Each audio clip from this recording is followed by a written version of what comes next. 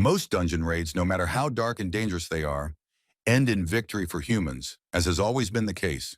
From the monster's point of view, this arrangement can be considered completely unfair. They must be ready to attack people at any time, at any moment.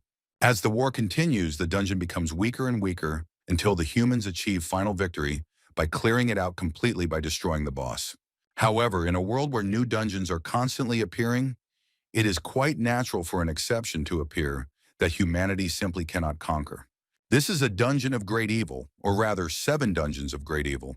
7 dungeons that are considered impassable. The most interesting and complex of them is called the Core of Antiquity. It is a demonic dungeon in which alien creatures also live. There are several gatekeepers guarding the 3 crossroads of the dungeon. The first is the homunculus on the red road on the left, the maid with Renee's blade. The skeleton guarding the blue road in the center is a death knight named Patrick, who has remained incredibly faithful to tradition. The exact information about the polluted road on the right is not yet known, but there is information that it is guarded by a monster called the Unidentified Tentacle. And over this entire invincible fortress, there dominates the invincible monster of antiquity, the primeval beast that appears in the first chapter of the imperial myth, Swallow. With these words, Renee finished reading and slammed the tome shut, her indignation so strong that it was ready to burst out. The girl informed Swallow that, as he had expected, after the appearance of such books, the number of people wishing to enter their dungeon had increased sharply. The monster replied that managing dungeons is a complicated matter and requires good brains. Being mysterious and enigmatic is not an option at all. You need to tell a little truth, and naive people begin to believe that they know how everything in the dungeon is arranged. That's why, when I threw them a book that half-truthfully described the laws of the dungeon, they rushed to it like moths to a flame. Here Swallow thought for a moment and noted that he had not expected such a crowd at all. The attendance had turned out to be excessively high. 74 people gave their lives to the guardians of the dungeon, although they originally came there to clear it out.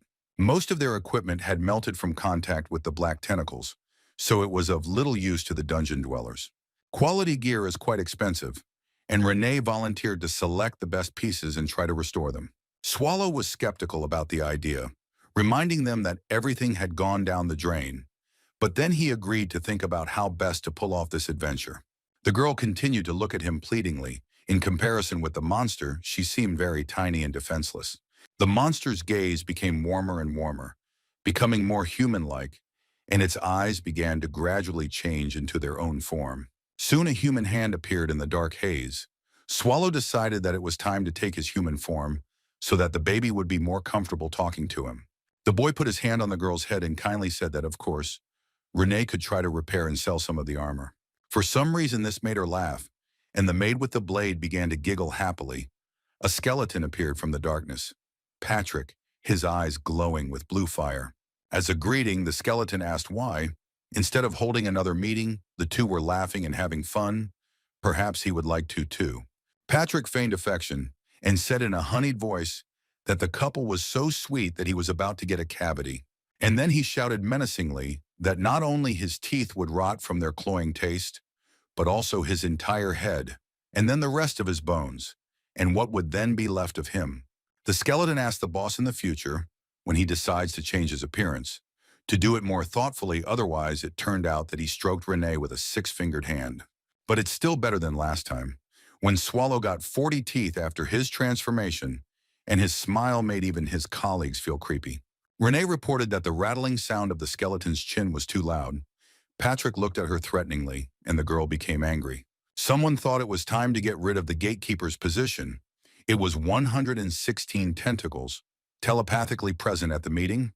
Renee suggested to quickly get down to business. The 3 of them sat down at a round table, and the girl began by saying that people had finally begun to invade the dungeon, not through the bypasses, but through the main road. Mr. 116 Tentacles received serious damage. Swallow noted that the regeneration would be quick, so there was nothing to worry about. If it dragged on, they would find a new gatekeeper. Patrick happily announced that he also wanted to retire, so let the boss look for a replacement for both of them at once. The ancient monster reminded him that he had a lifetime contract. Swallow ended the meeting by saying that from now on, they would only let people into the dungeon via the right-hand path. When Patrick and Renee noticed that people were already forming new teams and that information about the state of the dungeon was spreading quickly, the boss announced that they would switch positions. Previously, Renee protected the left path. From today, her new task will be to guard the right road. People will think that the right path is free, and there will be a surprise waiting for them. The maid with the blade reminded that she protects the dungeon regardless of the number of invading humans. Swallow turned to the skeleton and informed him that the left road would now be guarded by Patrick. The Death Knight asked with displeasure why that was. The Devourer explained that the people, realizing that Renee was now on the right, would head to the left, and Patrick would be there, so they could effectively defend themselves from two invasions at once. The skeleton asked what would happen to those people who wanted to enter the dungeon through the large central road. Swallow looked at him as if he were an idiot. The boss said that these lucky ones would have a chance to date him. Patrick sighed that it was a sloppy strategy. But Renee was delighted. The new plan was to her liking, and the girl did not hide her joy at the rearrangement of forces. Then she became serious and said that urgent matters had been dealt with. All that remained was to decide what to do with the sword. Swallow asked what sword he was talking about, and the Death Knight explained that he was talking about the weapon used by the raid team leader. It seems like the team that volunteered to clear the dungeon last time was quite strong to use such a sword. Patrick found it, and the skeleton was amazed. The blade was so huge and heavy that even lifting it was not easy. It was a true masterpiece among human weapons, one of the 14 best swords in the world, called Tanabella. Swallow scratched his head and reminded that their storage already contained several dozen similar masterpieces of weapon art. So what? Renee said that her blade also fell into that category, one of 36 masterpieces in their treasury. They began to think about what to do with the sword. If they gave it to the guards at the entrance, the weapon would again be taken over by people, and if they took it to the warehouse, it would simply become unusable over time. Patrick noted that it would be nice if the boss got the sword. The ancient monster replied that he didn't need it, but the skeleton himself was very good with this type of weapon. It was clear from the doorman's expression that he was far from delighted with this proposal, but he did not want to provoke the boss's wrath. A little embarrassed, Patrick said that since Swallow insisted, he would gladly accept the gift, and from now on, he would begin to use this huge sword. Now the dungeon of the ancient core was inhabited by a fierce homunculus maid with a huge razor-sharp blade. A death knight that exudes the dark energy of death with an incredibly powerful and huge sword called Tanabella. And a great ancient monster who doesn't need any additional weapons, but asked Patrick to tear up the resignation letter he hid between his ribs. Renee asked Swallow how they would distribute the remaining income, and the skeleton stated that the sword was enough for now. The boss replied that they would use the same strategy as before, taking everything that was at least a little useful for themselves and putting the illiquid goods at the beginning of the dungeon to use as bait. The girl laughed that this option suited her perfectly. She would make sure that everything was done in the best possible way. Then it dawned on her that the dungeon monsters couldn't use magic weapons. Maybe she should take the stones and sell them. She could get a good profit. The ancient monster, for some reason, hadn't thought about this before. Now he nodded a little puzzledly that this was actually a great idea. He declared that it was time for him to visit the city for the first time in a long time, which caused real panic in both the homunculus and the skeleton. Unsure why his colleagues were so surprised, Swallow did not respond to Patrick's suggestion that they should go see Renee. But then, when he realized that they wanted to convince him otherwise, the monster went berserk and stopped controlling his human form, and a tail appeared. The Devourer realized that he really couldn't show himself to people like that, so he had to send Renee. The maid wasn't thrilled with the idea, but she agreed. The dungeon boss replied that they needed to go as soon as possible, but most importantly, Renee should bring more goodies from the city. He missed normal food. The girl dressed more decently, throwing a hooded robe over her, and set off to carry out the assignment. The weather was excellent. She was very pleased with the walk and promised her colleagues that she would return soon and they would arrange a real feast, and now there would be more money for new weapons. The first appraiser Renee visited refused to buy the stones. He looked at them carefully and was quite surprised. The little girl got angry and gloomily asked what the reason was for such a sharp refusal. In her opinion, the stones were excellent. The man reached somewhere under the tabletop, muttering under his breath that it was difficult to explain in words. It needed to be demonstrated in person. Finally, he placed a blue stone, slightly smaller than the ones she had brought, on the table in front of Renee, and informed her that it was a Class B stone. something a commoner could earn in 10 years. And the stones brought by the girl belonged to an even higher class. Only magicians of the imperial palace or the highest rank can use them. He thought about it and said that these stones could be purchased by a capital jeweler who had an agreement with the imperial family, or by magicians from the wing tower. Renee thought about it and decided that the capital was too far away, so it would be better for her to visit the Tower of the Magicians, even though it was not the most pleasant place for homunculi. She took the bag with the stones she had brought from the table and muttered that she really didn't want to go to the magicians, but for Swallow's sake she would do it. The girl said goodbye and went to the exit. The appraiser shouted after her to be careful. Such a treasure could attract a lot of unwanted attention and danger. Then the man saw that one of Renee's stones was still lying on his table. He called out to the maid with the blade when she was already closing the door. The good man raised the stone higher, indicating that she needed to return for it, but the guest was in no hurry to turn around and approach the table. She looked closely at the appraiser and replied that it was his tip, after which she thanked the man for the information. The man looked at her puzzled. He was ready to curse instead of thank you. She was a very strange girl, and she behaved accordingly. She was also a person, or not. In the Tower of the Winged Mages, everything was going on as usual. Renee reached it when the sun was already slowly beginning to sink toward the horizon. The first magician the girl met told her that if she wanted to sell really interesting stones, she should go straight to the head of the guild. The man asked the little girl to follow him. He would lead her to the right office. Renee realized that the head of the guild should sit at the very top of the tower. As she climbed the steps, she thought about how the structure of the building was very reminiscent of a dungeon. The further you went, the closer you got to the boss. In Renee's office, the head of the tower's mage guild, Wiggs Graumitz Amer, greeted her with a smile. To her great surprise, it was a sorceress. She looked closely at our heroine and asked her name, noting that for a human, the little girl had quite a large supply of mana. Renee introduced herself and pulled the hood tighter over her face, feeling very uncomfortable under such a close gaze. Gromit said that she did not want to accept the child, but the conversation turned to high-quality stones, so she made an exception. Renee suggested that she look at the contents of the bag herself, so that there would be no doubt that the decision she had made was the right one. The head of the guild had not seen such treasures for a very long time. Her face literally stretched out in surprise, and her eyes widened in surprise. She asked in a puzzled voice if these were A-class stones.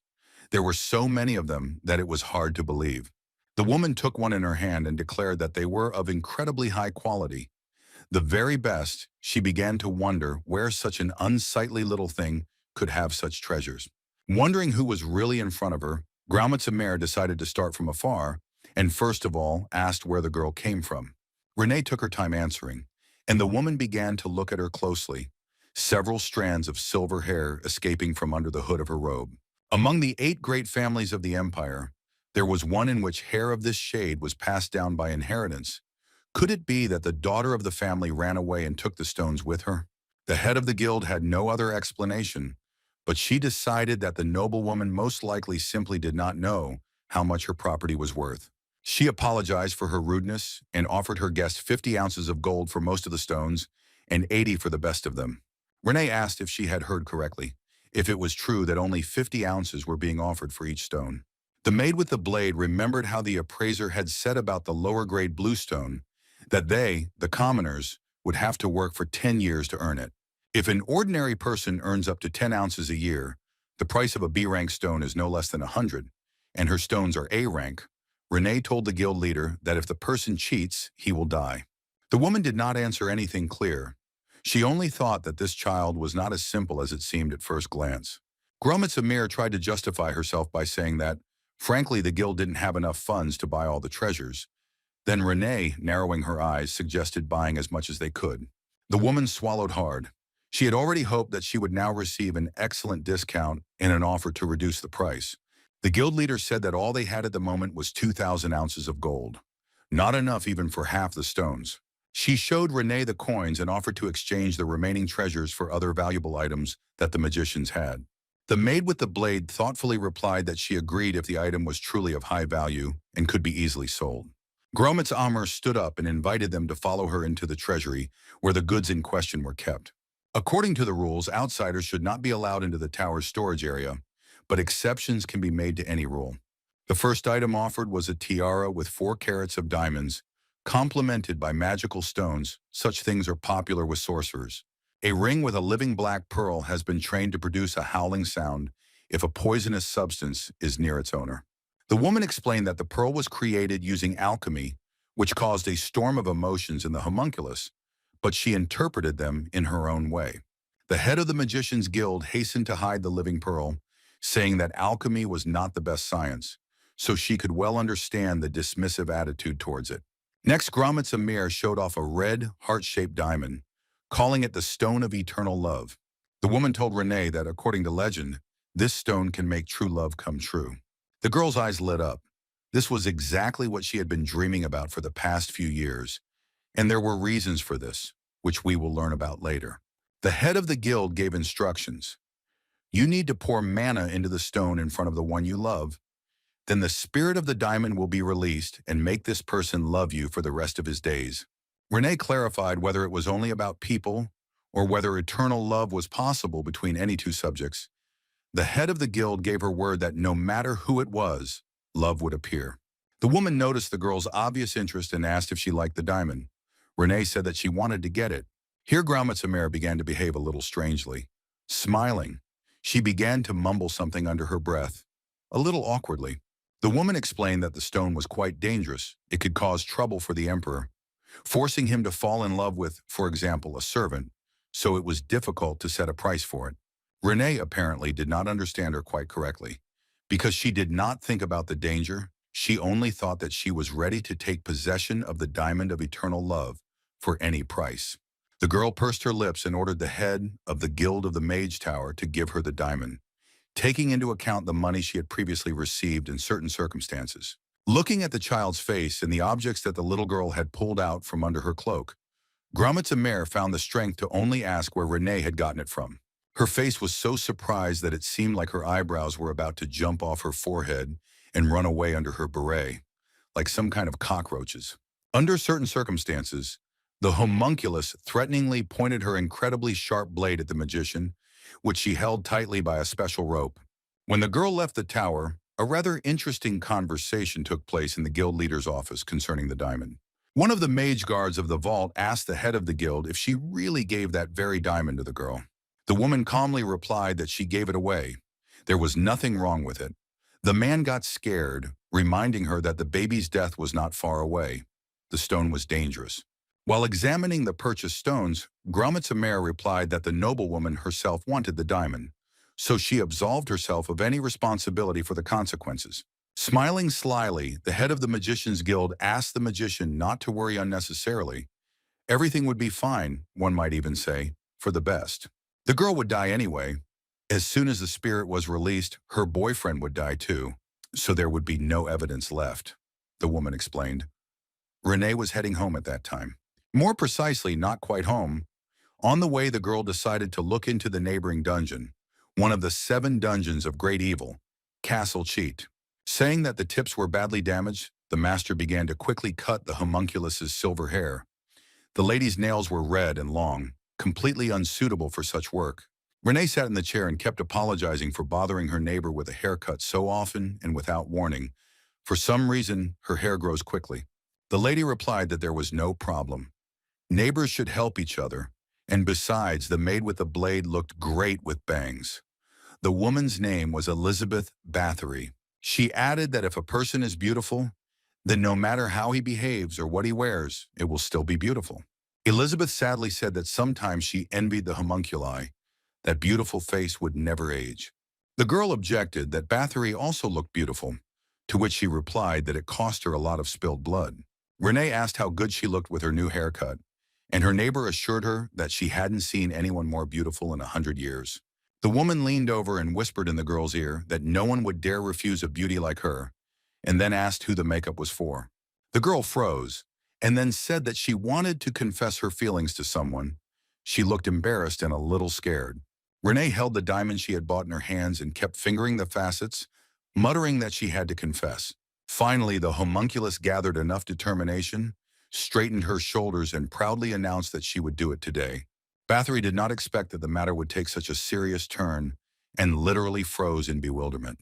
Then the woman pulled herself together and with enthusiastic enthusiasm asked to whom Renee's declaration of feelings would be addressed. Hearts appeared in the girl's eyes, and she said in a trembling voice that the object of her affections was Swallow. Elizabeth looked at her again with exactly the same puzzled expression on her face. Then the woman asked if all homunculi had such a strange sense of humor as little Renee. The maid with the blade clenched her fists and declared that this was not a joke at all. She intended to confess her feelings to Swallow right today. Bathory grabbed her head and wondered what there was to like about this monster. There was nothing to grab onto at all. Renee replied that the boss had many good qualities, such as being reliable, and the woman agreed that this was indeed true. But at the same time, he is indecently lazy, huge, and also eats too much, the homunculus added with admiration. The girl folded her arms and continued that he also snores hilariously, eats very loudly, and has recently grown a huge and extremely cute belly. Elizabeth Bathory was amazed, she said with a smile, that if Renee knew all this and was still drawn to Swallow, then it was definitely love. The little girl replied that this was true. She did not doubt her feelings for a second and really hoped that they would be mutual. The woman sighed and wished Renee luck. Then after thinking, added that the girl deserved better. She winked and finished by saying that if the devourer suddenly refused, she would always be ready and happy to console the homunculus. The girl tightly clutched the diamond of eternal love in her hands and thanked her neighbor for her help and support. Renee pressed the stone heart to her chest and said that she could do it herself. There was no doubt about it now. At this time, a rather important meeting was taking place in the capital of the empire, Riyadh, at which several high-ranking persons were present. At the Joint Dungeon Raid Command Center, a man reported that, according to their information, the hero Bern Histalt's team had been wiped out. He thought for a moment and added that in this case, it would be appropriate to clarify that it was presumably destroyed. The second man jumped up from the table and shouted that this was simply impossible, because the previous report said that they had easily destroyed the gatekeeper. Two others supported him, saying that since the bodies had not yet been found, such confidence in a terrible outcome was unjustified. The next man to speak stood up from the table and shouted that everything was correct. The magnificent Burns simply could not have died because of some monsters. The raider who spoke first sat down at the table and put his head in his hands. He said that they were wrong. The core of antiquity is not a large dungeon. Such either pass through in a day or do not return. And they haven't received any news for the second day now. And the monsters and tentacles were mentioned in the previous report. Everyone imagined the magnificent hero burn inside. They didn't want to believe that he was dead, but that's probably how it was. The hero's weapon was officially considered one of the best, was known as magnificent, and then the conversation turned to the sword, which was 14th on the list of 36 masterpieces. The mustachioed man was the first to ask what had happened to the Heshtalt family sword that Bern was armed with. They told him that the connection had been lost, so only those who risked going into the same dungeon to search for it would learn about the weapon. The men began to talk among themselves, debating how justified it was to condemn someone to death again for the sake of a sword. Some of them said that they would not give up so easily. Bern was a great hero, and he should have, if not destroyed the boss, then at least seriously wounded him. You need to go on a raid, not chat, giving the monsters a chance to regenerate. But the risk is great. The Emperor has already lost his beloved hero and the sword, classified as one of the 36 masterpieces. They didn't want to anger the Emperor, but what if Bern couldn't inflict a single wound on the dungeon boss? Then the operation would fail again. One of the men stood up and said that no matter how many groups people sent out to raid, it was simply impossible to clear the ancient core dungeon. Then he heard footsteps behind him, and a question was asked about where he got such information from and why he was so pessimistic. The newcomer man stated that he would be able to clear this dungeon and defeat the boss without any problems. The gentleman with the mustache widened his eyes and asked what the representative of the Imperial Magical Community was doing at the meeting. The new guy laughed. He belonged to the said community called the Third Eye, and reminded that information about the dungeon could only be obtained through magicians. He added that their presence in this hall meant only one thing, that it was time for someone to pay for their sins before the Emperor. Not only did they kill a beloved and precious hero, but they also completely stupidly left a masterpiece in the dungeon. The stranger explained that if they screwed up again and died, there would be no one to lead the raids, so he came to save their pathetic souls. The main task that the third eye sets for all those gathered is to go through the dungeon of the ancient core again. The mustachioed man asked how they would do it if even Byrne didn't survive that damn raid. The stranger spread his arms out to the sides and replied that Nifrim would now go with them. He said this very solemnly and with expression. Everyone started asking again if they had imagined that they had heard the name Nifrim. The men were clearly worried. Finally, the mustachioed man voiced what everyone had thought but had not dared to ask. He asked if this was the same Nifrim who had problems with everything and everyone. The messenger raised his hands and face to the sky and replied that Nifrim was no slouch. So with him, they would definitely complete the raid and destroy the ancient monster.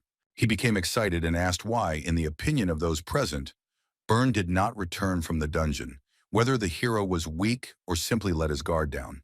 The guy answered himself that all these assumptions were not true, and the real reason lay in something completely different. The hilt of his small sword glowed at his waist as the messenger announced that Byrne and his group had a single but global problem. He even raised his finger, demonstrating that there really was only one reason for the raid's failure, and that he knew it well. The stranger finished the sentence by saying that Byrne simply catastrophically lacked what Nifrim had.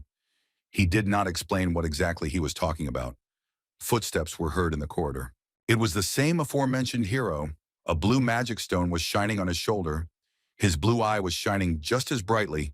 He declared that their raid would be successful. Just at that moment, in the dungeon of the ancient core, his boss woke up, taking on human form. Swallow yawned with his whole mouth. He took a few steps to check if his legs had transformed normally. The hero was in a bad mood. The main reason for this was that the monster was tormented by an unpleasant premonition, as if something bad was about to happen. Thinking about this, Swallow sneezed loudly, so hard that he was thrown into the air a little, so it was true. Not long before, he decided that he had caught an infection and went to take a nap. But now, having woken up, the boss decided that it would be a good idea to go on patrol. The thing is, Patrick took it very seriously and instilled fear even in his lazy boss, although he himself was made of nothing but bones. Swallow began to rise slowly. This time, there was something wrong with his human form again, but he didn't understand what exactly. Last time, a raiding party invaded through a polluted path, so the boss decided to start the detour from there. The gatekeeper of the ancient core, Lord 116 Tentacles, had not yet recovered. He was seriously injured, and the Devourer even felt sorry for him.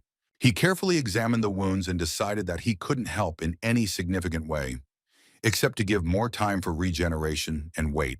Next up was the manager of the fifth room of the Anthropophago dungeon, a rather interesting man-eating plant monster. Having checked the density of the shoots, the boss remembered that Anthropophago also recovers on its own if it has managed to eat well. Having looked carefully into all the vital places, Swallow decided that in this case too, there was no point in interfering. Everything was fine anyway. The plant monster closed his eye and began digesting food again, so it could be considered that he had reported to his superiors. It was so huge that it took Swallow, in human form, quite a while just to get down from the mountain of shoots.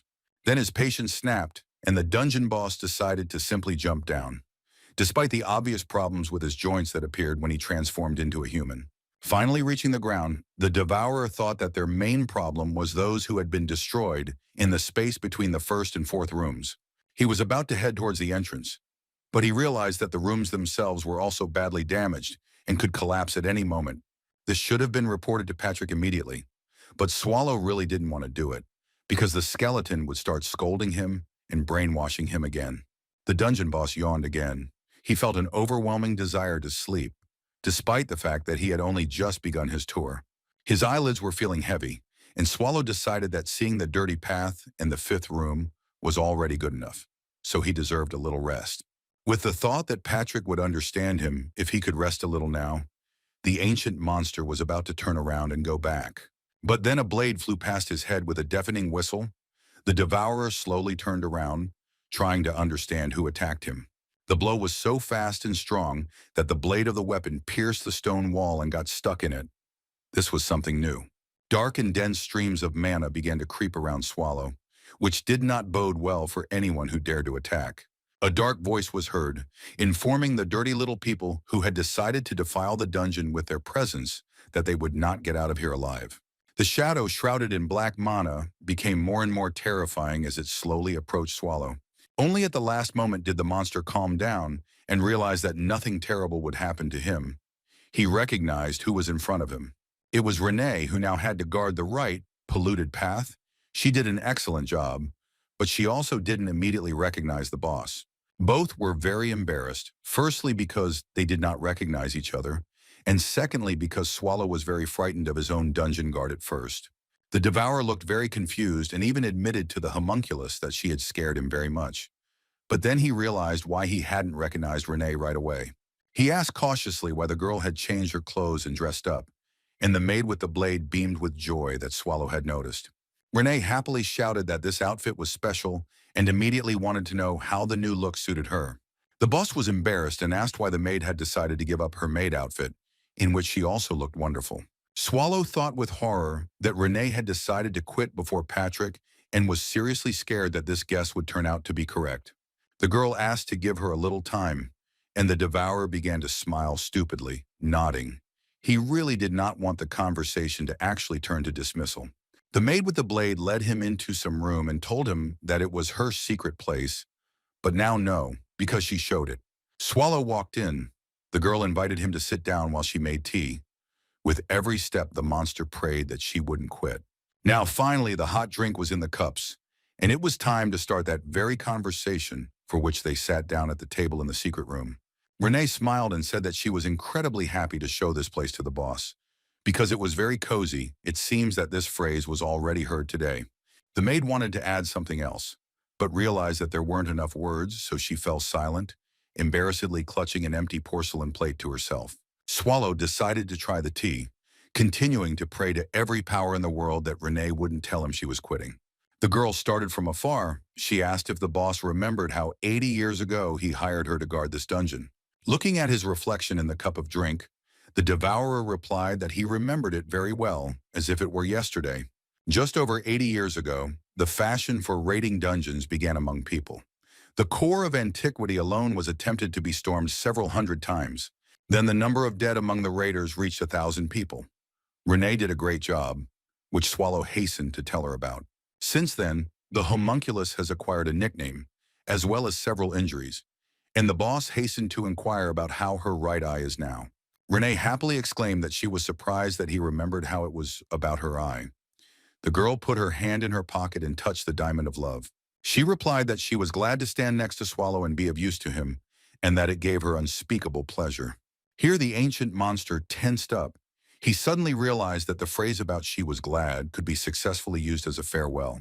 Sweat began to stream down his face again, fearing that Renee would now announce that she had found a new job, or something like that. The Devourer began to repeat in his mind again that this should not be a dismissal, when suddenly the homunculus called him by name and said that she really liked Swallow. The keeper of the core of antiquity certainly did not expect this. He had not yet recovered from the excitement, but he had already tried to overcome the shock of what he had heard, and it was going very poorly. The girl repeated once again that she liked the monster, and Renee had been waiting for the moment to confess it all these 80 years. From an excess of emotions of various natures, Swallow again began to lose his human appearance, and a tail appeared. Then the boss finally managed to pull himself together, and the first thing he decided was to thank Renee for her feelings. The Devourer added that they are always at the crossroads of life and death. That is the whole point of the existence of the dungeons. Looking the girl in the eyes, Swallow explained that they could not know in advance when they would be injured, or even when they would die. It could happen at any moment. Putting the cup on the table, the boss asked if she wanted one of them to spend their last years of life in complete solitude. Renee jumped up and exclaimed that she knew she had asked for the impossible, but she still couldn't remain silent for the rest of her life. She then added menacingly that if Swallow rejected Renee's confession and turned away from her, she would not be able to survive it. The maid with the blade took a heart-shaped diamond from her pocket and said that she was ready to get his love in any way. The stone in the little girl's hand sparkled enticingly, and she prepared herself to fill it with mana and finally achieve what she wanted. The maid wanted to continue, but then some unknown force almost lifted the homunculus into the air. The boss did not understand what was happening and screamed. The girl managed to stay on her feet and finished by saying that she would achieve her goal, even using such vile means. Swallow clarified what Renee meant. She showed him the diamond of eternal love and explained that with this stone she had a chance. The Devourer tried to ask Renee not to rush, The boss looked at her with a very sad look and almost syllable by syllable began to ask if Renee was trying to kill him now. With every word, Swallow's appearance changed. He turned into a huge and very scary monster. Dark energy filled the entire space around, turning over the table and chairs, pushing Renee and the stone somewhere to the side. The little girl was seriously scared. She felt the rage of her boss, and at the same time she understood that having received her mana, the stone behaved completely differently than expected. When Swallow turned into a huge dark shadow consisting of solid yellow eyes and sharp teeth, it became clear that something had gone wrong with love. The maid with the blade stood in fear in front of the ancient monster. The diamond was still in her hands, but now it began to burst out, floating in the air. The stone slowly began to move towards Swallow, who was now completely out of control, and Renee was also unable to influence the situation. Suddenly, something sharp broke the diamond into pieces. No one fully understood who did it and what happened. Both were blinded by a bright flash of light. Renee watched with undisguised horror as all her hopes crumbled into shiny pink fragments. They fell to the floor and something small, black, like a spirit, began to appear from the diamond. The girl tried to understand what exactly. She failed to do this. All that could be identified was a black shadow with glowing red eyes. Swallow had no memory of what had happened to him since Renee had taken out the diamond, and he tried to tell Patrick about the incident. The monster lay on the floor of the dungeon and was ready to cry when the skeleton began to scold him for driving Renee away. Patrick screamed that he couldn't even close his mouth from shock, to which the devourer remained sadly silent. He felt guilty. The ancient monster grabbed his head and asked the Death Knight what to do now, to which he received the answer that since he created the problem himself, he should sort it out himself. Then Patrick looked at the ill-fated diamond of love, or rather what was left of it, and admitted that it was not only his boss who was to blame. He broke it into even smaller pieces and added that this still did not relieve Swallow of responsibility for what happened to the skeleton. Here Patrick noticed that the boss had covered his ears so as not to listen to his reproaches and became even more angry than before. This was unpleasant. The devourer tried to mumble something about not remembering anything bad happening to the gatekeeper because of him, which provoked a new stream of screams. The skeleton started yelling that he would remind him of everything in a moment. He became incredibly furious. Patrick recalled how, not long ago, he had run into the secret room to Renee and Swallow because he had sensed something was wrong. He realized that in a couple more seconds, the ancient monster would simply tear the homunculus to pieces. But the most offensive thing was that the girl didn't even try to defend herself. Then the skeleton jumped forward and almost covered Renee from Swallow with himself, screaming for her to save her life. After that, Patrick tried to calm down the boss of the ancient core, bring him to his senses and make him come to his senses, but it was not easy. Nothing worked, and then the skeleton attempted to find out what had happened, exposing himself to the blows of the tails instead of Renee. The girl looked at the split stone and cried bitterly, repeating that she had done something terrible, but she also could not explain anything. Patrick continued to try to get through to her, ordering her to leave Swallow to him and run away to save herself. The maid with the blade no longer heard him, and the devourer was completely out of control, destroying everything he could reach. Patrick reached for his sword. He had no chance of dealing with the monster with his bare hands, and Renee was only getting in the way in this situation. He threw the girl away from Swallow with a powerful blow and began to hold back his onslaught and wait for him to calm down. Renee screamed. She didn't expect that her friend could treat her so rudely and was extremely outraged. The skeleton apologized and explained that he simply could not think of anything better or more effective in this situation. Now the distance was maintained, but the problem with the dungeon boss himself, the devourer, remained unresolved. It grew larger and larger, and now Patrick with the sword looked like a nail on a giant's paw. In a dark voice, the boss asked the skeleton if his loyal friend had decided to kill him too. This was too much, and Swallow launched an attack. Now the skeleton refreshed the boss's memory of the incident. The chief felt a little embarrassed about what had happened, and he was also embarrassed, remembering the details. With a trembling voice, the ancient monster asked his subordinate for forgiveness. He really felt very guilty. Patrick said he was glad Swallow was admitting his guilt, and Swallow responded that he could understand why that happened. But still, the diamond of eternal love played a key role in what happened. It was necessary to find out where Renee got it. Although for starters, it would be nice to find and return Renee herself to the dungeon, Swallow said that he was going to go searching immediately, and there was no need to dissuade him. Patrick didn't even plan to. Renee cooked food, cleaned the dungeon, treated monsters and set traps, ordered new monsters, managed the accounting, and so on. After hearing that the disappearance of a blade maid was more serious for the dungeon than the presence of a boss, Swallow sighed that he knew it.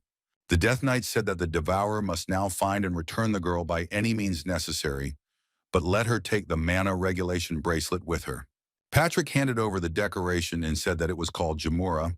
It helps to maintain energy balance and control magic. It is not necessary to ask about the details, but it should be taken into account that the item is expensive and very fragile, so it should be handled with care. The skeleton added that he didn't know how this item would work on the monster, but at least there should be fewer problems with the transformation, he added, looking at the six-fingered hand. Swallow replied that he was annoyed by the moralizing. As if his friend knew that everything would happen this way, he began to ask where Patrick got the bracelet. He replied that he picked it up on the road.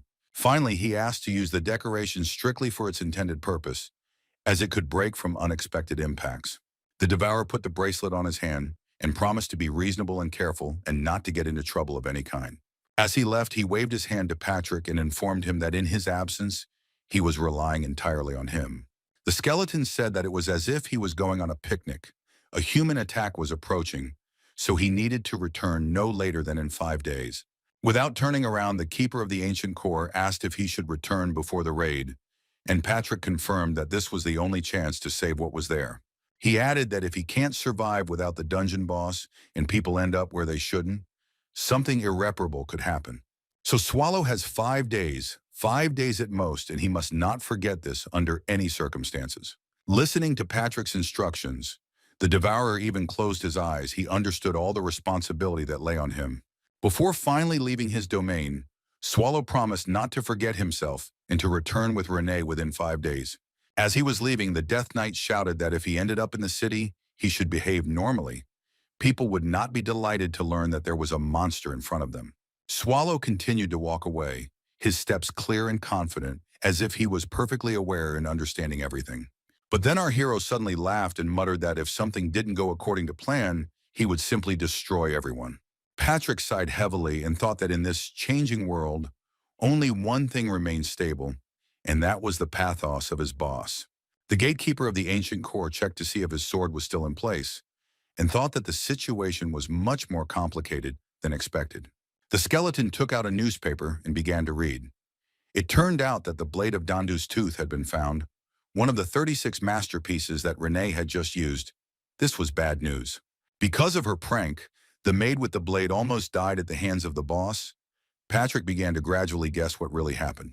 He vividly imagined what Swallow would do if he found out how people had deceived Renee. No one would be left alive. The Death Knight almost screamed at the top of his voice that in this case the world would be covered by a real apocalypse. Then he decided that now was definitely not the best time to destroy the world, so he continued to study the news chronicle in the newspaper. What the dungeon guard saw next made him scream even louder. The newspaper reported that the cleansing of the ancient core would begin in 3 days. Patrick immediately remembered how he reminded Swallow that he must definitely return within 5 days. It turns out that this period is too long. Repeating to himself that 3 days was too little, and he would have to cope with all this on his own, the skeleton began to howl quietly. At this time, the Devourer was unsuccessfully trying to learn how to teleport in human form. The attempts were unsuccessful. A hole had already formed around him. The Guardian of the Ancient Core cursed. For the second time, he had landed in a completely different place and way than he had planned. Swallow remembered Patrick advising him that mana was too unstable. It was better to use another kind of magic. It seemed like the truth. Raising his hand, the ancient monster decided that all this was due to a lack of balance. He could try using the bracelet or use a spell. Swallow decided that he wouldn't give up so easily and would cast something later. But for now, he would try again using the previous method. He set the coordinates of the city of Haston, where Renee was supposed to sell the stones, and began another teleportation trip. Soon, only a small black haze remained in the place of the hole that formed after his fall. It seems that this time, the attempt was more successful. That same day, in the dungeon of the Demon Queen, more raiders tried to clear out the monsters and get treasures. The demoness promised to grant them a glorious death, but her sinister laughter was interrupted by some extraneous sounds. Very strange, by the way. The man standing directly in front of her throne laughed and cheekily stated that if he were the demon, he would be a little less self-confident. He said that they were the 32nd ranked raider group in the empire, and therefore one of the best in the country. Saying that they were the invincible warriors of Huang Ho at dawn, the impudent man pointed his sword straight at the lady of the castle. The stranger in the hat asked to remember this name, because they would overthrow her from the throne and become famous throughout the continent. The demon queen almost opened her mouth in indignation, but quickly came to her senses and called the raiders pathetic little brats. She began to slowly stand up, revealing that she was a queen, a 17th generation descendant of Asmodeus himself. And her name is Melju de Rifagrea. The woman fully revealed her demonic essence. The sight was not for the faint of heart. She opened her eyes wide and screamed that they should be proud to hear her name, that it was the most pleasant sound before death. The stranger looked at her intently and declared that he wanted to return exactly those same words to the demoness, his eyes shining blue. The very next moment, the raider began his attack. The first sparks flew from the clash of blades. Spears and arrows flew at Melja, but ordinary weapons proved completely useless against her. The man understood this, but did not give up hope of defeating his opponent in close combat. He was absolutely confident of victory. The team assured the leader that they would provide him with long-range support with all possible forces, including magic. Melju de Rifagrea was a little surprised. She screamed that the vile little people had completely forgotten their place. Having promised that they would now burn alive, the demoness recited a spell and directed a stream of purple fire at the raiders. The raider managed to defend himself, but it was clear that he could barely stay on his feet. The enemy's next volley threw him and his entire team back several meters. The man stood up, cursed, and looked in horror at the new stream of purple flame that was heading straight for him.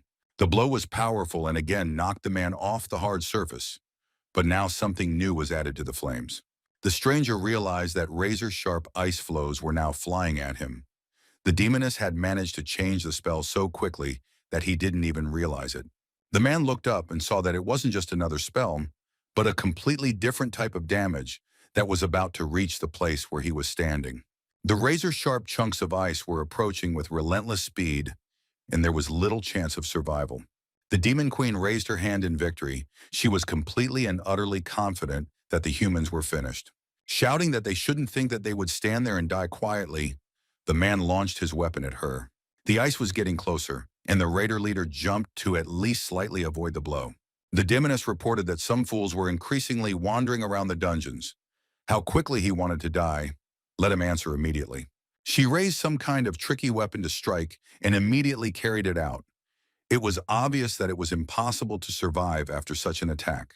To her great surprise, the raider managed to put up a shield, and almost all of the attacker's power passed him by. Melju from the Agreus clan raised her eyebrows in surprise.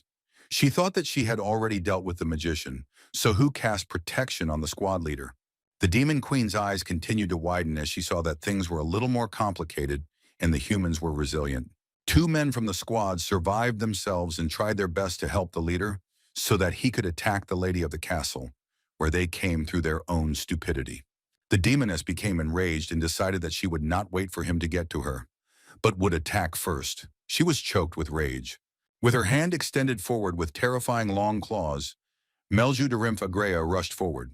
The leader of the raiders also jumped up. He was armed with a good sword and intended to immediately put it into action. The hand turned out to be stronger than the metal.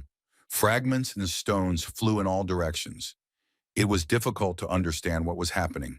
The raider flew backwards with a terrible cry, swept away by a pile of stones and debris, after which he fell flat on his back. But the Demon Queen also received a blow from the boulders, almost going after her opponent. Both of them couldn't understand how everything went wrong, but it was clear that someone had dared to interfere with their fight. It seemed obvious that something powerful enough to blow a good portion of the dungeon into pieces had appeared in the dungeon. The raiders carefully lifted their leader to his feet and asked if he was okay. The man nodded. The hat flew off, but the determination did not go away. The man asked who it was. He had not heard that another group was supposed to join them. The demoness stood up and tried to cough up the dust. The stones stopped moving and no longer posed a threat. The woman thought that the raiders' support was unexpectedly strong, since she was able to destroy the castle in no time. Here, a human-like figure appeared among the debris and everyone began to peer intently into the cloud of dust. At that moment, a slightly puzzled but clear voice asked if those present knew where Haston was. As you may have guessed, as a result of an unsuccessful teleportation, the ancient monster swallow, already familiar to us, appeared in the dungeon in human form. The raiders looked at him as if he were crazy. They couldn't find the right words to answer, and they couldn't find any words at all. Then the leader of the group and the demon queen almost simultaneously began to accuse the keeper of the ancient core of interrupting their duel. He pretended to clean his ear. The demon queen ordered the man to move away and stop talking nonsense. Swallow looked at her in surprise. The woman said that a talentless person like him was just getting in the way, and the monster thought that the lady didn't look serious enough for her title. He remembered what her ancestors looked like and decided that he shouldn't have gotten too carried away with the latest cosmetic procedures. Then the devourer thought and decided that the whole point was that many generations had already changed, and the fashion for appearance was gradually changing too. The demoness continued to make threats, but then the raiders reported to their leader that support from another squad had finally arrived. While people were shouting in unison that they would quickly get rid of the demon queen, Swallow tried to stop them and still find out the information he needed. Melju de Rif Agrea and the raiders continued to bicker, and our hero stood in the middle of all this chaos and, like a mantra, repeated his question about Haston. He was already in the thick of the battle, but he began to seem completely small and insignificant with his request to show him the way to the right city. Swallow had to duck to avoid being hit by the combatants, but he still hadn't given up hope of asking about the shortest route to Hasseltine. Finally, the monster is simply fed up with being polite, and we already know how hot-tempered he is. The guardian of the ancient core stood up to his full height and looked up at the sky. He was determined to find Renee as soon as possible, and to do that, he needed a little help. Swallow sighed and asked loudly again, just in case if there was anyone there who could help him. The scuffle continued behind him. While he was thinking about the fact that Patrick would be very angry if the boss was late to the dungeon, one of the raiders suggested that the hero join the battle. Otherwise, he was standing there, cooling off. The hand shot up. The castle, destroyed by his appearance, began to be covered in an ominous black smoke. The voice sounded like thunder and ordered everyone to immediately close their mouths. The raiders raised their heads and froze. They realized that due to their own stupidity, they had gotten into serious trouble, and the colors were getting worse. The very next moment, huge hands began to catch and destroy people one by one.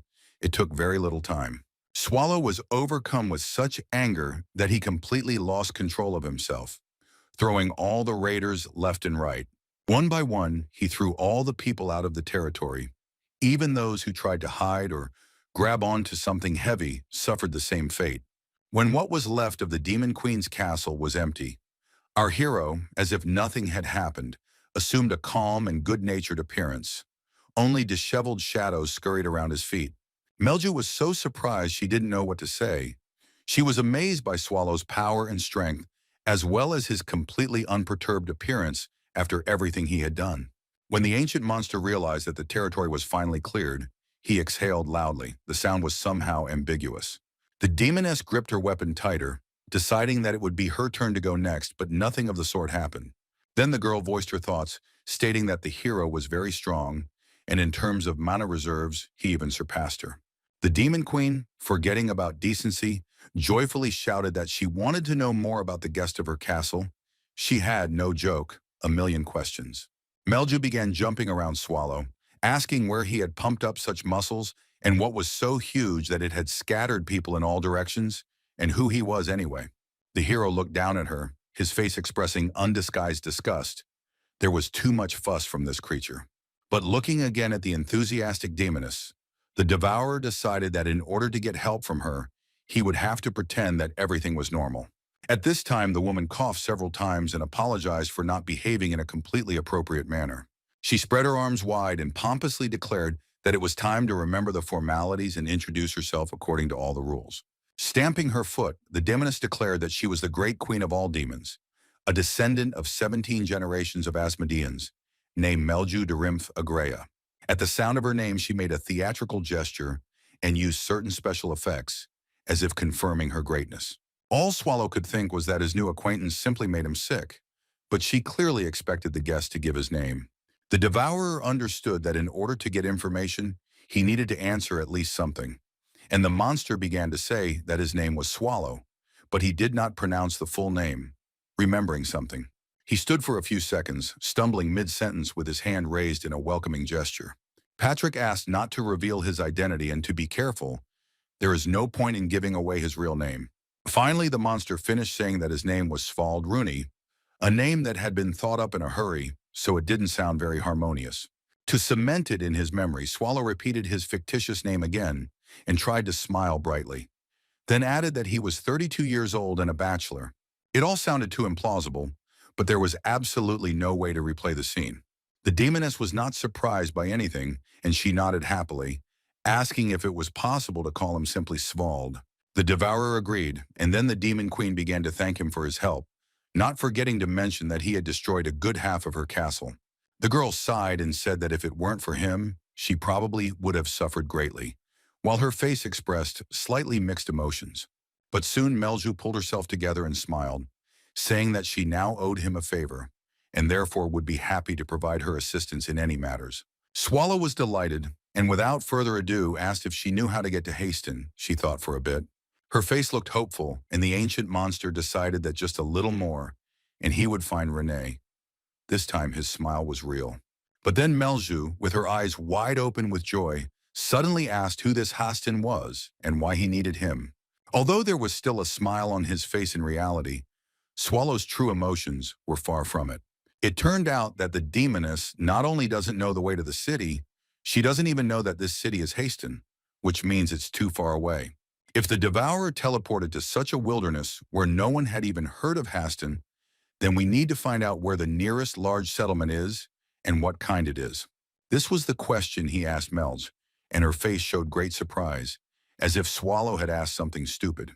With a rather bored face, she replied that, if she was not mistaken, they were closest to Riaz. The monster grabbed his head. He could not believe that they were talking about the capital of the empire, Riaz, which was located very far from his dungeon, and Haston, in fact, too. Having estimated what the map looked like, Swallow calculated that the road from the demoness's castle to Haston would take about 2 months of riding. He fell face down on the floor and groaned. The demon queen asked what happened and what was bothering him. The guardian of the ancient core groaned that he was too far from the place he needed, to which the girl suggested using the teleportation center. The hero looked at her with some curiosity and asked her to tell him more. He knew nothing about such centers. Melju explained that it was a device created using magic and alchemy, with which one could travel long distances much more accurately than with simple teleportation. The device forced the magic of movement in space, she added, and Swallow asked where it was. His answer did not surprise him at all, of course. The teleportation center was in the capital, Riaz, and that's where they decided to go. Before setting off, the devourer once again clarified that he needed to find his silver-haired friend as soon as possible, so let her think carefully. When the heroes arrived at the city's central square, Swallow muttered that this was not how he imagined the center of Riaz. The girl exclaimed that this was the best place to gather information. The monster thought that it was not a fact that Renee went to Haston, so it was possible to find out local rumors. The demoness seemed to read his thoughts and said that she would help him find out everything he could about the girl with silver hair. The ancient monster was very surprised, reminding that the mistress of the castle cannot leave it unattended for a long time. This is unprecedented. Melju de Rifagrea asked in surprise why he was worried about her. It was certainly nice, but completely in vain. She majestically announced that she was the queen of demons, so the dungeon did not matter at all. Where she was, her subjects would appear. Swallow clarified what kind of ability the demon kings had, to summon an army at will anywhere.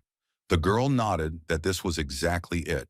After these words, she cheerfully stuck out her tongue and declared that she had never used this ability yet, which made Swallow mentally wince. Melju immediately declared decisively that if her father could do it, then it wouldn't be difficult for her either. That's how it was. Besides, the castle built by his father is now half destroyed, and returning there is not the best idea. The hero became sad and apologized. The girl added that its location was not the best, right next to the capital, and it was necessary to repel attacks by people almost every day. To prove her point, the demon queen pointed to a dark silhouette looming directly over the city. She spread her arms out to the sides and added that it was incredibly difficult when the capital of the human empire was right next to the castle. But then Melzu decided to change the subject and said that it was enough about sad things.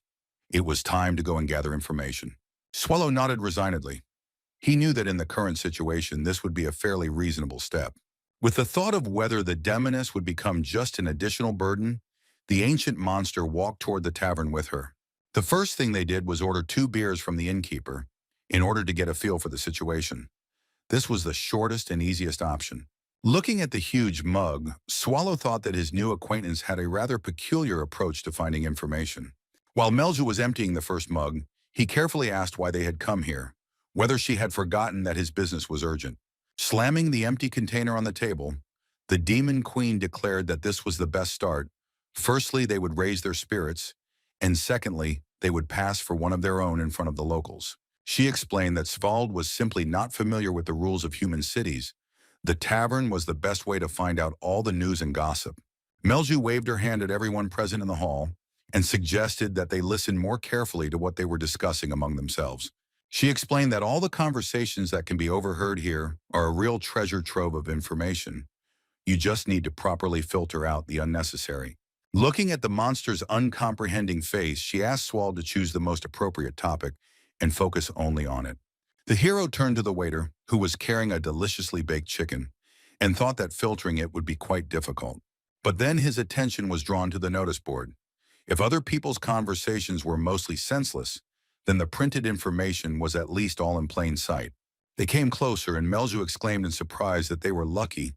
There were reports of raids into the dungeons. Swallow picked up one piece of paper and realized it was a list of all the team members and the exact dates of the purges. Very useful data. The girl explained that this was to distribute the rewards. If several groups invaded at the same time, this could cause problems. She added that the greedy little people didn't understand that by joining forces they would achieve results faster, to which the devourer muttered that it was in their interests. The monsters. The Demon Queen looked at him intently and asked if he was also a dungeon monster. The hero pretended not to hear. Melju's eyes widened, and she asked how he was able to move freely around the empire. Okay, she was the Demon Queen, but a simple monster shouldn't do that. Swallow replied that he was too lazy, or rather did not want to answer, to which the girl stated that she respected other people's secrets and therefore would not pester them with questions. Here the ancient monster saw on the notice board something that struck him right in the heart, and his face even changed from surprise. Right in the middle of the board hung a piece of paper, where it was written in black and white that a raid was planned into the core of antiquity. This was his home, and Swallow was relieved to see that there was no information listed on the group list yet, and no date either, meaning he still had some time to spare. Then from somewhere below, an indignant voice was heard, asking what was going on there, what he was staring at with such a face. The demoness ran around the hero and shouted that it was not fair to take advantage of his height and not let her look at the ad. The guardian of the core of antiquity took the necessary sheet from the board and showed it to her. When she saw the name of the dungeon, Melju's eyes widened in delight. She breathlessly said that this was one of the 7 dungeons of great evil, the core of antiquity, the greatest dungeon.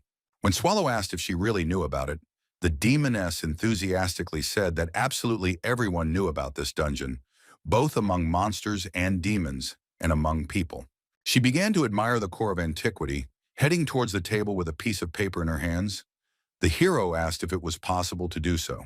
No one listened to him. Sitting on a stool, Melju continued to look at the announcement with admiration, proclaiming that the core of antiquity was the dream of all monsters. Putting the paper on the table, she declared that among the 7 dungeons of great evil, this one was the strongest.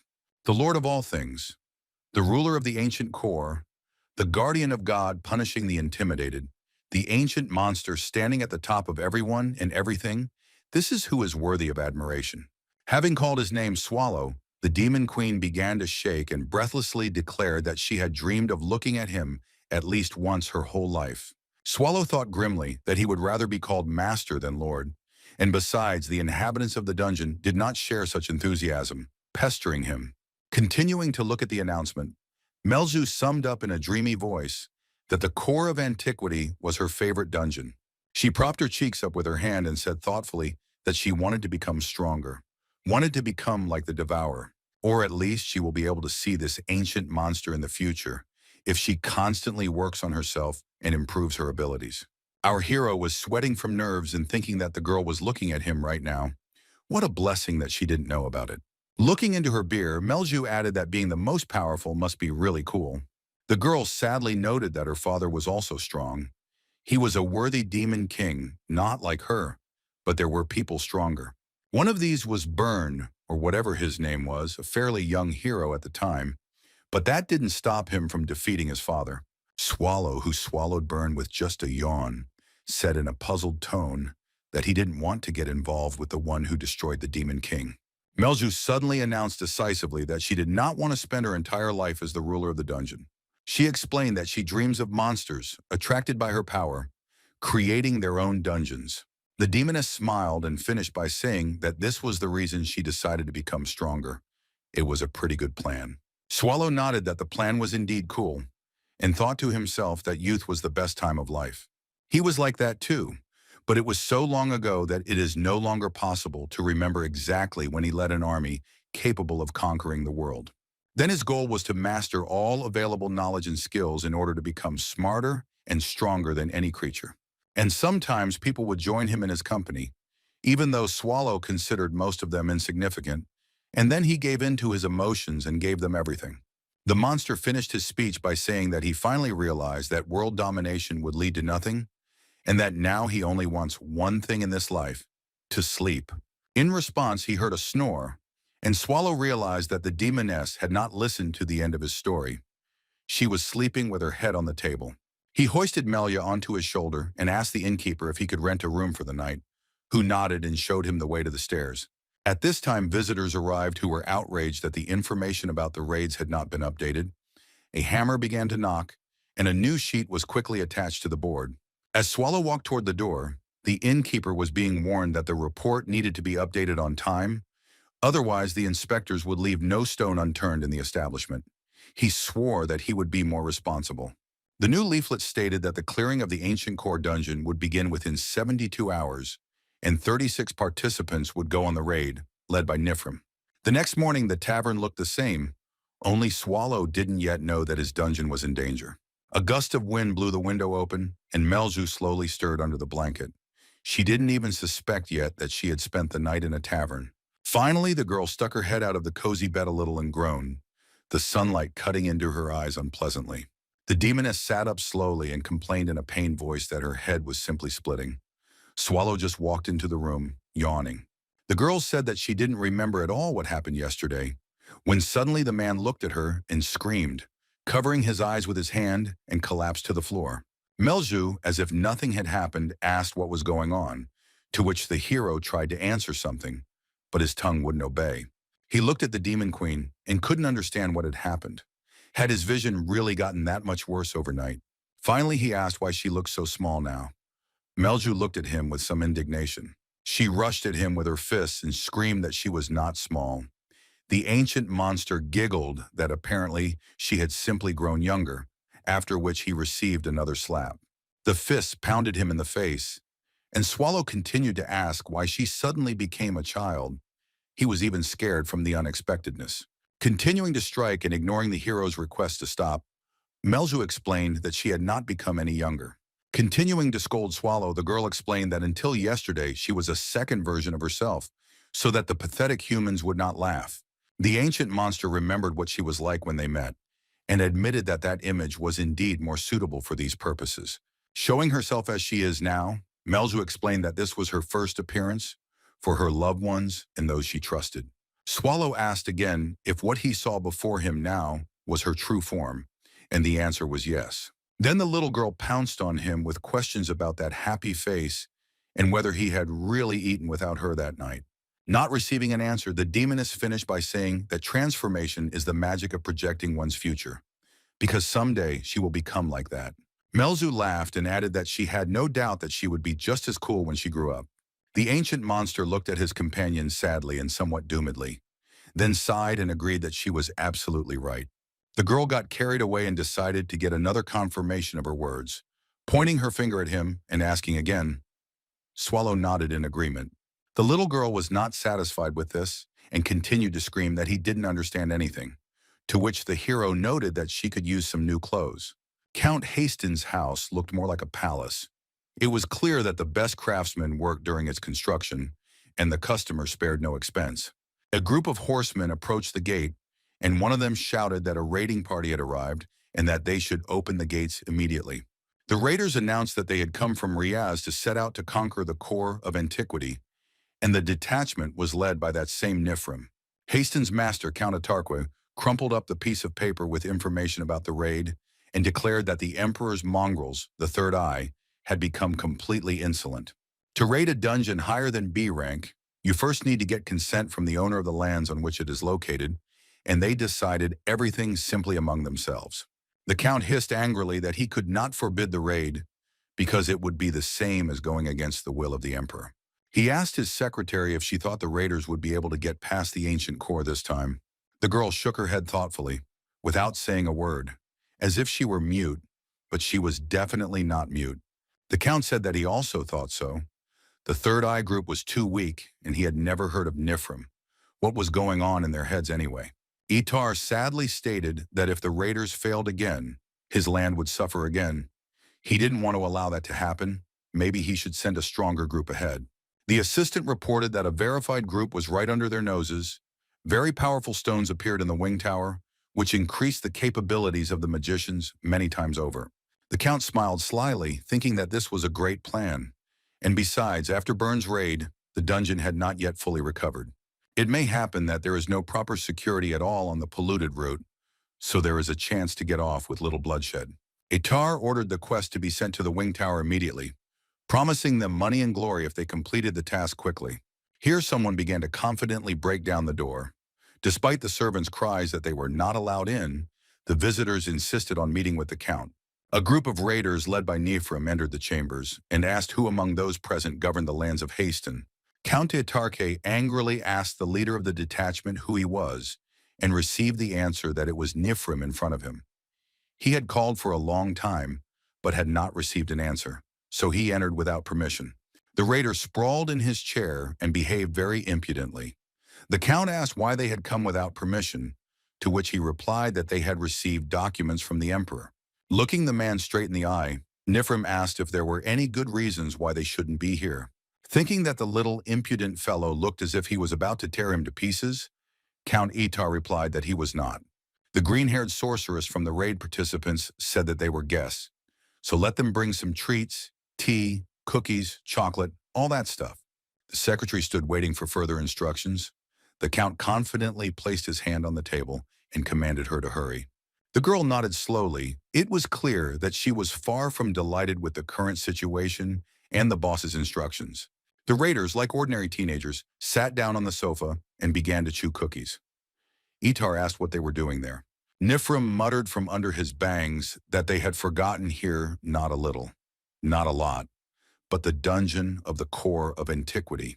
The Count noticed that the visitors to the castle were quite nimble. He had only received the document today. The man asked when the detachment was scheduled to move out. Nifrim replied that everyone wanted to leave today, but they had just made other plans, so they would go to the dungeon tomorrow.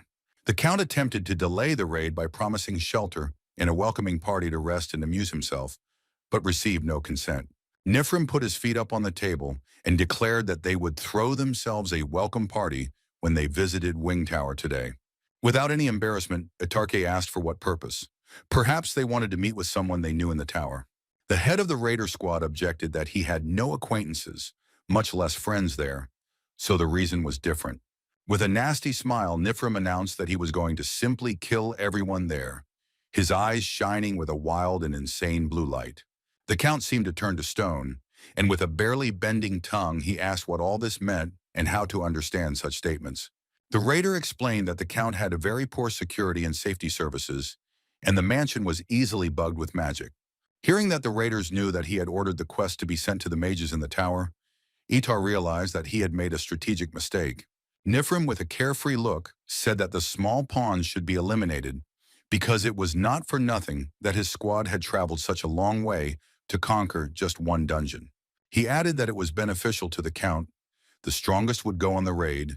Itar apologized and replied that he would not redirect the quest, let Nifrim go whenever he wanted. Taking the cookie, the impudent fellow asked in a surprised voice why such a change in mood had suddenly occurred, what the reason was. With his mouth full of pastries, he thanked the Count for his assistance and said that it was very generous of him. At this time in the core of antiquity, Patrick was informed that raiders would soon arrive. The people were their own. Proven, they came to ask for help. Armed with a huge sword, the skeleton was just clearing the road littered with stones. Hearing about the uninvited guests, he stopped. There was very little time left. Patrick's eyes flashed, and he decided that he had to make better preparations for the invasion. At this time, Swallow and Melju left the room and went out into the city streets. They did not walk too fast to look around the area. The ancient monster looked around and could not understand what this environment reminded him of. It was as if he had already been here. A small black shadow flashed in the clear sky. The hero quietly decided to carry out a small and unnoticeable reconnaissance. A large crowd had gathered outside the gates, and the demoness called out to her companion, offering to see what was going on there. Swallow approached one of the guards and asked how far the teleportation center was, but the man was unable to give him any intelligible answer. Then the warrior added that they were now at the exit from the fourth wall, so it was still a long way to the center, but he couldn't say more precisely. When asked how much longer it was to go, the knight replied that in order to get to the center of the empire itself, one had to go through 3 more walls, which would take about a week if you walked. He thought for a moment and added that it would be a little faster on horseback. Swallow couldn't believe that everything was so difficult. When the guard added that that was all, the monster and the queen simultaneously screamed that this was some kind of mockery. Our hero thought that at this rate Patrick would soon run away after Renee. He absolutely could not afford to move so slowly. The girl quietly asked if it wouldn't be better for them to just quietly fly to the center, since they could both afford it. Swallow replied that people would detect the mana trail and be arrested immediately, so that wasn't an option at all. In fact, he was just afraid that he wouldn't be able to control the mana again.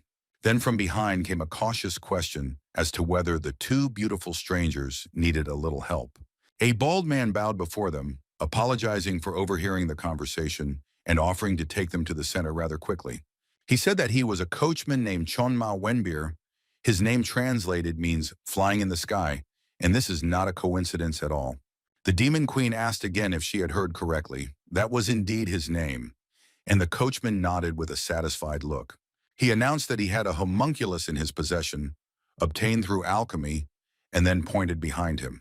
The man explained that the monster's name was Chonik, an abandoned 4th-generation homunculus, the result of the Artificial Angel Empire's project, which he was looking after. Swallow was impressed. He couldn't believe that alchemy could create such a beautiful creature.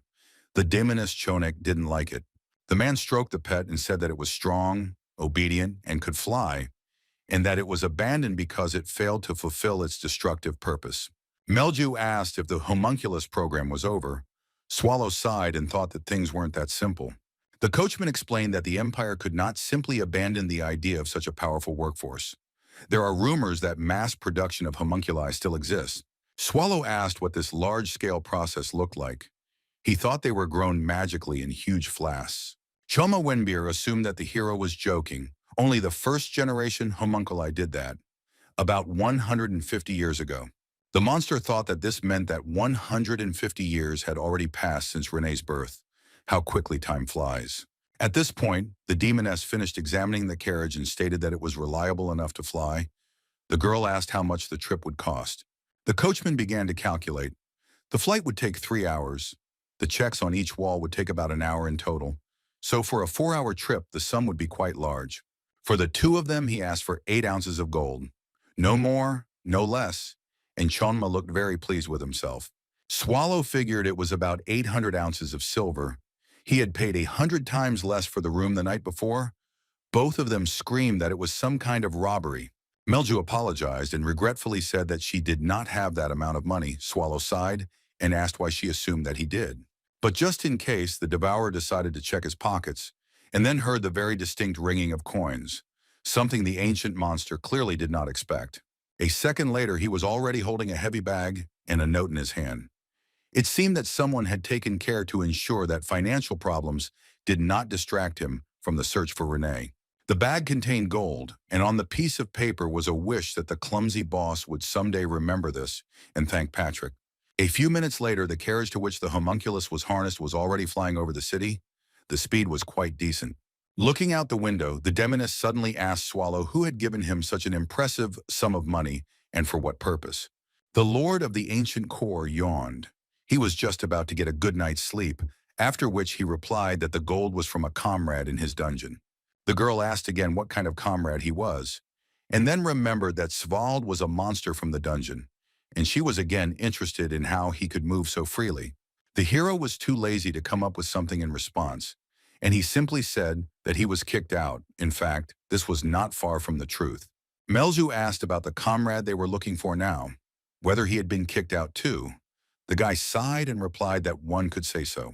The demon queen pursed her lips and said that she was a little jealous. They cared about each other, even outside the dungeon. She would like to have such comrades too. She quietly added that she had the same life too. But no one heard this, since the girl leaned out the window quite a bit, looking at the scenery. Melzu decided that it was really cool when you care about someone, and they care about you in return. They flew over the street of gold and pleasure, Survey Rose, which was already the central part of the capital of the empire. At the teleportation center, our heroes were disappointed. They were told that today it would not be possible to use the services of space travel. The worker apologized for the inconvenience caused. He spoke completely calmly, but Swallow was ready to explode with rage. Melzu began to apologize to Svald, explaining that she never expected that something like this could happen. The man said that if they were really interested, they could come back tomorrow at around 8 in the evening, because the center was closed until then because of the auction. Swallow asked if the center was closed because of one auction. The employee said that a very valuable lot was up for sale. They will be dealing with the movement of VIP guests. We are talking about the Dandu Zuba blade, which was long considered lost. It is a very important object, one of the 36 masterpieces. Swallow looked at the picture and the caption and muttered that the image looked very similar. Then it dawned on the ancient monster. The blade was painfully familiar. He exclaimed that this was Renee's weapon, that is, his comrade. The center employee assumed that he was imagining things, but Swallow said that he knew this thing very well. It was enough to apply force, and all that was left of the enemies was shredded cabbage. The man explained that he was most likely mistaken because Dandu's teeth were the only and unique item. There was no other like it. Swallow froze. He grabbed his head. Melzu was scared and asked if he was sure he was okay. The ancient monster was ready to scream. His heart was breaking into pieces. It was definitely Renee's weapon. The hero began to think why people had a blade. Did they really kill Renee? His appearance began to change rapidly, since the Devourer simply stopped monitoring his appearance. Even the bosses of the 7 dungeons feared Renee. She was very strong. There was no way the pathetic humans could defeat her. The girl was not called a maid with a blade for nothing. The monster began to try to remember whether Renee had a weapon when she ran away. He replayed the events in his head and realized that Renee was wearing luxurious clothes. There was nowhere to hide the Dandu teeth. There were also daggers, one of which she threw at him, considering him an enemy. When confronting people, the maid usually had 5 blades.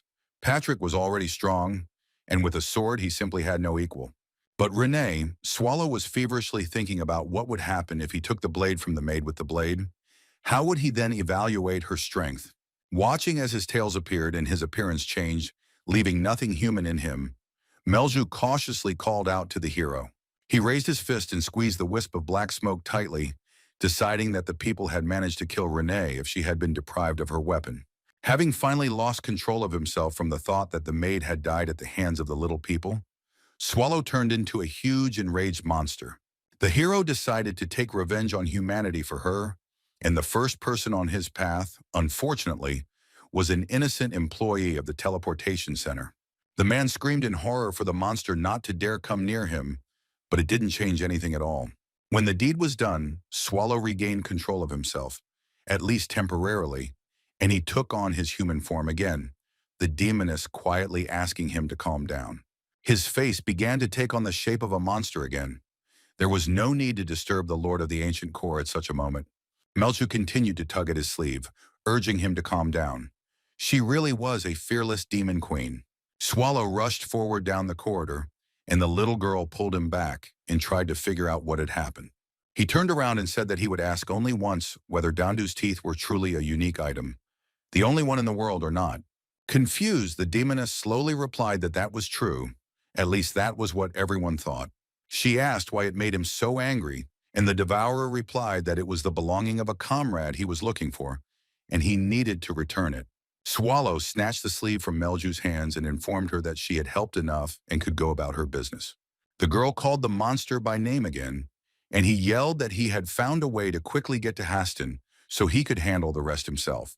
Turning back to the Demon Queen, he sternly informed her that she should leave here quickly if she didn't want to get hurt. Here Melju also lost her patience and screamed that the comrade that Svald was looking for was really her, the one. A silver-haired dungeon monster that wields one of the 36 masterpieces. Dandu's teeth as a weapon. Swallow stopped. The Demon Queen called out the name of the dungeon maid, the gatekeeper of the ancient core, Renee, and from her lips it sounded like the highest title. Realizing that the identity of the maid with the blade had been revealed, Swallow stopped. He didn't expect Melju to guess the secret so easily.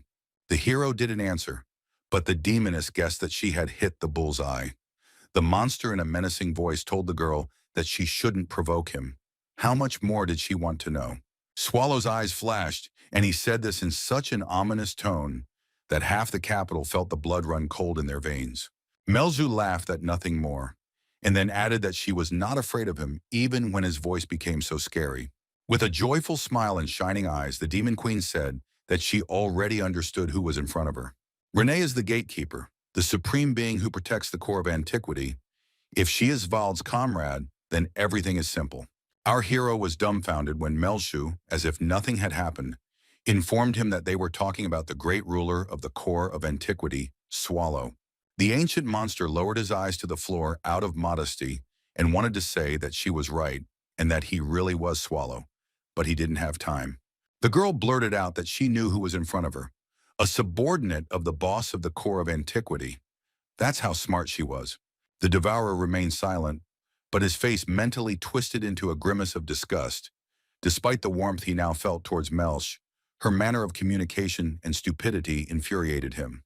The girl continued to laugh and shout that she had very cleverly revealed his secret.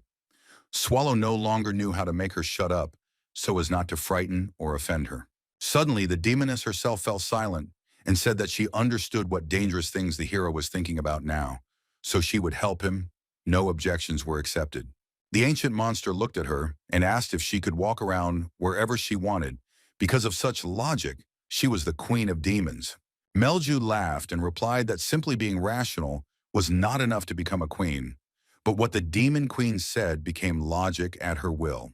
The guy thought that this was not much of an excuse for stupid behavior and actions, and the demoness began to whine that he had that sour face again. After she said that Swald, whom she knew had returned, the girl fell silent again. It was clear from the hero's face that he was wary. Realizing that everything was okay, Melju continued that he was very scary in the form of a monster, and some black things were coming out of his back. She is glad that everything is okay now. The Demon Queen smiled and asked the hero not to worry about anything anymore, because now she would help him in everything and protect him. Finally, she asked Swallow to promise that he would no longer speak in that terrible voice of his, and to confirm the oath. They shook hands. On the day of the auction, the Imperial Palace sparkled both literally and figuratively. It was a hall specially built for such purposes. A whole line of invited guests had gathered at the main entrance, most of them wearing masks because they didn't want to be seen. Meanwhile, the back entrance was guarded by only one guard, and there was not a soul there at all. Everyone had forgotten about its existence. Here a luxurious lady with a servant appeared before him, asking if they could enter the building for the auction through these doors. The guard replied, stunned, that they could, but first he had to check if their names were on the list. The lady said in a very important and pompous tone that her name was Melju from the Agreus family, and this was her servant Svald. The knight asked to wait a minute and looked through the list several times. Agrea was not listed there at all.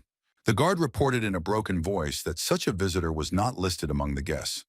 Melju giggled nervously and objected that such a thing simply could not be. She turned to Swallow and asked him to get the invitation they had brought with them, and the man tensed. He started to say that there were no invitations to this auction, when suddenly the monster replied that here it was. after which his fist slammed right into the face of the unfortunate knight, who simply happened to be in the wrong place at the wrong time. Before he finally closed his eyes, he heard the Demon Queen comment that this was his invitation to the afterlife.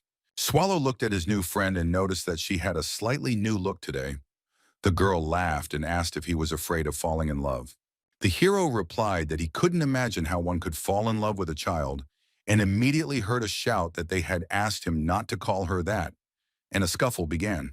At this time, Renee was visiting her friend from the neighboring dungeon, Elizabeth Bathory, in the castle of Sete. The girl had been in bed for several days, not getting up even to wash or eat. She lay there clutching the pillow, thinking about how she would never be able to return to the core of antiquity again.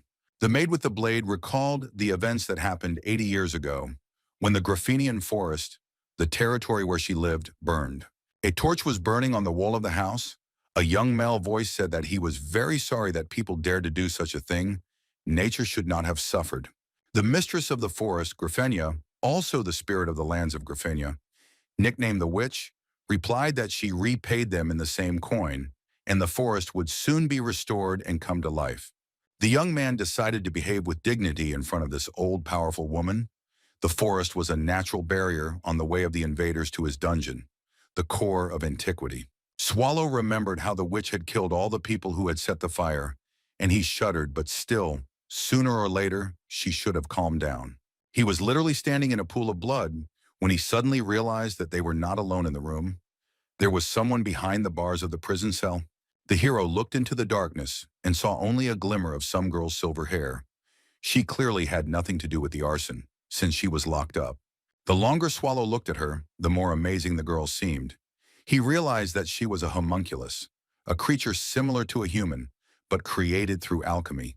It was impossible to leave living witnesses, but the monster doubted whether it was worth killing a completely innocent creature of this kind. Finally, he decided that there was enough blood for today, and announced to the girl that the last will of her former master was to release the captive. She was free and could leave. Taking hold of the bars, Swallow began to bend the bars so that the homunculus could exit. He added menacingly that he did not intend to help her in any other way. When the hole became large enough, the hero said that it really didn't matter whether the girl died inside the cage or outside. She continued to stare ahead indifferently and silently, and Swallow added that the choice was hers. Rello's. This name had a certain effect on the prisoner. A shadow of surprise and pride crossed her face. Looking around, the monster explained that the owner of the house was looking for a maid named Rello, and since no other servant was seen, it was probably about her. Saying that this was where his mercy ended, the devourer turned sharply and headed for the exit.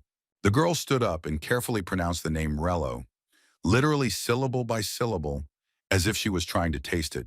For a while, the homunculus stood at the exit of her prison, not daring to go outside.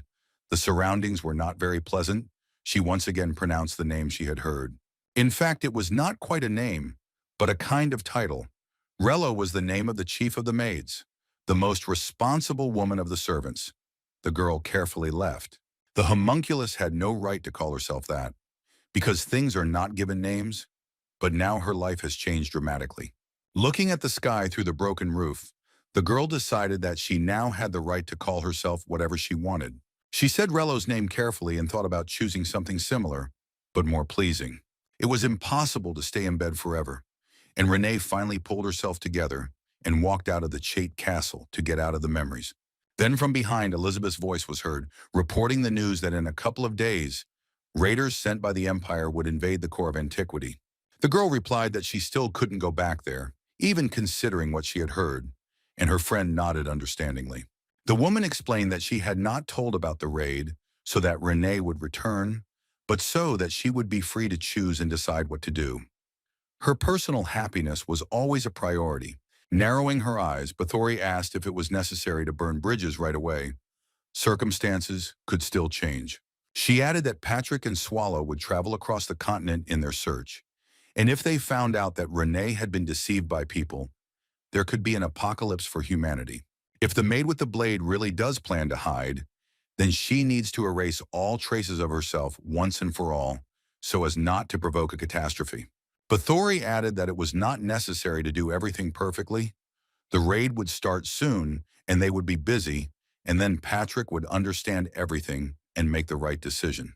Hearing that if she wanted to end it all, now was the time, Renee thought hard, trying to figure herself out. Eventually, she stood up and told Bathory that she was going for a little walk to think and get some fresh air. The woman noticed that her right eye had become a little cloudy and offered to keep the maid from the Corps of Antiquity Company. Renee thought again and replied that she could handle it herself, after which she thanked her friend, asked where her blades were, and left. At this time, Swallow had an auction worker pinned against the wall and was trying to beat all the information he could about the Dandu teeth out of him. With his last strength, the man said that the artifact was exhibited at the wing tower. He knows nothing more. He is a simple security guard. Swallow nodded, his suspicions about Haston confirmed, because the Tower of the Wing Mages was located there. He let the employee go and thanked him for his honesty, thanks to which the man saved his life. But the same could not be said about his health. The guard looked after the departing heroes and thought that he miraculously remained alive, but that does not relieve him of responsibility. The man grabbed his neck and muttered that he was not guilty of anything. Some crazy people had attacked him. They would definitely be caught. Even before the last word was spoken, the dungeon boss was right in front of him and calmly confirmed that the employee was innocent, his eyes flashing dangerously. Soon they became completely different. These were no longer the eyes of a man, but of a monster. Swallow added that the man simply happened to cross his path. He leaned over the guard and asked what people called the process of invading the monster's territory, a raid, conquering a dungeon, and the like. Not once did people call things by their proper names, for example, massacre, genocide, mass murder of monsters. Swallow leaned down and asked if people felt any remorse for destroying his kind, just for the sake of profit and entertainment. The man was barely alive with fear. At auction, Dandu's teeth were valued very highly, with the bid reaching 3.5 billion ounces of gold. But that was not the limit. Soon figures of 5 and even 7 billion began to be heard. Where people got such money from, no one cared. The girl with blue hair suggested that her friend with pink hair make a bet so that it wouldn't be so boring, but she was indignant that they should guard the auction and not have fun. The friend smiled and said that someone had problems with a sense of humor. It was a member of the knightly order, Black Wolf, the hero, Win Historia. Her pink-haired partner once again asked her not to forget. Her name was Ranger Garoth, and yes, she was also a hero of the Black Wolf. Historia began listing what she would like for lunch, and the auctioneer announced that in 3 moves the lot would be sold for good, and the auction would be closed. Here the question was asked why this was. Only he had the right to end the auction. It was Swallow, who in the guise of a monster eliminated the host with literally one movement. Garrett and Historia exchanged glances. It seemed that before dinner, they would both have to work a little, fulfilling their direct duty. The devourer asked if all the people present in the hall had come here to buy Dandu's teeth, but there was no answer, and everyone looked at the heroes. The thing is, there were only 3 heroes in the Empire, and one of them, Baron Histalt, was considered missing, although we know that he was swallowed by a dungeon monster. It was believed that the hero's primary task was to protect the people. So after Byrne's disappearance, the remaining 2 were subjected to public condemnation. Wynn decided that now was her perfect chance to set things right and win back the trust of the people of the Empire. Her fighting spirit was overwhelmed by her instinct for self-preservation, and the girl was ready to pounce on Swallow. But her friend was wiser and stopped Historia. Raising an eyebrow, Garou explained that they couldn't attack now. The enemy was incredibly powerful and strong. She widened her eyes and said that it was mortally dangerous to interfere right now. We had to wait for the right moment.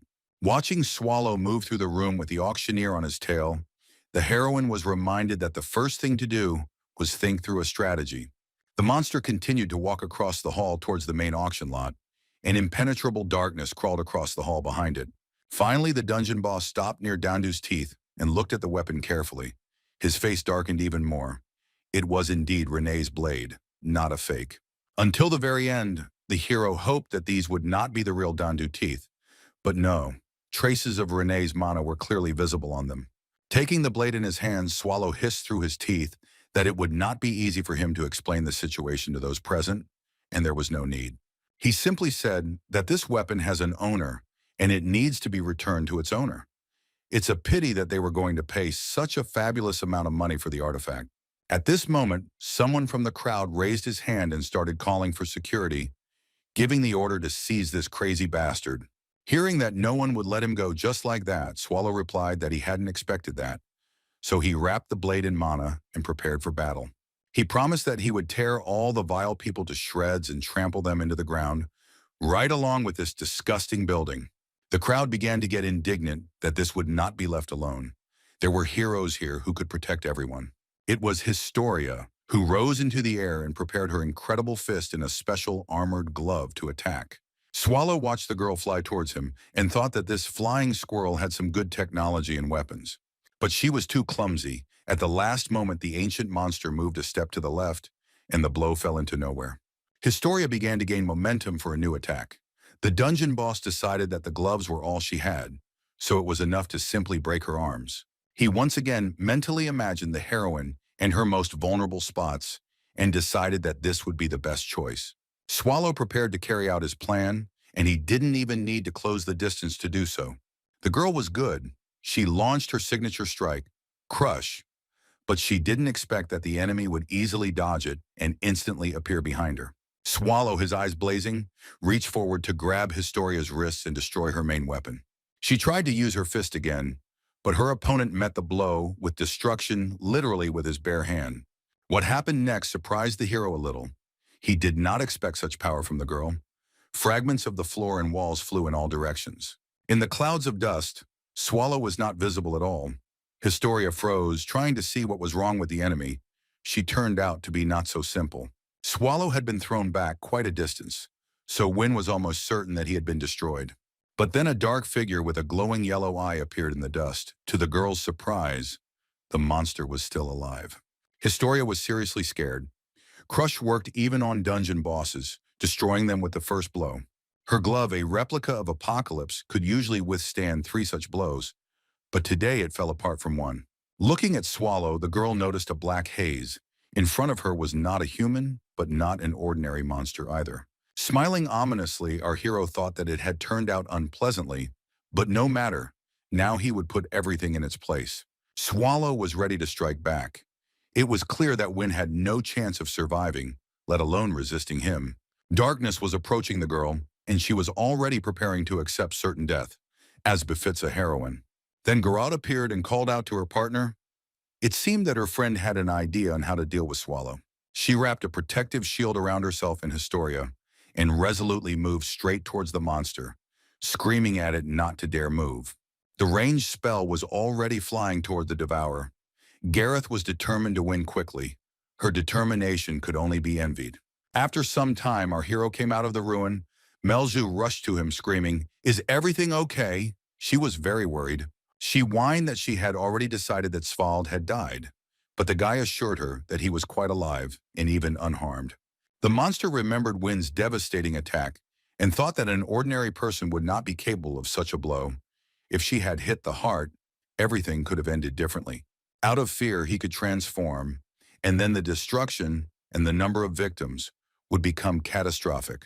If this had happened, Patrick would have been absolutely furious and would have scolded him to the fullest extent. We must not forget about conspiracy. At this point, Swallow thought he had made another mistake that could cost him dearly in the future. He missed both heroines. Who knows if they will ever visit the core of antiquity? That would be unpleasant. The one with pink hair was also strong. She evacuated people while the girl with blue hair distracted him. Plus, she put several layers of protective magic on the first one. Swallow smiled and thought it was quite interesting. People who ran out of the auction hall were trying to understand what caused the destruction and what was going on, when suddenly one noticed someone under the rubble. It was Historia. The man shouted for security and a doctor to be brought quickly. The girl said that she was a hero. As caring hands lifted her up, Wynne wondered if Gareth was okay. They had fallen at the hands of a monster whose name they didn't even know. Then she saw that Garot was standing right next to her. Her friend was alive, which meant that everything was more or less okay. Wynne didn't hide her joy. She knew that despite everything, this day could be considered a happy one. They did not die. She burst into tears of happiness, and Garot smiled and ordered him to thank her quickly. Without help, preparations for Historia's funeral would already be in full swing.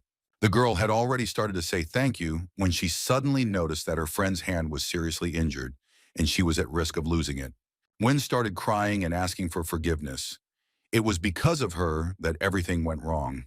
It was she who failed at her job and let her partner down. Garrett had to bark at her properly and remind her of how a person who proudly bears the title of hero should conduct himself. Wiping tears from Historia's face, the woman added that one arm was a small price to pay, but if the hero started acting like a weakling, the empire would come to an end. Garrett asked her friend if she knew who her rival was, so she was in such a hurry to accuse herself of failure. It was Swallow, the master of the ancient core, and upon hearing the name, Historia almost died of cardiac arrest. Then the girl decided that Garrett was just joking. Why would a monster of that level leave the dungeon and come to the capital? The distance is huge. The heroine frowned and replied that the reasons remained a mystery to her, but that it was Swallow, she was 100% sure.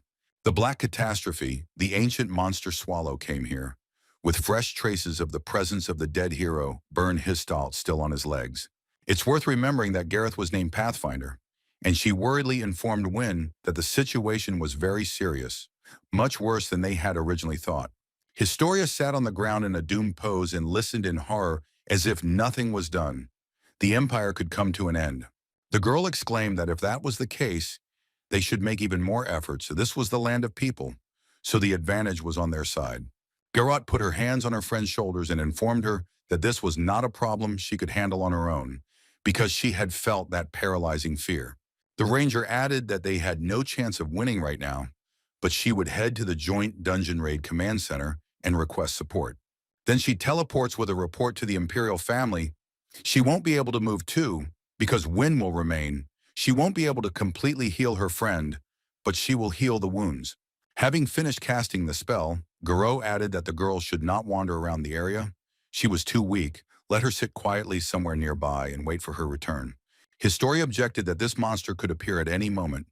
Pathfinder had already begun to rise into the air, and replied that in any case, she should not stick her head out. The blue-haired girl asked to wait. She wanted to say something else, but Garrett was adamant and ordered her to just wait for her return. The very next second the heroine teleported, her friend froze. Staring at where her partner had just been, she experienced mixed emotions. Swallow was also restless. He still couldn't decide whether he should deal with the heroes first or give up and go look for Renee. He walked back and forth and muttered under his breath that it was best to get rid of the risk and then think about personal matters. Melzu watched without interfering. In the end, the ancient monster decided that he had obtained the teeth of Dandu. This was already good. And besides, he must not forget about his main goal. We need to find Renee, or at least her corpse. The hero ordered the demoness to get ready. They are heading to Haston. The demon queen agreed, but her voice sounded somewhat uncertain. Swallow looked back and asked what was wrong. The girl was in no hurry to answer. She couldn't find the right words and was noticeably nervous. This was not her style. That's why the dungeon boss didn't get angry, but calmly and kindly asked her to tell everything as it is.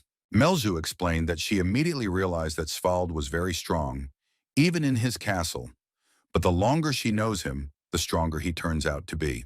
She continued that although the hero calls himself Comrade Renee, he is much stronger than the maid, or the information is unreliable, and Renee is even more powerful than is commonly believed.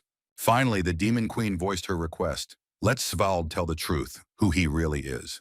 Swallow looked at his friend without his usual irritation. There was even some warmth in his gaze. The guardian of the ancient core scratched the back of his head, as if considering whether it would be appropriate to answer, confess, or remain incognito. Finally, he lightly hit the girl on the back of the head with his fist, saying that she was just a little fool and a dreamer. Then he stroked her hair and asked why she was winding herself up and making up all sorts of things. He was just swallowed. The hero put his hand on Melch's head and once again, calmly, confidently, and amicably repeated that for now let him just be Svald. And when they sort everything out, he will tell her all the details about himself that he can remember. The girl smiled and nodded. She was glad that the hero did not start to wriggle out of it and lie. The promise to explain everything later was enough to calm her down. Swallow became determined again and asked his friend to show him the power of the Demon Queen and put everything in order here. She happily agreed. Saying that she understood him well, the demoness took out her staff and prepared to cast the most powerful spell she was capable of. Soon the entire city center around the palace where the auction was taking place was covered by a pink dome of the reconstruction spell. A second later, an explosion of such power thundered there that the entire area was razed to the ground. People began to peer into the reflections of the fire. No one could understand what kind of explosion it was and who caused it. The sky was covered with smoke. Historia looked in horror in the direction where the fire was the hottest. That was where the auction was taking place. The crowd buzzed. How could something like this happen in the very center of the capital? Many people had just lost their homes, and, quite possibly, loved ones. The heroine rose to her feet, not knowing what to do. It seemed that the enemy simply had no idea how many people lived in the capital. Wynne remembered her friend's instructions to not hang around the area and to wait for her return, no matter what happened. The girl gritted her teeth. She simply physically could not fulfill her promise when everything had turned out so badly. Then someone pulled her hand and Wynne looked down. It was quite unexpected and a little creepy. Some kid clung tightly to her and began to cry about how his dad was somewhere out there in the clouds of smoke.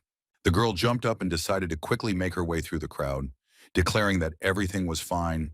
Let them put their worries aside. Wynne promised that she would sort everything out now, because that was her job, the job of a hero. She repeated her name again.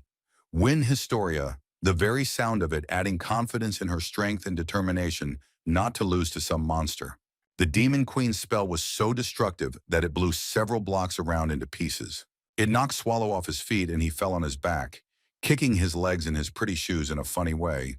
Fortunately, not at all hurt. Having dug himself out from under the rubble, the ancient monster called out to Melcia. He did not immediately notice her in the clouds of dust. The girl was enveloped in a pink glow from the spell. The hero asked what she used, and the demoness answered that reconstruction, the highest magic that crushes the earth. She was incredibly pleased with herself and happily asked if Swallow was pleased with the result of the cleaning. Even from behind, it was clear that the guy was indignant.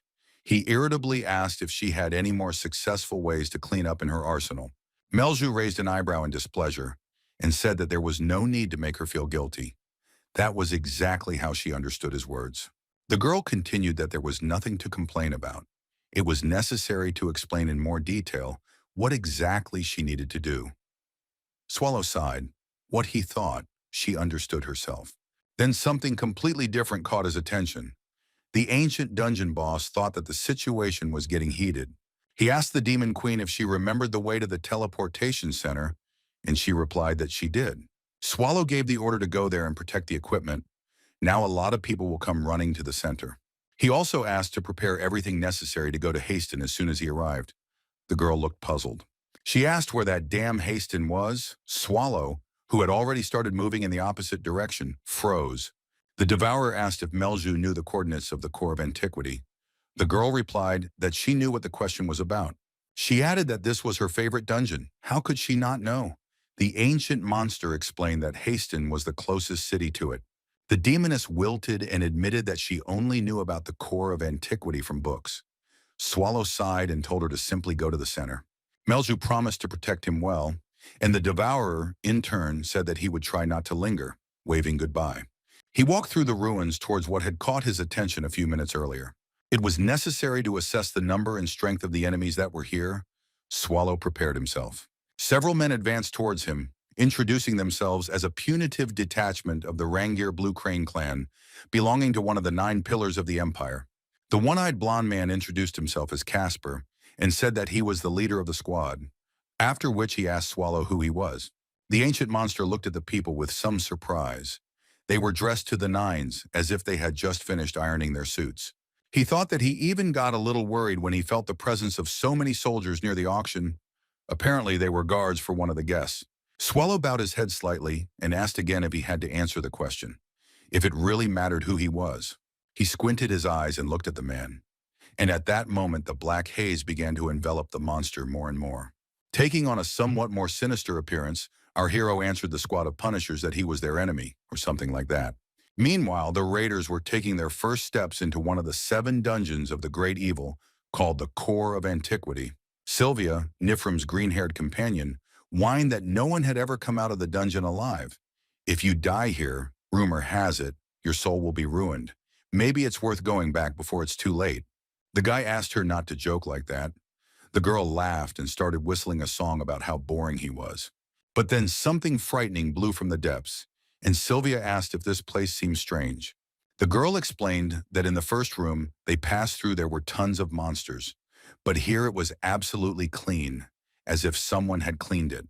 At the words that someone had cleaned out the dungeon, Nifrim's eyes widened. The very thought seemed completely insane to him. One of the raiders looked at him skeptically. The man also did not believe that it would have occurred to someone to clean up such a place. The invaders began to develop the topic, discussing that Burns' team would definitely not do this, and that monsters with intelligence are extremely rare. Someone reminded that the dungeon was cleared up to the fifth room, the boss room, which means there shouldn't have been any other monsters at all. Nifrim heard a strange sound. He suddenly screamed into the darkness in a voice that was not his own, that it was enough to mock them, that the creature should come out and show its face. In the far corner, two eyes flashed and someone's voice asked him not to yell. He really did clean up, because it was unpleasant to be among the dirt. Guests should be greeted properly. Nifrim gave Sylvia the command to immediately illuminate the entire room. The girl nodded. A spot of light in the shape of Saturn instantly appeared on her hand, gradually rising into the air and becoming larger and larger. As Saturn moved into the far corner, the same voice said it was too bright, but what else could you expect from pathetic, ill-mannered humans? Sitting right next to the stone wall was a skeleton. It was Patrick, who was incredibly calm considering the circumstances.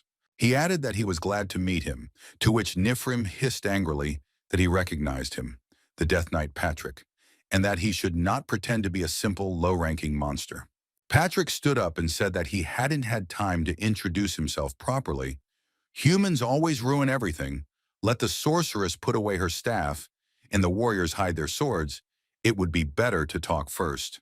Looking at the raider's reaction, the skeleton suddenly asked in surprise if his proposal had sounded a little strange. Nifrim furiously rushed at him with a loud cry that he had not come here for empty chatter. Patrick did not expect such a sudden attack, but parried the blow, saying that the humans had very poor manners and both were enveloped in a rain of icy spikes. Soon, due to the cloud of ice, nothing could be seen, and one could only guess how the duel went. Patrick slowly retreated, saying that victory would be his, despite the fact that he hated fighting alone against the crowd. Nifrim swung his blades several times but again failed to reach his target, the skeleton reaching for his huge sword on his back. The blow landed exactly where Nifrim had been, but the sword stuck into the ground without hitting its target.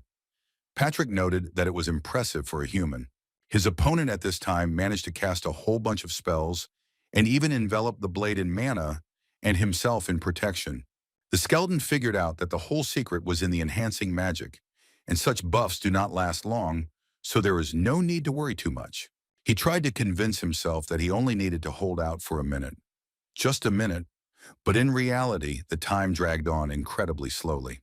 The icing on the cake was the rigor spell, cast several times in a row. Who would have thought that it would work on the bones, but it did. Patrick muttered that it was a bit unexpected, at which point Nifrim placed his foot right on him and ordered him to repeat it. The raider meant that it was necessary to repeat who would defeat whom. The blade was pressed to the neck, but the skeleton was not one of those who explained the same thing twice.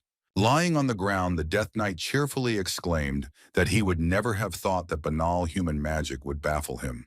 Then Sylvia came up to them and asked if it was really the end already. The girl muttered that the core of death was not as scary as they said. Looking at her, the skeleton muttered that it would be better to get rid of this green-haired sorceress at the very beginning, her face distorted with fear. Nifrim ordered Patrick to shut up and stop picking on his girlfriend. She's not one to be timid, by the way. With a cry that it was time to die, the raider swung his sword at the skull with all his might, and it seemed that this would truly be the end of it. However, the skeleton grabbed the blade with 2 fingers and stopped the blow. Something like this was simply impossible to believe. Patrick began to laugh. He joyfully exclaimed that this time he got into character very well. He hadn't had so much fun for a long time.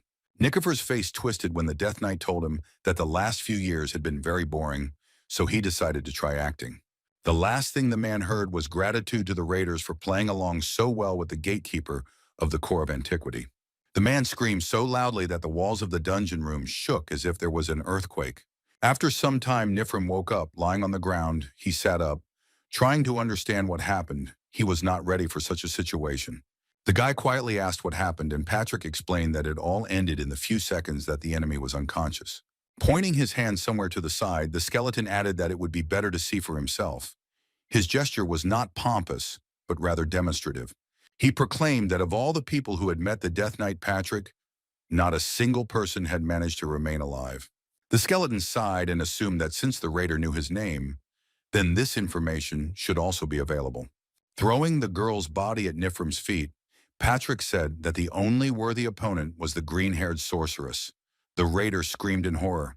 While the man was crying for Sylvia, the Death Knight revealed that his bones still itched from her holy magic, which was unexpected. Patrick asked what the enemy's name was. Before her death, Sylvia screamed deafeningly and called for some Nifrim. In agony, she repeated this name a dozen times. Even a dead man would have risen and come to the rescue. But Nifrim was unconscious. The blonde silently lowered his head. He really felt sorry that his friend had died with his name on her lips. But he didn't consider himself guilty. The Death Knight had expected a more violent reaction, but the man's behavior surprised him, and he reproached Nifrim for being completely heartless. Raising his sword, Patrick declared that it was time to ask his questions of the survivor. Pymore, although stupid, would never send 30 men to their deaths. Saying that their squad was clearly below average, the skeleton put his sword to the enemy's neck and asked what they were hiding, what they were concealing. The answer was silence, and then the kind and polite skeleton suggested that the guy slightly raise his right hand if he would answer, and his left if he would not. Nifrim raised his right hand, and Patrick was already beginning to rejoice that this was a wise decision, because he would kill the enemy painlessly, but his fingers formed an obscene gesture. Sighing that even now he was being rude, the skeleton said that in that case they would have to kill him slowly and painfully.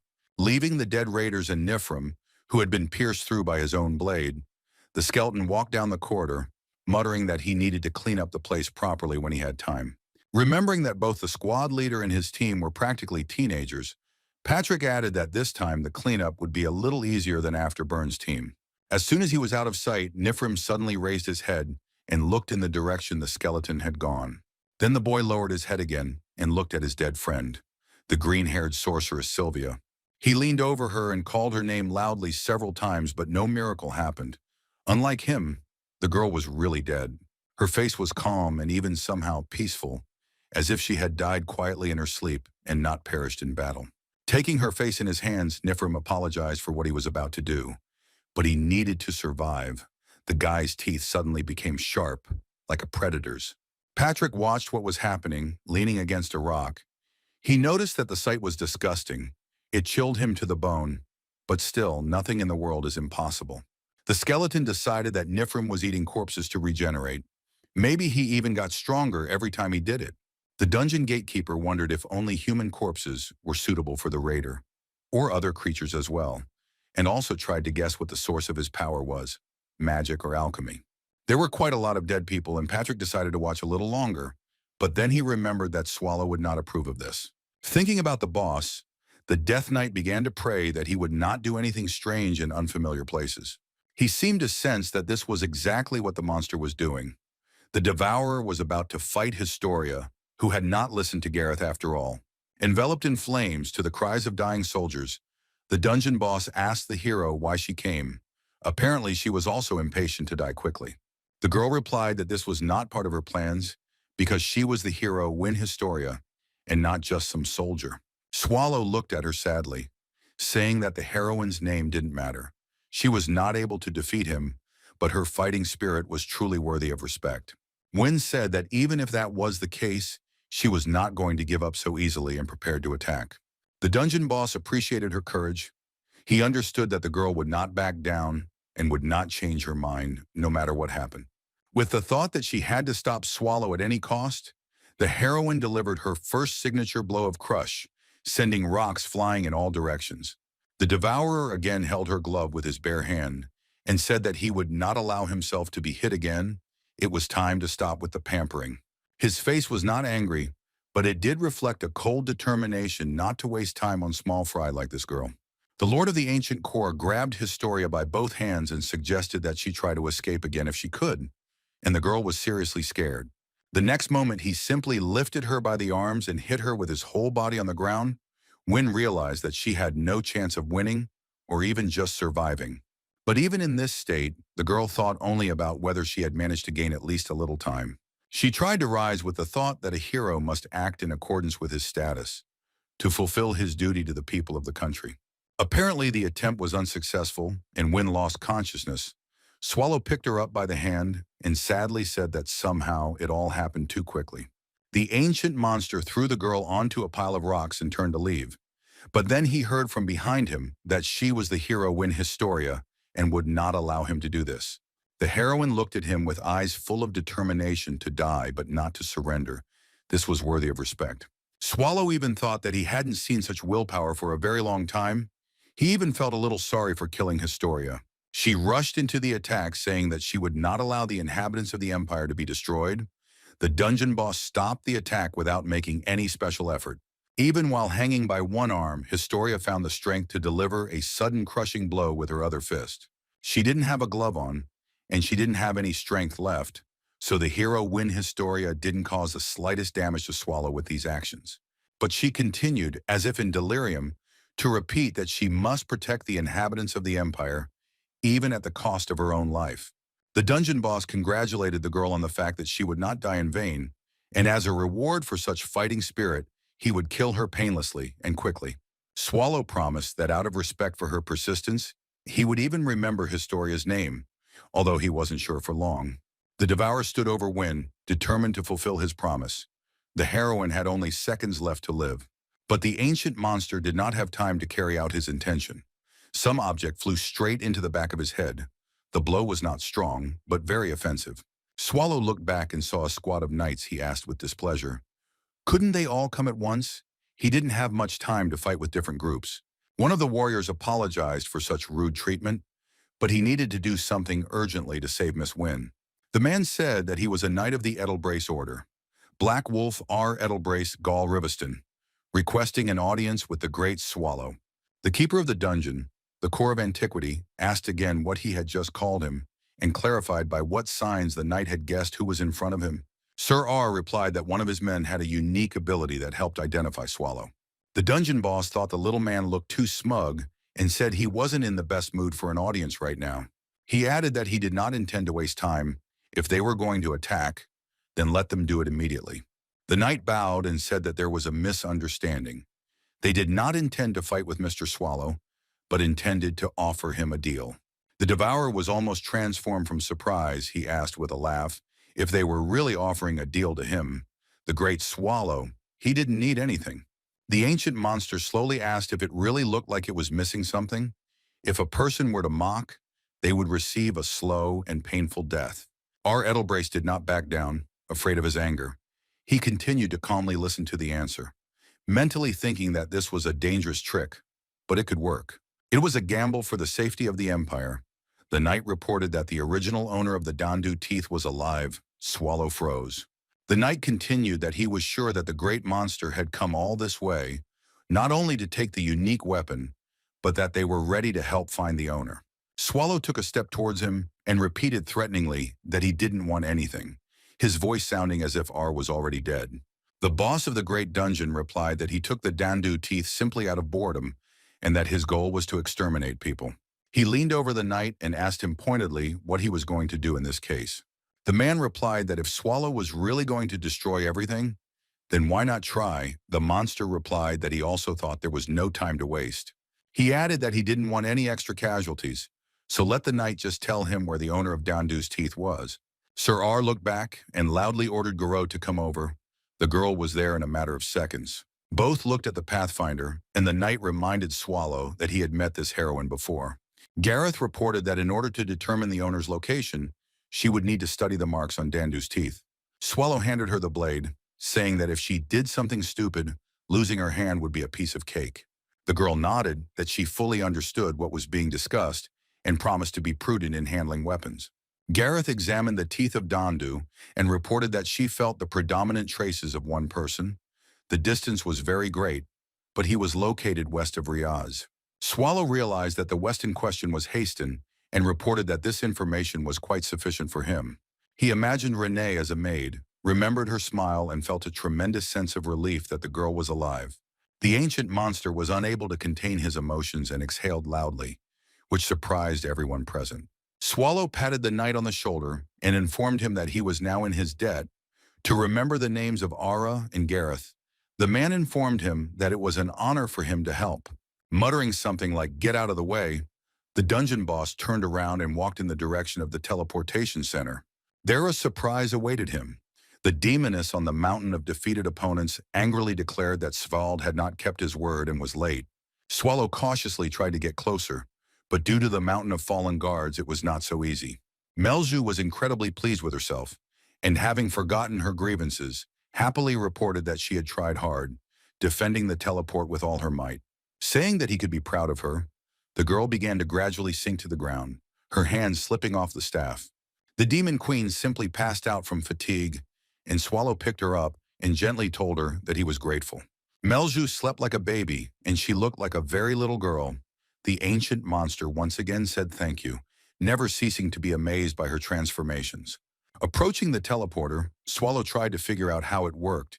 He had to press the activation button, give the coordinates, and pour in mana. After he announced the destination to be Haston and began to fill the mechanism with energy, something went wrong. At first, a bright green glow appeared. It became brighter and brighter, and then the glass flask of the teleporter suddenly cracked and shattered into pieces. Melju was sleeping and didn't even think about waking up, and Swallow thought hopelessly that the device couldn't withstand his mana. But the monster had already calmed down. The transformation had stabilized. The dungeon boss looked at the bracelet with suspicion. Since its function was to stabilize mana, then why didn't it work with teleportation? There were no other options. He would have to take on his true form and teleport in the usual way, but then everyone would know who he was. Swallow thought he had already made a mess of things. This was a complete fiasco, but then he imagined Patrick, who was giving him stern orders not to give up. He carefully removed the bracelet, remembering the Death Knight's instructions that the thing was very fragile. Well then, the Lord of the Ancient Core Dungeon, the Great Swallow, has begun to acquire his true original appearance. It was so huge that during the transformation, it simply tore the teleportation center building to pieces. The monster went to Haston, straight to the wing tower. A few hours before, the escaped maid with the blade, Renee, also went to the same tower. The guard greeted the girl happily and informed her that in order to get into the Tower of Magicians, she had to confirm her identity. Renee looked at him from under her brows and asked if the man knew that one could use movement magic inside the tower. Showing the list, the guard happily announced that their tower was covered with a barrier, so it was impossible to get inside without confirmation of identity. The dungeon guard took out her blades and calmly remarked that this was just wonderful. It meant no one would be able to escape. With one movement, Renee interrupted his monologue and headed inside the building. She had a lot to do and relatively little time. When the homunculus first entered the Wing Mage Tower, she thought that its structure resembled a dungeon. And indeed, the Tower of Magicians is organized in exactly the same way. Only inside there are people, initially weak, but the further you go, the more skilled the warriors become. Renee moved forward very quickly, surprised at how defenseless the mages could be if caught off guard. The girl slowly climbed higher and higher until she had dealt with everyone who was there, except for the top floor. Right at the threshold, she was met by the head of the guild. The woman was dressed in full dress and asked why the girl had returned. It turns out she wasn't even human. Renee ignored Graumitz Almer's long monologue, simply asking where her blade, Dandu's teeth, was. The woman objected that it was now her thing, so she didn't have to answer, but she had a counter-question. She looked closely into Renee's eyes, noticing that the right one was clouded and could see almost nothing. After a long look, the guild leader finally voiced what interested her most: why the girl was still alive. Renee prepared to attack, bracing herself on the floor with one hand and unfurling her deadly blades with the other. Graumitz smiled and sarcastically said that such a cutie was not at all suited to such a formidable weapon. She cast a magic shield and mockingly asked how it could even occur to her to attack the guild leader with pathetic knives. The woman wanted to add something more sarcastic, but fell silent. The blades destroyed her defense without any problems. The guild leader's eyes widened. How strong was this girl that she took down her shields with just one hit? Renee continued to look at her with a disdainful and rather indifferent gaze, as if hinting that she would not stay here for long. Graumitz remembered that there was a mana storage hidden right under the base of the tower. If she used the flow from it, she would be able to win. Meanwhile, Renee screamed furiously that she wanted to know where Dandu's teeth were. If the magician did not answer immediately, he would greatly regret it. Casting another powerful spell, the guild leader said that the blade was not here. She had put it up for auction in the capital a long time ago. The energy flow threw the homunculus back a little, but did almost no damage to her. Placing her hand on her magic wand, Amir noted with respect that her opponent was very strong. Therefore, she will not hold back, the guild leader declared, and cast a Longinus spear strike, pointing the staff straight at Renee. Additionally, she used separation, acceleration, strengthening, and some other buffs. The homunculus stood without moving and not trying to reflect the blow. The explosion was so strong that clouds of smoke and dust burst out of the windows of the top floor of the tower. Several spears pierced Renee's chest at once, but she remained on her feet without falling. Gravitz pompously announced that this was a high-level magic that even dungeon bosses could not resist. But then something went wrong. With one blow of her blade, Renee slightly shortened both of the woman's arms, and from shock and pain she fell to her knees, one might say, collapsed. She screamed loudly and shrilly that this couldn't be happening, moaned in pain and howled in resentment, rolling on the floor. Renee asked not to make noise over trifles. The head of the guild has only lost her hand so far, but if she doesn't shut up, she will lose her head. Graumitza Amer began to whine pitifully that she did not want to die. She had to live to pass on her magical abilities to her descendants. The woman coughed, screamed, called for help, asked to save her life in general, did everything that the maid asked not to do. In the end, the girl simply kicked her so hard that the head of the Mage Guild hit his jaw on the floor and fell silent. Renee looked around and thought that this was the end. She had erased her traces, as she had advised Bathory. The dungeon gatekeeper took a few steps towards the exit, wondering where to go and what to do next. With the thought that she had quite a lot of work left to do, the maid with the blade suddenly realized that she was dead tired. She leaned against the wall and thought that if she slept a little, nothing terrible would happen. Everyone was dead anyway. Renee had almost closed her eyes when a loud male scream was heard in the room. Someone was yelling, addressing the head of the guild. He was trying to find out what happened. Renee opened her eyes and saw an alchemist named Haim holding Graumitz in his arms and trying to figure out what had happened. He shouted that the leader should hold on a little longer, but the woman was in no hurry to tell him anything, only moaning that she was in a lot of pain. Then the head of the guild finally pulled herself together and ordered to heal her and quickly kill that girl. Haim looked towards Renee. The girl recognized him. They had already met when she had the chance to visit the Wing Mage Tower for the first time. The man took out a huge blue stone and asked the guild leader to calm down. He would help her now. Graumitz looked towards the stone and asked what was required of her. She could not understand what was being discussed. The man explained that it was a magic stone that would transport her to safety, but he didn't have enough mana to activate it. He brought the stone closer to the magician's face and asked the woman to help him with this. She nodded in agreement. Renee noticed that inside the blue stone was the same thing that was in the diamond that was sold to her, an extremely unpleasant energy. Haim placed the crystal on Graumitz's face and she thanked him, adding that she would now be safe. The woman began to pour in mana, but then her eyes widened in horror. The guild leader realized that she had been deceived, but it was too late. She was making death rattles, and the alchemist continued to watch with satisfaction the agony of his former boss. Finally, it was all over, and he said that Miss Amer had made too many enemies for Ren to come back here. Then he laughed and added that even her family had asked for Graumitz to be eliminated if she began to behave strangely and plot something suspicious.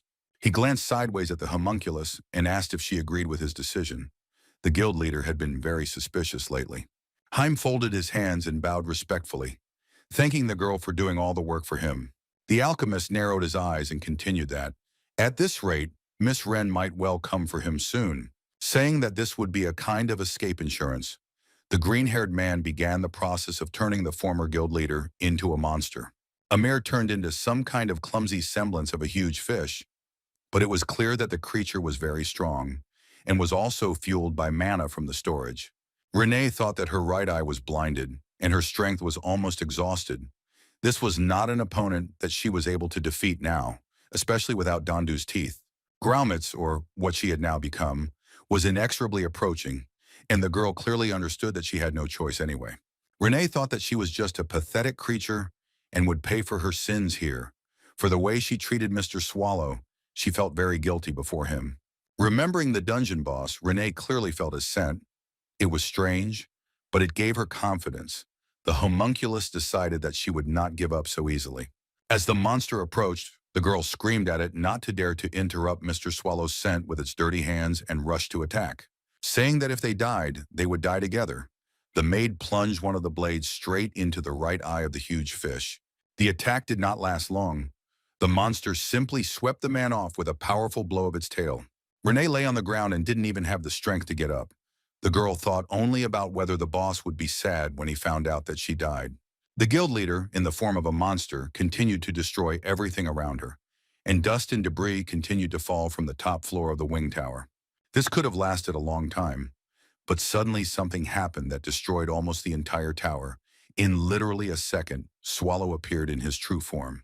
The rocks were still falling, and a caring voice was already asking if Renee was okay, just like the day the boss saved her for the first time. Then the homunculus's body and mind were devastated, and she saw no point in living. Now Renee tried to move her hand. She needed to get out from under the rubble. Swallow carefully picked up the maid and carried her away from the destruction. She was practically unconscious and muttering that everything was happening just like then. Suddenly, Renee's eyes widened and she almost came to her senses. She realized that she was not having a deathbed hallucination. The devourer was really here. She jumped to her feet, but her strength was still too weak, and in her surprise, the maid could only ask why Mr. Swallow was here. The girl began to gradually sink to her knees, and the ancient monster asked her to rest and wait here. He would return soon. Renee still thought that this couldn't be real, but where did such strange hallucinations come from? The boss turned towards the monster. It was necessary to end this. The guild leader had destroyed her previous place of work almost to the foundations, and was now located right above the source of mana, growing before our eyes. The monster advanced, and Swallow exclaimed that it was very brave of him, but absolutely not reasonable. Amory did not understand who she had risked attacking. The first blow landed right between the pink monster's eyes, but the body bounced back like a giant pudding. Swallow decided that he had to act differently, and with the next blow he cut the shell. Now the wounds were an order of magnitude more serious. With his tails and arrows of black smoke, the devourer turned the enemy into mincemeat. Saying that one must know one's place, the dungeon boss lifted up what was left of the monster with the intention of smashing it down onto the ground with its entire mass. Even in the form of a monster, the guild leader continued to squeal pitifully, as if continuing to beg for her life. Swallow hissed. Even after he threw Growlmitz to the ground with all his might, she continued to squeal, not dying. Everything around was covered in the monster's disgusting blue blood. But then our hero looked down and realized why the enemy couldn't die. It was all about mana. By coincidence, he crushed the monster right where the storage facility was, and now this biomass can exist almost forever. Gradually, the pieces began to merge into one whole, and the enemy acquired increasingly recognizable outlines. And now the head of the guild in the form of a monster is quite ready for a new attack. Swallow was far from delighted about this. The source of mana rose to the surface, and now our hero came up with something to do so that the battle would not last forever. The monster continued to swing its tails left and right, and it began to get tiresome. Swallow decided to take on his true form, since he had not yet put on the bracelet. Saying that he had never seen such abomination in his life, the devourer informed the head of the guild that he had imagined their acquaintance differently. He returned to his true form, becoming truly enormous, and without much difficulty swallowed both the monster itself and its energy source. Having transformed back into a human, the Lord of the Ancient Core muttered that he had never eaten anything more disgusting and hurried back to Rena. The girl had already fully come to her senses, and when the ancient monster saw her, he did not know where to start the conversation so as not to do something stupid. Renee sat sadly, hugging her knees with her back to Mr. Swallow, feeling incredibly ashamed of her previous actions. The guy leaned his back against her and muttered that he was going to say so much when they met, but all the words seemed to fly out of his head now. He needed to write them down on a piece of paper. There was no answer, and the dungeon boss decided to change the subject, telling that on the way here he killed an alchemist with green hair. Maybe Renee knows who he is talking about. The maid with the blade remained silent, hiding her face. She was either already crying or was ready to burst into tears at any moment. Swallow softly called out Renee's name and quietly asked for forgiveness for what had happened in the ancient core. This was the last straw, and tears finally poured from the homunculus's eyes. She couldn't believe that the boss was apologizing and not the other way around. The maid said that she didn't deserve Mr. Swallow to even talk to her. The guy sighed and said that without such a gatekeeper, the core of antiquity would disappear. After thinking for a bit, the devourer added that she was needed not only by the dungeon, but also by him personally, very much needed. The girl also sighed and asked if he was not at all offended by her. Swallow answered that he was not at all. Then she asked if the hero hated her. The answer was also negative, so they sat there, leaning their backs against each other.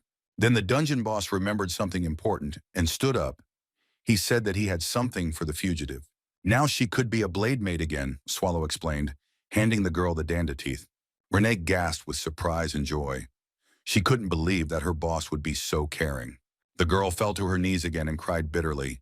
How could she have been so ungrateful and stupid before? Tears dripped onto the blade. The homunculus could not contain her emotions. She explained that she was most afraid that Swallow would hate her and never want to see her again. The great Mr. Swallow did not know how to react to this. He was not used to such open expressions of feelings. Finally, the Lord of the Core of Antiquity said that such a thing would never happen and would not happen in the future, even if he did not think about it. The ancient monster extended his hand to Renee and simply asked her to return to their dungeon with him right now. He remembered the first time he brought the girl there and introduced her to Patrick. The skeleton asked where he found the homunculus. The boss explained that they met in the Graffinian forest. When he set fire to the girl, he noticed her again in the alchemist's laboratory. In a small body, incredible power, like many homunculi, the skeleton was surprised. Patrick stated that the ancient core was so filled with evil that it became known as a demon haven. It looks like that may now change. Renee felt no fear while in the heart of the dungeon, the boss's office, which meant she had enough mental and physical strength to handle the task. The Death Knight looked at the little girl and asked where they would begin training this still child.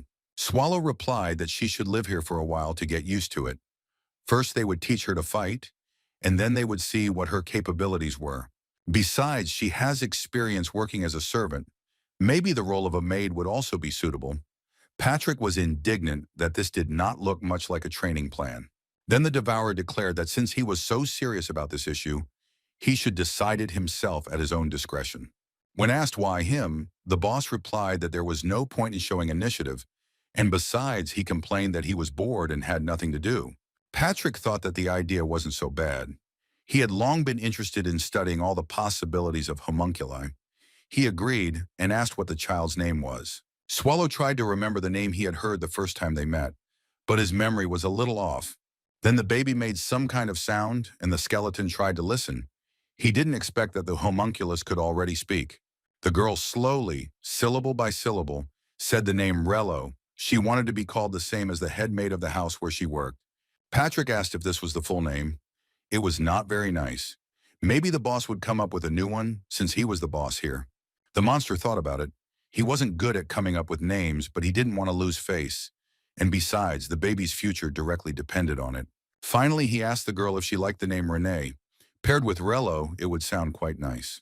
Patrick liked the idea, and without waiting for the homunculus's answer, he announced that they would now call her Renee Rello. Swallow fell asleep again, and the Death Knight sighed, which meant it was time for him to show the new gatekeeper their dungeon. But before that, it was necessary to urgently teach this child to smile. Patrick chose this task for himself first. When the homunculus succeeded after several attempts, the skeleton leaned menacingly over Renee and asked why she was smiling. He had a peculiar sense of humor. The moment Swallow and the Demon Queen came to the ancient core, the skeleton asked what they had done in Haston. The ground shook even in his dungeon.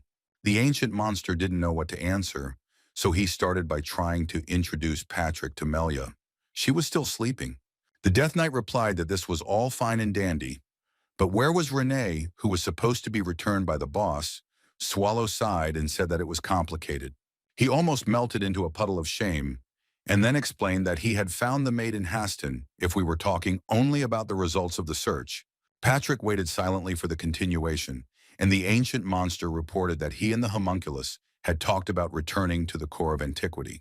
The gatekeeper asked if Renee was injured. Swallow replied that she was quite exhausted, but without serious injuries. The devourer added that they may have been restricting the girl too much for a long time, not allowing her to develop the way she wanted. The skeleton objected that this was not so. There was no need to stir up drama. Let him simply admit that he had failed. The dungeon boss sat down and covered his face with his hands. He would have been glad to admit it, but he didn't want any more moralizing. The Death Knight asked what they should do now. Swallow tried to joke and said that Patrick would now be in the position of a maid with a blade. Let him try on the suit. The skeleton showed a letter of resignation. Then both flocks became serious. The gatekeeper asked what they would do. The boss said that now they could only wait. It was impossible to influence the situation. The monster added that Renee should return herself. Or not return, the choice is hers. He was so tired that he was practically asleep. Patrick sighed heavily, was silent for a bit, and replied that he understood everything. And if that was the case, then there really were no other options. He turned around and walked away.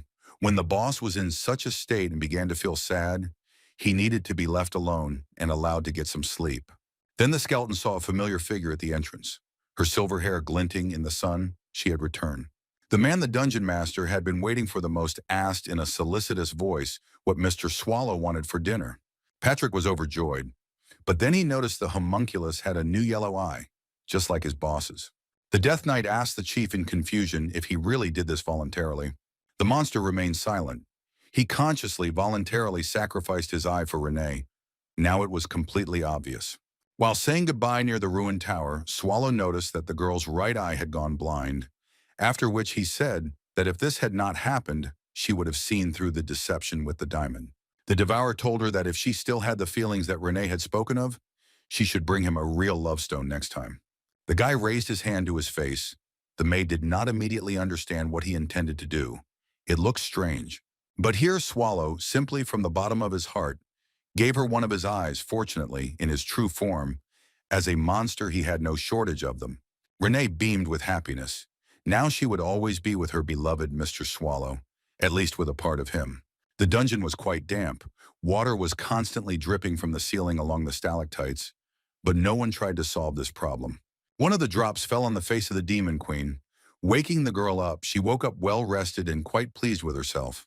But when she sat up in bed and began to rub her eyes in her sleep, Melju became wary. She did not understand where she was or what had happened. Right next to her bed stood a skeleton in armor, armed with a sword, you must admit. This is not the best thing to see upon waking up. The girl burst into tears, deciding that she had died and gone to hell, and in front of her was a reaper. Patrick asked in surprise what kind of nonsense this was. The skeleton explained that Melju was in the core of antiquity, and she was so surprised that she couldn't believe that everything was actually happening in reality. Pointing her finger at the Death Knight, the demoness declared that in that case he should not be a reaper, but Mr. Patrick, who nodded that the girl was quick on the uptake. Patrick looked in the direction where Swallow should have been, but saw only a huge black back. The monster was still sleeping. Patrick unceremoniously kicked the gentleman several times, saying that it was time to wake up. Get up. Melju looked at what was happening with horror. She did not expect that someone could behave like this with the great Swallow. Finally, the lord of the dungeon rose to his paws and began to yawn widely. As we remember, the only thing he saw meaning in was sleep. Then he realized why he was raised. The Demon Queen woke up. Swallow greeted him as if nothing had happened. The girl began to stutter from fear and excitement. The Lord of all things, the ruler of the ancient core, the guardian of God who punishes the intimidated, the ancient monster who stands at the top of everyone and everything, simply said hello to the little girl. Seeing Melju fall to her knees in front of him and begin to recite her full name along with her title, the boss couldn't help but smile. But then he thought about it and realized what was going on. He had to explain to the girl that they were already acquainted. She hadn't seen him in his true form. He calmly answered Melj that he was already familiar with the name and everything else. The Demon Queen asked in surprise how this could be. Then it dawned on her that it was Swald who had most likely managed to make a report to his boss while she was sleeping. The demoness asked where her friend was. She only remembers how he took Dandu's teeth and went to punish people. The monster said that it was him. Melju froze and asked the great master Swallow to repeat what he had said. She thought he had sounded nonsensical. The dungeon boss propped his head up with his hand and once again, slowly and with expression, said that he was Svald. The Demon Queen didn't move or make a sound. The shock was too strong for her to react immediately. A deafening scream was heard throughout the ancient core. The little girl realized that she had behaved so indecently in front of the devourer himself. Patrick asked the boss to explain what he was talking about. The Death Knight's eyes flashed, and in an icy voice he asked what the phrase, "went to punish people" meant. The ancient monster frowned and darkened. He knew that he would receive a fair share of reproaches and moralizing for the events in the capital. At this time, events were taking place near the entrance to the dungeon that would later influence many things. As we already know, there was the Graphinia forest, which seemed to separate the city of Haston from the possessions of Swallow. One of the locals went mushroom picking and inadvertently came too close to the entrance to the core of antiquity. This was a mistake. The girl heard some rustling at the entrance and became wary. It seemed to her that someone had crawled out of the dungeon, but she was not sure. Overcoming her fear, the mushroom picker came closer and saw a man. He was lying face down and was seriously injured, but clearly alive. The girl put the lantern on the ground and began to rummage through her bag. Among other things, she found some healing herbs and was going to treat the wounded man. She extended several pieces towards the man. This was the last thing that happened in her life. Nephrim, with a bloodthirsty howl, pounced on the victim. Having changed into a woman's cloak and cape, the raider walked towards the city. Now he had excellent camouflage. Looking at the powerful fortress walls of Haston, he decided not to enter the city now, but to move a little further. Now there were a lot of interesting things happening in the ancient core. The dungeon is a kind of endless battle. There are rules that should not be broken, for example, silence. While practicing her spells, Renee informed Melch that if she was going to call herself the Queen of Demons, she had to work more quietly, much more quietly. The demoness was indignant that she was a free monster from the dungeon and would do whatever she wanted. Mr. Swallow was always sleeping anyway. Nothing would happen if he was woken up. The girl was indignant that, among other things, she was a guest of the dungeon, and therefore fully deserved the owner's attention. Renee stood her ground. The boss could not be disturbed. Here the Demon Queen assumed her adult form and proudly announced that she could keep Swallow company during sleep as well. Pointing her finger at the maid, the woman said that she was too strict and behaved like a granny. The homunculus eyes almost popped out of their sockets with rage. Did someone dare call her granny? Melju would greatly regret this. With a scream that she was going to finish her off, Renee rushed to catch up with the fleeing demoness, who did not forget to laugh deafeningly. Patrick watched what was happening and tried to figure out how to comply with another law of the dungeon, about minimum tension. Swallow complained to the Death Knight that he couldn't sleep, and the Knight said that he shouldn't complain. It was still quiet here, but outside, thanks to him, it was completely incomprehensible what was happening. The boss asked if it was really that serious, and the skeleton sighed that he should have read the newspapers he gave him. Patrick reported that a huge number of troops had been amassed in Riaz, while villages and small towns, left without protection, were literally emptying before our eyes because of the monsters. Also, the ruler of Haston committed suicide, so the city is in dire straits, but there have only been 3 articles about Haston in the press in the last month. The skeleton looked at the boss and asked if he understood what this could mean, because everything was really very serious. Swallow answered honestly that no. Patrick began to breathe blue from anger. His indignation knew no bounds. Saying that the boss should at least think sometimes before answering, the Death Knight promised to quit someday. The owner of the dungeon apologized several times and, fawning, asked his friend to share his thoughts on the matter, but he replied that there was little information. And it's too early to draw conclusions, but Swallow destroyed half the city, and if there is no news in the press about the destroyed Haston, then this is definitely a bad sign. The Devourer had to apologize again for having behaved so foolishly. This time his voice was especially pitiful. Haston is important for the ancient core. It plays a huge role. In the city you can find out when the raid will arrive and how many participants are in it, for example. We need to help the locals, otherwise it might be too late, and without Haston the dungeon won't last long. Swallow wished Patrick a safe journey and asked him not to push himself too hard. He hoped until the very end that the skeleton would go alone. The Death Knight turned and walked away, promising that he would try to return as soon as possible. Such behavior was extremely unusual for him. The boss was surprised that the gatekeeper of the ancient core did not become indignant, but simply left. But this meant that now he could lie down and sleep peacefully. He had already closed his eyes when he suddenly realized that the skeleton was standing right above him. Patrick informed him that he didn't really want to go alone. He needed someone to keep him company. Swallow wanted to answer that he should take Melia with him, but the girl just appeared in the room, pursued by Renee with Dandu's teeth at the ready. The candidate for the trip into town as Patrick's escort looked up at her boss, her face showing that she was not thrilled with the offer. The Lord of the Dungeon thought that it really wasn't worth taking. God forbid she uses the reconstruction spell again, and Haston won't be left stone unturned. Candidate number 2 was Renee. She herself offered to let her go to the city. The homunculus wanted to be as useful as possible to Mr. Swallow. Considering that at that very time she was busy pulling the Demon Queen by the collar, our hero decided that this girl was no less dangerous than the first. Here the Death Knight said that since they don't know how long it will take, maybe the boss will agree to go to the city. Swallow thought that he had already been caught in his net once. Now there was no escape, no way out, he chuckled ominously. Then it dawned on him. The monster said the last time he accidentally destroyed Demur's bracelet, which is why now he can't transform. Patrick sighed that without the bracelet, it really wouldn't be possible to go into the city. It would be too stupid. The boss was jubilant. He was already imagining how he would now fall into a sweet sleep and sleep soundly for at least a day or two.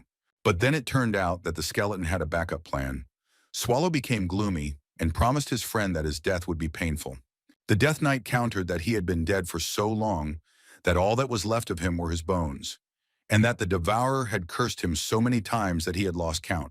The ancient monster had a spare bracelet on his arm, and the skeleton couldn't get enough of his own resourcefulness. He put on his armor for camouflage and now asked the boss not to be angry, because the weather was so beautiful and the air was fresh and fragrant. Swallow said that there was no forgiveness for him, and strode forward so quickly that the heavily armored skeleton could barely keep up with him. The walls of Haston were also damaged. How the hero managed to cause destruction on such a scale, he himself did not understand. When Swallow and Patrick stopped at the gate, the skeleton did not fail to reproach the chief for having caused a lot of trouble here. After they entered the city walls, the Death Knight reported that there were several signs of life activity in the settlement. The first sign was that there was lively trade, there was no one in the market square, and they moved on. The second sign was the presence of smoke from the chimneys of houses. The time of day did not allow them to use this trick. The third sign, the presence of mercenaries and guards, also turned out to be a no-no. Swallow began to ask to go back to the dungeon.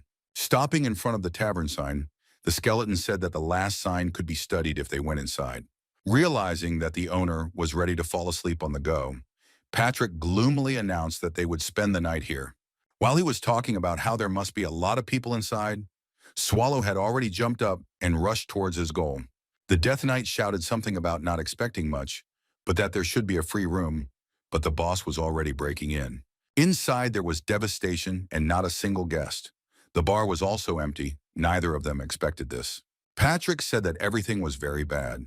Very soon the city could become abandoned and fall into the complete control of monsters and evil spirits. And the reason for this is not Swallow at all, or rather, not entirely him alone. All the streets are filled with zombies.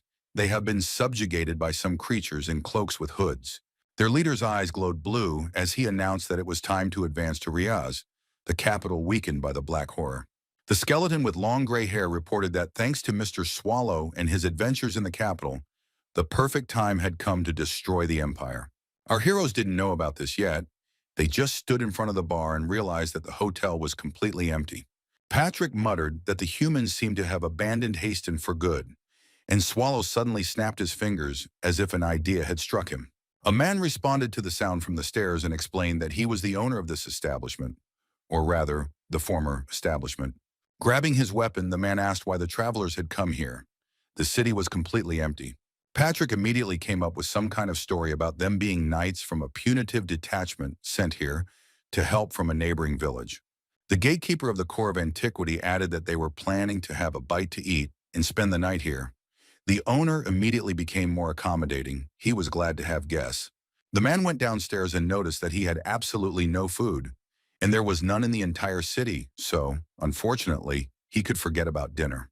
Patrick wondered if this was because of the Black Disaster, Swallow's antics in the capital, and the owner of the establishment said that it probably was.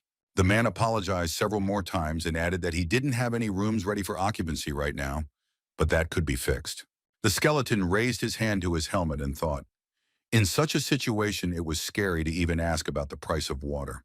He took out a coin and threw it to the man, who caught the money lightning fast as if he had been training for this for many years. The tavern owner looked at the gold in his palm for a long time, as if he couldn't believe that everything that was happening was not a dream. Then, with incredible gallantry, he invited the guests to climb the stairs, as if they were not talking about an empty, abandoned hotel, but about a royal palace. Patrick and Swallow went in the direction indicated, but then the man looked closely at our hero and became a little wary. He called out to Patrick and asked who the man was following him. Swallow really did not look as presentable as his friend. The knight, without raising his visor, confidently stated that this was his slave, an answer that was quite understandable to the owner of the establishment. Swallow was outraged, but the skeleton did not give him the opportunity to intervene in the conversation. Explaining to the man that this slave would sleep with him in the same room, he valued him very much. The room turned out to be spacious and clean. There was fresh linen on the beds, and our hero noticed that everything was not so bad. Without hesitation, he climbed into his bed and reported that the feather bed was much better than the one in the capital's hotel. Patrick nodded and pulled out a drawer of the dresser, intending to put things in there. Then the boss suddenly remembered that he was called a slave and asked what that was all about. The Death Knight explained that the master's once expensive clothes were now so shabby that he looked like a beggar. This was the only sensible option. He added that a commoner without a master looked suspicious. If Swallow didn't like it, he should dress more decently next time. Patrick thought that it would be better for him not to leave the room at all for now. The Devourer happily agreed, saying that in the next life he would like to become a stone. Having closed the drawer with his things, the skeleton said that he was lucky with his boss. He was incredibly wise and understanding. The Death Knight headed towards the exit, reminding the boss that he would be back soon, who said that he would sleep and that the gatekeeper should not be too zealous on the first day either. There was no need to worry about that. Patrick looked at him in surprise and waved goodbye, wishing him sweet dreams. After the capital's black catastrophe, the Emperor took out his anger on Haston because someone had to pay for the fact that the core of jealousy had still not been conquered. But Swallow also worked hard. After his battle with the head of the guild, a giant crater formed right in the middle of the city. Patrick shook his head. He didn't like it. If Count Itarque, the previous ruler of the city, died, who is in charge of this place now? Patrick thoughtfully looked at his notebook. It is obvious that the Emperor's wrath will now be directed at Itarque's successors, but whether they inherited the title is unclear. Deciding that it was worth going and seeing the new ruler, the Death Knight looked around from the top of the tower. Having gone down, he decided to go to the Count's castle, but the security turned out to be much more serious than one could expect. Hiding behind the corner, the skeleton thought that he could kill or stun the guards, but then there would be a fuss in the morning. Deciding that it was better not to rush, the Death Knight hurried out of the castle grounds so as not to attract unnecessary attention. Besides, on the way there, he noticed something curious, and now he wanted to find out better what it was. People couldn't feel anything like that, but then Patrick hadn't been human for a long time. He approached a door from behind, which came a strong smell of corpses and rot, behind which there was a staircase leading down.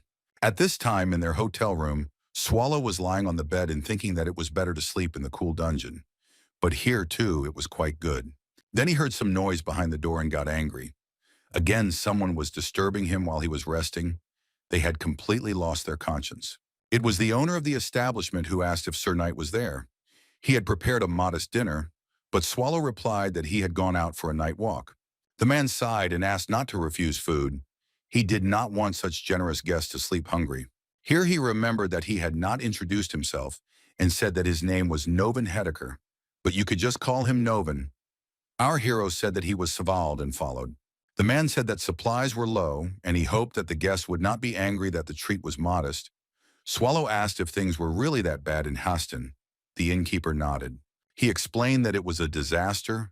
Many residents who saw what was happening fled or went crazy, and the Count even committed suicide. Then the movement from and to the city was completely blocked. There were many corpses of people who had died of hunger near the fortress walls. The man ended by saying that he, too, would soon leave this place, and he advised them not to linger too long. As he walked down the stairs, Nobin noticed that Svald must be well aware of how people behave when they are cornered. While Swallow was having dinner, someone climbed onto the windowsill of his room. All that was left was to open the window and get inside. The girl with red hair made sure that there was no one inside, after which she decided to quickly search the room. She jumped off the windowsill without closing the window so that she could quickly escape in case of a threat. True, she didn't do it very skillfully, almost falling on her nose on the floor and not being able to hold back a slight scream.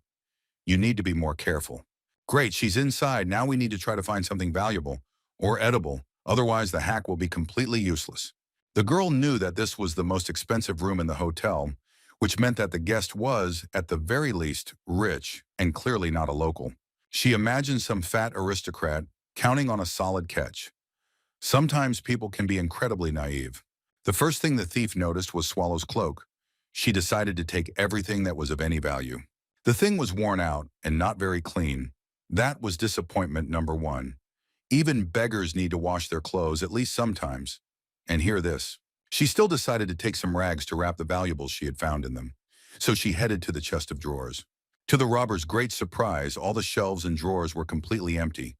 There was not a trace of clothing or supplies. The girl thought that you have to be completely crazy or paranoid to carry all your things with you, leaving nothing in the room. She began to pull out more and more shelves and drawers, searching through their contents for the second time. Then something rumbled in one of them. Well, of course, there had to be at least some property in the room. The thief didn't immediately understand what was in front of her. Her eyes widened in surprise, and the feeling of threat became quite noticeable. A few hours later, Patrick returned to the room. Swallow was there too, and, as befits an ancient monster, was sleeping. The skeleton took off his helmet and said that he was going to take a look at the new owner of the castle. But the guards were too numerous, so today he returned empty-handed. Out of politeness, the Death Knight asked the boss if he had managed to find out anything, and the hero briefly told him what he had heard from the innkeeper. The city's connection with the outside world has been cut off, which is perhaps the most important and most unpleasant of all the news. Patrick even cursed in surprise. He asked for the sake of form, but it turned out that Swallow really had not been idle. He became extremely inspired and began to persuade his boss to go looking for information together tomorrow. Then the skeleton noticed that the windows were wide open and asked Swallow to close them before going to bed next time. Otherwise, they could get robbed. The dungeon boss looked out from under the pillow and asked what the conversation was about. He hadn't opened the window at all. Patrick laughed and asked if there were ghosts walking around here. The windows didn't open by themselves, but then it dawned on him. Swallow rushed to the shelf where he had left his cloak. The clothes were gone, and Renee had sewn them. He couldn't let them go to waste. Patrick rushed to the dresser and began frantically pulling out all the drawers, trying to find what he had left there, both of them panicking.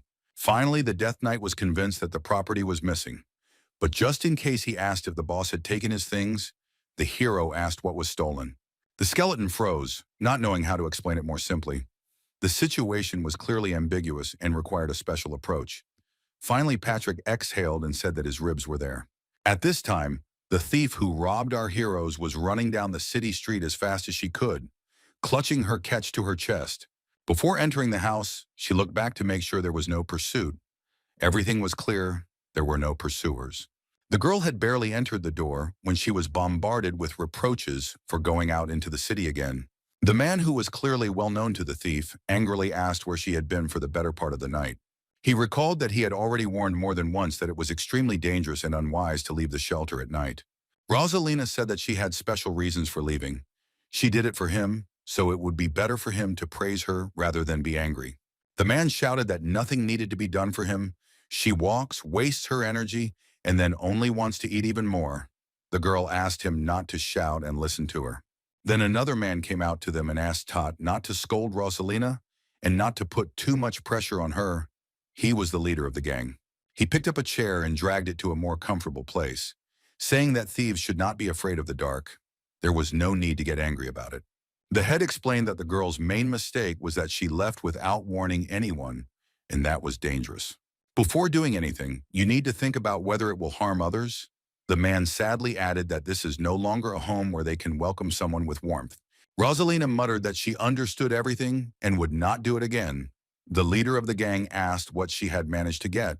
The girl exclaimed so loudly that she had brought real treasures that she scared a flock of birds outside the window, and they hissed at her to keep quiet. She unfurled Swallow's black cloak, Patrick's ribs lying on it, and Rosalina, full of pride, showed off her catch. For some reason, the leader of the gang was not happy, but began to menacingly ask who she stole it from.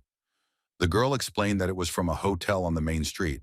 She added that it was the best, most expensive room, and most likely the things she found were valuable relics. The man didn't know how to explain to the silly girl that she had brought human ribs, so in the end, he decided to just say so. The girl began to scream that she didn't know. She really didn't know. He asked in horror if she had desecrated someone's grave. The gang leader said that the thief wouldn't be bragging if she really robbed the dead. So that's definitely not true. Either someone has an unusual hobby and collects bones, or is simply involved in black magic. In either case, it should be gotten rid of immediately. The man sadly reported that the world had become too cruel lately, and such discoveries no longer surprise anyone. If the ribs belong to a necromancer or someone who practices black magic, then they are now in great danger. He remembered his clothes and said that he looked like a beggar's rags, but when he lifted his cloak, he heard the jingle of coins. Noticing that the item, although worn, was made of expensive material, the gang leader reminded Rosalina that the first thing she should have done was check the pockets. A whole handful of gold coins appeared from the bundle in front of them, and the girl asked with admiration how much money she had managed to get. The gang leader yelled that now was not the time to rejoice. They had touched something they shouldn't have taken. At this time, voices came from behind the door, saying that they had come to the right place. Although it was not easy to find the thief, the things were definitely here. The intruders perked up. Without turning to those who entered, the chief said that it was extremely imprudent of them to break into the most expensive room of the hotel and take things from there. Things made of expensive material, human ribs and gold. Everything is in perfect order and can be returned to the owner. Another thing is that it is already too late. Patrick said hello, and Swallow said they were just there to pick up their things, but needed to make sure everything was in place. The skeleton, not hiding his joy, shouted that he was incredibly glad that they had managed to find their things. Let them give them back immediately and get lost as far as possible. The bandits tensed up. They understood that in this situation, they could have serious problems even if they gave up the things. Noticing his cloak in the intruder's hand, Swallow asked if his clothes were indeed safe and sound. He was very worried because this was the cloak that Renee had sewn. Patrick noticed that the girl would not forgive him a second time if he broke her heart. He imagined the homunculus wrath and remarked that he didn't even know what would happen if Swallow lost his clothes. The leader ordered the team not to move. He himself would conduct the negotiations. Otherwise, they could be in great danger. The skeleton asked if he was really the boss here. The man ignored the question and asked how they managed to find them. Patrick replied that anything can happen. Sometimes the thing itself really wants to return to its owner as soon as possible. Swallow began to yawn and asked to return to the room as soon as possible. The Death Knight said that he would forgive him for whining only because they had just had a solid run. The skeleton said that the thieves had chosen items to steal that were not worth touching, so at least they should give them back without any unnecessary nonsense. The man noted that there was no guarantee that they would not be killed once they returned their trophies to their owners. The gang leader continued to ponder that they were discovered too quickly. Even if Rosalina left traces, it was too suspicious. The girl seemed to voice his thoughts, whispering that only some monsters could have found her so quickly. Pressing Patrick's ribs to himself, he blurted out that there was definitely black magic involved, nothing less. The chief asked if those in front of him were the ones who lived in the darkness, and the skeleton noted at length that it was indeed rather dark in the dungeon. The gang leader grabbed the ribs and said that it seemed like these bones were really important to the knight. Patrick replied that this was exactly the case. Because they were part of his body, the man did not understand and asked if he was talking about his entire body. Of course, this was the case. The Death Knight declared that he had enough time to waste on chatter when suddenly the gang leader threw his ribs high into the air. He turned to his subordinates and ordered them to first save those who could not move independently. The ribs began to fall. For a moment it seemed to everyone that time had stopped, and they were simply hanging in the air.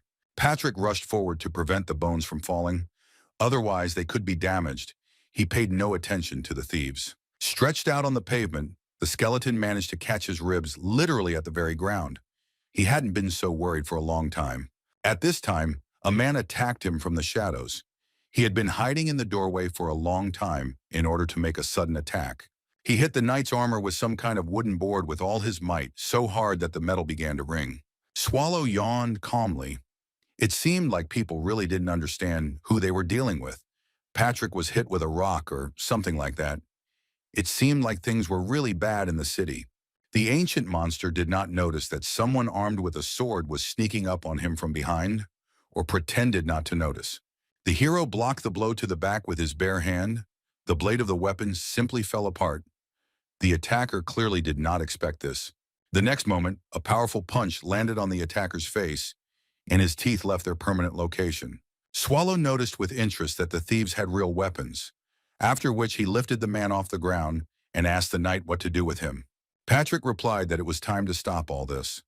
Why not just knock them all out and go to bed? Swallow asked if the master really wanted to let them all live. The man who attacked the Death Knight trembled in fear and tried to run away. The skeleton's hand stopped him almost in mid-flight. He said that he proposed to knock everyone out at once because he was tired and did not control his strength. Patrick took out his huge sword and the heads of the attackers rolled across the pavement. He decided to approach the issue radically. At this time, in the core of antiquity, Renee and Melju were sitting over tea. The homunculus was worried. Swallow had been gone for half a day. The demon queen replied that it hadn't been half a day, but only half a day. Renee said that she felt uneasy because they were here relaxing, and the boss was somewhere out there. There was no information about him. Maybe he was hungry or got into trouble. The demoness asked to worry less. It cannot be that the great creature could not solve problems or skip a meal. Homunculus replied that it was true, but she was still worried. Melia asked to change the topic, talking about an ancient monster standing at the top of everyone and everything, as well as a Death Knight. It was at this time that Swallow finally took his cloak back, telling Patrick that they had had a real hard time on the first day. Patrick sighed. It was amazing how the man had managed to distract him.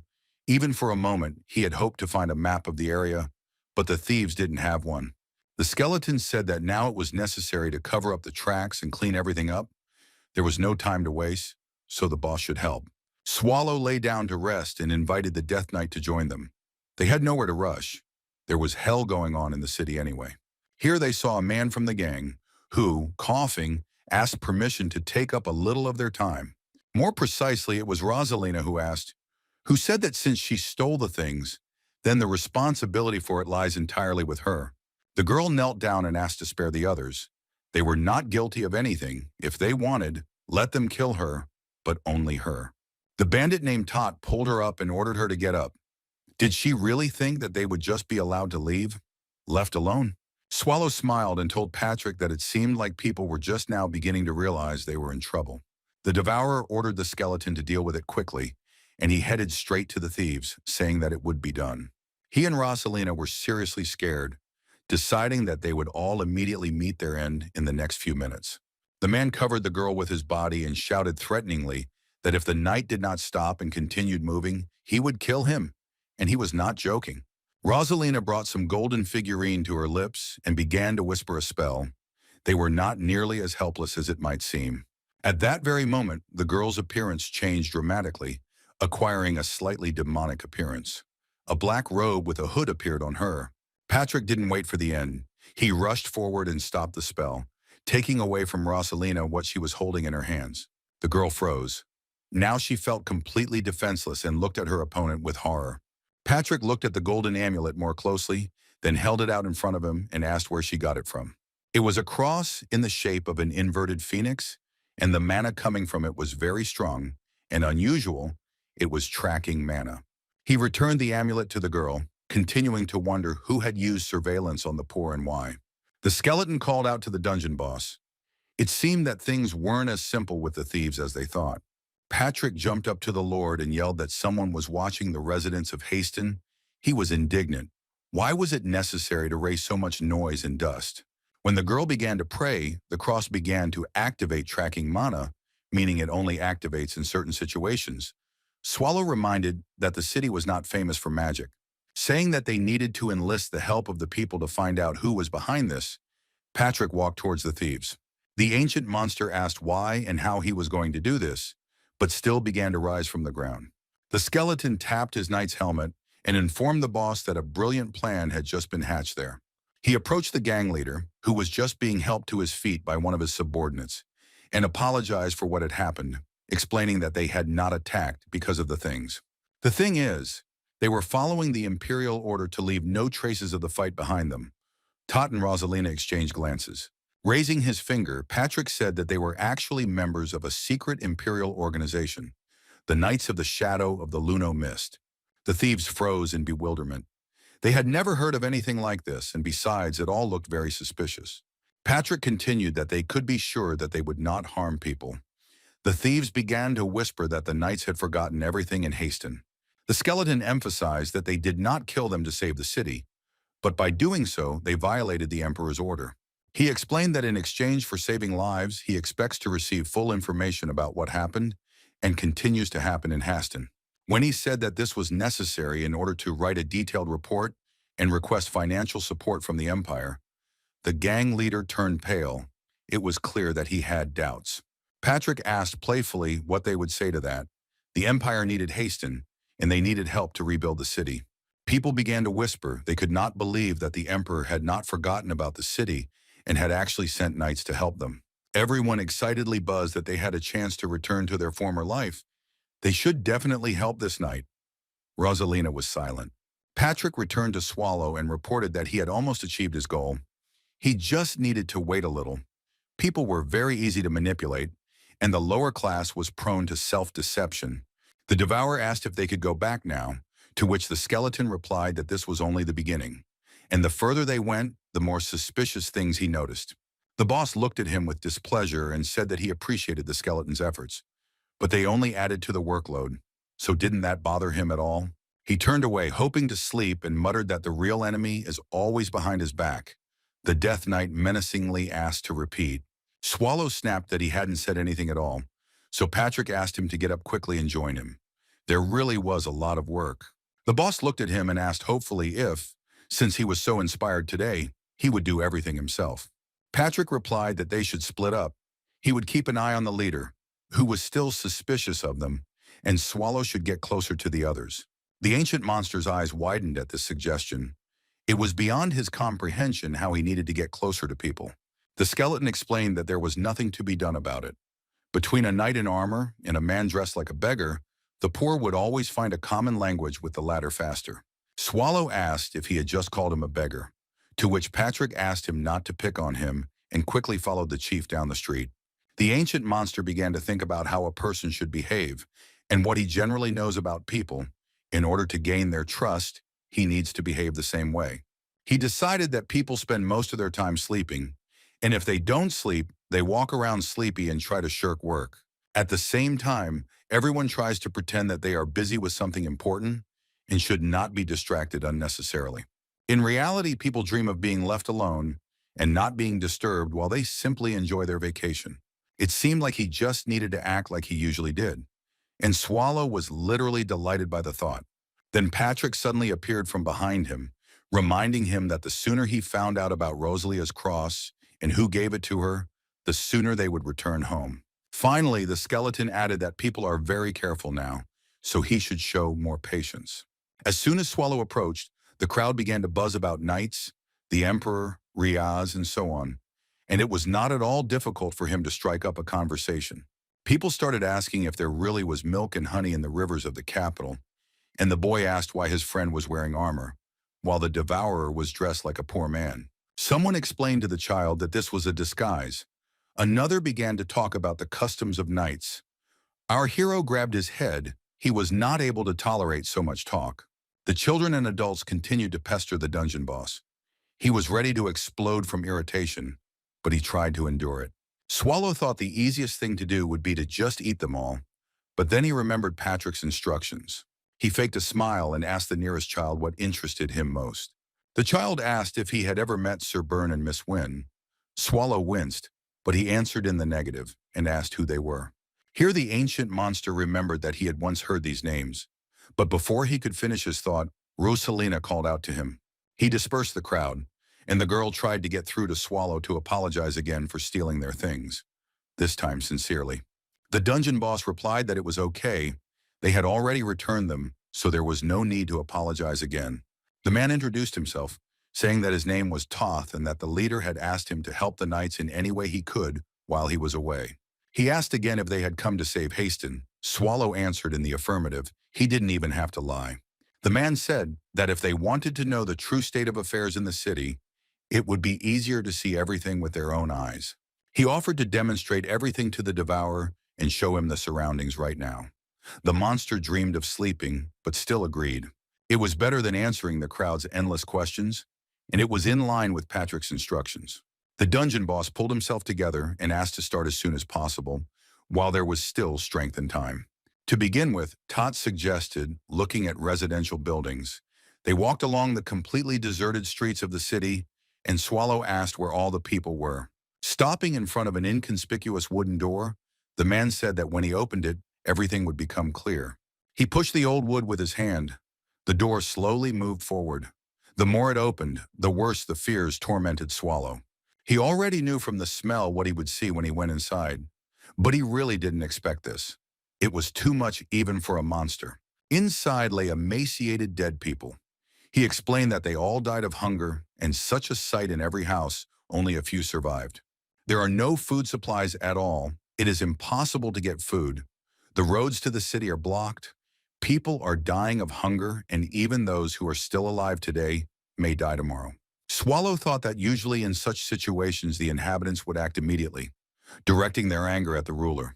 They gather in a crowd, arm themselves with pitchforks, start riots and arson, storming the castle. Why didn't this happen in Haston? He asked Thoth why the inhabitants were dying of hunger so quietly and helplessly, instead of seeking justice from the ruler. The man, without turning away from the window, thoughtfully said that about a month had passed since the black catastrophe had befallen them, but he still did not answer the question. Swallow decided to repeat and asked why the settlement was so quiet. No one had picked up pitchforks and shovels. He turned around and looked him straight in the eyes. He asked if the knight was really so curious about this. The monster nodded. Little has changed in the ancient core during this time. The dungeon has remained far from the main events for now. Renee and Melju were still sitting at the round table with tea. They had already discussed everything that could be discussed, but time was passing very slowly. The demoness whined about how boring it was in the dungeon, but she so wanted to go with Mr. Swallow to Haston. Renee replied that there was no need to think like that. The boss had entrusted them with the protection of the core of antiquity, which could be more important and interesting than this task. This is proof that Mr. Swallow trusts them completely, the Demon Queen thought. Here she jumped to her feet and shouted that this was true.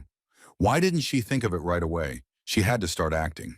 Renee continued drinking her tea and said that you just have to be on your guard. You never know who might invade and when. The demoness replied that she had just checked recently, but would check again just in case. Her all-seeing eye spells did not always work correctly. It was a mid-level magic called the Eye of the Observer, but there was no need to tell the homunculus about it. Melju suddenly became wary. The Demon Queen informed Miss Renee that someone had disappeared, and that the dungeon had been invaded by one person, as only one observation eye had been activated. Renee stood up from the table and commanded Melj to get ready, but she didn't immediately understand what for. A cup of something red, not tea at all, was placed on the table so quickly that the contents splashed the tablecloth. The next moment, Renee was already fighting with the uninvited guest who dared to invade someone else's territory.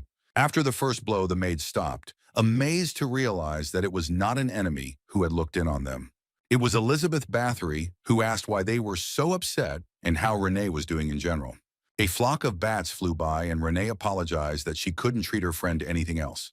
She should have warned her about the visit in advance. Then she would have prepared something.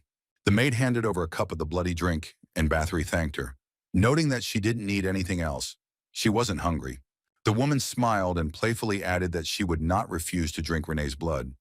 But the homunculus responded in fear that she could not offer that.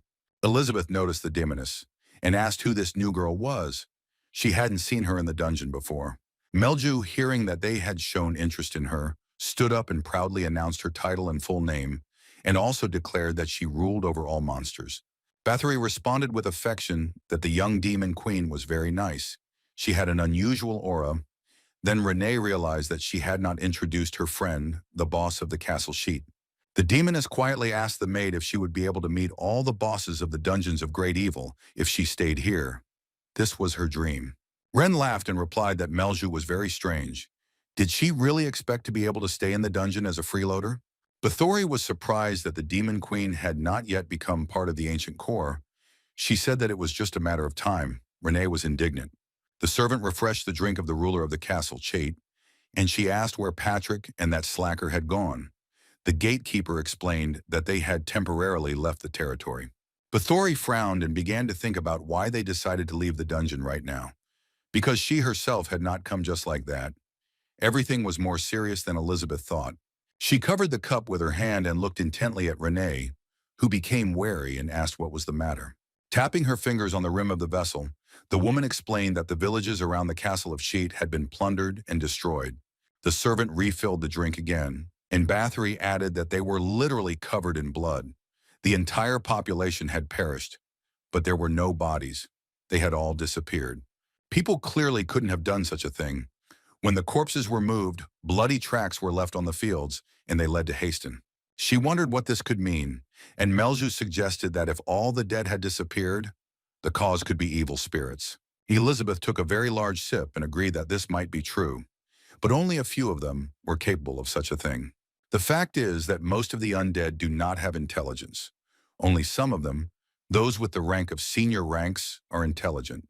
It is these particularly dangerous creatures that lead all other relatives, giving the appropriate orders. Therefore, when all the evil spirits move in a certain direction, it is definitely being directed by someone. Bathory suggested that she feared that in their case it might even be the Lord of the Dead himself, the immortal King Erebus. The woman hugged herself tensely and turned away from Renee and Melju. She didn't want to show her excitement. The girls were no less alarmed. Both understood who he was and what the consequences could be. Bathory pulled herself together and asked Renee to send monsters with a message to the Devourer. Although there was no evidence yet, but he needed to be warned, the maid was embarrassed. She explained that the dungeon was currently empty and there were no suitable monsters. However, Mr. Swallow was quite capable of standing up for himself. Elizabeth became nervous and began to think about what methods of communication could help convey the information. After all, it had to be done. At this point, Melju joyfully shouted that this was her finest hour. The greatest demon queen just needed to take matters into her own hands. Meanwhile, Tot was telling Swallow how it all started, naturally, with the black disaster. Then someone set fire to the fields. The fire spread so quickly that it instantly destroyed all the ripened crops and nearby buildings, while at the same time bad rumors began to spread throughout the city. That the crops in the places where the black catastrophe took place are contaminated, and if you touch them, you will become infected with a terribly fatal disease. So Haston became a cursed land. Even the emperor abandoned it. People fell into despair upon hearing about it. Swallow sighed heavily. There is nothing worse than hopelessness. He continued that even in that situation, there remained a ray of hope. A wealthy couple began to help the surviving residents, distributing a little food to each family. Their field was miraculously spared by fire, and the harvest survived. They distributed their own grain, helping everyone who needed help. Some residents, having received their portion, offered to help with work in the fields, and thus a group of survivors was formed who worked for the benefit of each other. The agreement was ironclad. Moral qualities did not even allow the thought that someone could take more than others. Everyone was equal and worked equally diligently. However, at the moment when people began to believe in the future, a couple was found murdered in their own home. Who did it and why? One can only guess. After this, trust in each other in the city fell. Everyone began to take food by force, and blood flowed again. People began to lock themselves in their houses, dying of hunger. His gang managed to survive because the grain in the fields remained untouched due to rumors of disease, but soon they were forbidden to leave the city. Swallow asked if the rumors were true, and no one had become infected, and the man replied that not yet. The ancient monster thought that he really had nothing to do with the fields, which meant that someone had made up the story with evil intent. He suggested that Svald go a little further, so they found themselves near the fortress walls. They needed to go outside. The guards looked at them suspiciously, but at Thoth's request they nevertheless opened the gates, warning them to return quickly. The man took Swallow outside the wall and showed him a mountain of corpses. The residents hoped that they would be able to overcome the disaster, But here is the result of their naivety. The monster asked why the bodies were not burned. Covering his face from the stench, he explained that the families of the victims were still grieving over their loss. And besides, no one had volunteered to do this difficult work. There were no volunteers. Swallow asked why the gang didn't do it themselves. The man explained that he hadn't mentioned it before, but the murdered couple who were helping people had a daughter. The dungeon boss asked what was wrong with her, and Toth explained that Rosalina's parents were still lying somewhere down there, at the bottom of that mountain of corpses. Looking at the completely bare branches of the tree, which didn't even have leaves, the ancient monster nodded sadly. At the entrance to the city, just like at the entrance to the ruler's castle, there was a guard. Swallow asked what they were guarding. The man explained that they were rather monitoring. The dungeon boss was surprised that even in such a situation, the knights not only survived, but also continued to serve. Apparently, this was an order from the ruler. So, the city is being run by someone too suspicious? Swallow decided to deal with this issue as soon as possible. Patrick was sitting on the church tower at that time and was thinking exactly the same thing. He was sure that the issue could only be resolved in a personal meeting. He prudently stole the harpy egg. They will definitely come for him, attack the city, he will destroy them, and get an audience with the ruler. The skeleton was so happy that he had managed to come up with and carry out such a cunning plan that he did not doubt his own genius for a second. Here he suddenly realized that not everything was so smooth, and it was a bit too early to call himself a genius. There were more harpies than Patrick had planned. Even the Death Knight's silhouette looked tense, preparing to repel the attack of the flying monsters immediately.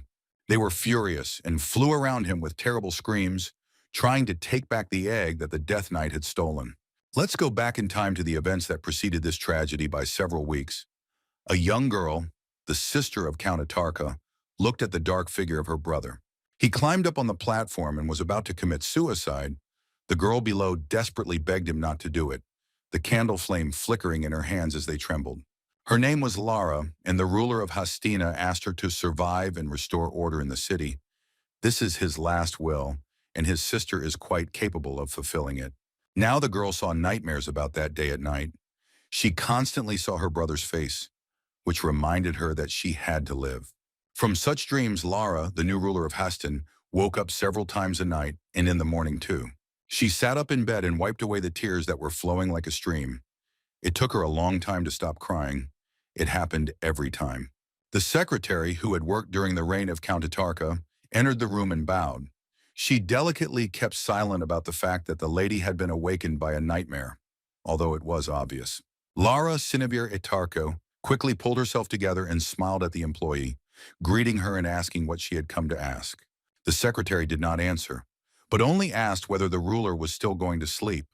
The girl lowered her legs from the bed and said that she would go out to get some fresh air. She went out onto the balcony and began to think about how it had been several weeks since she had inherited the title and post, and all she still wanted was for her brother to remain alive that day. The family fled with all their property, and Hastin continued to decline, and it seemed that there was simply no way out of the situation. The girl looked at her possessions and decided to save the city at all costs and return it to at least its former appearance. She entered the room. There was a man in a blue and red hooded cape. Laura indignantly reminded him that he promised to save Hastin.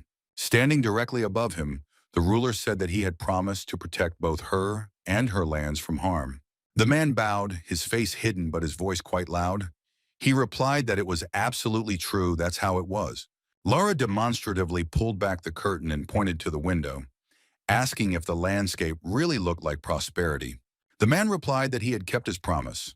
Soon all the problems that the city and its residents faced would become irrelevant. Everything would end. There was no need to worry. The ruler looked at him and thought that this man never reveals his plans. But now she has no choice but to trust him. The hooded stranger continued that everything was going according to plan, so let the lady just wait and enjoy her comfortable life. Smiling broadly, the man, without showing his face, only his snow-white teeth, said that very soon all her worries would disappear. Laura replied that it was okay. She would wait a little, although she no longer believed that everything could end well.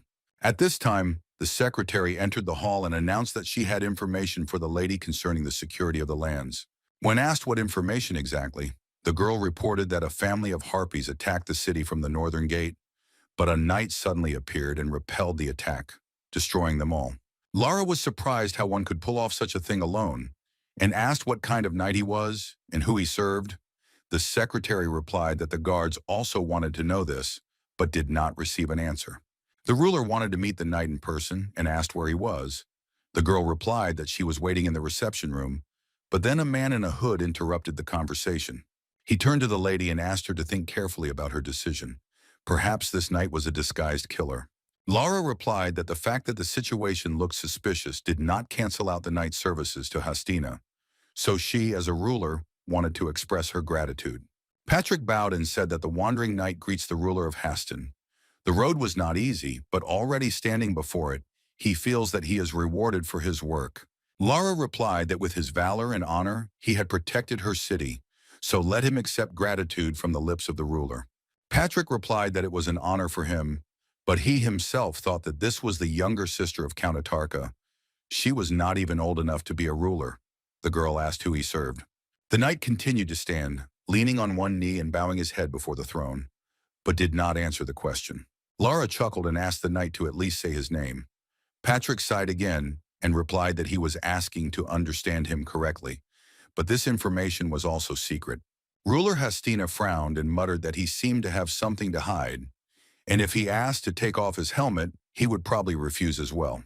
Patrick replied that his face was disfigured by battle scars, with some skin missing, so it wasn't a very pleasant sight, but if she insisted, he would fulfill her request. Lara rejected this idea and said that in any case she wanted to reward him for his feat. Let him say what he wanted to receive. The skeleton thought that in Hastin's current situation, this was food. If he asked for provisions, it would become clear how dire the situation was in the castle itself. The ruler replied that she could supply him with provisions and gave orders to the secretary to prepare everything. Patrick thanked him. He noticed that the answer was immediate, which meant that the authorities had no problems with food. It seemed strange. His eyes flashed with a fierce fire. Why then did the ruler allow the city's inhabitants to reach such a state and die of hunger? As an undead, the Death Knight could sense the energy of others. The hooded man smelled of darkness. He was close in essence to Patrick himself. The knight bowed before Lara and asked permission to ask one question that was troubling him greatly. Lara and the secretary became noticeably more serious. The girl allowed him to ask about what was worrying the hero. But the question was not addressed to her, or rather, not exactly to her. Patrick asked the man in the hood who he was. Sometime later, the dungeon boss was receiving the Death Knight's report. After telling him about the incident, Swallow guessed that the reaction to the question was quite violent. This is what happened. But when the skeleton explained that he asked out of pure curiosity, he was finally released. But he still did not understand who was in the hood. Swallow noted that the stranger was not necessarily undead. Necromancers and black magicians sometimes emitted similar energy. It all depends on how much energy they absorbed. In any case, in the place of the skeleton, the ancient demon would have killed everyone on the spot, and that would be the end of it. Patrick replied with displeasure that they were in Hastin to fix what his master had done, and not to make more mistakes, and he again threatened to fire them. Swallow apologized and said he had learned why the residents were starving. They were refusing to eat the supposedly poisoned grain. But getting close to the thief, Rosalina, is not particularly successful. She constantly runs away somewhere, as if avoiding wasting time. Patrick noted that they should have taken Melia with them. She has mind control magic. It would have come in handy now. Swallow muttered why he had invited him along then, but then the skeleton showed a whole bag of food that he had received as a reward. The ancient monster was delighted. He was just getting hungry. But the Death Knight explained that with the help of provisions, they would try to win Rosalina's trust. The dungeon boss said that he was not used to thinking on an empty stomach and still reached for the bag with the reward. Patrick was forced to use force, as if he split into two, in order to prevent the owner from disrupting his cunning plan. When Swallow found Rosalina in the city and went to her to share food, the girl was very scared. She recoiled and practically pressed her back against the wall, not paying attention to the treat that was extended in her direction. The dungeon boss took one biscuit and handed it to her again, explaining that he wanted to share it. It was a reward that the ruler had given to his master for the massacre of the Harpies. Rosalina shuddered. She was so afraid that no amount of explanation would work. But then her face brightened, and the girl took the food. It was one of those prosphora that the bishop of the church she attended distributed to people. Swallow thought that this was not just a coincidence. and immediately asked what kind of bishop this was, the girl explained. Then she promised to take Sir Knight to church, asking him if he believed in him too, because the rest of the gang did not make fun of him. She sighed with displeasure that it was so stupid to refuse salvation when all that was needed was sincere faith. She looked back at Swallow for support, and he muttered that it seemed like it. Finally, Rosalina stopped. Apparently, they had come to the right place. The girl was in no hurry to go inside. Stopping in front of the entrance to the cave, she explained that every time she comes here, she experiences an overwhelming feeling of fear. But they still went inside and started going down the stairs. Rosalina warned that they could trip and fall, so he should be careful. On the platform stood a bishop who proclaimed that the catastrophe that had befallen Haston was a punishment to the inhabitants for their atrocities, and a certain he, an all-powerful being, was able to help with this. All those who have gained faith in him are truly noble people who will soon be freed from suffering. The crowd echoed the bishop, assenting that this was indeed the case, and the girl showed Swallow where to sit to join in the sermon. The stranger continued that they should not forget the gifts they received from him, and today, too, as always, they will receive food. Squinting, the bishop explained that he would share the daily bread that he had sent him. Swallow sat there looking sullen. Nothing special was happening, just the usual religious brainwashing. But then he suddenly became wary, sensing a strange flow of energy nearby, which definitely shouldn't have been there. Rosalina joyfully exclaimed that they had come at a very opportune time. It was now time for the Eucharistic liturgy. The hero asked what it was. The girl explained that this was precisely that happy moment when the bishop distributed prosphora to those present. Swallow realized once again that this was the same food that Patrick had received from the ruler as a reward. Where such food came from in the castle was unclear. Here Rosalina whispered that very soon those who found faith in him would find true happiness and Haston would be saved. The bishop said that they would become closer to him and would be rewarded with a noble gift that would grant them eternal happiness. Swallow asked what kind of gift it was, and the girl thoughtfully replied that it could be meat or other good food, for example. Here the bishop approached them and addressed Rosalind, saying that he was very glad that she had come today, since he knew the girl's name. He handed her the prosphora, telling her that it was today's gift and that she should take it carefully so that not a single crumb would fall to the ground. Handing Swallow a biscuit, the bishop noted that he was meeting him for the first time, but hoped that the man would continue to come to preach. Saying that he would see, the devourer took the food, but then suddenly felt the same strange wave of energy again. The ancient monster cursed and looked at the bishop with a special vision, asking what that was just now. The stranger screamed as if in pain and almost fell to the floor. The prosphora he was holding in his hand fell apart. Swallow put a lot of pressure on him, reproaching him that he knew this study meant well. Maybe people wouldn't notice, but he knew what it was. The hero hissed that he didn't care what he did to the parishioners, but he didn't even dare to poke his nose into his person. He imagined the bishop studying the personality of each person present with the help of vile spells, and he shuddered with disgust. Just recently, Swallow watched Rosalina pray sincerely and thought that there was nothing wrong with that, really. Now, he didn't think so and quite clearly expressed his point of view to the bishop, who guessed that the person in front of him was not a human being. Saying that his memory was bad, but he would remember the bishop, Swallow stopped the telepathic attack. Rosalina looked at what was happening in horror. She did not understand anything. The girl asked Sir Knight what had happened, and he calmly replied that nothing special. He had simply thanked her for the food. They said goodbye, and the girl bowed low to Swallow, thanking him for the provisions, and he waved his hand cheerfully at her. The ancient monster turned to return to the hotel. After everything he had seen, he didn't even need any other proof. In isolated Haston, a bishop appeared who imposed his religion on the inhabitants, using tracking magic and unknown mana. And in the castle there was his colleague in a hood. The ancient monster concluded that there was definitely someone behind this, and immediately heard a delighted cry that Mr. Swallow had figured it all out himself, just as she had expected. It was Melju. She was sparkling with joy, unlike the boss, who couldn't hold back a sour grimace when she appeared. The number of annoying things increased. The demon queen was loudly telling something about her impressions.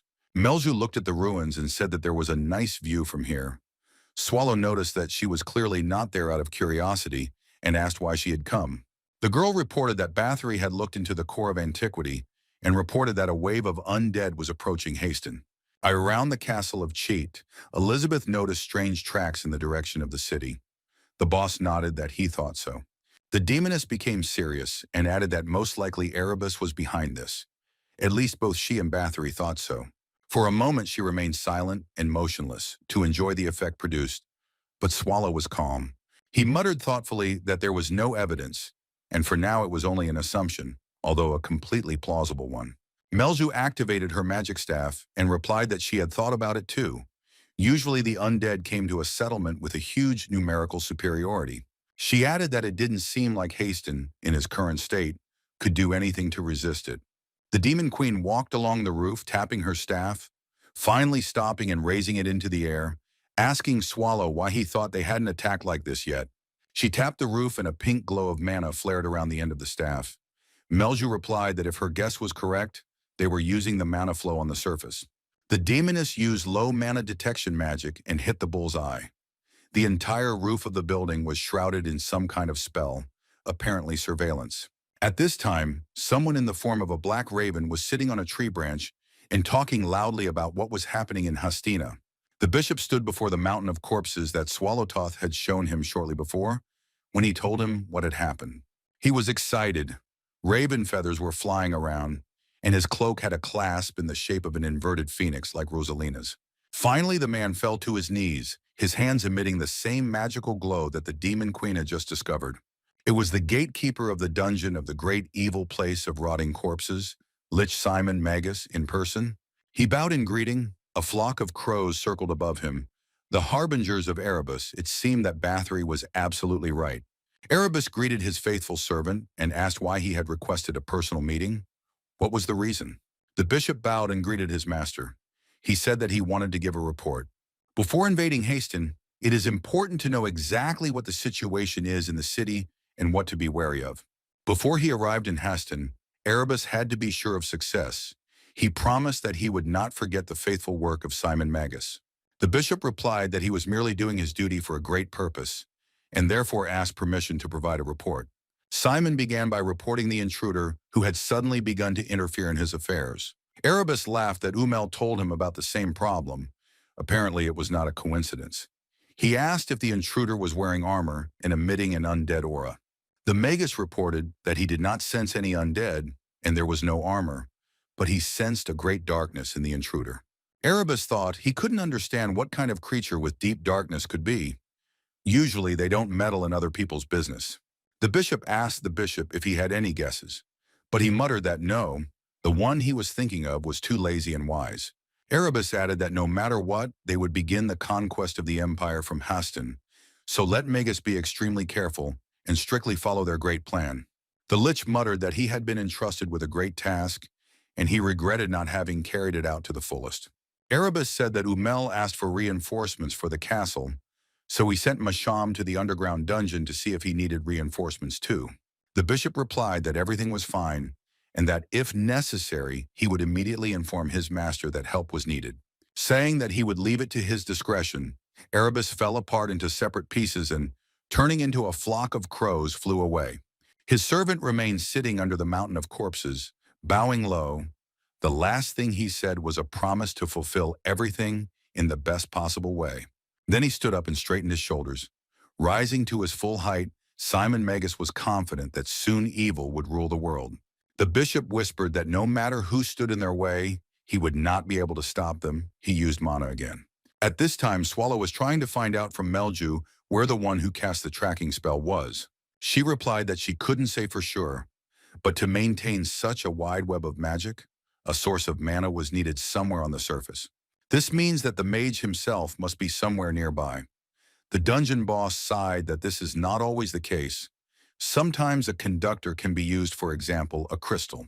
The demoness countered that in order to envelop all of Haston in magic, even with the use of a conductor, an incredible supply of mana was needed. Melju waved her staff in a certain direction and reported that most likely the mana reserve, or conductor, was located where she pointed. She explained that it was that very building that aroused the most suspicion, and Swallow realized with surprise that she was talking about the ruler's castle. The ancient monster yawned and said that he didn't know what they were planning, but if he took Haston seriously, the attackers would show their noses. Swallow looked down and thought that Patrick must be there somewhere too, then asked if Melju was too busy.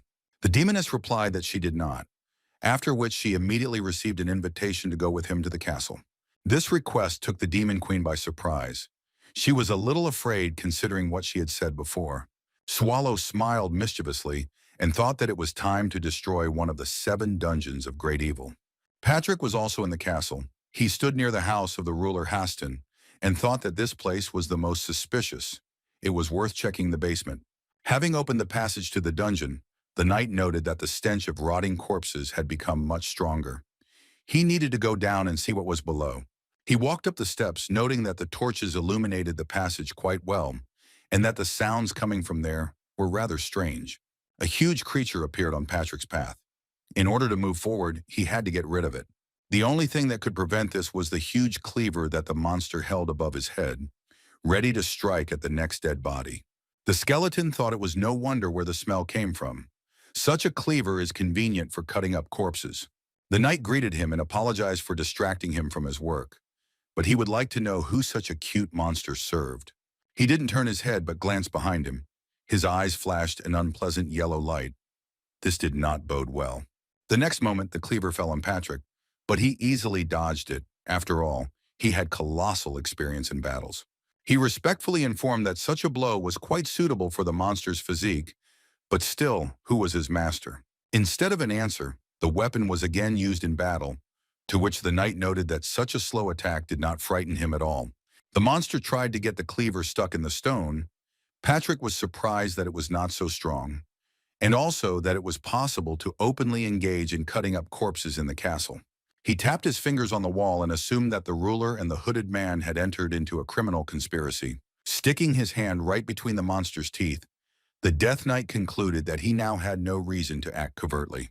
Saying that the excess meat could now be gotten rid of, he destroyed the monster with one blow of his sword, not even giving it a chance to blink for the last time. Patrick exhaled that he hadn't seen such abomination for a long time, when suddenly he felt movement behind him. Someone was attacking him. The next moment, the helmet flew off the skeleton's shoulders, and with it the long-suffering, intelligent skull. Falling to the ground, he calmly said that he was impressed by what had happened. No one had pulled something like this off for a long time. When Patrick looked at the one who had managed to attack him so unexpectedly and successfully, he whistled. Before him was a Dullahan, a representative of the highest wickedness, usually possessing normal intelligence. The skeleton returned his skull to its rightful place and called out to his opponent, letting him know that the battle was continuing. After this, the Death Knight sternly asked who ordered the Dullahan to guard this place. He was interested in the name of the owner. There was no answer. The halo of pink mana around the evil spirits began to become brighter and denser, foreshadowing something bad. Suddenly, he jumped forward and attacked the enemy again, this time much more skillfully than before. Patrick parried the blow with his sword, but it was so strong that it almost knocked the Death Knight off his feet. Assessing the weapon that the Dullahan held in his hands, the Death Knight whistled. It was the Sword of Evil, a beautiful artifact. The blade's peculiarity was that it corroded the enemy's weapon with which it came into contact, which significantly complicated the battle. Patrick noted that he himself was quite strong. Such power was not characteristic even of the Dullahan, even the strongest of them. He froze and offered his opponent a peaceful talk. Stopping the battle, after all, they were both undead, brothers, so to speak. There was no answer, but another blow followed. Patrick thought that it was very strange that his opponent was not talking, but all he needed to know was why he was here. He decided that the ruler probably knew the answers to all the questions, so there was no time to waste. He needed to destroy the monster. With one movement of his hand, the Death Knight cast the low magic spell, Sliding Surface.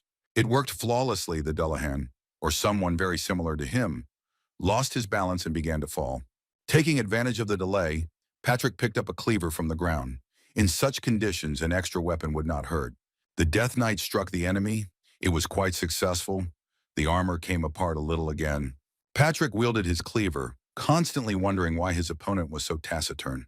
After a few blows, the skeleton realized that his sword was actually quite weak, despite the magical effect. In one movement, he cut off the Dullahan's head, but his helmet was completely empty, so he had to act differently. Patrick took another swing, saying that he just wanted to save time, But since that was the case, he would try to find another way. He snatched up his opponent's weapon and decided that his blade would destroy the wielder more effectively than either the cleaver or his own blade. But first he had to dodge the oncoming blow. The Dullahan's speed was an order of magnitude higher than that of his colleague in the dungeon, who was cutting up corpses. With his first blow, Patrick literally cut his enemy in half. The armor flew apart. The sword damaged both it and what was inside. The skeleton praised himself for the blow, and the correctly chosen axis, and for the cunning plan. The deed was done. All that remained was to talk with the ruler. Carefully, the Death Knight entered the castle and began to look for a bedroom that could belong to Lara. The girl woke up, either from a sound or from a nightmare. She sat up in bed and suddenly shivered from the cold. A familiar voice asked if she had slept well, and the ruler of Hastina froze in surprise and horror. Patrick stood in the doorway. He was huge, Lara exclaimed. How dare he break into the ruler's bedroom? She screamed at the top of her voice that it was the height of disrespect to break into someone's room in the middle of the night. Patrick looked at her with disdain and coldly remarked that she could have guessed that he was there on business and not just for fun. The girl became even more frightened, and the skeleton asked if it was correct to assume that her name was Lara or if he had forgotten. Pointing his huge sword at the girl, he said that the ruler of Lara had exactly 5 minutes to bring a hooded man to meet him. Exactly 5 minutes later, all three were in the reception room. The knight apologized for disturbing them in the middle of the night. But in the dungeon, he found something interesting. With these words, he threw the trophy helmet on the floor, right in front of the ruler. She screamed in horror. The girl asked what it was. Patrick asked in surprise if she really didn't recognize the object. After which, he said that in front of her on the floor was a real helmet of a Dullahan, a higher evil spirit endowed with intelligence. Patrick glared at her and asked why the ruler of Lara, Sinevier Itar, had conspired with the undead. The girl looked at him with fear. She had nothing to answer. It was clear from her eyes that she didn't understand at all what he was talking about. Then she asked again, what undead? What was it about? Patrick said that he was disappointed. It was very stupid to pretend. Until the end, the man in the hood remained silent. The skeleton added that if this was not a pretense, then she was a worthless ruler who did not even know what was happening in her own lands. Patrick said that he personally killed the Dullahan in the dungeon. The hooded man stood up and ordered Lara to immediately call the guards and arrest the knight and not listen to him. The girl asked if he meant the dungeon that was in the basement of her castle, her voice trembling. The skeleton began to take his sword out of its sheath and replied that that was exactly it. The dungeon under the castle was simply creaking with corpses, and that was far from all that he wanted to tell. Pointing his blade at the hooded man, the Death Knight declared that the man was also undead. Lara jumped up and screamed that his impudence was simply boundless. She didn't believe a single word. This man promised to help her and save Haston, accusing him, the knight threatens the safety of the city. Patrick asked if she knew what was threatening Haston's safety and who he was. If so, then it was even more prosaic. The hooded man stood up and asked both of them to calm down. He asked why the knight thought it was a Dullahan helmet, a rather rare type of undead. The skeleton happily confirmed that he had thought about this too, and besides, this particular specimen was not very talkative, although he should have had intelligence. Moreover, he was not only silent, but also moved strangely, fought in different styles and out of place. That is why, after destroying his soul, Patrick conducted a small study and reported it to those present. He picked up a piece of armor and said in a funny voice, "Oh my God, there's a mind control spell circle on the inside. Who would have thought?" The name of the helmet's owner, Masham, is also significant. That was the name of the deputy leader of the punitive detachment of brothers Masham and Hard, formed 30 years ago. They united to suppress the huge number of undead that were attacking many settlements at that time. They said that Masham was an extremely skilled warrior, but after the raid he disappeared as if he had never existed. Now attention, the question is, who was that evil undead that the brothers were going to suppress? Lara looked at the hooded man. The answer was silence. Raising his sword, Patrick sighed heavily and said that if that was the case, then he would ask differently. He pointed the blade at the hooded man and added that it would be much better if he got the answer from him this time. Looking under the hood, the Death Knight wondered where the evil undead Erebus, Sir Erebus, was now. Lara, like an echo, repeated the name Erebus, but it turned out that the Death Knight was slightly mistaken. There was someone else in front of him. The girl exclaimed that she didn't quite understand. Wasn't that the name of one of the rulers of the dungeon of great evil? The hooded man laughed thinly, realizing that he had managed to fool the knight who thought he had been caught. Lara screamed in a voice that was not her own, that it was terrible, because he had promised her that he would save the inhabitants of Haston and all her lands. Smiling slyly, the stranger flashed his red eyes and replied that that was exactly it. He promised it. Looking at Patrick, he added that the plan had changed a little. It wouldn't be possible to carry it out peacefully, but what could be done about it? He extended his hand forward as if he was about to cast a spell, and our hero reacted with lightning speed. A moment later, the man turned away, and his hand continued its flight towards the knight. Patrick looked at him intently through the eye slits in his helmet and asked everyone present to stand still and not make any sudden movements. The man in the hood chuckled. It was obvious that he took the loss of his limb calmly, and that was what surprised him the most. He laughed, and the ruler of Hastana said with disgust that her savior turned out to be an ordinary undead. Throwing back his hood, the blonde adjusted his hair and said that his name was Ukmal. It was obvious that he was experiencing hellish pain, but was trying not to show it. The man looked at Lara and said that his plan was to kill her and the entire population of Haston, turning them into undead. Then their problems would be solved automatically. Looking into her face, he added that this would be the highest gift and real salvation for ordinary mortals. After all this was the fulfillment of the will of the servant of death, he added. Now Ukmel's appearance had acquired its true form. There was no need to hide. Patrick replied that he couldn't even imagine that Erebus would do something like that. Usually the undead simply overwhelm with their numerical superiority, that's all. Looking at his opponent's new appearance, the knight added that such good organization and detailed plan of action deserved respect. The man noticed that this was a sign. Patrick had caught his attention at their first meeting, and now, having defeated Masham, he had completely exceeded all expectations. The knight noted that this was the first time he had seen a member of one species praise someone for killing an ally. Umel began to look more closely at the skeleton, noticing that it was the same evil spirit as he was. So why didn't it serve Erebus? Patrick looked back at Lara, and it was clear from the girl's face that she was completely unprepared for this turn of events. The ruler of Hastina almost cried and asked if he was also an evil spirit. The Death Knight thought that he even felt a little sorry for this stupid girl. While fending off the blows, Patrick thought that in terms of the future and the management of the lands, they would need a ruler. He would not want Lara to die. But such a stupid ruler will not lead to anything good either. The Death Knight's mood sharply worsened, and with one blow he deprived Umel of the hand that cast the spell. Pointing his sword at the enemy, he ordered that from that moment on they obey his instructions without question. Umel asked if he was so naive that he decided to intimidate the evil spirits. The skeleton replied that he was not so naive, but he had something to lose. The fact is that the companion with whom he came to the city is much stronger than it might seem at first glance. Still holding his sword at the ready, he added that it was so much stronger that it could disrupt Erebus' plans. His servant stated that in that case the humans would suffer. Patrick replied that to his great regret, they were not on the side of the people, so let him just tell what kind of mess they had made here. And most importantly, he must learn about Erebus's global plan. It is unlikely that the undead boss will limit himself to just Haston. Baring his terrible monster teeth, Ukmel agreed to answer these questions, but it was clear from his expression that he was not particularly happy about it. He looked at Patrick and asked if he knew how the elder evil spirits were created, or rather, how the process itself took place. The skeleton asked to spare him counter-questions and simply tell everything as it is. Otherwise, the conversation would be unproductive. Umel continued that, for a human or a fairy to become undead, a large-scale event is required, a shock that provokes an entire ocean of hatred. A creature that can kill 10 opponents at once is called an elder undead, but the knight probably knows that too. But Erebus is an all-powerful being, capable of creating such high-ranking undead simply through magic. Patrick realized why they isolated Haston and came up with their own special religion to lure people in.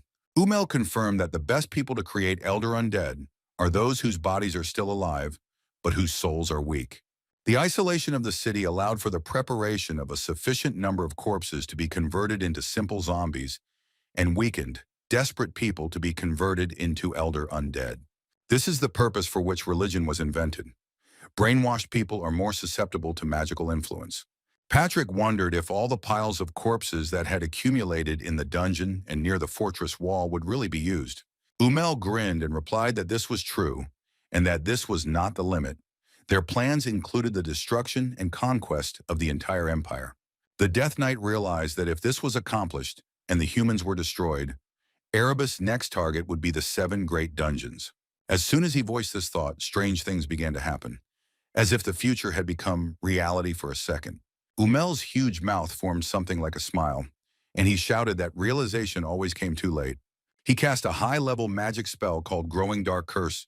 Patrick recoiled. Everything around, including the ruler of Hastina, was swept away by a black and red wave of black magic. It seemed as if the whole world had frozen and was now subject to evil. Umel whispered maliciously that he shouldn't have thought that he wouldn't be able to cast spells after losing his arms. Patrick muttered that he wasn't so bad after all. The monster grew new magical arms and exclaimed that one would have to be very naive to think that he would reveal the whole truth. He added condescendingly that there was no creature in the world that could resist Lord Erebus. Umel continued to strengthen the spell and reported that only an ancient monster could try, but he would fall asleep with barely a flick of his tail. With a cry that this meant his lord could not be stopped, he completed his ritual, a black haze filling the area, spreading far beyond the room. Throwing one of the black magical hands off his shoulder, the skeleton replied that he seriously doubted that was really the case. A new hand grabbed the armor around his wrist, and Patrick asked if he could ask one more question. The monster's mouth dropped open in surprise. His opponent was tearing apart his magical bonds with just the power of his mind. Patrick continued to free himself from the black gunk and asked what would happen next if their plan had gone as planned. When the ancient monster woke up from sleep and finally decided to appear and intervene in what was happening, the skeleton's eyes flashed blue. He was finally completely free and was now ready to continue the fight.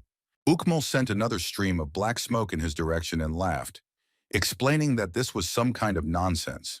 No one believed in fairy tales for a long time. At that moment, the ceiling collapsed and large pieces of stone rained down on the sorcerer. He did not expect anything like that at all, so he did not have time to protect himself from the sharp beam. From the outside, it looked like the castle of the ruler of Hastin was burning, but from its roof rose not smoke, but dust caused by destruction. Patrick looked straight ahead and exclaimed that it was hard to imagine a more timely appearance. On the remains of the ceiling and what was left of Umel sat Swallow, completely calm and relaxed. Lara sat on the floor in horror, covering her face from the dust. She was scared to death and didn't know what to do. The girl was crying, several pieces of debris fell on her, and her head was simply bursting from the flow of information that was impossible to digest right away. The ancient monster continued to sit on the mountain of rubble, and Melju perched a little lower, saying that the building turned out to be surprisingly fragile. The ruler of the city looked at all this and hiccuped. It seems she began to have a quiet hysteria, or something like that. Patrick looked at the Demon Queen and noticed that she always showed up on time. Swallow asked to clarify what he meant. They discussed what had happened for some time, but a loud hiccup finally drew the hero's attention to Lara. The Devourer was distracted for a second, but immediately raised his head up, feeling a magical blow in his direction. He batted it away with one hand and sighed that he still wasn't being taken seriously enough, but he should be. Melju and Patrick jumped up, not understanding what was happening. Everything around began to shake, and clouds of dust rose again. Swallow continued to sit on the rubble, but now he was black, only his eyes glowed. Sharp black peaks rose from the ground. They pierced Umel many times, who, in the few minutes he was unnoticed, had managed to recover a little and was preparing to attack. Only now did his crazed eyes begin to show an understanding of who his opponent was, but that was completely impossible. Patrick asked with a smile if he hadn't warned him that his companion was much stronger than one could imagine. Looking at Swallow, Umel thought that this couldn't be real. How could the people of Hastin be able to summon him? They had no connection with the outside world. Among other things, he suddenly realized that he had stopped feeling the energy of the crystals above, which he used as conductors. Looking in that direction, the sorcerer realized that the crystals were either already destroyed or would be destroyed in the next few seconds. Turning his gaze to Melia, Umel thought that it was easy to tell who she was, that she was the Queen of Demons. He decided to hold off the opponents as long as possible and warn Lord Erebus of the danger. Moving a little closer to the enemies, the sorcerer asked why the ancient monster had come here. Everyone was absolutely sure that Swallow would go into hibernation for a long time after the incident in the capital, Riaz. The next moment, he was knocked off his feet by a powerful blow. Sooner or later, this bastard had to be silenced. A new destructive shock broke what was left of the castle of the ruler Haston. Perhaps a new one will have to be built if the city returns to life. Umel was lying on the ground. His body was pierced through again. This time it would be much more difficult to regenerate. The sorcerer hissed that the guys had arrived too late. Trying to rise, he repeated what he had said once more, as if that gave the words greater power. The demon queen fired a magic projectile from her staff at her opponent, saying that she was already tired of his chatter. Swallow yawned again. Everything seemed to be going on as usual. Regardless of the circumstances, everyone maintained their usual mood. Melju looked at Akmel and reported that he was making attempts to laugh, some surprisingly persistent guy. From the clouds of mana and radiance, a dark figure began to rise, saying that all must worship him. The great Lord Erebus had descended upon these lands. Patrick carefully uttered only one word, calling out to the boss. Swallow calmly said that he himself saw everything. All three of our heroes silently watched what was happening, and finally Melju said that if he was so worried about his appearance, then Erebus clearly had problems with self-esteem. At this time, the remaining surviving citizens of Haston felt the approach of darkness. Someone even noticed how the sky changed. The second one looked up and noted that it looked strange and unnatural. I wonder what was going on.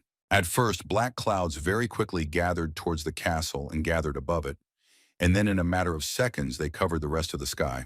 A hurricane wind blew, and there were towels hanging on a rope in the middle of the street, and then suddenly there were neither them nor the rope itself. Bare feet ran along the pavement.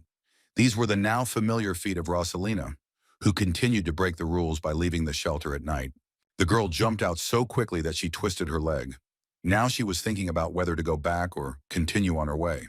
Then she heard someone calling her name. Rosalina turned around in fear. She didn't need any extra troubles at all. It was he who asked why she was here, since they had agreed not to go outside at night. When asked where she had been, the girl replied that she had gone out for a walk to get some fresh air. Jarbet Square was so beautiful in the moonlight. Here she realized that she had made a mistake. Of all the places in the city, she had named the one where no one goes now because of the filth. He began to laugh, seeing her fear.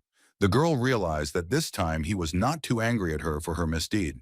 She wilted and asked for forgiveness, a little embarrassedly. This was something new. Usually Rosalina acted differently.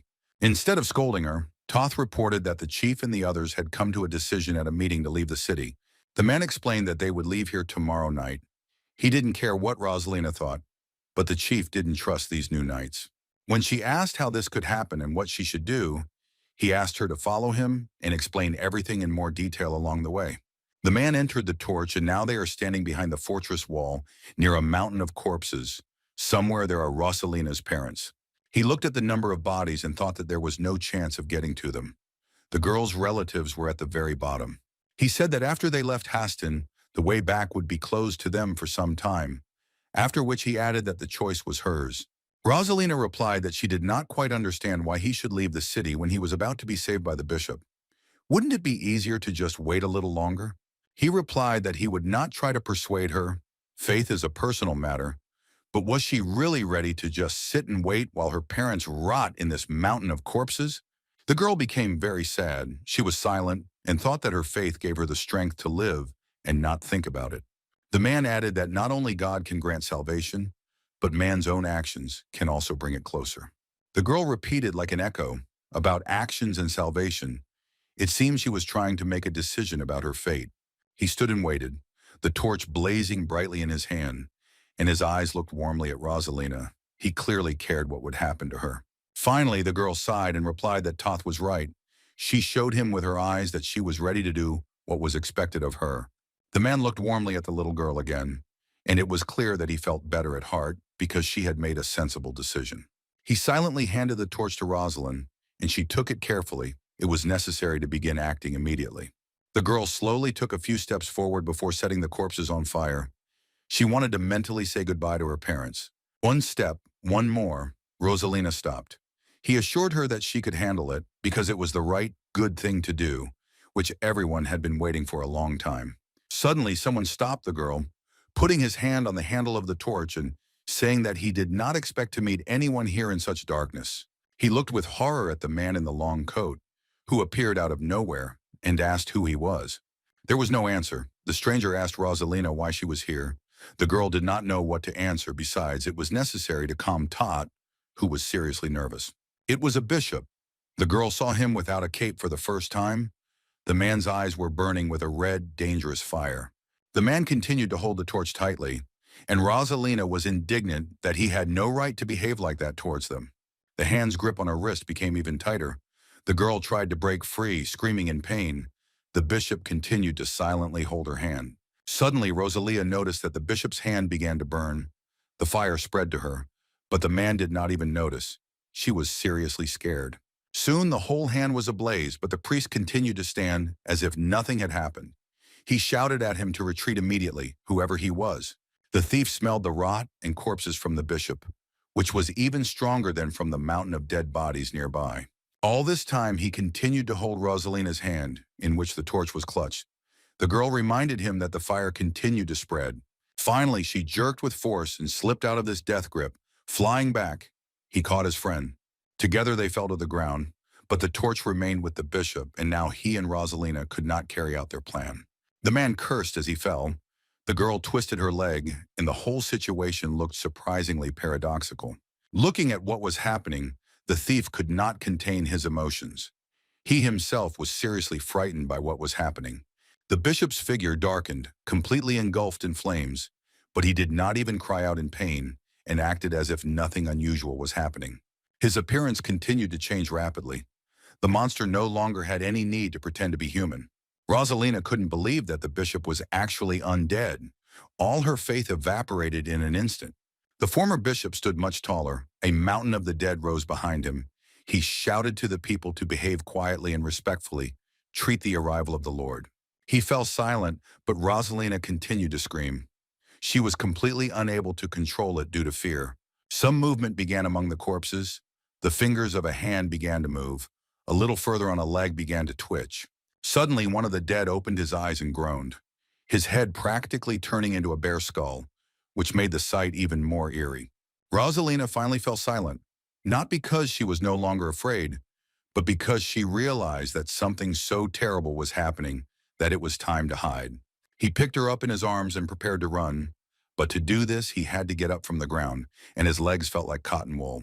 When all the corpses began to show signs of life, the man managed to overcome himself and stand up, asking Rosalina not to lag behind.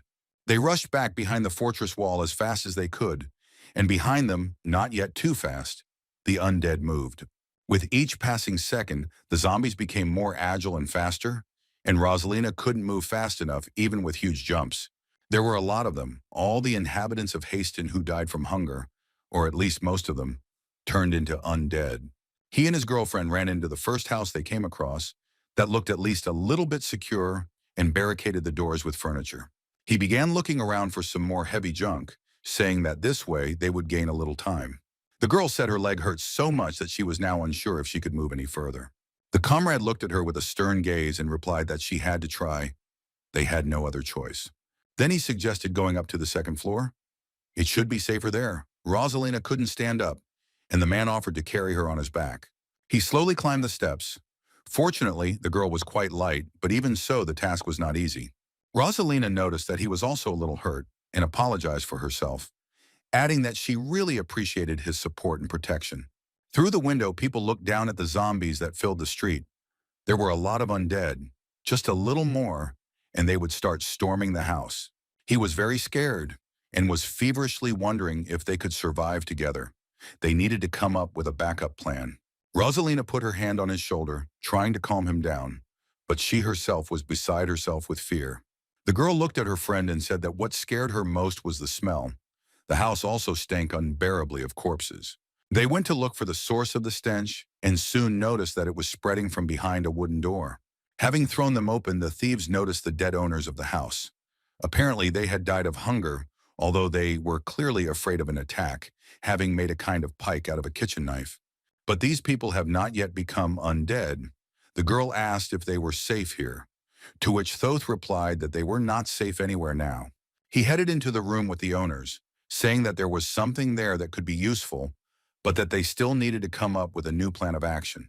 The man decided to arm himself with that same knife, tied to the handle of a shovel or something like that. He then began to remove the piece of fabric he was using as a scarf. Rosalina did not understand what her friend was up to. The girl pressed her back against the wall, sitting on the floor and trembled with fear, trying to figure out what he was doing.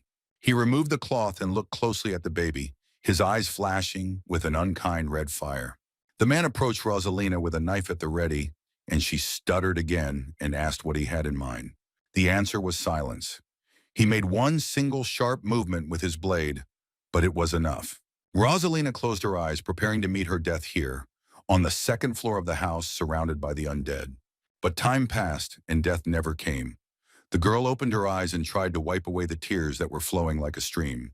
He showed her the destroyed cross in the form of an inverted phoenix, saying that this thing had been bothering him for quite a long time. He asked his friend to believe in something more plausible in the future. The little girl whispered that she could have warned him earlier. Then they heard strange sounds coming from below. It seems that the zombie managed to break down the front door and get inside. The bulk of the undead were walking along the street, but someone looked into the house. It was necessary to escape as quickly as possible.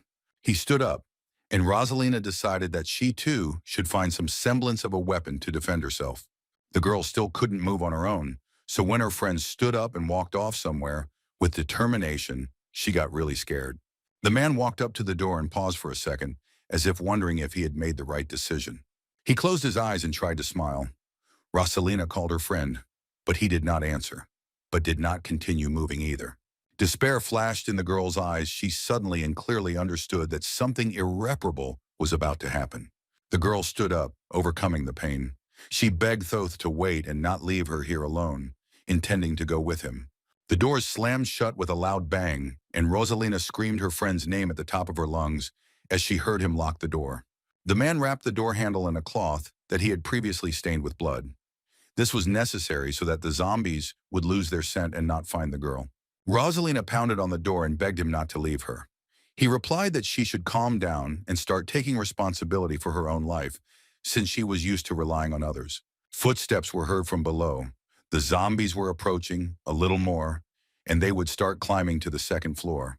He stood in front of the entrance with his weapon at the ready and commanded the little girl not to move or make any sounds, no matter what she heard from behind the door. The man repeated once again that there should not be a single sound and that he should think very carefully before doing anything. Rosalina covered her mouth and leaned her forehead against the door.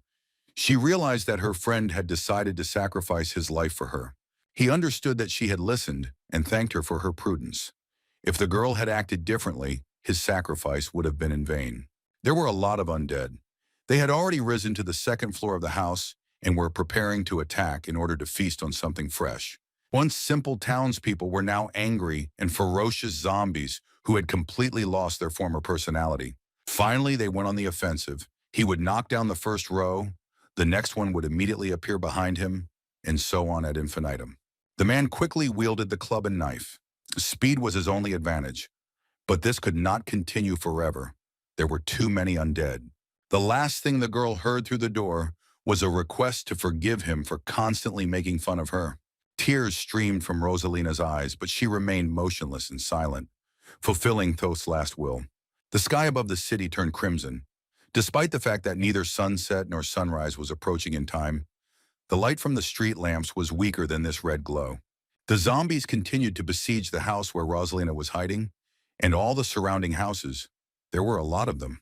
A brooch in the shape of an inverted phoenix and the man's improvised weapon were left lying on the floor in front of the door.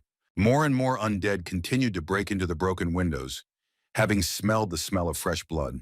The bishop, or whoever was posing as him, flew over the heads of hundreds of zombies, now looking almost the same as his subjects.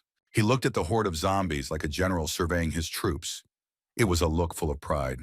Finally, the bishop raised his hand and commanded his servants to begin the attack, and the undead surged forward in a wave. He flew over the army, indicating the direction of movement. The main target, as you might guess, was in the ruler's palace. A detachment of men from the surviving surrounding villages was approaching the city. They decided that the sky had turned red because of the new ruler. There had been no news from Lara for several weeks. They lit torches and headed towards the Etarch's castle, noting that the sky was angry with them for their prolonged inaction. The men were determined and wanted to sort out what was happening at any cost. They had the right, at the very least, to an audience. Then a piercing and long scream was heard behind them, and everyone looked around to see who was screaming like that. The bloody man's legs could barely support his body, but he continued to scream and moan as if he was no longer capable of anything. Realizing that he had managed to attract the attention of the squad, the guy began to repeat only one word: dangerous, dangerous, dangerous. Thinking that the stranger was wounded, one of the men volunteered to examine his injuries. He was a healer. Someone asked if he was from the Mage Tower, to which the man replied that he was a student of the Wing Guild, after which he leaned over the wounded man. He used mana to find the main wound as quickly as possible, but he found no wounds on the boy's body. So the blood on the clothes wasn't his. The guy said something again. It was a warning about the undead. A group of people were approaching them. The men were very surprised. Everyone who could fight was already here. Who else could follow them? The guy began to tremble and writhe anxiously. He screamed again that it was the undead. Only now it became clear that it was a warning. But it was too late. The crowd of zombies rushed decisively and mercilessly straight at them, sweeping away everything and everyone in their path. The men took a defensive position. They were not going to die without a fight and were preparing to face the danger. One of the zombies approached them, but did not attack yet. Someone recognized who he used to be: a local pharmacist. A second later, the undead began to attack. They were so vile that they caused more disgust than fear. Then a knight rushed towards the crowd of people. With one movement of his hand, he cut off the head of the first zombie, after which he stopped his horse. Looking at the squad, he said that the zombies were not as strong as they might seem. Everyone present now had a choice. The writer offered them to run away cowardly while it was not too late, or to fight proudly for their city, even at the cost of their lives. The men looked at the knight, his armor and horse, presented several more similarly equipped warriors to help, and announced that they would fight.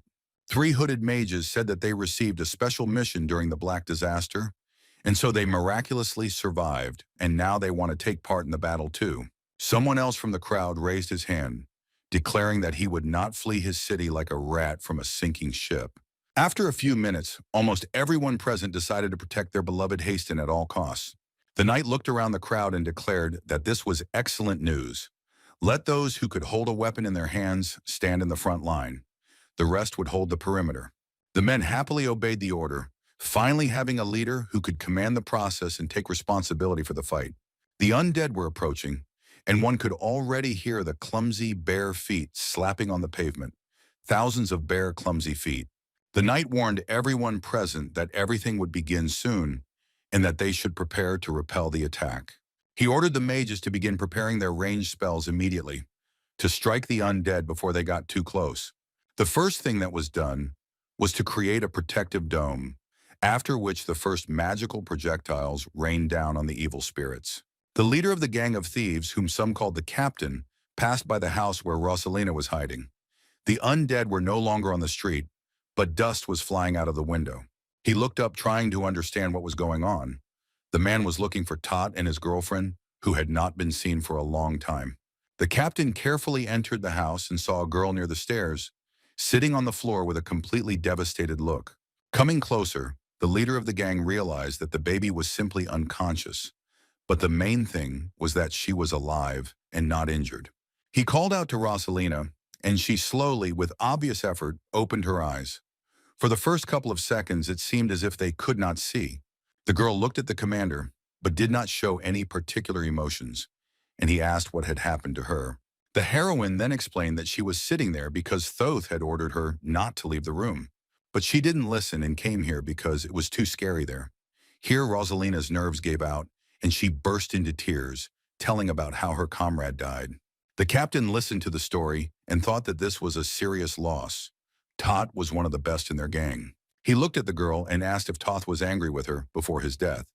She did not understand the question. How can you be angry with someone for whom you sacrifice your life? This was exactly the thought that the captain was trying to get her to think. He explained that since he wasn't angry, then Rosalina shouldn't feel guilty about what happened. The girl remembered the bishop and pulled herself together, quickly reporting to the commander that this was not an ordinary undead. They urgently needed help. The man was seriously scared and asked what exactly she was talking about, whose help it was, and why the evil spirit was unusual. Rosalina explained that the bishop had turned the dead into zombies right before her eyes, so there was no guarantee that he wouldn't do it again. She insisted that they should ask for help from the sister knight they had recently met, the same one she had unsuccessfully robbed. The captain stood up and said that most likely the knight was now in the ruler's castle. He did not argue with the fact that the inhabitants needed help. The leader of the gang took out a bottle of potion and said that if Rosalina drank it, she would have enough strength to reach the castle and persuade the knight to protect the city. The captain himself decided that he would stay in the city and fight the undead as best he could. That's why he was the boss.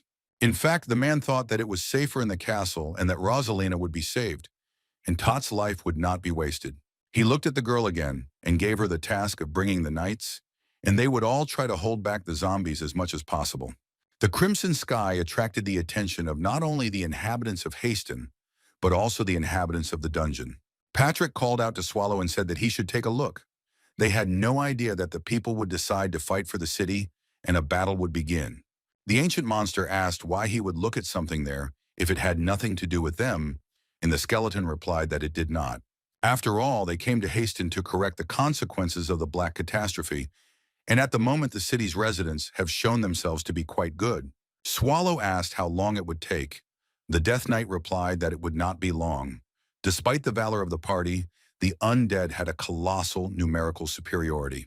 The dungeon boss only replied that he understood. Turning over to the other god, he intended to continue sleeping.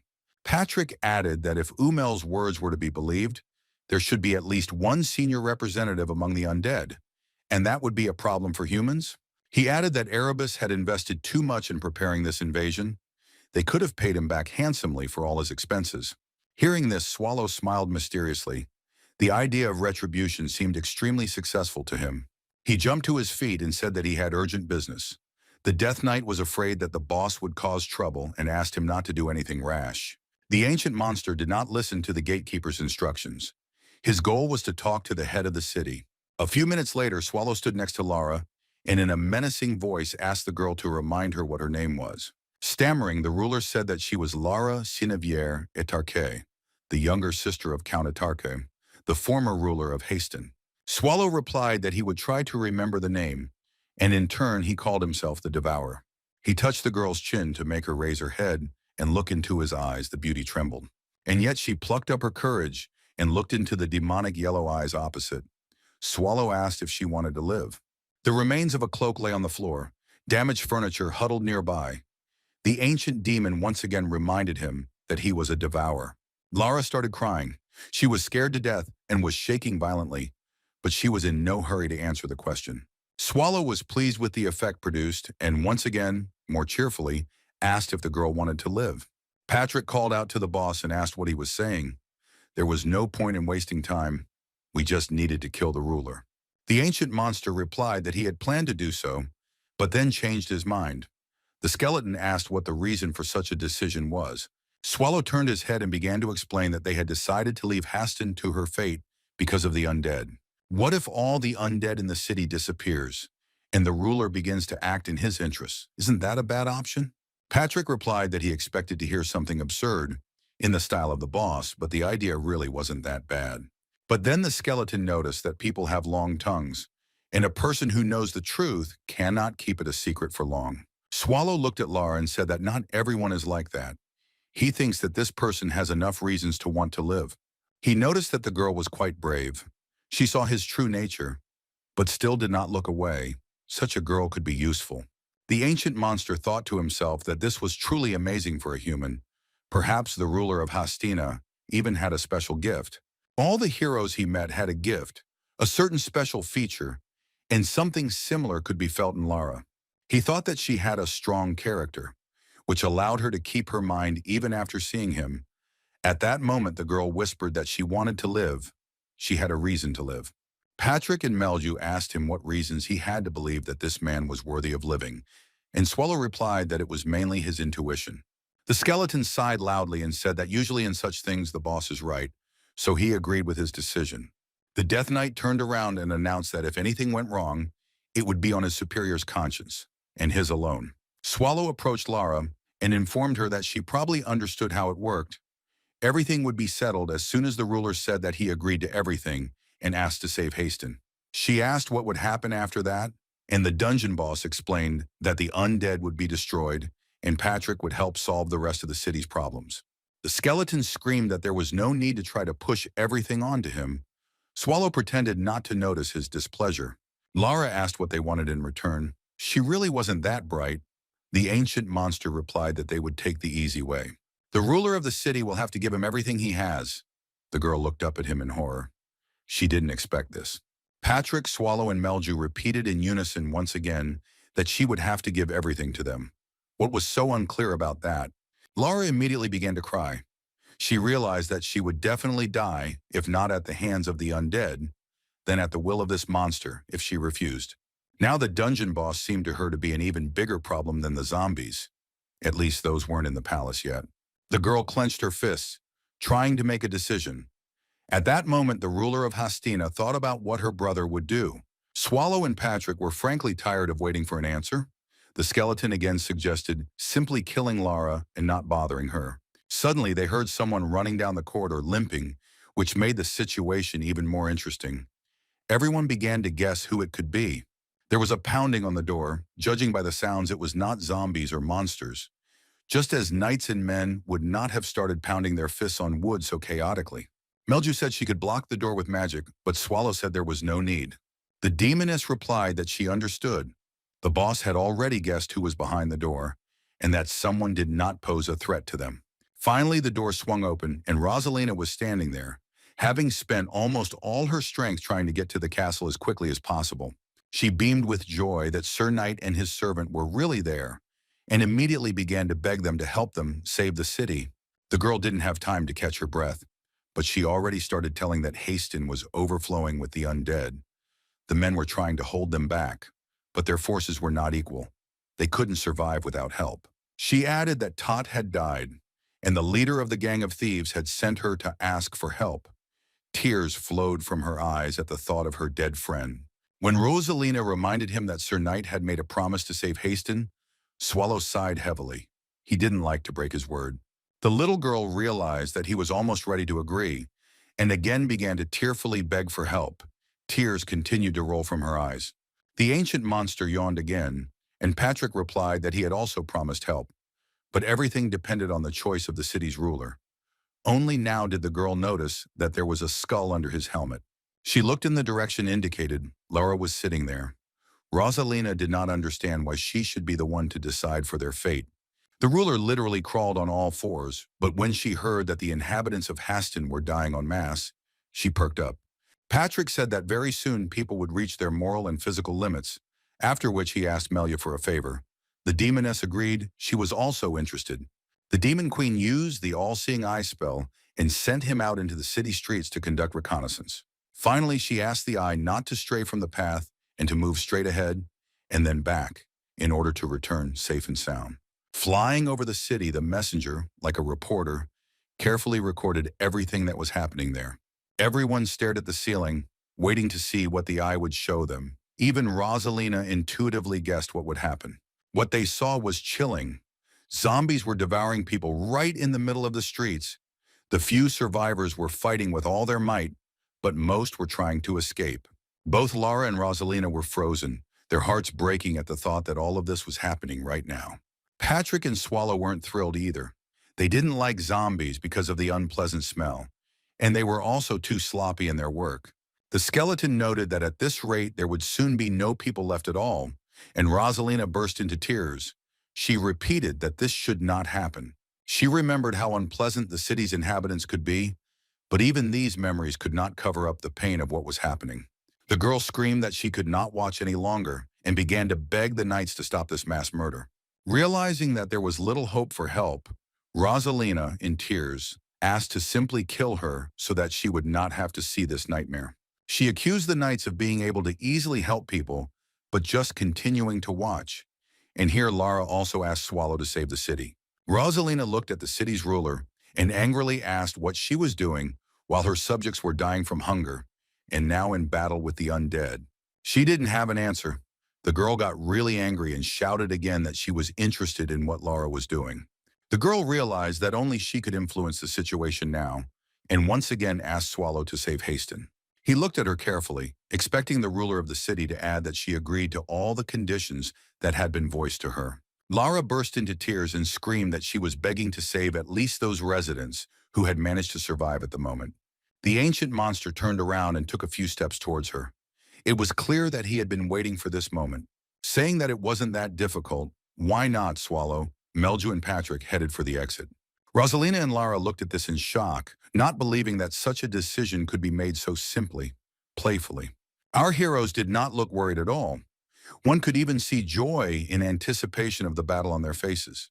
Meanwhile, the streets of Haston, under a crimson sky, were full of horror and blood, and events were unfolding very dramatically. Almost everyone who volunteered to fight the undead was destroyed. The survivors fought with all their might, but suffered defeat. The gray-haired man, knocked down by one blow from the zombie, exclaimed in anger that they were wrong to tell them that the undead were weak. It was far from true. Just think, an entire squad was destroyed under the onslaught of a crowd of maddened evil spirits. It looked more like a mass extermination of people, and not a battle. When another zombie rushed at the man, he realized that he had no strength to fight. It seemed that this was the end. Luckily, things turned out differently, and the Demon Queen landed right on the attacker's head, muttering that she had never seen anything more vile in her life. Screaming that she planned to land on the roof, Melzu tried to clean the rotten flesh off her shoes. The undead looked in her direction in confusion. The next moment, a crowd of zombies rushed towards the newly arrived enemy. They still did not know who they were dealing with. The demoness narrowed her eyes in displeasure and stated that they were being too loud and disrespectful. The next moment, her magic staff sent a series of mana projectiles at the undead, turning into a weapon of mass destruction. The pink sparkly butterflies looked pretty cute, but they were real magic bombs. Soon almost all the zombies were destroyed. Melzu stood, engulfed in the pink glow of her magic, and watched with pleasure what effect was achieved. Satisfied with the result, the girl sighed. Everything turned out to be much simpler than one might have thought.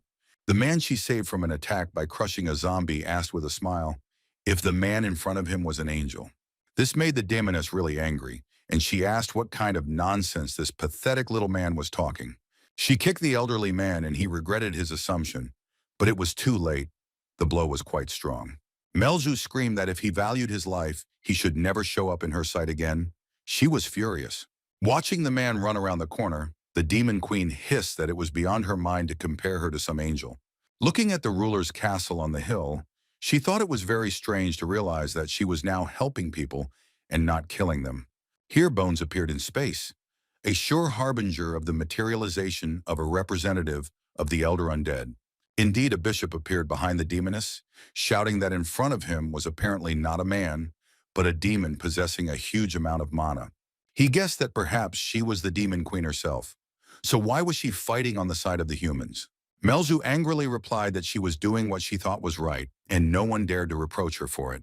The bishop laughed and replied that he would find out the details after he tore out the idiot's tongue. She was overestimating her capabilities. He raised his hands to the sky and commanded the demoness to cast aside her principles and become his servant. She would make an excellent undead. Melzu looked at him as if he were crazy and said that she hadn't fully understood what he had just mumbled. Scattering bone fragments around him, the bishop announced with an ominous laugh that he was the one who obeyed the Lord of the Undead. From the spine and other parts, he created a magical staff, his main weapon, intending to put it into action immediately. Simon Magus stated that he had no intention of losing to some pathetic demon queen. It was beneath his dignity. He summoned several monsters at once, which looked only slightly less disgusting than himself. Melzu looked at the monsters surrounding her and calmly said that she had absolutely no idea what Magus was talking about. She gave the bishop a contemptuous look and added that he would have to fight not only with her. The enemy looked at the demoness in surprise and immediately felt the presence of great darkness behind him. Swallow, in his true form as an ancient monster, didn't intend to mess around with him for too long. He was simply too lazy.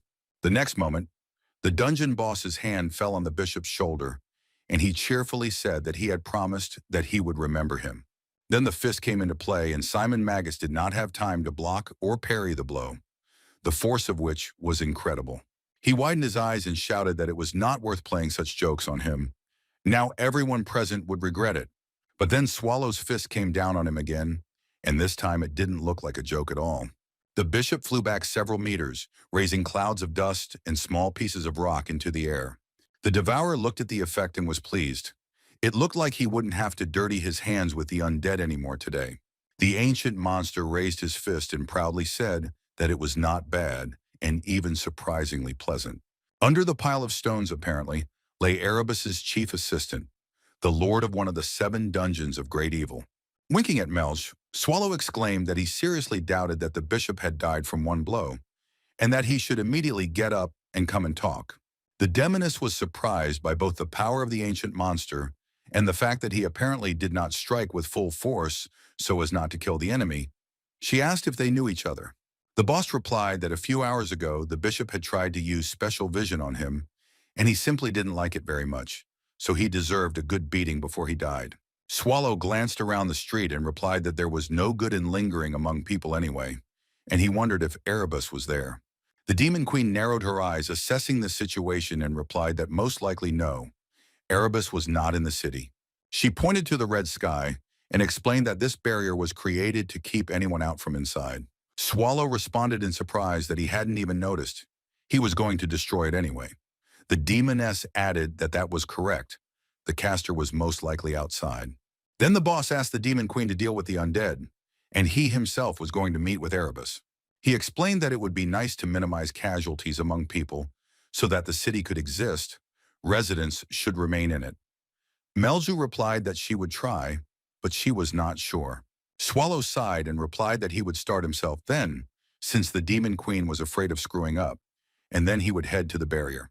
The undead were approaching, and the demoness volunteered to deal with them herself so that the boss would not be delayed. The devourer lazily and indifferently said that so be it, let him try. If anything, he would return in 15 or 20 minutes. The Demon Queen said that this time should be enough for her, so she shouldn't worry about anything. The girl began to cast a spell and wished Mr. Swallow good luck. He thanked her and asked her to be more careful. But before that, he had to ask something of the bishop, who had just stirred and turned to him with a question. Simon Magus crawled out from under the rubble and asked if he was really right, and that same ancient monster from the core of antiquity had come to the city. Swallow laughed and replied that he was right to some extent. Simon asked who it was then, and the dungeon boss laughed that it might be Patrick's slave. It turned out that Simon Magus was just a distraction. He started casting a spell and shouted that he shouldn't have been underestimated. Did Swallow really think that he would just die here? Saying that he was the great Simon Magus, the bishop launched his first magical attack, which the dungeon boss did not expect. He realized that in front of him was one of the pillars of Erebus, which had never let the ruler down. Well, the battle promised to be interesting. But using the spell, the bishop moved in space. He decided that he must immediately warn his master. He didn't know that his maneuver had been predicted in advance, so he cursed, realizing that the plan had completely and utterly failed. Swallow landed right in front of him, literally a second later. It didn't take him long to anticipate the situation.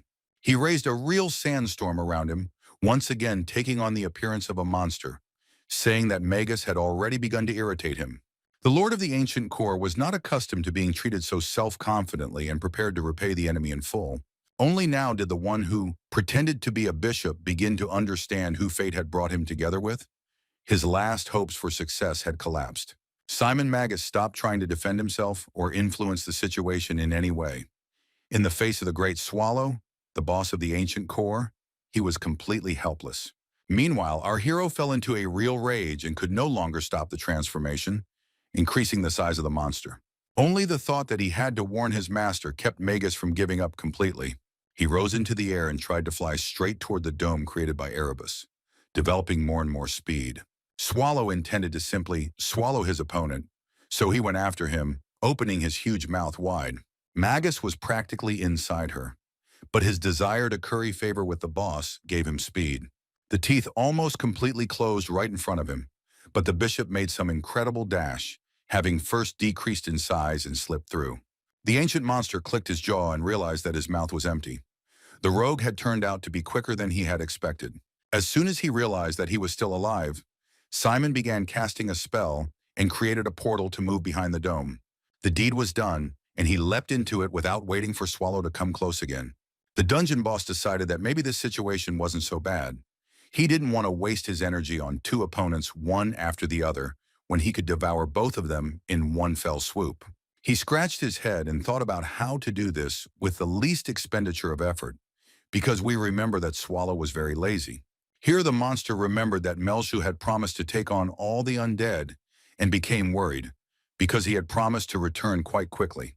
There was no time to waste, and our hero, glancing at the reflection of the demoness's spells, decided to begin immediately. Thinking that Erebus was hiding near the city, the ancient monster raised his hand and fired a test spell at the barrier. Simon Magus felt a large amount of mana behind his back and looked back in horror. He didn't expect this. Swallow's magic projectile was very powerful and was inexorably approaching its target with every split second. The ancient monster thought that if he destroyed the entire area, it wouldn't be so scary. The main thing is that it's a reliable way to get rid of at least one of the opponents. He looked at the result of his shot and thought that it could have been worse. The city had not suffered so much. Swallow walked along the trench in the ground, and suddenly it seemed to him that he heard Patrick's voice nearby. Thinking that it would be better if it weren't so, the dungeon boss discovered the corpse of Simon Magus lying among the rubble. The ancient monster thought it looked quite picturesque.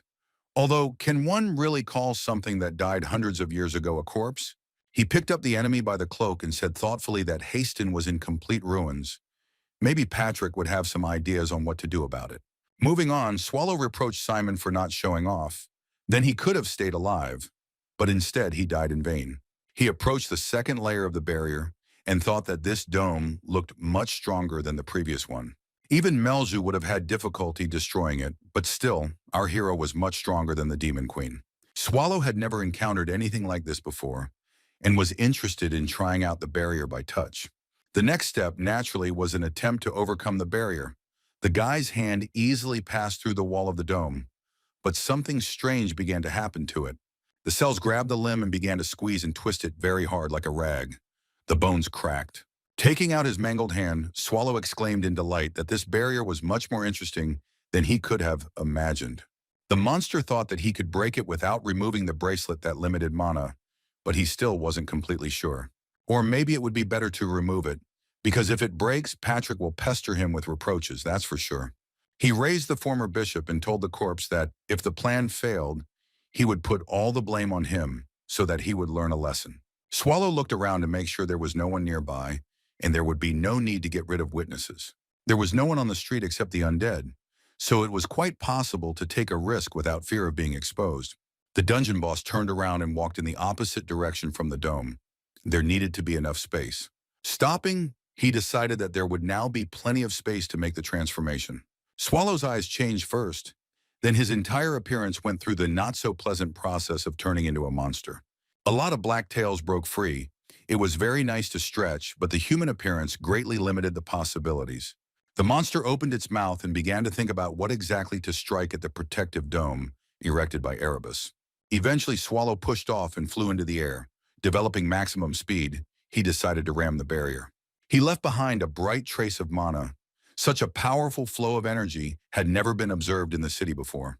The plan was successful. After the attack of the ancient monster, a huge hole gaped in the dome. The sky behind the barrier had a normal color, and this was encouraging. But it turned out that outside of Haston, huge hordes of undead had gathered, which did not expect the hero to appear. Zombies, trolls, and even mummies looked at how a potential victim broke through the barrier and decided not to waste time. Swallow took a few steps and stopped. He too had not expected such a warm welcome. The undead were approaching him from all sides, and the hero announced to the attackers that he had not expected there to be so many of them. After this phrase, the zombies rushed to attack, stretching out their hands to where they expected to get the prey. The ancient monster grimaced in disgust, but continued to think about his own. He used a standard spell to clear the way, but with his powerful mana, it worked too effectively, scattering the zombies far away. Then from the crowd came a reproachful cry that it was not very polite to greet a guest in such a way. It was Erebus. Several huge monsters materialized in his place, apparently the personal guard of the boss of one of the 7 dungeons of great evil. Swallow stood surrounded by the zombie remnants that had flown up from the attack and listened to lectures about how badly he had acted. Erebus extended his hand, equipped with several blades, like a general giving an order. At that very moment, a new crowd of undead headed towards the ancient monster, unquestioningly following the order. Swallow looked at the enemies and thoughtfully said that it should have been like this from the very beginning. Why was it necessary to destroy the city? The zombies and monsters stood still, waiting for their master's instructions. They had no intelligence, so they could not make decisions on their own. From the thicket of branches, two glowing blue eyes sparkled and our hero realized where his main enemy had moved. He extended his hand forward and in a warm voice announced that he had a small gift for Erebus. The gift, as you might guess, was the body of the murdered Simon Magus, a loyal servant of the enemy. Having gotten rid of such an unpleasant burden, Swallow informed the bushes that they had something to talk about. Let Erebus come out. He didn't keep us waiting for long and appeared in all his disgusting beauty. There was so much mana that he was all shining with a blue light. Erebus sat as if on a throne, his head crowned with an improvised crown of bones, the monster's whole appearance showing that he was worthy of special treatment. Through his subordinates, he conveyed to Swallow the question of whether he wanted this world to be ruled by pathetic humans. The boss of the ancient core dungeon had to think carefully before answering, and not at all because he didn't know what to say. Erebus continued that people are proud, rude, and selfish creatures, even having complete prosperity. They are unable to curb their greed and invade the territories of other races. Swallow sighed and replied that the enemy was talking too much and should get straight to the point. Well, this request was fulfilled with lightning speed. Erebus declared that humanity must be completely destroyed. After thinking about it, he added that together with the great ruler of the ancient core, they would easily be able to bring this idea to life. The monster continued that he had thought of starting with the capital, but after the black disaster befell Riaz, he decided to change his plan. He informed the Devourer that all he needed to do was give him one order to destroy people, and all the monsters, as one, would happily rush to carry it out. Swallow became bored again and scratched the back of his head, wondering why Erebus was so boring.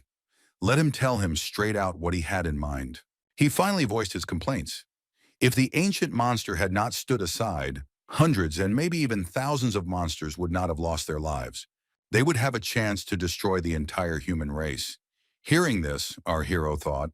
To be honest, he himself thought about this topic more than once. But Swallow really didn't like it when people blamed other people's misdeeds on him. So he asked again if he was really considered guilty of the deaths of the monsters. Erebus agreed that the ancient monster was the cause of what was happening. He simply ran out of patience and commanded to be silent. Swallow asked if the enemy meant to say that he could easily destroy the people if he didn't stand in his way. After a moment of silence, the undead lord muttered that he was sorry that everything had been perceived in that way. After a long pause, he repeated several times that the situation had developed in a very unfortunate way. Too unfortunate. A very large spell unfolded above Swallow's head, and he looked up in surprise, realizing that a battle was approaching. It was a spell of creation, and from the other world the paw of a huge monster materialized. Apparently, he himself will appear soon. Our hero didn't immediately understand what it was, so he decided to check if a monster would really appear now. It turned out to be a rotting tapir, which without thinking twice prepared to attack. It was truly enormous. Swallow called out to his opponent, but received no response. Well, he had to answer this challenge with dignity. The boss of the ancient core dungeon carefully removed the bracelet that limited mana from his hand.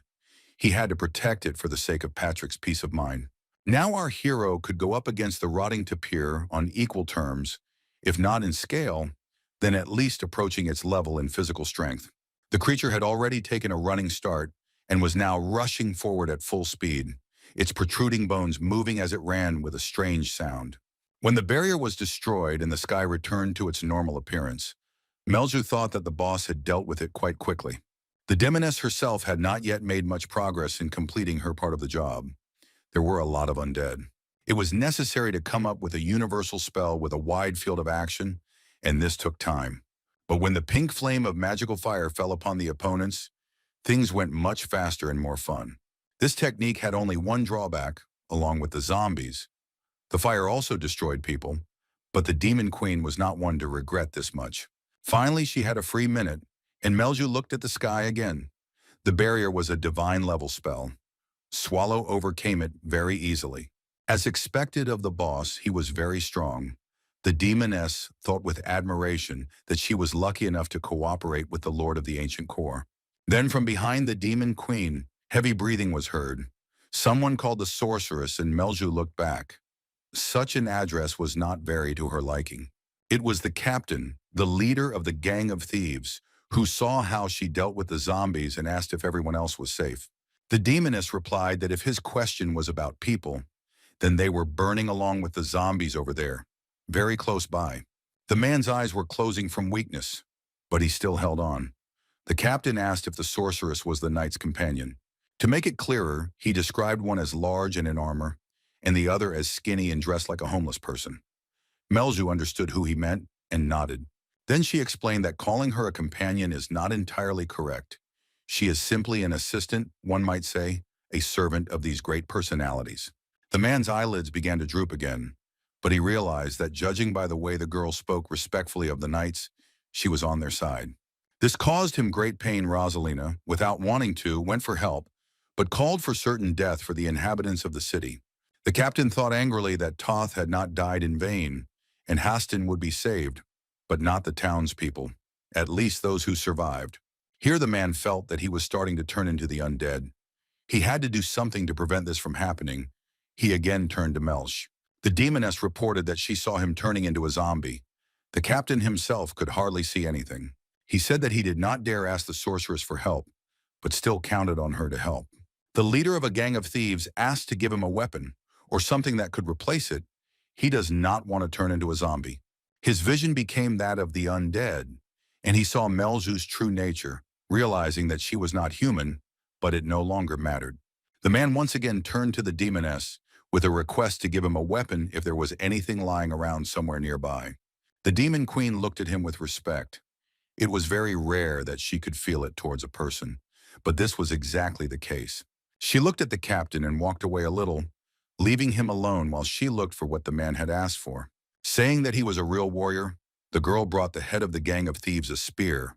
Nothing else suitable could be found. Melju proudly handed over the weapon. The captain lowered his head, thanking her for her help. At this time, a loud roar was heard nearby. The demon queen rose into the air to look around and felt a very unpleasant and powerful aura. One could even say ominous. This rotting tapir, in an attempt to destroy the enemy, tore out entire trees, sending them into the air. There might have been nothing left of the forest at all. The monster looked very bloodthirsty, but it was some kind of blind, elemental rage, not a thoughtful attack. Having assumed his true form, Swallow did not wait long. His tails scattered in their path what the tapir had not managed to place. With one blow, he threw her back onto the forest floor. Erebus looked at what was happening with admiration, as befits an ancient monster. The enemy was powerful and incredibly strong. Each time in the form of a monster, the dungeon boss took on a different appearance. This time it looked like a huge black dragon. The rotting tapira withstood the blow and rose to its feet again. It became obvious to Swallow that this was no ordinary monster. Erebus had pulled the remains of the undead over the ancient slime for camouflage. This meant that the enemy had to be attacked in such a way that he would fly apart into parts and would not be able to put them back together. At that moment, the tapira released a rain of slime projectiles at the dungeon boss. Fortunately, they did not cause damage to him. The goal was different: to shackle the movements of the ancient monster, depriving it of the opportunity to dodge the blow. The slime, like chains, entangled Swallow's paws. Erebus used the divine-level spell, Fangs of Evil, and huge sharp wedges fell upon the devourer from above. The undead lord proudly declared that this was the strongest spell in his arsenal, and even an ancient and powerful monster like Swallow would have a hard time using it. A crowd of undead began to surround him, getting closer and closer in hopes of profiting. They were attracted by the huge amount of mana. More and more evil fangs sank into the back of the boss of the ancient core dungeon. Erebus exclaimed that he was simply delighted. Finally, he managed to defeat the only enemy that could prevent the undead from taking over the world. By defeating Swallow, Erebus will notify all the surrounding lands about it, because very soon after that, only zombies and monsters will rule there. In the meantime, they waited for the signal to attack, watching what was happening, because the ancient monster, although close to death, continued to remain alive. Erebus was jubilant. He already imagined how he would become a supreme being, ruling over the dead and undead everywhere. He cast the Evil Fang spell over and over again, so that Swallow had no chance to resist the attack. The Lord of the Undead asked if the ancient monster liked receiving such a blessing after all his wanderings. New wedges rained down on the back of the ancient core boss. His mana protected him from death, but still could not significantly reduce the damage. Swallow managed to deflect some of the wedges with his tails, but some still reached their target and pierced his back. Erebus watched what was happening with undisguised pleasure. It seemed like he could watch it forever. The dungeon boss cursed several times. He was in pain, and he was not used to pain, so he ordered the enemy to stop it immediately. Since he was not heard, it was time to demonstrate his own capabilities. Swallow began to gather energy. Even the mountains and trees trembled. Erebus looked around in surprise. It seemed that with his actions, he had awakened such an ancient darkness in the enemy's heart that the whole world would regret it. He tried to repeat his spell, but his mana was running low and there was no new source nearby. Swallow had taken it all. Erebus tried to collect at least something from the undead and monsters, even using trees, but it turned out to be extremely little. There was only enough strength for 2 new fangs of evil. The ancient monster raised his head and asked if that was all, and the enemy had nothing more to surprise him with. Erebus realized that he had made a mistake by using the most powerful spell first. Swallow allowed himself to test it out to gauge the enemy's capabilities. Now the ancient monster was preparing to attack itself, and the Lord of the Undead realized that he would not survive. He needed to retreat immediately, to flee. The ancient core boss was approaching inexorably, and the enemy began to think of a strategy for a quick and safe escape. The monster's paws crushed everything in its path. It came closer and closer and ordered Erebus to explain what he had thought up. Let him stop raving and answer the question. Swallow didn't like it when someone shied away from the conversation. Erebus narrowed his eyes in anger. He continued to think through his options, so he remained silent and did not make a sound. Swallow commanded him to stop raving and use something more powerful if he could, while he still had the chance. The monsters froze in anticipation, the zombies too. The Lord of the Undead stood and did not answer anything, and in general did not take any visible actions. The dungeon boss reported that Erebus was apparently at the limit of his capabilities, which was a great disappointment to him. Instead of answering, the enemy activated some new divine-level spell. He gathered some mana while Swallow was chatting. At first, powerful blows were fired at the ancient monster, but it was obvious that this was only a diversionary maneuver. With his tails, he easily repelled this attack. The undead only managed to see sparks and a glow. The ancient monster flew over the crowd of zombies gathered around it like a meteor, trampling a good 100 of them. Erebus decided that he needed to repeat the trick with the slime, so he sent several streams at the enemy. The slime turned into chains again, and bound Swallow, he noted with disgust that he had never seen a more vile spell. Here the enemy summoned another otherworldly monster, and our hero thought that each time there were more and more of the creature, it was just some kind of mockery. Swallow sighed. He had one of the chains in his teeth and really didn't want to be in contact with the slime for long. He freed himself from the shackles and struck the monster. Upon contact, it was revealed to be made entirely of dirt and rot. Our hero took on the form of a man and approached the monster closer to get a better look, after which he told Erebus that he was simply a psychopath if he came up with such a nasty thing. Then Swallow muttered that since this monster was so huge, it wouldn't hurt for him to become a little more serious.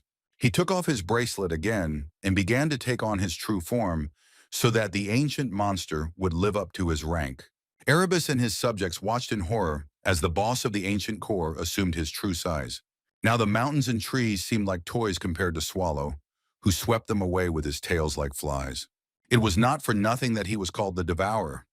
A second later, the creature summoned by the Lord of the Undead was swallowed in one go.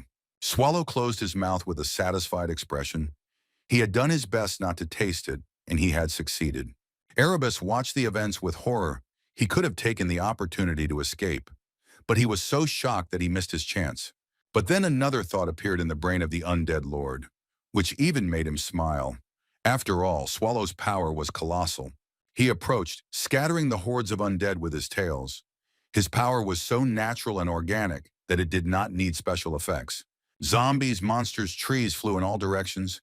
The ancient monster went to its main goal, not paying attention to the rest, but still decided to take the form of a man. Erebus realized that this was done specifically for him, so that they could talk one last time, so to speak, on equal terms. Swallow approached the Lord of the Undead, his eyes flashing. He had already decided that one of the 7 dungeons of great evil would soon have to find a replacement. Lara and Rosalina, along with Patrick, watched the battle between Swallow and Erebus. The skeleton was very worried that the boss would forget again, and the destruction would be too great. The Death Knight complained that the ancient monster was forgetting that it was a disaster and that he would have to deal with the consequences later, and the girls also became worried. The next blow shook the earth so hard that the castle itself began to shake. Not a pleasant sensation, you must admit. Patrick wished that Erebus would be gnawed by dogs, and Lara asked what exactly was going on there. She was very scared.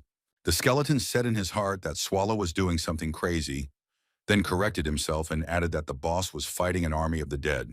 The ruler looked at him in surprise and asked if there was really any hope that Haston would be saved.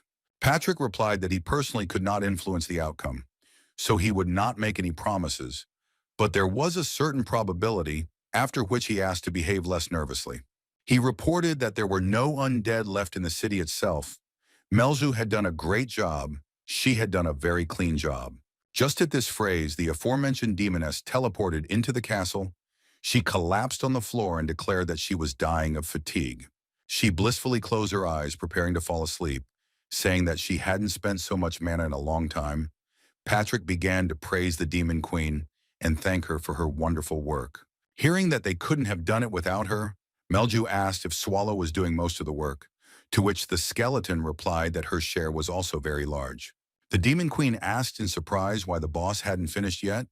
Patrick replied that he had gotten a little carried away. Everyone looked out the window at the battle. The Death Knight sighed that their lord's power looked even greater when you started to think about the damage he had caused. Whenever Swallow sets out to fix something, he only ends up creating more trouble for his subjects.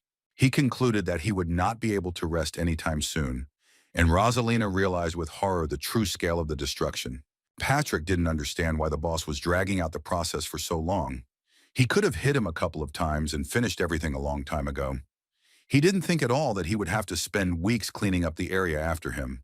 The Death Knight called out to Rosalina and asked if he remembered her name correctly, then said that he wanted to discuss something rather important with her. The girl looked around in amazement. She did not expect at all that Sir Knight remembered her existence at all. Patrick pulled his huge sword out of its sheath and began to slowly approach her. The situation looked extremely dangerous. The skeleton started from afar. He stated that he and Lara had an agreement to leave her alive as the ruler of Haston. So now we need to deal with Rosalina and her role in all this further mess. The sword reflected the blue glow of the knight's eyes. He sighed and finally conveyed the main idea. There was no point in them leaving anyone alive except Lord Haston, Lara. The girl jumped back from him so quickly that she fell to the floor. Lara screamed for Patrick to wait. Rosalina was her subject. The skeleton looked at the girl silently. He didn't expect the ruler to stand up for an ordinary resident. Patrick exclaimed happily that in that case he really had no reason to kill her personally. He looked at Rosalina and thought that she would die anyway without her gang of street thieves, who had all already fallen in battle with the undead. Besides, her psyche is already in a deplorable state. It's better for her to live for the sake of the city's ruler's peace of mind. After all, a submissive and calm lord is exactly what they need, so Lara will carry out orders without unnecessary objections. The skeleton decided to simply say that he had settled everything, and then called out to Melia, who continued to lie languidly on the floor. Patrick asked if the Demon Queen could put people to sleep. She replied that it was not difficult, and asked who exactly needed to be disabled. The Death Knight said that he would like to speak with Lara alone, and the demoness realized that Rosalina needed to be put to sleep. Melzu cast a spell at the girl, ordering her to sleep. She screamed and sank to the floor, falling asleep. After making sure she was fast asleep, Patrick approached the city's ruler and informed her that it was time to begin. He said that they had made an invaluable contribution to saving Haston. Now it was her turn to fulfill her part of the agreement. The girl asked what she should do. The first thing the skeleton insisted on was complete silence. Not a single living soul should know what exactly happened in the city. It should remain a secret. The skeleton then offered her a legend, according to which there once lived a heroic lady who endured humiliation and abuse in order to save the city and her land. The lady, realizing that an attack by the undead was approaching, decided to defend her possessions at all costs. But Haston's soldiers were not enough to fight off the army of the dead, so the lady asked others for help.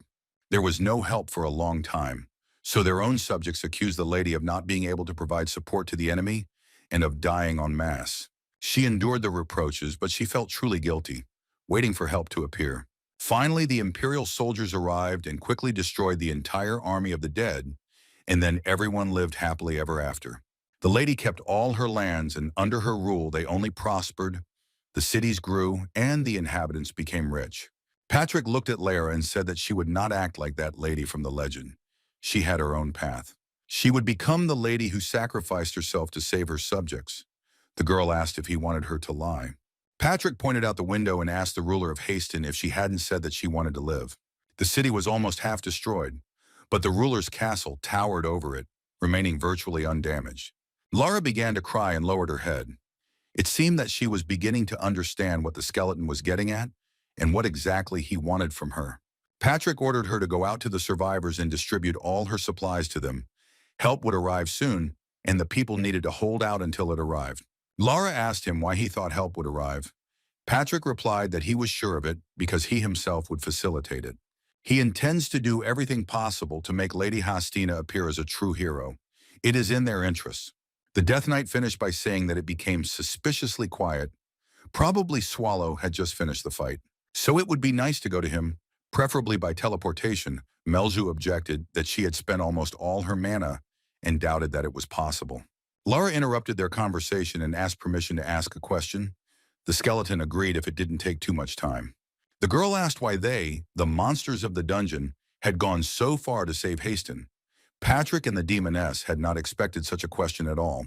The skeleton snorted and the demon queen shook her head. It was obvious that they weren't interested in the lives of people at all. But then what? Patrick reminded Lara that she said she wanted to live, so she should silently do her job and not stick her nose where it wasn't wanted. Now we're back to the point where Swallow decided it was time to replace one of the 7 great dungeons. He looked closely at his master, Erebus, and thoughtfully said that he was very sorry for his opponent. The one whom the evil spirits called the Devourer explained that if he had sat and kept his head down, he could have avoided such an ending. Swallow said he'd been stabbed in the back so many times that she now whines about the weather. Was it really necessary to do such a thing? Erebus once again proclaimed that he was in command of the power of the ancient monster, to which he received the answer that he didn't give a damn. But he still really wonders why Erebus chose Haston as his starting point, and not another city. If he had attacked a settlement on the other side of the empire, Swallow would not have even noticed and would not have interfered. Erebus replied that Haston was the most convenient place to attack the empire. But our hero interrupted, saying that this was not what he was asking about. He thought that Erebus knew very well whose territory he was attacking, which meant it was done on purpose. Erebus laughed and then asked what the reason was that he started with Haston, according to the ancient monster. He suddenly rose into the air and began to cast some powerful spell of divine level, no less. Swallow's eyes flashed with fire. He had already decided that the battle was over and he could go to bed peacefully. Then some sharp thorns burst out of Erebus's body and quickly spread throughout the area. Some of them reached our hero but did not harm him, but simply surrounded him like thickets. Soon Erebus was completely hidden behind a lattice of these mana energy streams in the form of wedges and spikes. He sent his power through them and Swallow thought it was transfer magic. The enemy was trying to escape. Soon something similar to an explosion occurred. Our hero had no intention of pursuing the enemy, but he was still interested in what exactly happened. Erebus's body froze in the air and then began to slowly descend down to the ground, cheerfully knocking its bones. Soon his remains fell right at Swallow's feet, and he thought that he was mistaken. Erebus did not teleport. He picked up what was left of the undead lord and decided that this was not a bad thing either, since Erebus would have died anyway. The dungeon boss threw the remains over his shoulder and thought that he would see what happened next. But for now he needed to return to the city. Swallow walked towards Haston, and what he saw along the way was not at all pleasing. Carried away, he destroyed much more than he thought. The hero thought with horror that the place would be uninhabitable if it was not restored. It seems he screwed up a little. Here the devourer stopped and looked around. He thought he heard someone calling, but the voice was too quiet for now. Only after a couple of minutes he noticed Patrick and Melia running towards him. It seemed that they didn't have enough mana for teleportation, and they got there on foot. Hearing the skeleton persistently calling for the boss, Swallow thought he was about to get a serious beating and brainwashing. But instead, the Death Knight said that he missed him terribly, so let the boss not move. Now he will run up and hug him. Throwing the remains of Erebus to the ground to free his hands, Swallow sighed heavily. After all, it was not easy for him to endure Patrick's outbursts. A few days later, a cyclone hit Haston, bringing torrential rain that continued nonstop for several hours. When it died down for a while, in the reflection of the puddles, Rosalina saw pictures from the past she had on these streets. But then the drops began to fall from the sky again, and the memories disappeared into circles on the water. This happened over and over again. The girl sat under the canopy and thought that her whole life had been turned upside down. Nothing would ever be the same again. She cried for a long time, but then the tears simply ran out. Because there was no one to wipe them away, everyone who cared about Rosalina died. The thief thought that there could not be a worse punishment than such help. There was practically no one left alive, only she. She continued to sit in the rain, hatred growing in her soul. With every minute it became more and more. With each new drop, Rosalina realized that she hated everyone. Not selectively, but really everyone. Who was to blame for this happening?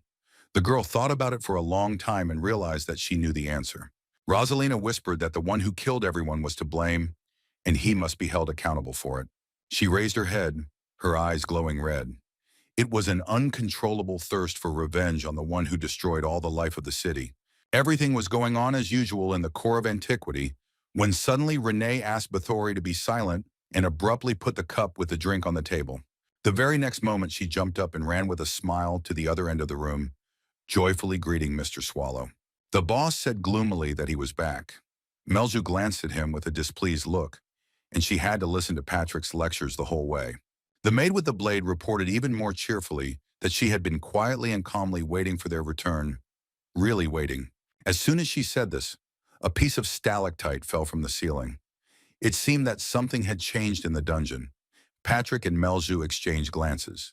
The stone hadn't even flown a dozen centimeters when Renee jumped up and kicked it away, landing and continuing the conversation as if nothing had happened. She remarked that she had tidied up quite well while they were gone, and Swallow patted the homunculus on the head and said that it was noticeable. The hero called the maid a good girl several times, and she began to jump around the boss with joy. Swallow, Melju, and Patrick were so exhausted that they didn't even try to pretend that everything was okay. Bathory looked at them with curiosity. Renee walked up to Swallow and asked if he was as tired as he looked. He looked at her with confusion. This was something new. Renee said she had prepared a hot bath for him, and Swallow replied that he would be happy to drink it. Patrick looked at Elizabeth and quietly asked what kind of trick she had taught Renee. What kind of trick was that with the bathtub? Bathory ignored the question and asked the ancient monster if everything went according to plan. He replied that she could go now. It seemed like it was high time. Patrick replied that at least 3,000 people died from hunger and the undead, and the boss destroyed half the city. But if you don't count that, everything went quite well. Bathory angrily asked if he couldn't have acted more carefully, and Swallow replied that he had simply cleared Haston of the undead. The woman asked if that was all, to which the dungeon boss said that it was enough. He had done a great job. Bathory asked what exactly he had done, and Swallow placed Erebus's remains in front of her, adding that he was going to bed. Renee asked excitedly if it was really Erebus, her eyes shining with happiness and delight. Bathory began to carefully examine what lay on the table in front of her, her face showing doubt. Swallow had already begun to empty the bath of water. He had not been joking when he promised to drink it. But then Elizabeth called out to him. She pointed to the remains of Erebus and informed those present that it was not a corpse but simply an empty shell. Patrick, Renee, and Swallow were not prepared for this news. All three froze, trying to understand how this was possible. After some time, Patrick and Swallow looked at the sky, illuminated by the moon. The boss reported that Erebus actually used magic at the end. Patrick sighed and replied that no matter how you looked at it, his boss had screwed up big time in Haston. He reminded them that they had left the ruler alive who knew the truth, had not completely cleared the territory, and now Erebus was alive. That was not how things were done. Swallow rolled over onto his back and replied that Bathory believed that Erebus had lost about 70% of its life force and would not recover anytime soon. The skeleton noted that even in this case they were in danger, because a conflict had broken out between the great dungeons. Swallow raised his paws and looked at the sky, declaring that he could not worry about it for a while. Patrick demanded that he stop twiddling his thumbs. He will try to hush up the story with hasten, but the boss should not shirk his duties in the dungeon and recruit new monsters. The answer was silence, and the skeleton screamed loudly, asking if anyone was listening to him at all, or if his words were just words thrown into the air. It turned out that the ancient monster really didn't hear the last phrase. He was fast asleep, snoring peacefully and blowing bubbles through his nose. Patrick cursed. It was quite typical of Swallow. It looked like all the dirty work would be left to the Death Knight again. The rain stopped in Haston, and for a while Rosalina wandered around the streets.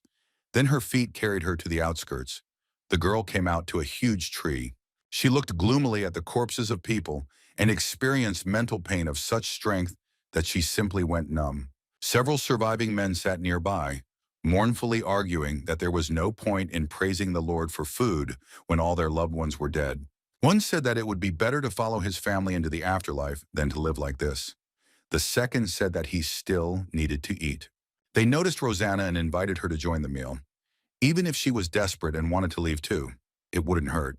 The girl asked what they had done to wander, what they had done to deserve death, why they had to leave, even if everything had not gone according to plan. She asked who killed everyone, who was responsible for what happened. Let them think carefully. Gritting her teeth, Rosanna hissed that it wasn't fair, and the men confirmed that it was. The girl continued that they should not direct their anger at the wrong target. Let them think even better. The men stood up. They began to be filled with hatred and a thirst for revenge. Their dirty feet stood confidently on the ground, ready to go to the goal. Roseanne declared that since they were going to die anyway, they had to punish the one who did all this, the one who killed everyone. The eyes of the townspeople burned with the red fire of anger, and they resolutely asked what they should do. The girl replied that they already knew this. They had to kill all the undead, destroy absolutely everything. At this time, in the capital of Riaz, Sir R. Edelbrasi bowed in greeting before the emperor. The guards stood at the entrance, and they escorted their chief right to the doors of the reception room. Sir Edelbrace knelt down and was ready to take responsibility for his decision to let Swallow go. The emperor was stern and gloomy. He addressed the knight by his full name, and there were notes of discontent in his voice. Edelbryce did not raise his eyes to him, continuing to remain in a kneeling position, and asked what his majesty wanted to know. The emperor said that he had summoned him because the knight had not been distracted during his welcoming speech, and he replied that this was indeed the case and that he would not have dared. The emperor majestically declared that he expected great deeds from Sir Era and the lives of the raid participants in his hands. The knight promised to do his utmost to live up to his emperor's expectations. He understands what a great honor it is. The shadow of a flying homunculus, harnessed to a large carriage, flashed over the golden street of the capital. To be more precise, there were two homunculi. One would not have been able to handle the transportation of such a quantity of things and people. In the carriage sat Edelbrace and another knight, Garrow, who asked if R had received confirmation for the arrest warrant for Pymor. The knight noted that he was once a wealthy aristocrat, so he could remain on the run for quite a long time, but the fact that he would be notified of the pursuit was enough. Edelbrace was in a rather bad mood, so Garrow did not pester him with additional questions. Looking out the window, the knight sadly reported that a month had passed since the black disaster had struck the capital, but the city had not yet recovered. Chaos reigned among the capital's elites. Everyone tried to blame each other for what had happened. Those who turned out to be weak were simply devoured by the strong. Much has changed. The airship landed on one of the magnificent streets that was not damaged. Garrot reminded the boss that the meeting would start in 2 hours. What should she do if he didn't make it on time? R replied that he should just wait. Edelbrace remembered something and asked the girl, what about their mutual friend? Was she okay or not quite? She replied that she didn't know the details, but apparently the heroine should now be inside the building. The huge doors of the entrance portal slowly began to open. They were very heavy, so the hinges creaked. With a cry that he was coming in, the knight opened them wide. He tried his best to be welcoming and smile. Historia, in her pajamas, sat right on the bed with a donut and some other sweets in her mouth and hands. She clearly wasn't expecting visitors. Sir Edelbrace continued to smile and asked the girl if she had had a good rest this month. When Historia smiled back, it was obvious that she had spent most of her sick leave eating sweets. Meanwhile, a group of people invaded the ancient core. One of them informed the others that they should retreat at the first sight of monsters. He added that they must not lose their vigilance under any circumstances, as they would soon approach the first room of the dungeon. Sweat was pouring down the raider's forehead from nerves. He really hoped that the information they received would be reliable.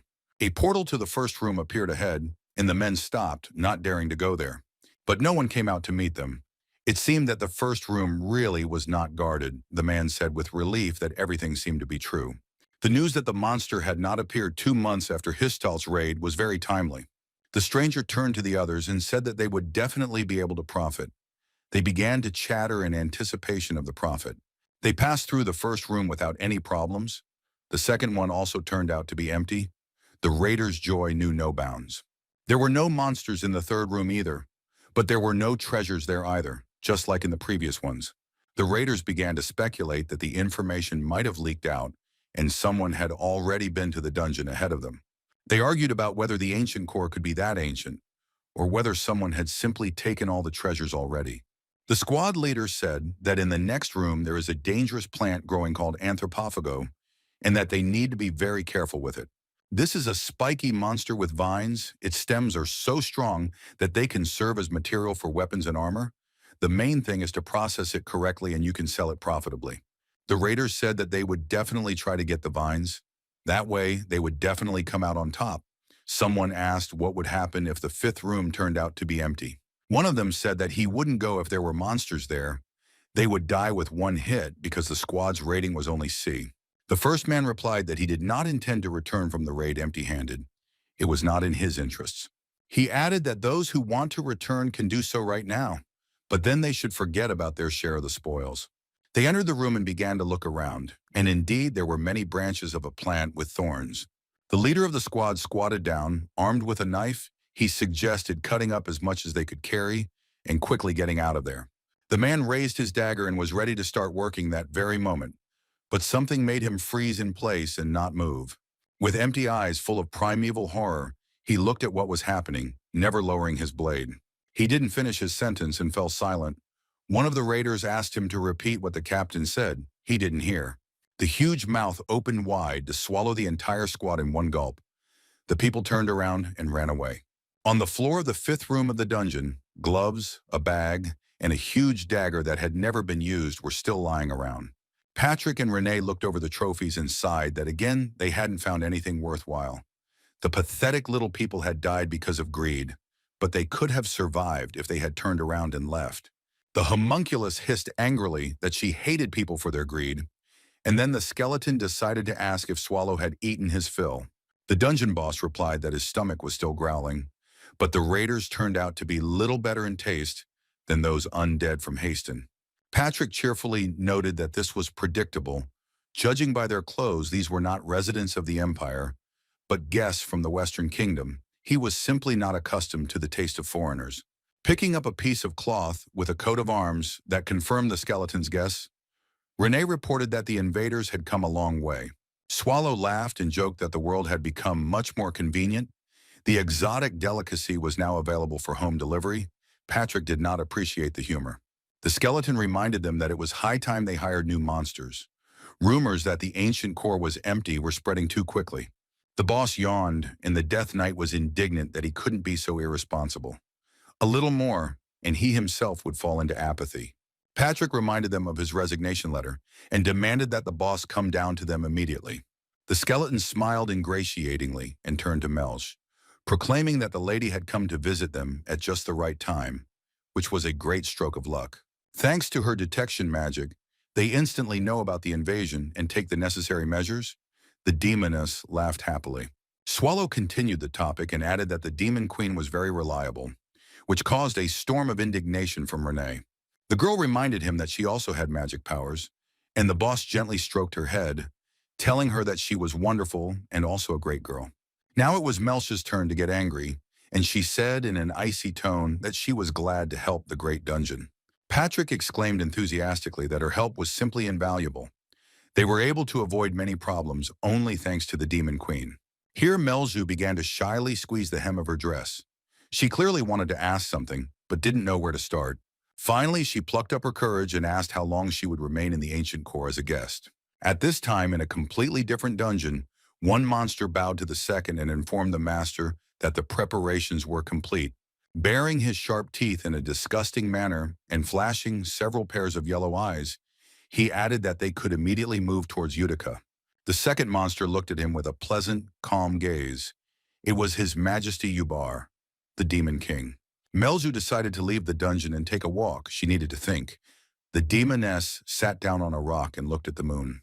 She was very sad, had no money, no place to call home, no definite plans for the future. In a few days, there was to be a meeting of the Demon Kings, and Melju couldn't decide whether to go to it or stay in the core of antiquity. She looked into space and tried to make a decision. There was not much time to think. Then Patrick appeared at the cliff and said that the air today was very refreshing. It really got to the bone. Melzu asked if he had gone out to get some fresh air, and the skeleton reminded him that he didn't really need the air. He asked what the demoness was doing there. She replied that she had gone out for a walk and asked a counter question about the same thing. Patrick said that since he doesn't have to waste time sleeping, he devotes it to training, honing his skills. When the demoness asked if he could really become even stronger, the Death Knight replied that as soon as he stopped training, he would fall apart into pieces. They remained silent for a while, the skeleton thinking that this was the first time he had spoken to Lady Melju face to face. He coughed and suddenly said that Mr. 118 Tentacles had almost recovered. Even Lady Renee was going to visit him soon. The demoness looked at him with a surprised look. It sounded like an invitation to a date or something like that. On the other hand, hadn't she dreamed of getting into the ancient core since she was young? So why not meet its second oldest monster? They went underground and visited their friend, all three of them. His condition could hardly be called good, but the recovery process was progressing. Renee counted how many tentacles she had managed to grow so far. There were 68 of them, that is, a little more than half of the previous number. The maid added that the regeneration speed needs to be increased. At least another 10 are needed to feel confident. Melju took one tentacle in her hand and asked if the monster had really fought against the Histalt Trade Union. Patrick remembered that the Demon Queen's castle was just near the territory where the capital was located.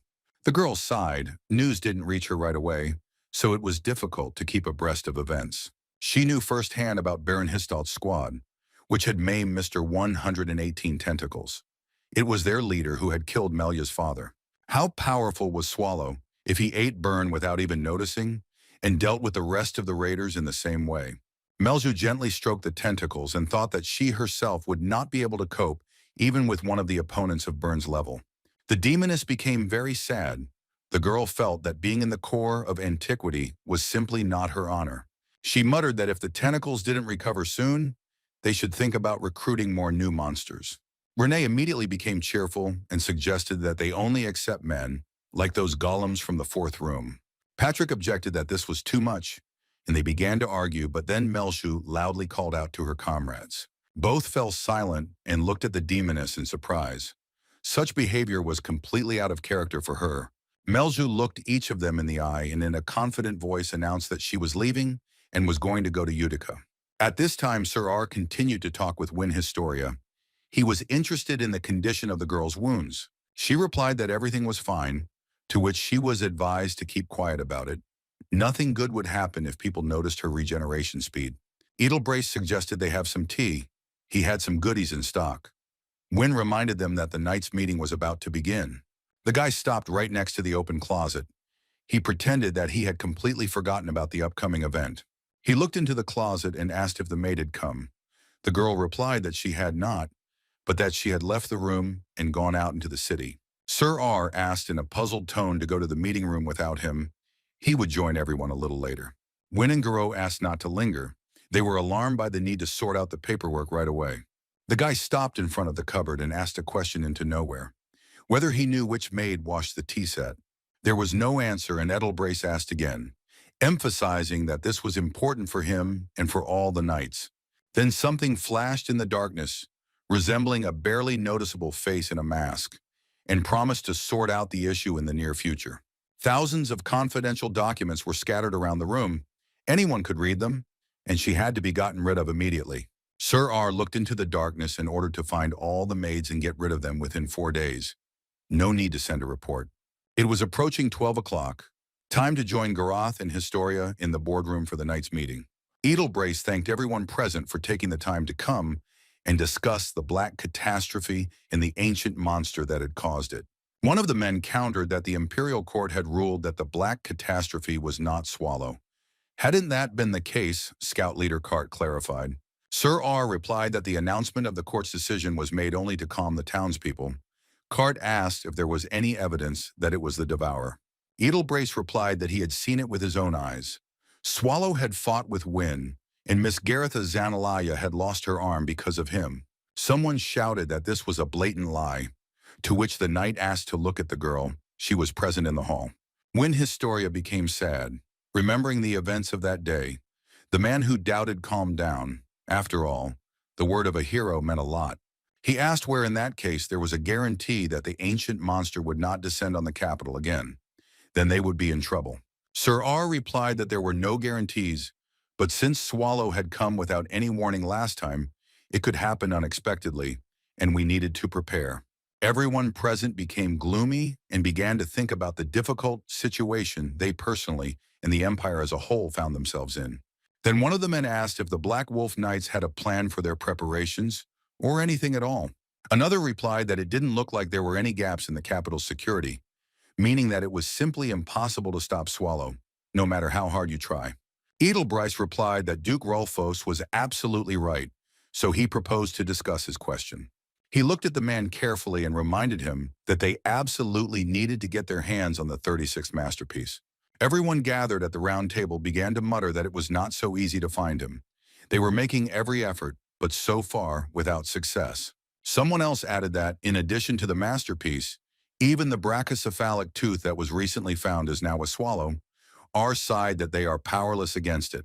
When Historia thought that humans were generally very fragile, but even someone like her couldn't leave a single scratch on the ancient monster. Edelbrace stated that they could only overcome Swallow's incredible power with the help of the 36th masterpiece, which is why it must be obtained. He suddenly fell silent, pursing his lips. It seemed that another thought was bothering the knight, so he needed to voice it.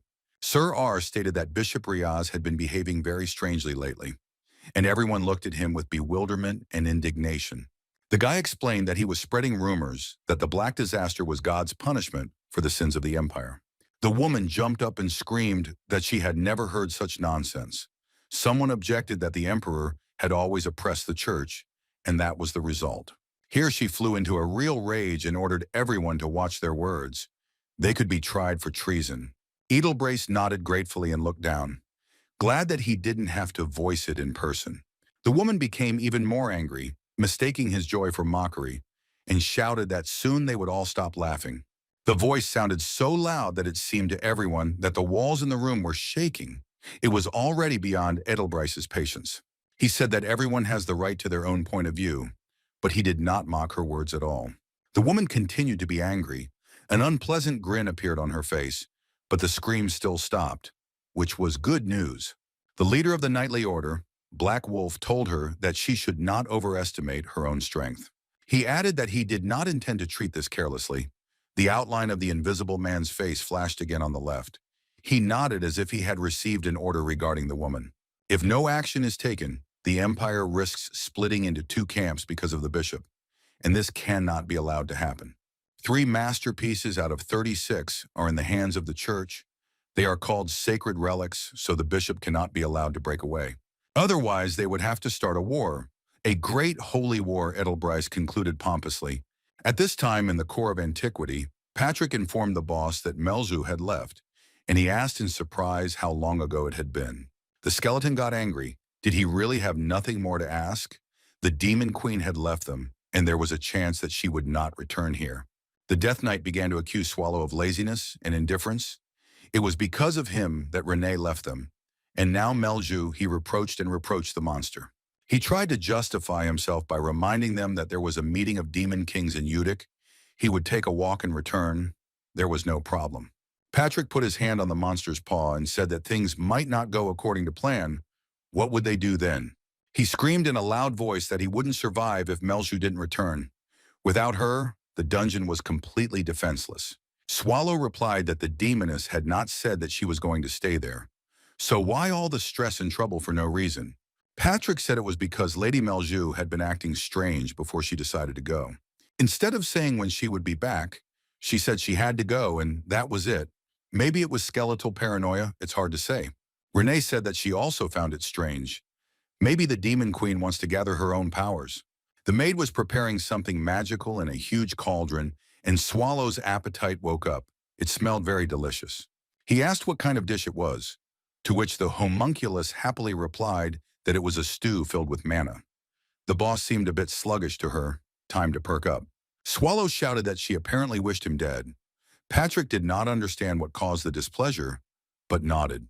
The skeleton and the maid had a little squabble, but the boss quickly calmed their emotions with a flick of his tail. Swallow was about to have a hearty meal, so he asked if his subjects had any more information for him. Patrick and Renee smiled conciliatorily and announced in unison that it was time to urgently resolve the issue of hiring new monsters. The dungeon boss narrowed his eyes and asked why they always tried to push all the work onto him. He fell onto his back and prepared to go to sleep, announcing that he would not take another step from here for the next couple of days. Lying down, he reminded Patrick and Renee that they were the defenders of the dungeon, so let them do their job. Patrick sighed and admitted that the boss was right, and Swallow was so shocked that he even raised his head to look at his friend. The skeleton realized that he had been too accommodating and added that things wouldn't work like this. Everything needed to be discussed in detail. The Death Knight reminded him that all matters related to resolving affairs in Haston now fell on his shoulders, and that meant a lot of work and a huge amount of money. Swallow sighed that he knew there was a catch. That's why his friend agreed so easily. He knew he was too busy and couldn't. The skeleton said it would be Renee. The thought that Renee, who was in love with him, would go and return Melia made the boss feel sick. It was a sure guarantee that they would never see the demoness again. The homunculus also understood this perfectly well, so she joyfully exclaimed that she would complete the task with great pleasure. Swallow knew from her reaction that his fears were well-founded and muttered that Renee still had problems with her eyes and also had a lot of work to do with the tentacles. He also added that the city might be suspicious of the girl's appearance, and Patrick confirmed that this was indeed the case. The Death Knight's eyes lit up with an evil fire, and he kindly informed him that the boss could rest, leaving all the work to him and Renee. Swallow realized that this was a trick, and that he simply had to go to Utica himself for Melia, otherwise disaster would happen. Then Patrick remembered something and called out to the boss, who asked with a displeased look what else he needed. The skeleton began to suspect that Lady Melju might not take his appearance quite as they expected. Meanwhile, the carriage, drawn by a country horse, approached the city. The coachman in a funny straw hat was chewing a blade of grass. He was glad that he had arrived without incident. Melju got out of the carriage and he wished her well, noting that it must not be easy to travel the world at such a young age. The girl was a little scared. She herself did not expect that she would risk going to such a place. It was the mercenary city of Knecht, and even its appearance did not inspire hope that the walk would be pleasant. The townspeople were fully consistent with the status of their place of residence and looked extremely dangerous. Knecht was on the border between the territories of the Empire and the Alliance of the Kingdom, but did not belong to either side. A quarter of the population was involved in the raider business, one way or another connected with the conquest of dungeons, but Melzu did not find any maps or street signs. The Demon Queen wandered the streets and thought that it was her first time visiting such an unfriendly place. It looks like she'll have to navigate by the stars to get to Utica, like in the last century I never knew. Here she came to a strange building that looked abandoned, but was no less in size than the palace of the Demon King. Squinting her eyes, Melzu noticed that everything around him was covered in a thick layer of mana. This was clearly done intentionally. She saw that there were no more than 10 people inside, no less powerful than the mages from Riaz, as well as a lot of information about raids and monsters, but nothing else interesting. At the entrance stood a huge thug who just stopped a visitor who wanted to go inside. The man showed some kind of shiny gold card, and then the guard allowed him to enter the building. Melju realized that this was the squad's sign and that she wouldn't be able to enter without it. It looked like it would be quite difficult for her to obtain the necessary information. Then she saw a black and blue haze near the entrance. It was something unexpected. It seemed there were other options. An idea struck the demoness, and without thinking, she turned in the opposite direction from the entrance. Within a few minutes, the Demon Queen was walking down a narrow corridor lined with heavily barred cells. From behind the metal bars appeared the huge teeth of some mutant or monster, judging by its shape, predatory, and the eyes of another sparkled in the darkness. The smell was so strong and disgusting that our heroine was forced to cover her mouth and nose with her hand. One of the monsters had recently had lunch, and streams of fresh, bright red blood were rapidly flowing out of the cage onto the floor. Standing in the middle of a corridor of cages, each of which, judging by the glow of their eyes, contained a monster, the demoness realized with horror that they had been captured and held here against their will. Then a man in stylish purple shoes came out to meet her, and upon seeing the girl, he exclaimed something like a greeting in a thin voice. It was difficult to tell whether the person in front of her was a man or a woman. The hair, makeup, manicure, and clothes were in conflict with the figure and the rest of the appearance, but the voice was thin. Still, it was more likely a guy. He asked what the young lady was looking for, and Melju came closer. Then a loud bark was heard in the next cage, and there sat a monster, outwardly no different from a cute, fluffy puppy. Melju looked in his direction and realized that she simply had to take him. Eyes sparkled from the other cells, as if asking why she had not chosen them. The man introduced himself. It was Pun from the Albright Merchants. He bowed low before the Demon Queen. He looked closely at the guest and thought that she looked very young, but considering that she had gotten here alone, she was clearly not as simple as she seemed. Such a girl could not simply be the daughter of one of the aristocrats, but even with the help of special skills, Pun was unable to find out who was in front of him. He decided to be as polite as possible with his guest just in case. Otherwise, you never know what might happen if he angered someone powerful. The demoness said that her name was Melju of the Agreus clan and asked what kind of place this was. Pun replied that it was a storage room for items and monsters from raids. He added that they are usually used to create weapons, armor, artifacts, and potions, but he just sells them. Melzu decided that she should take a closer look. After the castle was restored, she would need to replenish her army. Saying that he had everything one could wish for, Pun introduced her to a huge lycanthrope. This powerful demonic creature, capable of holding its territory to the end like an army commander, looked terrifying in chains. Melzu began to cry. She remembered her father's lycanthrope and how he was always determined to win, and she was very upset. Looking at the monster again, she firmly stated that she needed it. Let Pun announce the price for the demon. The man raised his hands in surprise. 4 B-class raiders gave their lives to catch the monster. It is very dangerous. Melzu simply looked at him menacingly and asked him to name his price without going into unnecessary talk. The merchant began to leaf through his notes, constantly repeating the word lycanthrope. He pretended that he could not find the necessary price list. Finally, he announced the price of 250 ounces, and the Demon Queen could not contain her emotions. It was very, very expensive. She thought that she had money, but still the price was somehow completely inhumane. Squeezing the bag of coins, the girl became despondent. The demoness remembered how Renee had given her this award as a kind of thanks for helping Mr. Swallow and all of them. Considering that the maid with the blade gave her 500 ounces, the lycanthrope would have cost her exactly half of all the money Melzu had. She decided that she couldn't spend half her fortune before she restored her castle, so she declared that she would look at some more monsters. The Demon Queen looked into the cages. Pun followed her and said that there was no need to rush. Let her choose wisely. Here Melju stopped at one of the monsters and asked what it was. The merchant replied that he himself did not know. The raiders brought it from the dungeon. That's all the info. It was the same dog that she noticed first. Pun explained that the puppies were left without a mother and were whining a lot. Looking into the dog's eyes, the demoness almost burst into tears. These were abandoned children, as lonely as she was. The girl reached her hand between the bars of the cage to pet the dog, and the merchant was afraid that it was dangerous. The man insisted that they were demonic creatures, but the dog stuck out its pink tongue and licked Melja. She started scratching his neck, and the dog was blissful. The Demon Queen reassured Pun that everything was fine, and she was not going to blame him for anything. The monster literally melted with pleasure and behaved like an ordinary puppy longing for affection. It seemed that the choice had been made. The girl looked at the dog with a look full of love and tenderness. It was a match. After looking around the other cages, Melju realized that she didn't even want to look at who was there.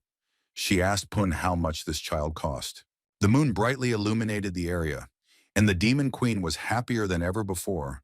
Now she had a faithful companion, just like herself. She watched the puppy running and frolicking in the grass, and couldn't believe that she had bought him after all. The demon behaved like a normal dog. He was happy with his freedom and asked to play with him, at least a little.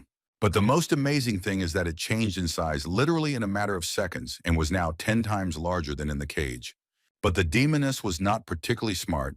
She decided that the darkness and black fur of the puppy were to blame, so she was not able to correctly estimate the size right away. Melzu decided not to rack her brains and immediately announced that from today on the pet would be called 20 ounces, and he barked happily. Here the Queen of Demons looked at the sky and realized that it was already dark. She was told that in Connect the sun sets half an hour earlier, but the girl forgot. Both the girl and her dog looked at the moon. Melju sighed that the beauty was incredible, and the sky near the core of antiquity was also beautiful. Then she decided that there was no point in whining and told her pet that she needed to get to Utica as soon as possible. He looked at her meaningfully, as if offering to mount her, and a few seconds later the dog was already racing across the meadows, driven by Melju's joyful cries. The moon continued to shine brightly, giving the abandoned cemetery a special charm and enchantment. Melzu dismounted and looked ahead.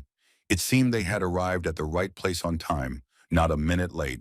The deer standing on the hill among the gravestones seemed to confirm this thought, with its bright yellow monster eyes flashing. The Demon Queen had been here before, so she knew the rules. She told the deer that a great guest had arrived. Let him show her the way. For some time the monster continued to stand silently, without making any counter gestures or making any sounds. He then took on a more humanoid form and greeted Melia with his full name and title. Elegantly extending his paw, the gatekeeper suggested that she go to the ruined monastery beyond the mountains. The rest of the demon kings were already there. The girl nodded. The dog was not allowed to enter the event, but the demon did not want to lag behind its owner, confidently following her. Melju looked back and said that she could not take her pet with her. It was strictly prohibited by the rules of the event. She began to scratch the puppy's neck and explained that nothing bad would happen if they were separated for a while. He should just sit where the mistress ordered and wait. If he sees a person or someone else, then hide. She was sorry to leave her new friend. He got unspeakable pleasure from hugs and petting. The puppy would be uncomfortable alone. The Demon Queen suddenly thought that the name 20 ounces was somehow offensive and that she urgently needed to come up with something better. She looked closely at the huge black dog, and then it dawned on the girl. Why not? This is a great name. Of course, there could be problems with him if she returned to the core of antiquity, but that was not in Melju's plans for now. Looking closely at her pet once more, the demoness noted a certain resemblance and, without any further hesitation, named him Svald. The puppy really liked the new name. He was very happy that he had now acquired such a powerful title. With the words that Svald must wait for her, Melju flew to the meeting place of the Demon Kings. As she was leaving, the girl shouted to the puppy not to try to be naughty and do stupid things, and she thought that if anything happened, Swallow would forgive her. At that very moment, the dungeon boss screamed that he would never forgive this, not to the demoness, but to Patrick. The skeleton reminded once again that they had been cursing him for hundreds of years, but at least someone in the dungeon had to be reasonable and responsible. Swallow said he really hoped Patrick would soon be struck down by osteoporosis, and the skeleton laughed that this was something new. He added that there was no need to be offended. Let him consider it a rescue mission or a light warm-up. He threw something to the boss, saying that there was no way around it. Swallow caught it and asked what it was. Another bracelet containing mana appeared on the palm of his hand, and the ancient boss asked how many more the Death Knight had in his stash. While the chief was fastening the artifact on his hand, Patrick replied that there were about 30 lying around somewhere. He didn't know the exact number. Renee came up, and the boss asked if it was the skeleton, who said that they were very expensive and that he spent all the dungeon savings on the purchase. He denied everything. For a while, Swallow simply stared at his subordinate in silence. 2 minutes passed, maybe more. Finally, he gently asked if his friend had deceived him. Patrick sadly replied that he simply wanted the artifact to be used with caution. Renee tried to somehow attract attention to herself and hung around nearby, demonstrating her eagerness to get on the road as soon as possible. She had packed so many things that she was barely noticeable behind her backpack. The girl asked how long they had been waiting for her and said that she was ready to leave immediately. She closed her eyes dreamily and thought that this could be a honeymoon, but just traveling with Mr. Swallow alone wouldn't be so bad either. Patrick and the dungeon boss suspected that she had special plans for this trip, but they did not comment on anything so as not to further inflame the atmosphere. The ancient monster literally jumped up and said that it was time to go. Patrick barely managed to shout after him that he was not finished yet. He reminded them both to be serious and not to forget about the main purpose of their foray into the human world. The skeleton began to loudly beg that when they returned, they would not find that they had destroyed half the world. He even added that he was begging. Swallow asked Renee what the first destination was, and the girl replied that next, in the city of mercenaries, all the necessary information could be obtained. The boss agreed that Connect sounded good. He was ready to go anywhere, just not to listen to Patrick's moralizing, at least for a while. The skeleton looked after them and thought that he was experiencing some strange feeling, like a bad premonition. His skull was simply splitting at the thought that sending the couple together had been a huge mistake. The Death Knight sighed and decided that as long as everyone had a head on their shoulders, there shouldn't be any problems. Major ones, at least. Meanwhile, Melju was on the ruins of the former monastery. The place was specially camouflaged from prying eyes. She stepped over the threshold of the hall where the meeting was being held, a little hesitantly. It was clear that the event was rather pompous. The Demon Queen was very sad. It had been so long since she was here last time with her family. The meeting of the Demon Kings of Judica was held once every few years for all representatives without exception, but attendance was not mandatory. The hall was filled with horned men, women, and boys, all of them full of self-importance. Melzu walked between them, unnoticed by anyone. She had chosen her true identity and was too short to immediately attract attention. But still, the little girl got a couple of displeased looks. It can't be said that they were happy about her appearance. The demoness took a glass and poured plain water into it. This time she decided to abstain from alcohol because she looked her age. Besides, she was a little worried because she hadn't visited Utica for a long time. The rules might have changed. She remembered looking at this hall from her father's hands and almost crying, feeling miserable and lonely. When they came here with their family, the baby was always the center of attention. And how could it be otherwise? She was cute, and her parents were influential. Melju stopped in the middle of the hall and realized that not a single soul had come up to even greet her, let alone chat. The girl drank her water from a luxurious glass and thought that no one here cared about her at all. Then someone pushed her, and the Demon Queen was doused with water. This was the last straw. Her patience simply snapped. Melju looked back and bared her teeth, hissing that no one dared touch her with a finger. What disrespect. The tall man looked at her with complete indifference. The demoness suddenly felt that he was not the king of demons. But then what was he doing here? She prepared a magical charge and shouted that no one dared to crash into the Demon Queen. Now she would teach the impudent fellow a lesson. He couldn't help but smile. The situation was truly stupid, because the young man's red eyes betrayed his true nature. The guy snorted and walked on.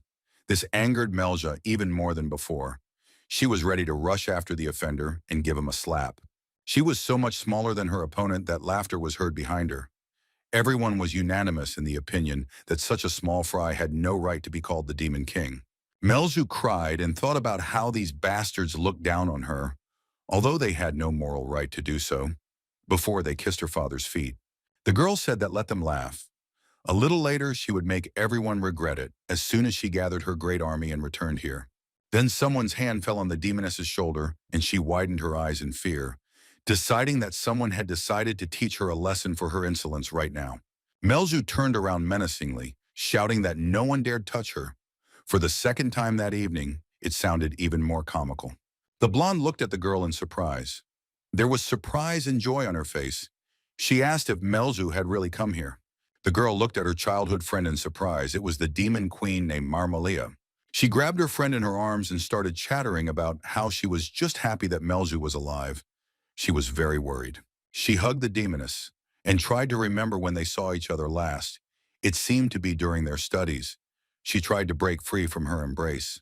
Finally, the girl managed to free herself and stated that she wanted more respect, to which Marmalia laughed that she didn't think they would move to a formal relationship. She winked at her old friend and suggested that they go somewhere first, but it seemed that refusal was not an option. The girls returned to the mercenary city of Knecht. At night it was even more unpleasant than during the day, but the walk was not long. Marmalia brought Melia to the hotel, threw a couple of coins at the reception desk and asked for the best room for them. Some people also tried to rent a room at the hotel, but the innkeeper looked at them with a bit too much distrust. Some beggar came with a maid and tried to occupy good quarters. everything would have been fine, but they paid in gold. Before he could even step over the threshold, Swallow spread his arms wide and prepared to jump straight into bed. Renee said goodbye to the innkeeper, and the ancient monster had already carried out his intention, assessing the softness of the feather bed. The innkeeper wished them a pleasant stay and reminded them that they could call him if necessary. The dungeon boss was about to go to bed, but the maid noticed that they had other plans. Renee explained that there was an adventurer's shop nearby, but Swallow replied that he simply had to rest. She could handle it perfectly well on her own. The girl continued to persuade him to go there together and buy a couple of monsters for the dungeon, but the hero was stubborn. Swallow looked very tired, and Renee decided that she shouldn't push him too hard. It wouldn't be long before he had a nervous breakdown. She was very excited about the upcoming events because such an opportunity only comes along a couple of times in a lifetime. Renee remembered how she was cooking a stew, and Patrick came in asking if the maid would like to have a nice time alone with her boss. She asked if it was a date, but the skeleton objected. She would need to tell Swallow a couple of times that she was going somewhere alone, but in fact, the two of you would go together. It will be a short trip, Patrick added. And Renee, delighted, immediately began to dream up a bunch of romantic nonsense. Swallow realized that he would not be allowed to sleep and began to rise slowly, sighing that it was very unfair to deprive the monster of the opportunity to rest. He stood up and said that they had to go as quickly as possible to finish their business and go to sleep. The girl decided that Patrick's advice did not work, but it was nice. The homunculus eyes lit up. She decided that if that was the case, she was important to the boss. Perhaps they would soon have a closer relationship. Soon they were standing at the threshold and ringing the bell to enter. The sound was quite sharp and loud. Renee had been imagining the whole time how she and Swallow would get married. Their future together was bound to be happy. The ancient monster himself did not share her enthusiasm at all. He was so tired that he already looked like a Neanderthal, practically unable to comprehend anything. At this time, Melju and Marmolia were sitting at the table and talking, and her friend said that she had heard that the castle of the Demon Queen had been destroyed and had passed into the hands of people. She stated that everyone thought that the heir of Asmodeus had died, so where had she spent the last couple of months if it was not a secret? The demoness decided that there was no need to mention the ancient core, and simply said that she was hanging around here and there. Here Marmolia placed her adult hand with long red nails on top of her childhood friend's childish hand. It seemed she was trying to get closer. With a smile, she said that whatever the case, it was very good that Melju remained alive. No one even counted on that. The demoness almost burst into tears. She was not used to someone so openly expressing concern for her fate.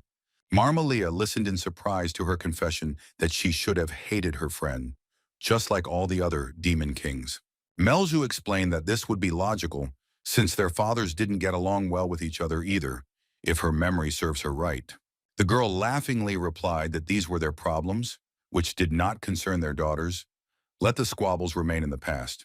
She added that now they themselves had become kings, walking their own path. The butterfly, the symbol of Melju, flew to the web. Danger was approaching.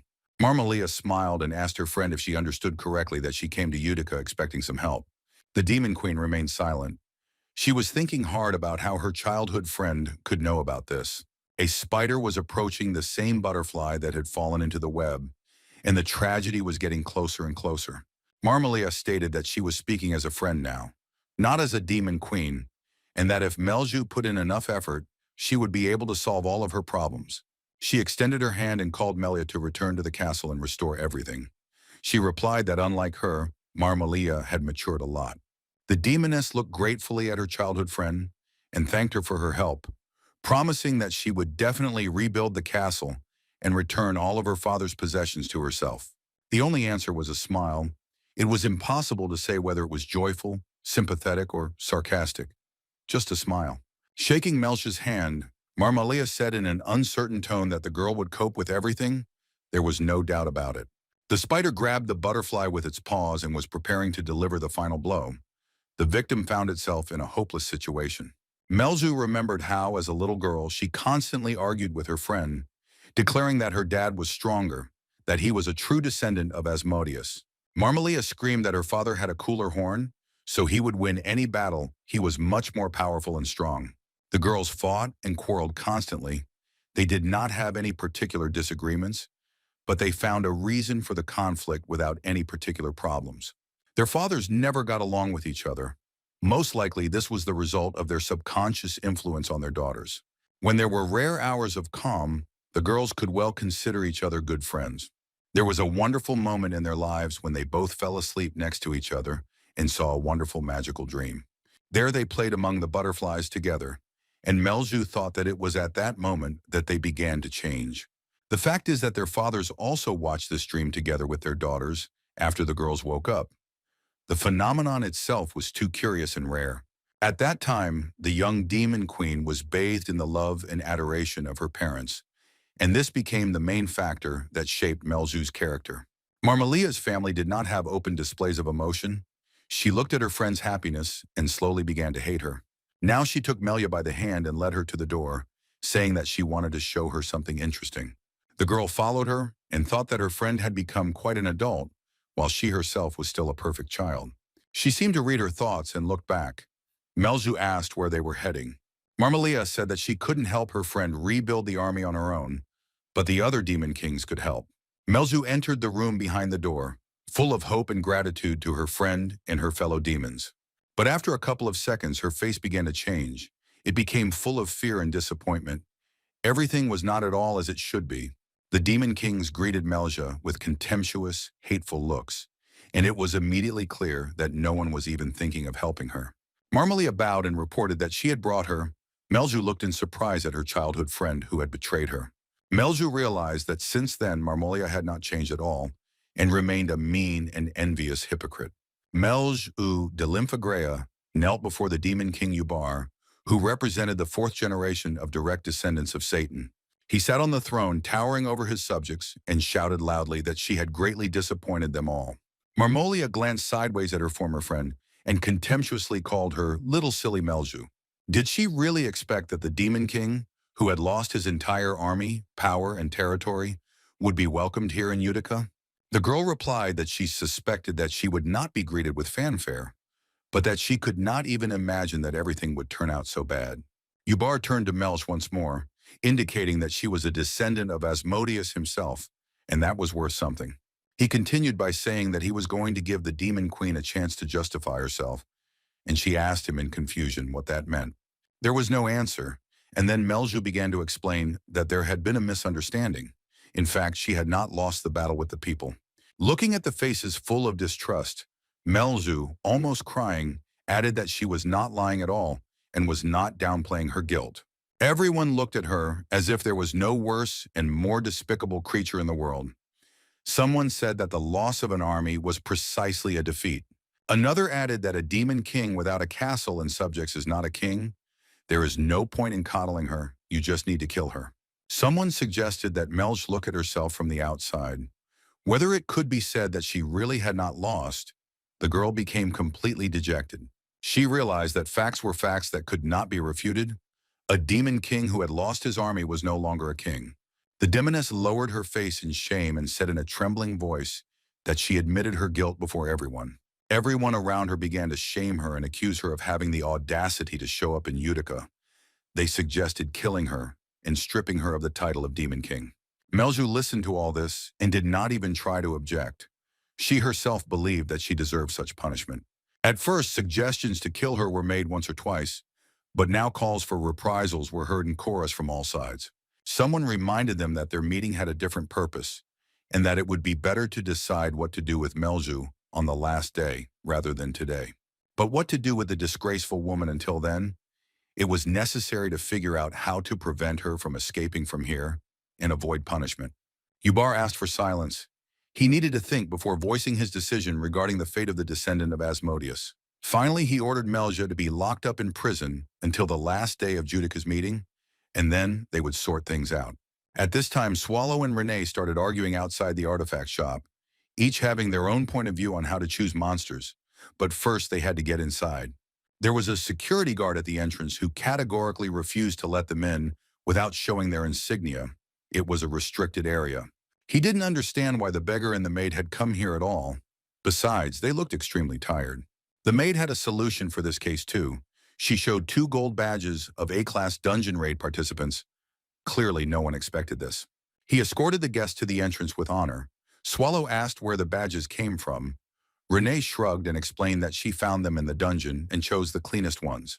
The boss remembered that there really was a lot of this stuff there, and Renee continued to rejoice at her enterprise.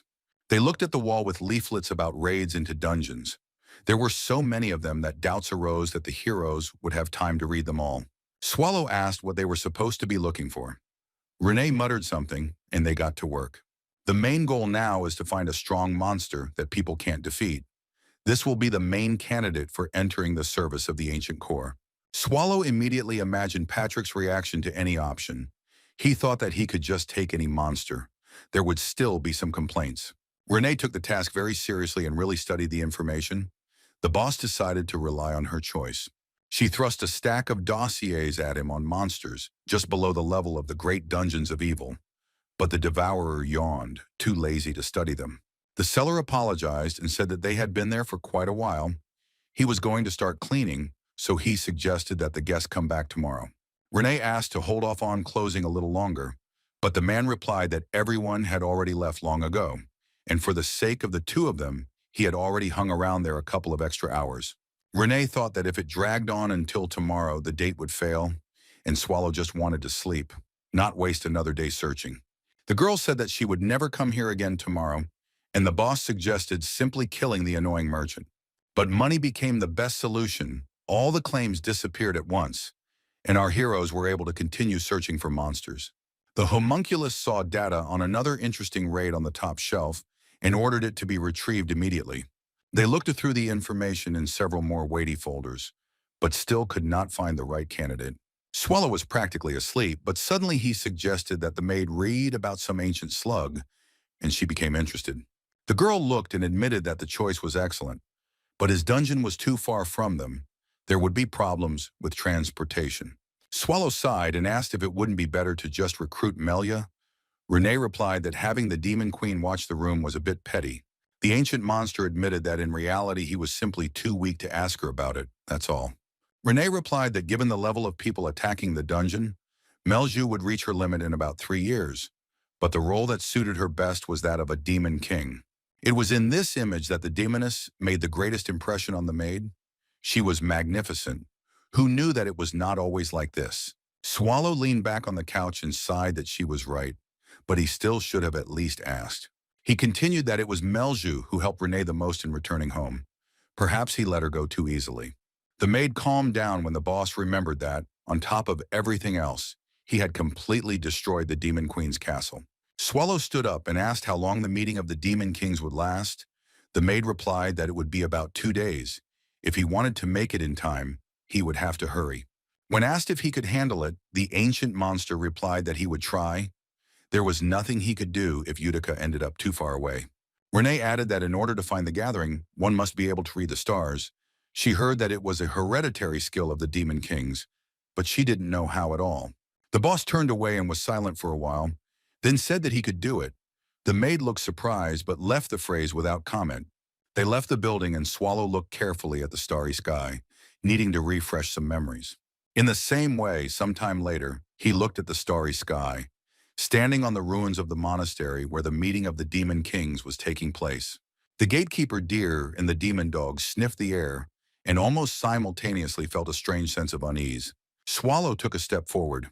It seemed they had arrived at their destination on time. The meeting had not yet ended since the gatekeeper was on duty. The deer screamed at him to stay put and show himself before he could see who dared to invade Utica's secret lands. After looking at the ancient monster, he noted that the man did not look like the Demon King and looked at him expectantly. He said that further entrance was only for representatives of this race. If he takes another step, he will regret it for the rest of his life. Swallow walked forward. The gatekeeper shouted that he was Bamut, a servant of the great Ubar, and that the fool must stop immediately or he would die in agony. He rushed at Swallow, shouting that while he was guarding this place, such idiots should not even come near him. The demon became truly huge and roared menacingly that the uninvited guest should prepare for death. He still did not understand that the person in front of him was not a human. Swallow grimaced and asked Bamut why the hell he was yelling so loudly. No one here had hearing problems. Marmalia visited the dungeon where Melju was sitting, noticing that it wasn't that bad there, judging by the appearance. The girl sat with her arms around her knees, not raising her head. Her childhood friend noticed that she also looked better than expected. She continued that there had just been a discussion on what to do with the Demon Queen. Since they were friends, she did not support the idea of killing Melia as a warning to others. She didn't react, and Marmalia explained that she, as a friend, simply couldn't allow this to happen. She complained that it was very difficult for her to convince those present. It hadn't been that difficult for a long time. Marmalia even offered to guess what punishment had been chosen for her childhood friend. She seemed to have absolutely no idea what a sense of tact was. The Demon King sentenced Melia to have her fangs torn out and her horns sawed off, the main attributes of belonging to their race. The girl continued to listen silently, and the demoness lamented that now everyone would definitely look at her with contempt. Then my childhood friend was overcome with memories and began to tell me that she had really wanted to see me before. Melju was broken and depressed, so she didn't react to this phrase in any way, continuing to think about her own. Then Marmolia added, but most of all, she always wanted to see her in exactly the same state as now, disgraced and damned. The Demon Queen ignored this too. Then her former friend said that she had an idea. Since she would be left without horns and fangs, attributes of her race, she had a proposal. Let him become her servant. If he diligently licks her heels, he can even count on a salary. Melju continued to remain silent, and this drove Marmalaya more and more furious. She couldn't understand such apathy. Then two demons came and said that they were ordered to escort the criminal to the courtroom immediately. Marmolia proudly straightened her shoulders and ordered that they seize her and take her there immediately, and that they not be shy along the way. Melju began to slowly rise from the floor to her feet. She had no intention of resisting or trying to escape. Peacefully standing between the demons, the girl announced that she was ready to go, and they howled that she was so bored. Narrowing her eyes, Marmalia hissed that in fact the fun was just beginning. Let them wait about 10 minutes. They entered the hall and loud whispers began to sound from all sides. The Demon Kings were eager to administer justice. One of them read a speech about how no one dares to disgrace the title of the Demon King. So now a trial will take place where a suitable punishment will be chosen for the criminal. First and foremost, Melju must answer for losing the trust of the demons who have faithfully served her family for many years. For this, a severe punishment will be assigned, which will be able to return weight to the very title that the girl desecrated. Her Demon King horns will be sawed off, and her fangs will be torn out, as well as her claws if they are available in this form. Melju de Lympha Greya also has the right to have the last word before the sentence is carried out. The girl nodded and began by saying that although she had not spent much time behind bars, she had managed to think about a lot of things. But even now there are things that cannot be understood. Let's start with the thesis that the weak perishes, the strong survives. The Demon Kings looked at her in surprise. It didn't look like words of remorse or anything like that. Melju explained that initially the Demon King's army was gathered to protect him. The weak army fell, the strong queen remained alive, which is the essence of the problem. Everyone around screamed that she had committed treason, that her demons had died, and the Demon Queen didn't see a problem with it. What impudence! Melju asked in surprise if they wanted to accuse her of abandoning her army during the battle. The girl indignantly asked if anyone present knew how she treated her demons. Marmalia burst out laughing, which caused several puzzled looks from her colleagues. She said that Melju should stop these pompous speeches. Her army was simply wiped out, and the Demon Queen herself was weak and in a pitiful state. She objected that her condition was quite normal, and it was just not clear why there was this trial and these accusations, discussions of punishment for offenses that did not exist. Marmalia shouted indignantly that it was time to stop this chatter. She didn't understand why the great lord of the Demon Kings wouldn't stop this farce. Melju looked at Yubar and simply asked him if she was right in her judgment. She turned to Sir Yubar again with the same question, and he continued to sit silently on the throne, deep in thought. Marmalia cried out how her childhood friend dared to address a higher being in such a way, calling him not Lord, but simply Sir. Someone suggested tearing out the demoness's tongue along with her fangs. Yubar called on the crowd to calm down, replying that he was not impressed by this speech, and Melju had already lost everything. The Demon Queen fell silent. She already understood that her words played no role at all. No matter what was said, it would not affect the outcome. Here she felt cheerful. Yubara was called a supreme being, with all his narrow-mindedness and limitations. No, the Demon Kings are clearly not a supreme being. Thinking about Swallow, the girl began to feel much more confident and calm. It was a little strange. One of the executioners shouted that they would first carry out the first sentence and then think about punishing her for her insolence.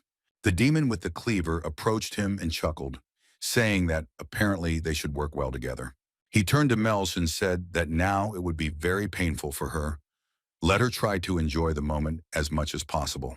The monster announced that he was going to start with the Demon Queen's horns, and she sat completely still, ready for anything. Then a loud slam of doors and the sound of footsteps were heard in the hall. Everyone froze. Melzu felt a timid ray of hope. Marmalia glanced at the door with displeasure, but while no one entered the room, all the events took place outside. Yubar leaned his head wearily on his hand. He didn't like the noise, but he had absolutely no desire to waste time on finding out. Melzu heard her dog barking and wondered if the devourer could have come all the way to Utica for her. It seemed incredible. The Demon Queen thought about this and dismissed the thought over and over again, but still returned to it again. How much more pleasant it was to hear the barking of a dog outside the door than all the shouts of the crowd gathered in the hall to carry out the sentence. The girl thought that Swallow would not have come here. Even the fact that she heard his voice behind her back, the usual jokes of the psyche. Melzu didn't want to turn around until the very end. Tears gushed from her eyes, but sooner or later it had to be done, considering that no one had started to saw off her horns. Finally, the girl couldn't stand it any longer and turned around. Swallow was sitting on Yubar's throne in a relaxed pose. He was completely pleased with himself. The ancient monster smiled and said in a cheerful voice that it seemed to him that Melzu was in some minor trouble. Once upon a time in this place in Utic, there was a huge castle, and next to it a monastery of servants of the dark forces. The Demon King lay defeated, his horns broken, and it would be hard to imagine a greater humiliation. Swallow towered over him in armor. He thought it was the last one. But why resist and die? Demon Kings are so stupid. Then he heard someone hiccup loudly behind the mountain of corpses. It seemed there was still one survivor here. True, this creature was much smaller in size than the others. But the ancient monster decided that if the demon had horns, then it must be one of the race of kings. He asked how old he was. It was difficult to tell by his appearance. And even asking him to raise his head did not give any result. Swallow thought about it. The dungeon boss once again ordered the young demon king to raise his head and look at him. A snort was heard in response, and the order was carried out. Swallow noted that the youth's horns were very beautiful and asked his name, and he whispered something about the devourer. That's true, but he needs to say his name. The Demon King clenched his teeth, trying to gather all his will into a fist. Tears welled up in his eyes as the boy looked at the supreme being that could destroy him with one finger, and whispered that his name was Yubar. The Demon King Lord closed his eyes and then looked back at the meeting room, the memories becoming a thing of the past. He looked at Swallow and Renee, and couldn't believe that he had once again encountered an ancient monster from the famous ancient core. Someone called out to the Lord. He didn't answer, and watched as a huge dog entered the courtroom. The Demon Kings would never have allowed a dog to enter Judica before. The demon puppy rushed to his mistress, and not paying attention to what was happening, began to cuddle and lick her face. Melzu smiled broadly, but decided to scold her pet for not following the order to wait for her outside. Marmalia clenched her fists in disgust and anger. It seemed like she would just explode on the spot. She shouted at Swallow and Renee that no one dared interrupt the court session. Let them immediately answer which king they serve. The maid with the blade was so indignant that her eyes popped out of her head. She barked at the creature to know its place. The boss calmly asked her not to get angry. It seemed they had interrupted some important process. Swallow then apologized for disturbing the court hearing and explained that they were not there on anyone's orders, but were simply passing by. He stood up and walked towards the crowd of demon kings, saying that he was now very interested in something. The boss of the ancient core asked if he understood correctly that those present were condemning Melja, who had nothing left at all. And so they treated the girl with contempt, entertaining themselves with mockery and inventing punishments. The answer was silence, and Swallow said that in that case, his solution would be to destroy all the armies of all the demon kings. He stopped in front of Yubar and asked that in addition he would deprive them of all their horns and fangs. No one would be against that, right? Swallow smiled brightly, as if to suggest that he intended to keep his promise if he did not hear a clear answer now. The demon kings were silent. Their eyes began to glow, showing that in fact there was rage boiling inside their souls, but they were in no hurry to show it. At this point, someone's nerves gave out. And baring his teeth, one of the kings hissed that the scoundrel had gone completely mad if he was threatening them, and in front of Lord Yubar himself. Swallow replied with a straight face that he didn't think so. He just asked a question and wanted to get some kind of answer to it. The horned demon screamed that he should shut up immediately. If he continued to behave like this, he would be torn to pieces. He assumed a threatening appearance, surrounding himself with a whole wheel of huge swords, and shouted for the stranger to just die quietly. For a moment, Swallow looked at his opponent in bewilderment, but it was clear that he had no plans to waste time on him at all. Then the ancient monster simply yawned. The situation was starting to get annoying, boring. What was the point of wasting time? At this time, someone's powerful spell unfolded over the demon, and he burned in hellish flames in a matter of seconds, without even having time to scream. Everyone looked at Swallow in horror, but he replied that there was no need to stare at him. It was the work of someone else. The ancient core boss looked at the throne of the Demon King Lord, Yubar, and calmly stated that he was the one who cast the spell. The Demon Kings took these words with distrust and began to look around, seeking support from each other and from their master. Sir Yubar prepared a new magical blow, and immediately questions rained down from all sides about why he was doing this. The Demon King's Lord frowned and asked menacingly how they dared to contradict the Supreme Being. Yubar apologized and said that anyone who raised weapons against the Supreme Being would be immediately destroyed. Marmolia could not understand what was happening. The Demon King Lord fell to his knees before Swallow and said that he was glad to welcome Lord Devour. His subjects began to look at each other and ask each other whether it was really the same Devourer from the Core of Antiquity dungeon in front of them. Yubar continued to lie on the ground in a bow, and gradually some of his subordinates decided to join him. The demon with huge horns bowed, but quietly asked why the Lord was doing this. And the Lord angrily called him an idiot, hoping that Swallow would not hear the question. He quietly hissed to his subject that if he hadn't stopped what was happening, the maid with the blade would have deprived everyone of their heads in 3 seconds. Renee looked straight at him as if she had heard what he was talking about. Yubar continued to grovel and hiss at the others to follow suit. Finally, the Lord of the Demon Kings asked Mr. Swallow why he had honored such a worthless place with his presence and made the long journey to Utica. Then the ancient monster remembered him and said that the baby had already grown so much that Yubar was unrecognizable at first. The Demon Lord obediently reported that it was all thanks to the favor of the ancient core boss 900 years ago. Swallow leaned over him and patted him on the shoulder, telling him to get up. That's not what he came here for. The touch sent a sense of fear through Yubar that he had not forgotten for nearly 1,000 years during his last encounter with the Devourer. Now he felt like a boy again, realizing that he was literally a hair's breadth away from certain death. 900 years ago, the ancient monster also asked if the young Demon King knew why he had come. He asked to voice any suggestion, but little Yubar simply remained silent. He did not understand why the Devourer came to the Demon Kings and destroyed them all except himself. The ruler was covered in sticky sweat. It seemed as if reality had become tightly fused with the past, and he was about to simply collapse in a faint. Swallow's look then and Swallow's look now were almost identical, so ancient that the years had flown by as if they had never happened. The dungeon boss told Yubar that he shouldn't be afraid. Today he came for another demon, and the Lord asked who exactly. The Devourer replied that he had come for Melsha. The girl froze in surprise and even stopped petting her demonic dog.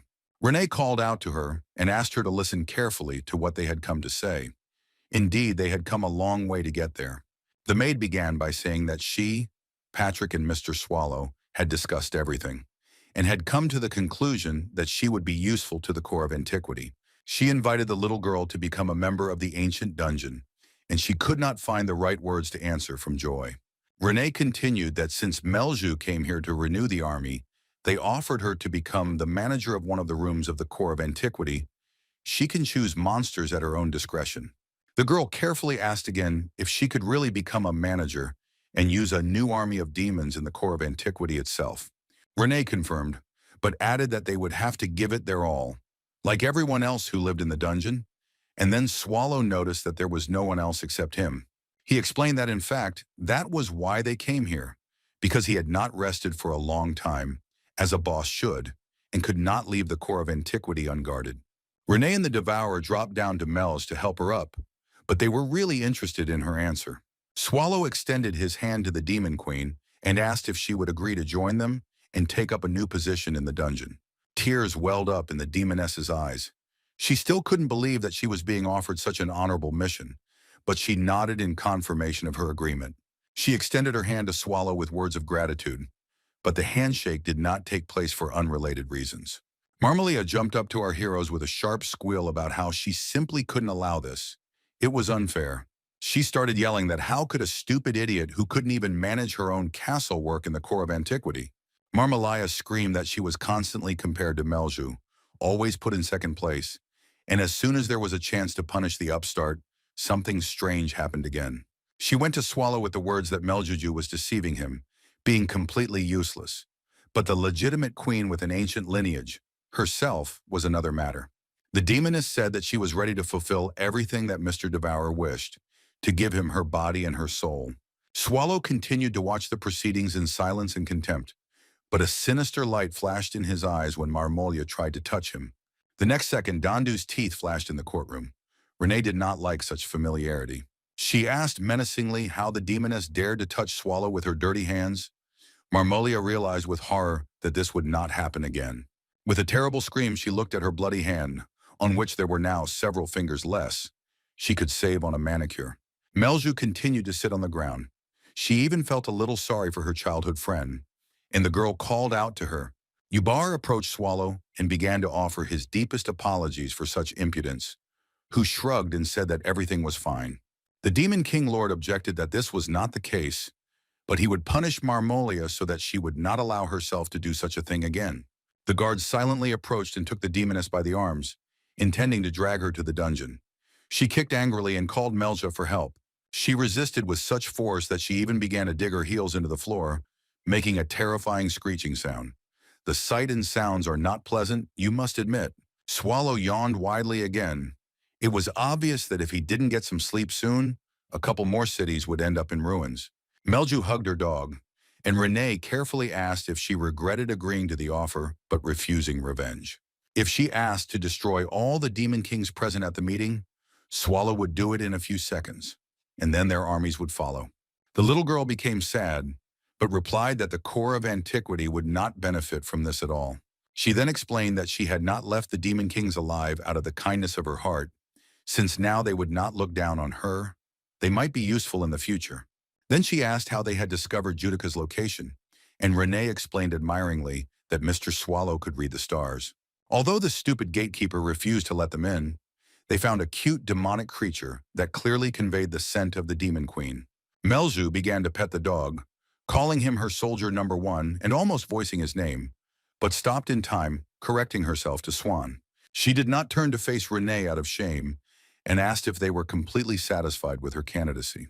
The girl explained that she would try her best, but she understood perfectly well that the previous manager was much stronger. Renee replied that Melju was indeed not very suitable. In her estimation, he would last 3 years at best, and the raid could begin at any moment. The Demon Queen burst into tears, but thanked her for hearing the truth. But the maid said she wasn't finished. She explained with a smile that they had come to Utica to take Melja only because the Devourer wanted it that way, so they should just not disappoint him. The girl froze with joy. She began to rise from the floor, but then suddenly stopped moving and looked at Renee. After a pause, Melju promised that she would not disappoint. She was determined to give it her all. Renee praised her for this approach, and to lift her spirits, she said that if anything happened, she could confess to Mr. Swallow at any time if something went wrong. Only now did the Demon Queen notice that she had not seen the boss of the ancient core dungeon for quite some time, and asked where he was. At this time, in the meeting room of Judica, a discussion was taking place about everything that had happened on that fateful day. Sir Ubar sat on the throne with a gloomy look. His subjects could not decide who should speak to him first. No one wanted to get into trouble. But still it was necessary to dot the I's and cross the T's, and one of the Demon Kings asked if there was a minute for him. As a representative of the Northern Environments, he wishes to voice the point of view of his entire clan on what is happening. He carefully began by saying that he knew that the Devourer was an ancient monster, the ruler of the strongest dungeon of great evil. But his whole family is interested in why there was such a sharp reaction to his appearance in Udic. Could the Lord of the Demon Kings not have behaved differently? Yubar understood what he was getting at and stated that there was no point in hiding the essence behind cautious words. They were interested in whether he had disgraced his title, weren't they? The Demon Kings tried to object that they meant something completely different, but no one listened to them anymore. But a representative of the Northern Environments confirmed that such a possibility exists, and he would like to hear an answer to his question. He tried to add that if this continued, they would not tolerate it. But then Yubar barked at the top of his voice that they were just arrogant fools. The Demon King Lord cast the giant's hand spell and grabbed the one who dared to defy him, raising him high into the air. He roared that he would not forgive insolence, even disguised as courtesy and caution. Perhaps Viraman was laying claim to the throne. How could he know? Here someone turned to Senior Yubar with a request to restrain his anger, at least a little. He reluctantly stopped. Someone remarked that at this rate, Viraman would soon die, at which point Yubar squeezed his hand and tossed the dead body aside, asking who else wanted to talk. The subjects began to ask for mercy, and the ruler ordered everyone who did not have anything to add to get lost. He added that in the future he does not want to tolerate the slightest doubt about the correctness of his decisions and actions. The Demon Kings began to leave the hall, and Yubar wondered how the child of Agrayas line had gotten along with the ancient monster. Then Swallow looked into the meeting room and joyfully exclaimed that he was just looking for Yubar, who asked what Mr. Devourer wanted. The ancient monster was silent. Yubar asked again what was required of him, and the ancient demon slowly began to voice his wishes. The Demon King Lord thought that it would be naive to think that the ancient core boss didn't have ulterior motives, but he was willing to submit for the sake of his subjects. Swallow waved some object, saying that he needed to clarify something with the Demon King, and the man screamed in fear. The ancient monster asked in surprise why he was yelling and handed him what he was holding in his hands with a question. It was a description of some kind of dungeon raid. Yubar looked at the cover for quite a long time and did not understand what was required of him. Soon the detachment of our heroes left Utica, and for some time all three looked at the ruins of the ancient monastery. Renee stood with a backpack on her shoulders and loudly announced that for a long time she did not understand why the Monster Kings had called a meeting, but it turned out that it was because of Melju. Who would have thought? Swallow handed Yubar several volumes on raids and ordered him to find him a couple of suitable monsters, because who, if not the Demon King, should understand this? He thanked her for the honor and prepared a detailed report. Renee was happy and praised her boss for his activity in solving their main task. They had already turned around to duck when someone called from behind and asked them to stay a little longer. They both looked back. It was Melju, who had sorted out her affairs and was now ready to help her colleagues with their luggage. Renee said that she could handle it on her own, but asked if the demoness had any other business left in Utica. She looked back into the basement and replied that she had already finished everything. There was no point in looking back into the past now. She should think about the future. Melzu declared that her greatest dream had come true, and now she had to not let her down by becoming the strongest demon queen, because she would guard the core of antiquity. The girl suggested returning to the mercenary city. Swallow wanted to get some sleep, but Renee replied that they should stay here for a few more minutes. In Utica's dungeon, which had recently been Melzu's sleeping place, footsteps were heard, and someone's voice asked if she felt okay. Two demons, one in human form, the other resembling a wolf, came to Marmolia. She came to her senses and looked at her hand and fingers, sewn on with the help of magic. Realizing that they were moving and that sensitivity was preserved, the girl tried to feel her horns, but they were not in their usual place. She looked closely at the demons, as if seeking confirmation that this was not a dream. They were a little confused. Then they explained that the Demon Queen had been unconscious for about a day, but she didn't listen and immediately screamed where the scoundrel Melzu was. Hearing that she had left the village with the ancient monster, Marmolia began to wail again, and it was discovered that she no longer had fangs in her mouth either. She was so angry that she was ready to tear someone to pieces. The demons asked her not to worry about the horns. There were good reasons, and besides, there were several benevolent kings left. Marmolia asked them to shut up immediately. All she was interested in now was killing Melia as quickly and painfully as possible. She began to bite her nails, trying to think of the most successful way to carry out this revenge. She needed to think carefully. Marmolia thought out loud that the power of the Demon Kings was not enough. Someone capable of resisting the monster from the ancient core was needed. The demons were taken aback. Here the demoness's face reflected joy. It seemed she had come up with someone who could go against the devourer and help her. Edelbrace came to the abode of the people of the Third Eye and said that he wanted to ask them about something, or rather, to ask. The man in the blue cape with the image of eyes remained silent, and Sir R decisively stated that he was interested in homunculi. At this time, not far from Connect's hotel, two men got into a fight. They weren't trying to hurt each other, they were just pushing each other, apparently having had a little too much to drink. The noise was a bit of a nuisance to the guests, but not to Melch and Renee, who were studying the information about monsters that the Demon Kings had collected. Both were delighted. They did not expect that it was possible to collect and structure data so carefully and in such detail. Even raid requests were copied. Swallow tried to sleep but was constantly distracted, this time by the remark that the Demon Kings had gathered monsters of their level and above. To Melju's surprise, the Blade Maid wasn't thrilled with the offer. All these monsters weren't quite right for them. For example, the Queen of the Succubi, Elizaveta, looked like a dangerous harlot in the image. But in reality, it is not a fact that she had any combat skills. Renee tore the piece of paper furiously, her face suddenly becoming rough and manly, perhaps out of jealousy. The underground giant Lamia was also rejected by the homunculus. The notes said that she had very beautiful skin. The maid waved Dondu's teeth several times and shouted that this was also a miss. Melju began to understand what was happening. Renee pointedly stated that all the monsters they had picked up were completely useless for their purposes, and the Demon Queen had to agree. The maid added that they did not meet their high standards, and Melju began to wonder how she had met them. The girl immediately remembered her second image, and decided that Renee had treated her so badly before, because the maid with the blade was worried about her beauty. Swallow continued to sleep. Renee announced that she would continue looking at the questionnaires. Melju happily volunteered to help. Meanwhile, events continued to unfold in Riaz that would greatly influence the fate of our heroes. There they also collected information, but not reports on raids and monsters, but about the powerful boss of the core of antiquity. There were plenty of books, but all was not it. Sir R. Edelbrace was quite tired. Resting his chin on his hand, he tried to remember where he had read the necessary information about the Devourer. The knight remembered the tone in which he asked him about how the man was going to deal with the consequences. He needed to find a way to get rid of the ancient monster. The existence of the Empire was at stake, and the man was ready to take any measures to protect it, but now he was panicking. There was an insistent knock on the door, and Garot reported that there was no one else in the corridor. R allowed her to go inside. The girl did not go further into the chambers, pressing her back against the door, and asked the captain if he had managed to find anything. Instead of answering, Edelbrace asked to pour him a cup of tea. Either he wasn't going to say anything, or he had a long story ahead of him.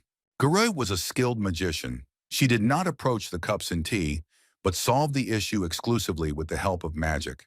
The teapot rose into the air, a cup and saucer joined it, and the drink poured out of the spout itself, as if by magic, or rather precisely by magic. When the tea was in front of him, the knight reported with satisfaction that it was much better this way. Now they could talk. He stated that the books contain a lot of information about the core of antiquity and its features. But there is nothing about Swallow himself. Everyone who got to him is dead. R added that in any case, reading was useful. The more he learned, the more interesting one moment became for him.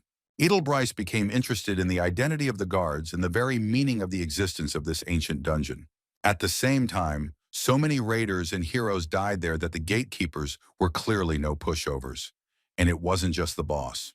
You can ignore the tentacles because everything about them has long been known and described many times. But there is not a word about the rest in the books.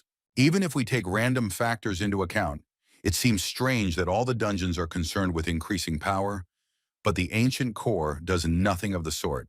As if he doesn't need an army or resources, then what is Mr. Swallow's main goal? It is completely unclear. Garot sighed loudly and lowered her eyes to the floor, saying that first she wanted to tell the captain something important, and he realized that she had come for a reason. The girl reported that the Third Eye had sent an urgent message. The Demon Queen Marmolia had requested a personal meeting with Sir Edelbrace.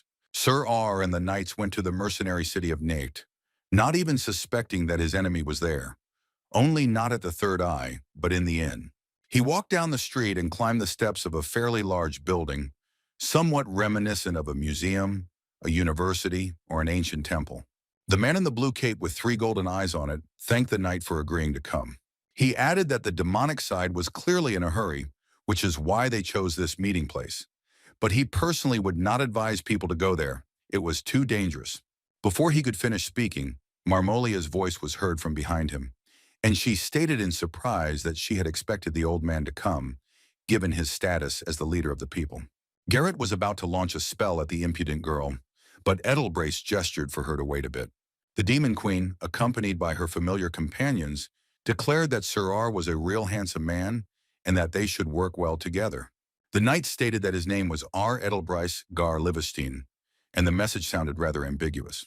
The demoness narrowed her eyes and reminded him that it said there that she would not have bodyguards or weapons with her, but he himself had come with security. She was confident that if necessary, she could resolve the issue by force, which is why she behaved so casually. The third eye suggested that everyone present stop swearing and first sit down at the negotiating table. The Demon Queen decided to go first and said that near her castle there was a village called Rozoid with a population of 400 people. If something went wrong, everyone would die. Edelbryce listened to the threat and noticed that Marmolia herself was acting much more suspiciously than he was. He pretended not to notice that he was served in a cup instead of a drink. Thanks to Garrett, the deception was revealed instantly. The demoness stated that it was a test to see how strong R was. She didn't feel any aura from him, so she carried out such a test. The knight suggested getting down to business. Marmolia's eyes flashed and she said that a demon king would soon leave Connect and he had to be killed. This is exactly what she came to ask Sir Edelbrace to kill this creature, for which he will receive a reward. The knight asked if he really wanted them to fight an army of demons, dying in vain for no apparent reason. Marmolia objected that this was not so. Only one Melja needed to be killed. The very same demon queen in question, for her head people would receive a generous reward. She stated that as payment, she could offer a couple of demonic creatures kidnapped for experiments. Edelbrace looked at her and replied that he would not make such a deal, or rather, he would simply reject the offer. The demoness was indignant that he was not satisfied. This was a good offer. Why was he refusing? Was the price really too low? The knight chuckled and shook his head, after which he calmly said that this was not the case. There was another reason. Marmolia started shouting that she didn't understand why he came here then. Did the leader of the people really not need anything? That can't happen. R noticed that the demon queen had no fangs and her horns were sawed off. She was either trying to lure him into a trap or she was in deep trouble herself. These thoughts were written all over his face, and Marmolia was furious that the man dared to look down on her. R calmly replied that nothing of the sort was happening, that she was hiding something, and that his intentions were completely clear. He had come to talk. But he doesn't understand at all why she asked for help in dealing with one demon queen. Even without an army, is Melju really that strong? He narrowed his eyes, noticing how the demoness tensed up at the mention of the name of her hated childhood friend, and clarified that there really was no one behind her, or that was not true. The demon queen jumped up again, showing that the knight's guess was correct, and he sighed with satisfaction, as he had thought so. He turned around and ordered Gareth to leave. There was no point in them getting involved in a conflict between demons. Marmolia realized that now people would simply leave and revenge would remain a dream. She screamed, asking them to stop. The demoness said that there really was someone behind her. Sir R replied that he had already understood this, after which he said goodbye. He even reached out his hand to open the door, when he suddenly heard that along with Melshu was an ancient monster from the notorious core of antiquity. When Marmolia said Mr. Swallow's name, Edelbryce's eyes sparkled and he changed his mind about leaving the room. The demoness was mumbling something about how there had to be a way to avoid his notice and kill Melia, when suddenly Sir R said that he agreed to this deal. The demon queen didn't expect it to be so simple, and for a person to change their mind just by hearing about the devourer. Edelbrace once again repeated that he gave his consent to personally kill the demon queen named Melja de Lymph Agrea. The spider, the symbol of Marmolia, almost fell off the wall, so deep was the shock experienced by its mistress at these words. The demon queen froze, muttering about how she didn't give her full name. How did the man know the details? Did he come to the meeting prepared? Or what should I understand this to mean? She asked Edelbryce in surprise how he knew about Melshu and why he didn't immediately tell her that he was aware of the matter. Sir R asked in bewilderment how he could not know about the demon queen who had established her castle right next to the capital. He extended his hand to the demoness, and informed her that he should hurry if Melju was to leave the mercenary city soon. Marmolia noticed that the knight's demeanor changed dramatically at the mention of Swallow. Now she wondered what that could mean. She reminded them that they had 400 hostages in their hands. So if he was planning something against her, he should stop immediately.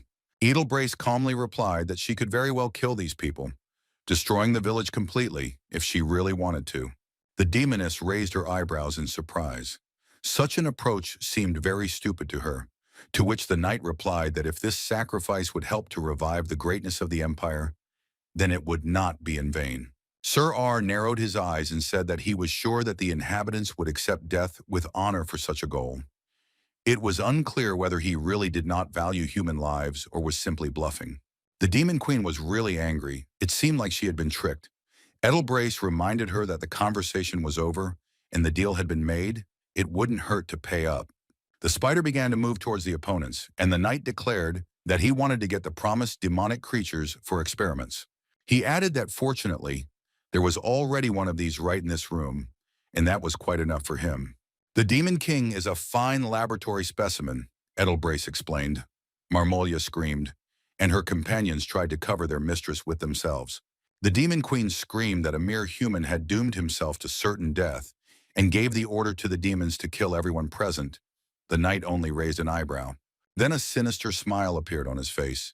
Sir Edelbrace knew exactly his desires and possibilities, thinking through every move in advance. A little later at the hotel, Swallow was awakened again. He was still unable to sleep and rest properly. Renee said that the sun had risen long ago.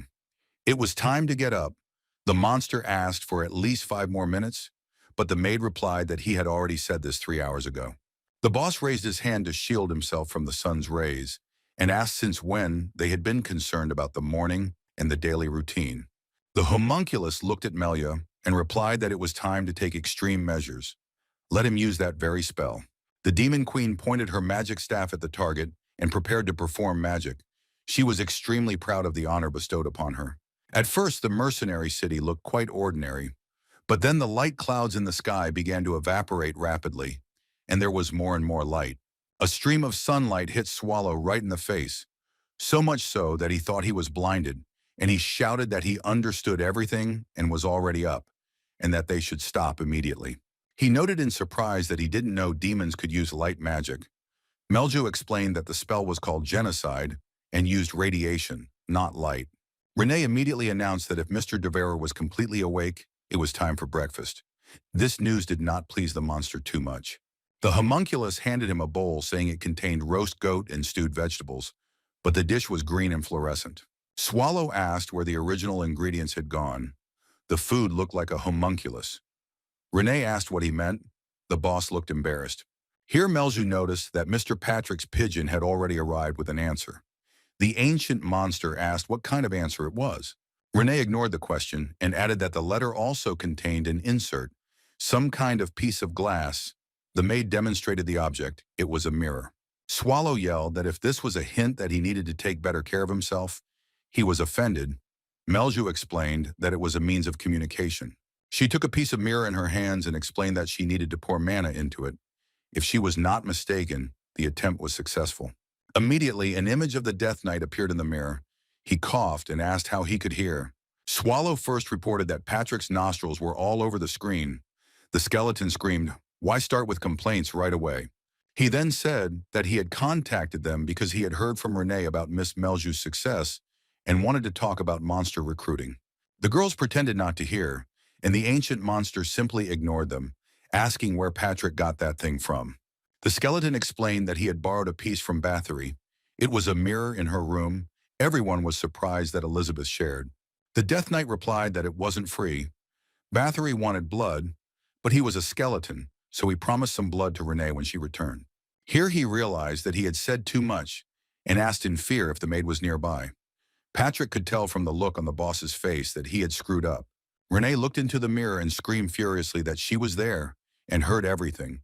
Her voice was threatening and extremely loud. Instead of a skeleton, the mirror began to show emptiness. Everyone began to call for Patrick, but he did not appear, although the device worked. A second later, the Death Knight reappeared and asked how they could hear. Now everything was fine, and the real Patrick was speaking to them. Renee replied that there was no point in pretending. They had figured him out. It was too late to pretend not to say anything. Dandu's teeth were already ready to cut off his head. Patrick continued in a confident tone that he really hadn't found anything worthwhile in the request for monster extermination sent to Renee, so he had chosen other options for them. Renee was surprised she did not receive any additional information. Swallow and Melju pointed her to the back of the letter. After looking there, the girl discovered that there were even monsters there that were not hunted. Patrick said that he spent a lot of time searching. He explained that he had been watching them for a long time. They were weak individually, but together they could become an insurmountable obstacle for the raiders. Swallow squinted and asked what he meant by long ago. Why then had they gone so far in search of new monsters? He asked menacingly if Patrick had started following them before he sent him to study the information and look for monsters. The skeleton opened his mouth to answer, but then the image froze and only sound remained, and this sound was like the sound of a battle. Then two silhouettes flashed on the screen, but it was impossible to make out who it was. The noise continued. Melju slowly said that this time the connection seemed to have really been broken. Renee confirmed that she thought so too. Swallow introduced Patrick and thought he was willing to let him get away with the trick, since he was currently fighting off an attack on the dungeon. Sir Edelbrace looked at the heads of the destroyed demons at this time, and thoughtfully said that he was not surprised. They were completely untrustworthy. They had prepared so many fighters for an ambush that it was simply beyond comprehension. Fortunately, the knight came accompanied by the hero and quickly solved this problem. Only the Demon Queen remained alive, and Sir R headed straight to her. They needed to discuss the details. Two guards stood over her, holding huge swords to her neck to prevent her from attacking. The demoness was furious. Marmalaya shouted that if the man thought he could get away with it, he was wrong. The other demon kings would take revenge. Edelbrace replied that he didn't care. The man looked at her with slight regret and explained that he should understand correctly. He was truly grateful to her for the work she had done. Thanks to the Demon Queen, people now have the opportunity to deal with the Devourer. And this is worth a lot. Marmalaya was taken aback. Then she started laughing out loud, repeating the words figure out and devourer countless times. R asked, offended, what was making her laugh so much. The Demon Queen replied that his words were simply hilarious. Does he even know who he is going to deal with? It is beyond comprehension. She stated that it was simply impossible. It seemed that the little man had no idea how terrible and powerful this ancient monster was. The third eye replied that there was no point in listening to this demon. One could simply thank him for the excellent material. Edelbrace asked if he was sure that everything would work out. The hooded man said that he would do everything as it should be and create an absolute homunculus that would be invincible. Some monster caught Marmalia's spider and ate it with satisfaction. It seems the Demon Queen was finished. Now she will become someone else. After some time, the squad of our heroes left the city of mercenaries and went, following Patrick's instructions, to the habitat of new monsters. They were flying on the back of some monsters summoned by Melju, and below them lay a valley among clay mountains. Swallow remembered the skeleton's instructions that he had sent him on a journey personally to improve relations with his subordinates. Here Melju informed the boss that they seemed to have arrived at the right place. It was time to go down. Once on the ground, the entire team was in no hurry to get off their vehicle. The Demon Queen muttered that they made it just in time. Their target was a golem. It had amazing regeneration, instantly collecting stones after a blow with the help of clay, and in Patrick's opinion was ideal for the core of antiquity. The golem disappeared and the travelers had to rise into the air again to see what mountain he had disguised himself under. An amazing skill. Not far away, Renee noticed the movement of the stones and showed the others where to look. It seemed the golem had not gone far. Swallow noted that this was a magical golem. If it could regenerate forever, then its powers must be supported by a magical stone, the core of the monster. He stated that they simply needed to find the stone and take it, but Renee did not share this strategy. The homunculus was trying to draw the chief's attention to something else. The golem was so huge that the first thing the maid with the blade was worried about was whether it would fit into the core of antiquity at all. The monster ran up and prepared to attack them, and to Renee's words, the devourer modestly noted that he somehow fit in there. Melzu took a closer look at the golem and reported that it looked quite strong, and was indeed a great option for a dungeon. She took the staff and said that she would temporarily restrict the monster's movements so that her colleagues could find and take the stone. Swallow advised her not to worry and thanked her for the ride. It seemed the boss had his own plan of action. He stood up resolutely to his full height, preparing to go down, and declared that they would quickly finish this. The devourer walked towards the golem through the air, as if on a solid surface. The girls did not know that he had such an ability, and their mouths opened in surprise and fear. The golem swung its fist to deliver a punch aimed straight at the ancient monster, but it remained completely calm. Renee and Melju chose to dive down, as they thought it would be a little safer on the ground than in the air. Swallow engaged the golem in a fight, if you could call it that. It was so much smaller than him that it was hard to imagine how he was going to win. Because of the golem's size, it was unclear what was going on at all, and the girls were very worried about the devourer, both of them. Soon, huge stones, or rather fragments of the golem, flew in all directions, and nothing became clear at all. From beneath the clay boulders, which were slowly beginning to come back together, came an excited cry that Patrick had managed to unearth a real tough guy.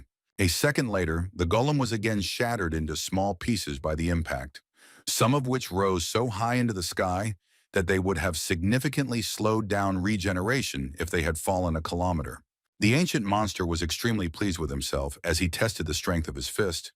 Swallow enthusiastically reported that he was enjoying this fight. After some time, the stones finally fell to the ground and the golem began trying to gather them together in order to continue the fight. Melju, Renee, and the dog took to the air again.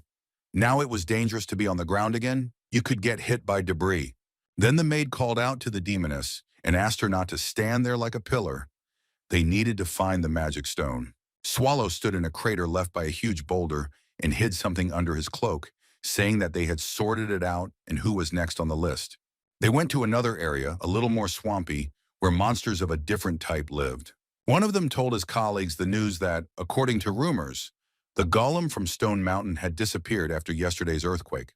The second replied that the silver wolves that lived on the plateau above the canyon were also enslaved, at least that's what they say. The monsters came to the conclusion that if humans were behind this, then at this rate they would soon get to them too, when a fourth one approached them and ordered them to be silent. This Cyclops was especially huge. Like a leader, he said that there was nothing to worry about what had not happened yet. Their dungeon was well hidden. No one knew about it. Renee, standing behind him, asked Melju if she understood everything well. Sir Patrick had proven to be an excellent informant. The Cyclops turned around sharply and looked at the girls, after which they asked who they were and how they got there in the first place. Renee began to explain that they had a proposal for cooperation, to which the Cyclops widened their eyes and screamed that now it was clear who was kidnapping monsters all over the area. The leader raised a huge bat studded with metal objects and announced that they would not give up so easily. The maid with the blade told her colleague that words didn't work on the Cyclops, which was a pity because it was possible to do without casualties. They looked at her in confusion. It seemed that a threat from the mouth of such a little girl might mean nothing, but the monsters felt that it was significant. The girls continued on their way, discussing what had happened. Both had not expected the monsters to be so weak. A moment after the words about unnecessary sacrifices, Renee put Dandu's teeth into action, and the Cyclops would no longer be able to think about anything. Now their heads lived a separate life. Our heroes arrived at the place indicated by Patrick and looked at the list to find out who was next. A certain monster Yaksha was listed. At that very moment, a voice came from somewhere above, saying that they were not expected to be able to find him because it was not an easy task. Renee and Melju looked in the direction of the sound and saw a guy hanging upside down. He noted that according to rumors, the Cyclops that live nearby have already lost their heads. The Demon Queen noted that rumors were spreading quickly, to which the boy, jumping to the ground, noted that the reason his people had survived was because they were good at obtaining information. Renee replied that in that case he should be well informed and she would not have to go into a long explanation. Yaksha, and it was he, proudly announced that he knew they wanted to offer him a job in their dungeon. He added that he agreed, but only on one condition, after which he called out to Swallow, addressing him somewhat too rudely. "Hey, you!" The ancient monster was sleeping and had just begun to open its eyes. Renee almost exploded with rage. The guy asked if it was really the devourer in front of him. Yaksha began to warm up his fists and offered Swallow a fight. He was always interested in checking how strong the ancient monster was. Renee hissed that she would deal with this impudent fellow herself, but the boss replied that since he was so eager, he agreed. He stood up and lazily muttered that he was ready to see what his impudent opponent was capable of. The dog Melzu looked at the guy as if he were food. He made several passes with his hands, testing his strength and mana reserves, after which he declared that everything was going just perfectly. Yaksha assumed a fighting stance and commanded Mr. Swallow to fight him with all his might, without giving in. The ancient demon's eyes lit up with fire, and he asked if he really wanted him to fight to the fullest. The squad returned to their now familiar hotel room in the mercenary city of Connect to rest. The ancient monster fell onto the bed and screamed that he had had enough. How much more nonsense could he suffer? It was time to return to the dungeon and get a good night's sleep. Melzu confirmed that she was also very tired. They had been walking around the area for 2 days. They say that if you overdo it, you can even run away. Melzu handed over a bowl of treats and offered everyone to have a snack. There was no time to cook, so she simply bought food in the city. The monster threw all the food into his mouth as if he hadn't eaten for a month. At that moment, Renee looked at the list and reported that the only monster that had been successfully recruited so far was the golem. The Cyclops and Yaksha went to their forefathers. The naive boy did not expect to die from Swallow's little finger, and Arachne had already apologized for declining the offer. But Renee was still pleased and noted that they got a lot. It was a truly memorable campaign, because they killed everyone and got trophies. Melzu squealed with delight. She couldn't wait to see what kind of treasures were in the chests and boxes she had obtained. Swallow began to sort through the loot and reported that there should be a lot of artifacts and magical tools there. He dumped a bunch of things and started rummaging through them, muttering under his breath that he was looking for anything that could mess with Patrick's bones. Quite unexpectedly, the Devourer found an object that really interested him. I wonder how the monsters got hold of it. It was a beautiful red flower, quite fresh, and Swallow asked the girls what it was. At this time, Sir R went to the third eye to find out how the process of creating the homunculus was progressing. The man in the blue cape bowed respectfully before him and thanked him for the copy he had provided. It turned out to be very good. Edelbryce looked at him and calmly replied that all this was being done only for the good of the Empire, so there was no need for gratitude. The man replied that it was so, but he had not even expected such excellent material, after which he invited me to evaluate the result. It was wonderful. The knight looked at the created and connected to life support tubes and thought that wonderful was not quite the right word. Then he smiled a little sinisterly and thought, why not? Let this creature be considered beautiful. Looking at what the Demon Queen had become, he slowly said that he was satisfied with the result of the experiment. Edelbryce asked when it would be possible to extract the creature from the flask and test the skills. Third Eye replied that it was too early. There was no need to rush. If not all processes function properly, the homunculus will not live longer than 2 days. The creature must be given time to grow stronger. Sir R stated that this was enough for him, and the man agreed to make concessions, stating that the creature was extremely strong and should cope with the task. Swallow continued to look at the beautiful flower and asked Melzu if it was magical. The girl replied that yes, but it had already been used. Only the protection spell remained in effect, so the thing was practically useless, although beautiful. Renee suddenly said that this flower would look good in the hair. The demoness agreed that this was indeed the case. Then an idea occurred to Swallow, but it was so out of character for him that the ancient monster's eyes widened and Renee feared for his health. He ordered the maid to stand still and approached her at a distance of a step.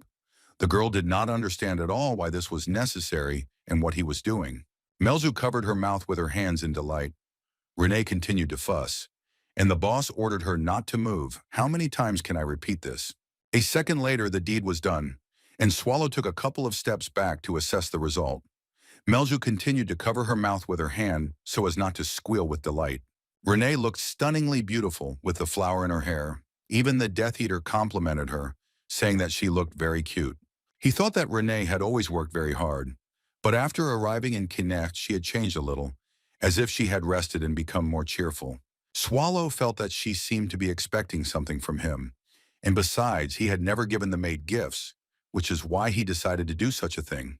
Melzu finally opened her mouth and said that Renee was very beautiful. The homunculus could not believe that this was being said to her. The ancient monster said that if she didn't like it very much, she could find something better. But the maid was very happy and bowed in gratitude. Then she straightened up, and it became obvious that Renee was absolutely delighted. She exclaimed that she was incredibly happy. Swallow couldn't find anything to say in response, but simply muttered that he understood. Melchu was seriously touched. But she couldn't forget about business, so the maid decided to look at what was next on the list. There were two more places. Swallow, who was getting ready to sleep, slowed down. He really didn't want to continue all this, but he didn't want to listen to Patrick's reproaches and spoil Renee's mood even more. When Historia faced the exact opposite problem. In her chambers, the girl was simply dying of boredom. It seemed to her that in a little while she would simply become glued to the sofa. She needed to come up with at least some kind of activity for herself so as not to suffer from doing nothing. She had enough strength to stretch and take the same pose again. If nothing changed in the near future, the heroine would be left without any muscles at all. This thought made Wynne start slamming her hands and feet on the furniture as hard as she could to let off some steam. She continued this exercise until she collapsed in exhaustion. Well, it wasn't a workout, but at least she moved a little, and the bruises would go away quickly. The words about simulating a long recovery process so that the imperial family would not find out about the super-fast regeneration echoed in his head. But sitting around doing nothing was simply unbearable. Suddenly, right now, someone was in danger. People were waiting for a hero. Historia stood up. She took a few steps around the room, thinking that she should at least check the situation in Riaz. It certainly wouldn't make things worse. Wynne went out onto the balcony and sat down on the railing. Jumping down wasn't difficult at all, but the consequences of the foray were a little scary. Suddenly someone would find out. Before Historia could jump off the balcony, Edelbrace entered the room and asked what she was doing that was so interesting. The girl was unhappy that she was caught in her home clothes. She screamed that usually people warn before entering the chambers. Sir R sat down opposite her sofa and said that he had a premonition that the heroine would run away. Wynne replied that she had not even had such a thought. The man smiled and asked if this was true, to which Historia frowned and admitted that she had lied. They were served tea, and the girl said that she had long wanted to ask her captain one question, and now it was bothering her even more. Edelbrace grinned and asked what exactly, to which he received the answer that she was very concerned about how Garo was, whether everything was okay with her. Historia explained that she hadn't spoken to her friend since she lost her arm, which had been a long time ago. It turns out that Wynne can't find the strength to meet with Gareth because she believes that she, Historia, is to blame for everything that happened. The knight sighed and said that a hero should not take on all the responsibility of protecting the empire. This is a commendable quality for a warrior, but one must not forget that each member of the Black Wolf squad sacrificed themselves for the empire. He thought and added that absolutely everyone, including Garot. So she just needed to meet her friend and not engage in self-flagellation. The tea was drunk, and Wynne tried to come to terms with the idea that the heroine had sacrificed her hand for the sake of the empire. The knight added that his friend herself is not too worried about this, although, of course, she is trying to hold on in many ways for Wynne's sake. Sir R ended by saying that, whatever the case, he had come here to ask Historia for a favor. The girl did not drink her tea. She put the cup down and looked questioningly at the captain. He explained that the matter concerned artificial beings that the Empire had studied in the past. He explained that a report had recently been received about an incident at the research center, and the girl asked what it was. Edelbrace added that the creatures that were being studied there had escaped. Fortunately, this center was quite far from the capital, so they had not yet reached here.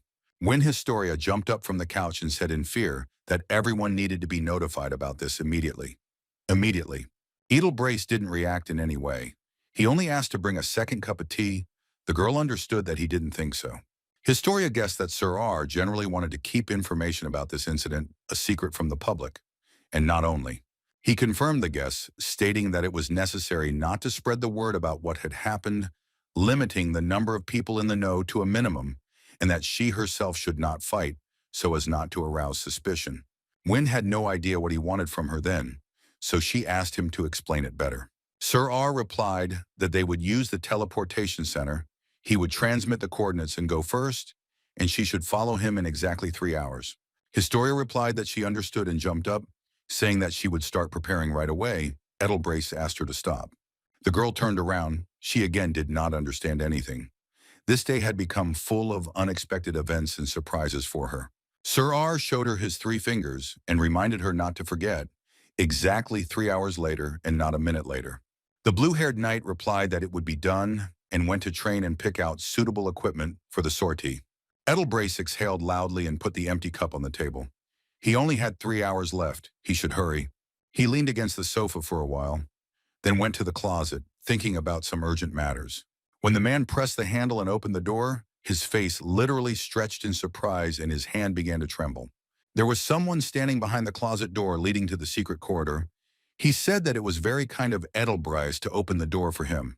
The knight's eyes narrowed. He was completely unprepared for such a meeting, but he tried to save face and not show it. In front of Sir R stood Papa Uranisha, the third in person. He calmly stated that they hadn't seen each other for a long time. Uranisha addressed the knight as Sir, but then clarified that it would not be more correct to call him an officer in accordance with his new status. Edelbrace closed the door and quietly asked what had brought the pontiff so far. It must have been a matter of special importance. And he doesn't even serve his majesty? Uranisha laughed and replied that the officer's words were, as always, sharp. He added that he simply wanted to see how the hero, the hope of the empire, or rather, the foundation of the empire, if he knew what I meant, was doing. Edelbrace narrowed his eyes again. As far as he knew, Win Historia and Papa Uranisha III were not acquainted and had not met before. He reported this to the pontiff and asked in surprise what he was actually doing there, then exhaled that he was too busy and went further down the corridor. The pontiff realized that there was no time to waste and shouted after Edelbrace, asking if he would believe that he was here for him. He ran out into the hall after the night and asked to find a few minutes for a conversation. It was really very important. Sometime later, Edelbrace stood on the roof of the building where the teleporter was. He went out into the fresh air to get his feelings in order. The man thought about what he had heard from Uranisha. The idea sounded completely absurd under the current circumstances. It seemed that the old man had gone out of his mind or was engaged in outright sabotage, but this would have to be carefully thought about later. He stood on the roof and looked at the colorful fireworks. There was just over an hour left of 3 o'clock. He had to hurry. When Edelbrace used the teleportation center and arrived at his destination, he was greeted on his return by the Silver Deer raid squad. Even on the roof, Sir R was thinking about the fact that Connect is a city of mercenaries, where about a third of the population are members of this raider clan. Now he looked at the city and thought that somewhere here was the Devourer, but it was not so easy to find him. More information and a bit of adventurism were needed. Here Edelbrace was called out by a gray-haired man in armor, Sir Storman, who reported that the preparations were complete and everyone was awaiting further orders. The Third Eye joined them and reported that they too were completely ready. Sir R thanked both of them. The man in the blue cape asked how they planned to search for the Demon King who was hiding in the city. The raider thought about it. Edelbrace answered for him, saying that it was not in their interest to compete with the Demon King, and besides, it was simply beyond the capabilities of an ordinary person like him. The man explained that someone was looking for this Demon King, or rather, Queen, so they would take advantage of this. Sir R asked Storman how much time was left before the hero's arrival, and he replied that it was exactly 78 minutes. He sighed that it was a bit early, but he would have to start right now, since everyone was ready and just waiting for the command. Only Demon Kings can summon Demon Kings, so first we'll find Melia, and then we'll go after the Devourer.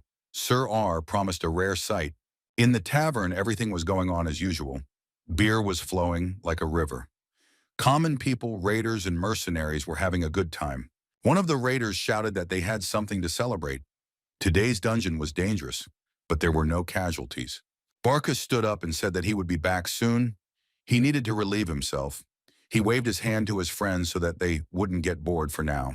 The man went outside and started looking for a secluded corner. He had overindulged a little, so he felt nauseous. Another raider on the street was much more drunk. He could not stand on his feet and was squatting, leaning his forehead against the wall of the house.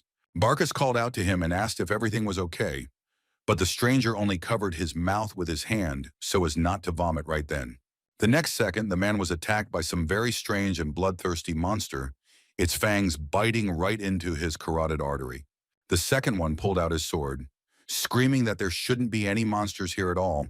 Could someone explain what was going on? The monster did not release its victim, but managed to block the blow of the blade with its clawed paw. It was incredibly fast and strong. The sword literally began to crack under his onslaught, and yet it was forged from the strongest steel. It seemed that soon there would be one more victim. But the most terrible thing was to look into the monster's huge blue eye, which stared without a shadow of thought, demonstrating only dull tension. It soon became clear that there were so many of these monsters on the street that it was difficult to count them. The last thing Barsha said in his life was a dirty curse. The raiders inside the tavern noticed movement outside and became alarmed, trying to figure out what was going on. The knights on the roof of the building where Edelbrace was asked the same question. Even for an officer of the Empire, setting fire to an entire city was too presumptuous. One of those present, a knight in a white cloak, said that this was too much even if the order was given by His Majesty. The Third Eye ordered him to watch his language. The knight stated that he suspected that the organization's experiments were inhumane, but to commit a massacre in the city center and even set it on fire was too much. Edelbrace sat on a chair, crossing his legs, and asked him not to worry. The city would not be wiped off the face of the earth. The knight turned around and gave him a look full of righteous anger, asking what this meant. There was no answer, but the tower gates swung open and new swarms of monsters set out into the streets. Then someone else appeared, and Sir R joyfully exclaimed that he was finally here. His expectations were met. One clawed paw emerged from the flames. Larger in size than a good horse, the monster was enormous. The knight tried to understand what kind of monster was advancing on the city, but he had never seen anything like it. Simply because nothing like it had ever existed before, it was a huge homunculus, and others of a more modest size, but no less dangerous, walked alongside it. Buildings and entire streets were burning with fire. Houses were flying into pieces. The knights shouted that this was in line with the promise that nothing would happen to the city. At this rate, no local residents will remain alive, and complete chaos will reign. In response to these reproaches, Edelbrace only looked at him blankly. It became clear that not wiping the city off the face of the earth and saving people's lives were two different things. Sir R had not seen so many angry looks directed at him for a long time, but they did not bother him at all. On the contrary, he only felt more confident. All of this had been thought out and planned from the start, so now he remained absolutely calm. Edelbrace asked everyone to follow his example and pull themselves together. This is only a small sacrifice on the path to the power of the Empire. He explained that he did not think that the Devourer wanted Connect to be completely destroyed, which meant that he would soon make his presence known. If the ancient monster does not undertake any destructive actions, then its goal is not the destruction of the city or robbery, but something else. Edelbrace added that Swallow might even try to fight against the homunculus. Who knows? For a moment, the man considered his own words as if they had been spoken by someone completely different. Here he laughed so ominously that everyone felt even more uneasy. No one expected such bloodthirstiness from Sir R. Sir R looked at the burning city and suggested that everyone present simply enjoy the spectacle. The knight in the cloak was ready to kill him on the spot, but while he was holding back, he did not understand how one could sacrifice people's lives, even for the sake of the greatness of the Empire. The man clearly realized that this bastard Edelbrace, was completely insane. At this time, Swallow and his colleagues were in the outskirts of the city, or rather, in the forest, and seeing the flames, Melju asked if their hotel was there. Renee answered that it was. The ancient monster exclaimed that he simply wouldn't survive if she burned, and the girls looked at him in surprise.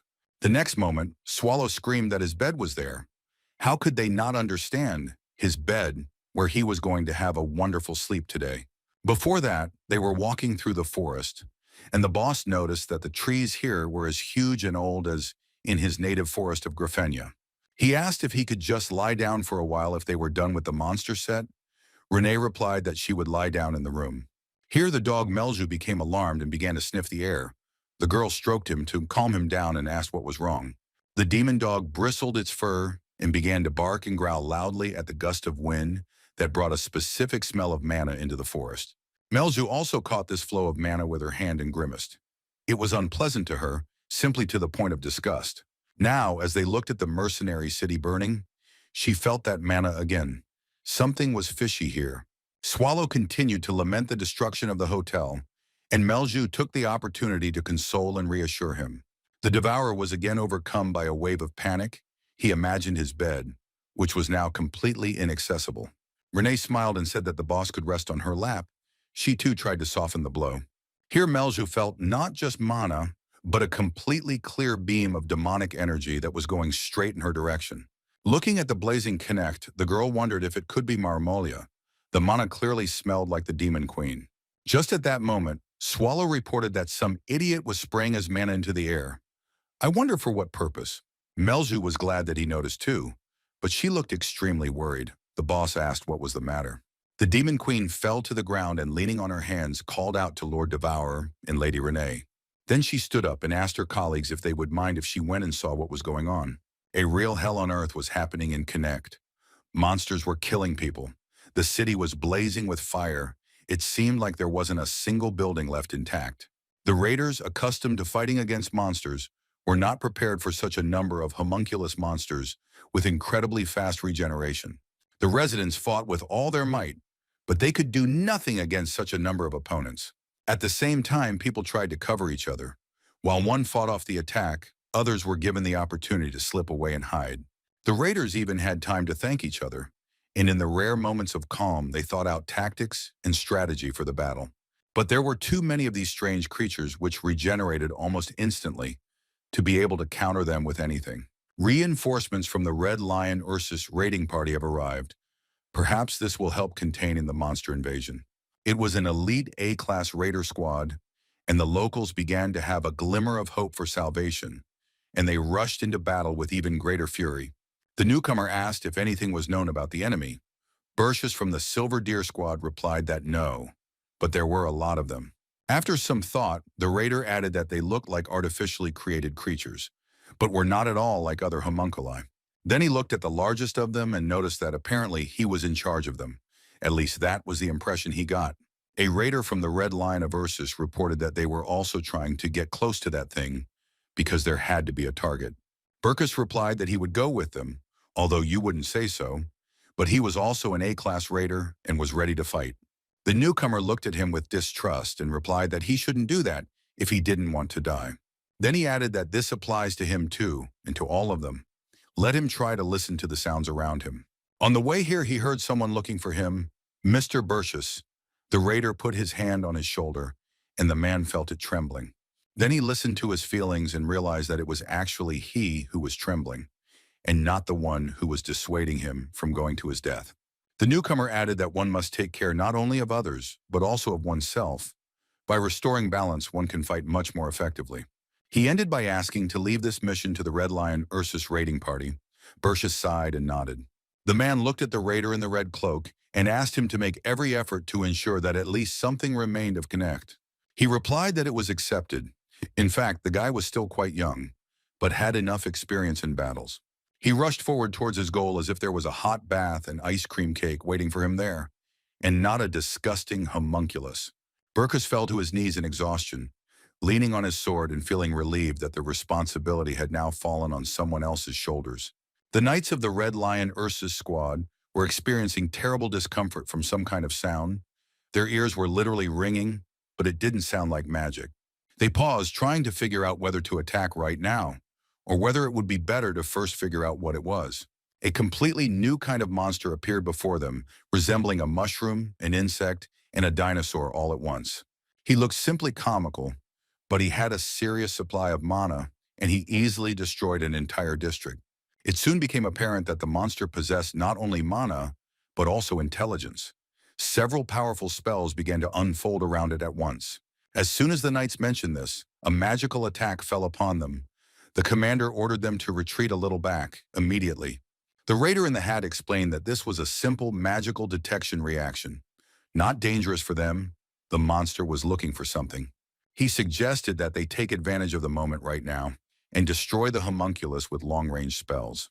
The knights of the Red Lion Ursus squad prepared themselves and fired spells like a volley of fire. They all reached their goal, and the monster, who was distracted by the search, did not have time to put up a defense, screaming terribly. The magician in the hat was glad that the tactic was working and ordered the others to keep shooting to destroy the enemy. The monster screamed and growled. It was enveloped in flames and the glow of mana from various spells, but there was no visible damage. The gray-bearded leader of the squad paused to think. There was clearly something wrong with this, but he couldn't figure out what exactly. Then one of the raiders also noticed this and shouted that it was not their magical attack, but something else. The monster had gathered enough mana and was now completely engulfed in radiance. The squad leader ordered the knights to stop. Shouting out a wish to die as quickly as possible, he rushed into a melee attack, enveloping his weapon in mana. He continued to scream as he approached the monster, which gave him more determination and helped him gather his courage. Finally, he got within striking distance and swung the shining blade with all his might to attack. The knight struck several blows, but the monster had enough power. One energy met another. The man didn't expect this. He was hit by the mana of the homunculus protective shield so hard that it seemed like his heart would stop from the pain shock. The flow of mana was so strong that it literally knocked him off course, but the knight managed to deal another blow to the enemy. He was then thrown back by a powerful energy blow, which also almost knocked down the rest of the knights of the Red Lion Ursus. Some were forced to retreat a few steps back, while others continued to resist the monster's magical attack. It soon became clear that this mana wave was a side effect of the rebirth. The homunculus changed its appearance. Now it stood on four powerful paws, like a wolf. The knight who had decided to attack in close combat was alive. He exhaled loudly and tried to rise from the ground. He didn't succeed. He only managed to raise his head to look at the monster and assess its condition. The raider realized that people simply could not cope with such a powerful creature, created artificially. Its characteristics were impossible to predict. Then from behind the man, a whisper was heard that the search would soon be crowned with success. He who seeks will find.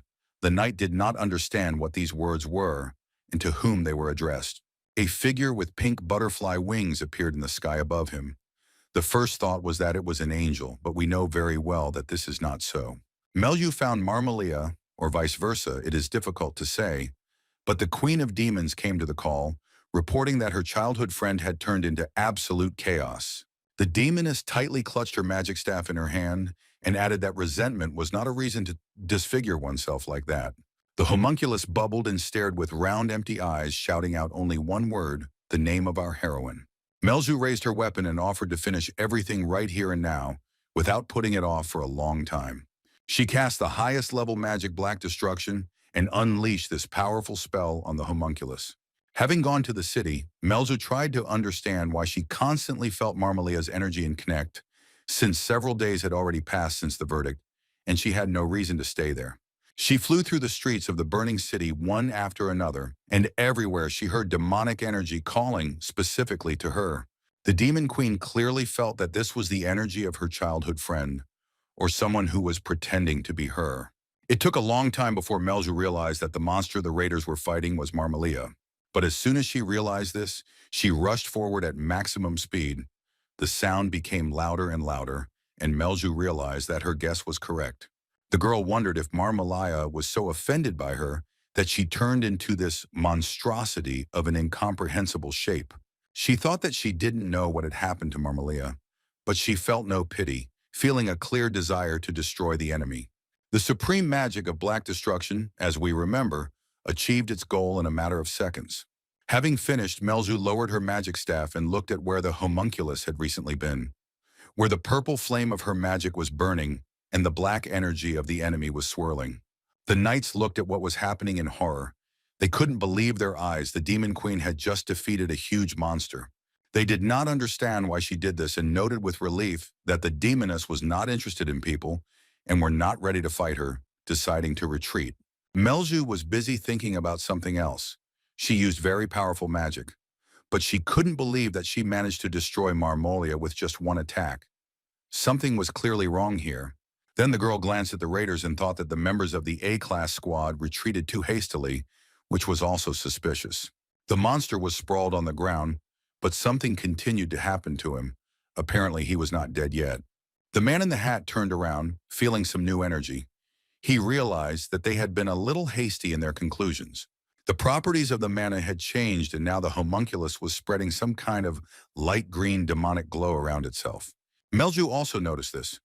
It was the same demonic energy that brought her here and was used as a summoning. Suddenly, from the pile of matter that had recently been a formless monster, a clawed hand burst forth, much more resembling the hand of a demon king than before. The heroine clenched her teeth in disgust. As she had expected, it was too early to write off Marmalia. She took on a new appearance and rose up. The homunculus was not such a simple creature as it might seem. His ability to recover was amazing. The raiders were horrified as they tried to understand how a new monster had emerged from the monster, looking even more dangerous than the previous one. Marmalia took a few steps forward in her new guise, which was not easy for her, but she quickly got the hang of it. To test her magical powers, the demoness cast a mid-level spell, Silent Dagger. A second later, one of the knights lost his head. Everything happened so quickly that people didn't even understand how exactly. The squad leader's hat was blown off, and he now looked at the homunculus in horror, not knowing what to do or whether to fight or run. The demoness approached the raiders even closer. Now she planned to use more extensive magic. She cast a magical explosion, and the entire area was practically destroyed in an instant, along with the raiders, of course. Marmolia stood at the epicenter of the explosion and was absolutely pleased with the achieved result and her capabilities in her new body. Melju towered over her, never lowering herself to the ground, determined to finish what she had started. Marmolia called out to her, and the demon queen looked her straight in the eyes. There was no disgust in her gaze, only contempt. The homunculus began to complain that she was in great pain. Her body was literally burning and seemed to be melting. She felt that she would soon die. She added again that the sensations were simply disgusting, but she was sure that she would live long enough to make it. In order to finish off Melja before she died, Marmalia screamed hysterically at the end of her pitiful speech. She continued to hurl threats, but the demon queen listened calmly, not a muscle moving on her face.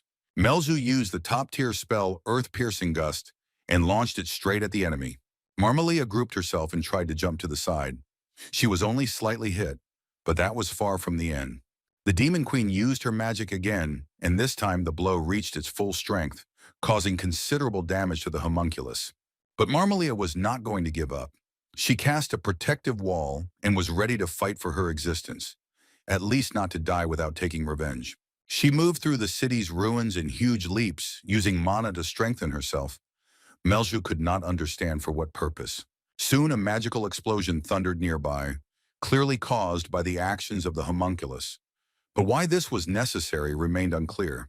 Marmalia appeared right in front of Melju completely unexpectedly, attacking the enemy in close combat with a punch. She beat him off without much effort and cheerfully reported that her rival had finally become like the Demon King. Marmalia screamed in rage. Melju grimaced contemptuously. She was already beginning to get quite fed up with this homunculus's hysteria. They began to fight, illuminating everything around with a powerful glow of mana, while Edelbrace watched them from the roof with some pleasure. The man in the blue cloak asked the knight if he was pleased with his work, and he replied that he was without a doubt, and now he understood why he was confident of success. Sir R watched the homunculus fight with almost delight. He didn't expect the third voice to be so skilled. He turned around and threw off his hood, after which he said that if you wait a little, you can witness an even more intriguing spectacle. Edelbryce smiled happily and said that he was intrigued and would definitely wait until the end of the show. He thought that everything was going according to plan. Melzu at this time used all the attack spells she knew against Marmalia at once. She managed to cast defense and responded in kind. They spent so much mana that the energy could have been used for a year using the teleporter. Both were at their limit, but the homunculus body began to fail. After all, it was not designed for a long life and such active use. Melju thought she had very little mana left, but she was almost certain that Marmalia's body would fail before the energy ran out completely. She decided that she could win if she held on until the end, so she ordered the homunculus not to move and cast a new spell. The Demon Queen was so distracted that she didn't notice that her opponent had managed to attack her without her noticing. Several of the sharpest blades flew straight into Melch's stomach as a parting gift from Marmalia. These were the claws of a hand that stretched to incredible sizes and treacherously reached the enemy at the right moment. Even pierced through and through, Melju did not lose control of herself. She thought about how to finish off the creature that had brought her so much pain. The homunculus closed the distance and began to fight hand to hand. She could barely stand on her feet. The Demon Queen gripped the staff in her hand tighter. Marmalia hissed that now her beloved Melch would be in a little pain and giggled uncontrollably, squeezing her rival's throat. But she didn't know who she was dealing with. The Demon Queen wasn't going to let herself be killed by some homunculus so easily. She pointed her staff at her and cast Sylph Rejection, one of the most powerful spells she had mana for. With a terrible scream, Marmalia flew back several meters, Her body began to literally disintegrate in the air. She collapsed, raising clouds of dust above her. Melju also fell to the ground and bent over in wild pain. Then she stood up with effort to see what was wrong with Marmolia.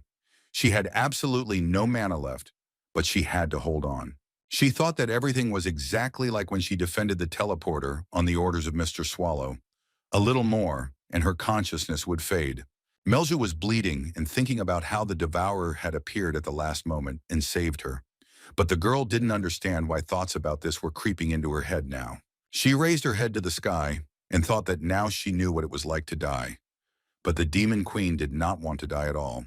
She mentally apologized to Swallow for not even having time to begin fulfilling her assigned duties in the dungeon. The next moment, Melju collapsed to the ground.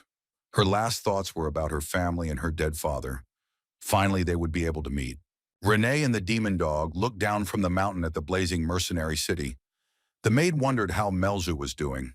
The Devourer replied that she should be fine. The Demon Queen was much stronger than she looked. Renee nodded, but the demonic energy below her was very disturbing. He added that although the little girl herself did not realize it, she turned out to be an excellent demon king. He looked at the demon dog that Melju had bought and asked if he was really right, and the dog squealed in approval. It was at that moment that the demoness's eyes opened wide. She felt a surge of strength and clearly sensed the presence of Swallow's mana. Her wounds were healing and her energy was growing, but the Demon Queen did not notice the Devourer himself nearby. At this time, Edelbrace watched the burning city and reported that half the job was done. They had found Melsa and practically neutralized her. The change to the homunculus formula had had a positive effect, he added, asking the hooded man what he had added. He began to explain that previously he had focused on achieving maximum power and eliminating side effects, as in the case of Nifrim. However, in the case of work on the Demon Queen, things went a little differently, getting out of control. The last homunculus ignored the side effects and was extremely focused on gaining power, which is what he was allowed to do. He explained that despite its instability, the Marmolian-based homunculus possessed considerable durability. This is necessary for the subjugation process, which will certainly happen in the near future, the hooded man added. This is a method he devised specifically to measure the power of the Devourer, as Edelbrace had asked him to. Here Sir R voiced the thought that had been troubling him since the beginning of the battle between Melju and Marmolia. Swallow was in no hurry to appear to help the Demon Queen. He thought that it was possible that the demoness had no relation to the boss of the Ancient Core at all. Then everything would be over before Win Historia arrived here. Edelbrace decided that before this moment, he needed to find out as much as possible about the Devourer, but he was still nowhere to be found.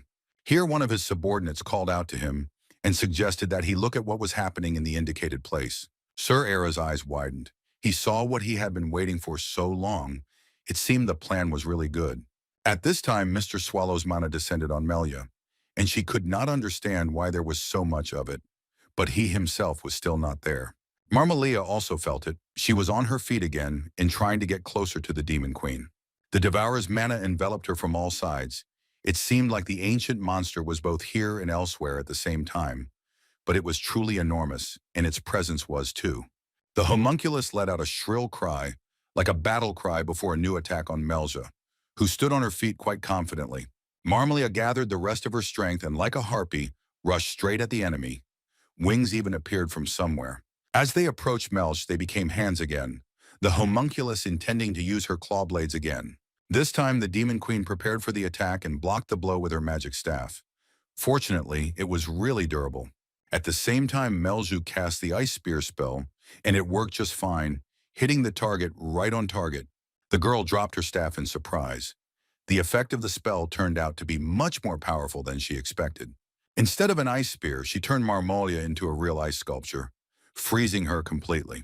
Melju thought about the fact that this spell would never have had such an effect with her power. Before, it had been much more modest.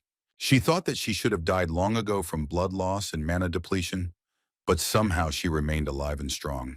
The girl raised her hand to her face and looked at it carefully. A black haze of Mr. Swallow's mana swirled around her fingers. She realized that she had completely recovered, and it dawned on Melch that in Riaz the Devourer had given her some of his mana, or perhaps made it possible to share it over a distance. The first thing to do was to make sure that Marmolia was dead. The Demon Queen used a life detection spell. She pointed her staff at her opponent and heard her whisper a death wish to her. It seemed the homunculus was immobilized, but alive. Melju lowered her magic staff, saying that it was finally all over. She felt a little sorry to kill Marmalia, but it had to be done. At this point, the Demon Queen became a little scared at the thought that things could have gone a little differently. If she had overdone it with Mr. Swallow's mana, she would have exploded into pieces before she could have been caught by Marmolia. Melju breathed a sigh of relief, thinking that, fortunately, this had not happened. She had been on the verge of death. She would need to ask the Devourer more about this mana. The girl looked at the sky and tried to calm down before heading into the forest to her friends when she heard a sound behind her. The Demon Queen turned around and looked at the ice sculpture that the homunculus had turned into. She thought that she shouldn't have been so zealous. She was already starting to hallucinate. Well, she had to bring herself to such a state. At that moment, a green, foul-smelling stream of mucus burst out from the place where Marmalia's head had just been. Melju clearly hadn't expected that. She watched as the slime grew larger and larger, feeling only one desire: to curse loudly. At first, the girl assumed that this monster was simply devouring Marmalia's corpse, but this theory had little resemblance to reality. Then Melju thought that the slug probably feeds on mana and devours energy, growing literally before her eyes. She decided that she wasn't going to find out what was going on. It was none of her business. Marmalia was dead. She had done her duty as her former friend. She decided to distract the monster with a small attack and leave this place as quietly as possible through the teleport. To Melju's incredible surprise, the attack failed. The blow bounced off the surface of the slug and flew back into her. The Demon Queen knocked herself down and fell to the ground from the force of the blow and was unable to quickly disappear from the scene. She began to rise slowly, thinking that this was the price she paid for using someone else's mana. Or perhaps it was hard for her to control spells. The slug grew larger and larger and inexorably approached the heroine. She convinced herself that she had to get up, but her legs wouldn't obey. The attack was so swift that Melju didn't even have time to figure out how he managed to develop such a high speed. The girl didn't have time to get up before she was knocked down again and found herself face down on the ground. She needed to pull herself together. The Demon Queen launched a spell at the enemy, but it didn't work as expected again. The slug managed to dodge. And she herself was knocked off her feet by the force of the recoil and once again found herself on the ground, feeling that she had broken a couple of ribs when she fell. Then Renee jumped up to her and with one easy movement threw Melia as far away from the slug as possible to ensure her safety. To make the landing soft this time, her loyal demon dog caught the owner in his soft side. Melju was so happy that her pet came to the rescue that she began to pet him without even getting up, tears welling up in her eyes. Renee looked back at her and noted that it was not surprising that she was so late. It was very difficult to fight such a monster. The demoness hastened to apologize. She was thinking that if the maid and the dog were here, then Mr. Swallow was somewhere nearby. And so it turned out the ancient demon yawned loudly. He came closer and said that he practically fell asleep while he waited. Melju seemed to have stayed too long. The Devourer complimented Renee on the Melju throwing trick and said he wanted to try it. The maid suggested he just cut someone in half. The dungeon boss turned away offended and muttered that, well, okay, then he wouldn't try so as not to take risks. He turned towards the slug to see what was wrong with it, but froze in surprise while they were distracted by their conversations. Something happened. The monster had grown much larger, increasing in size tens of times in a matter of minutes. Even Swallow was a little puzzled. The ancient monster began to shake out of anger that he would have to solve the problem again instead of sleeping. Renee noticed and said that she would take care of everything herself. Having assessed the situation, our hero objected that this was not her area. It was too dangerous and unpredictable to meddle with this creature, about which they knew nothing. The monster blinked its eyes playfully and stretched streams of slime like hands in the direction of the devourer. For some reason, he became very gloomy and serious, flexed his fingers, and stepped forward, saying that he would do everything himself. The slug began to move again and change shape. Now a thicker stream was visible from the side. The monster continued to grow. Swallow raised his arm, bending it at the elbow, a gesture that didn't look defensive, more like a test of the joint's mobility. But we know that the ancient monster was able to foresee the enemy's attack long before it reached him, and he raised his hand just in time to block the slug's blow. He was so powerful that the earth shook. Who would have thought that it was possible to artificially create a creature with such a reserve of power?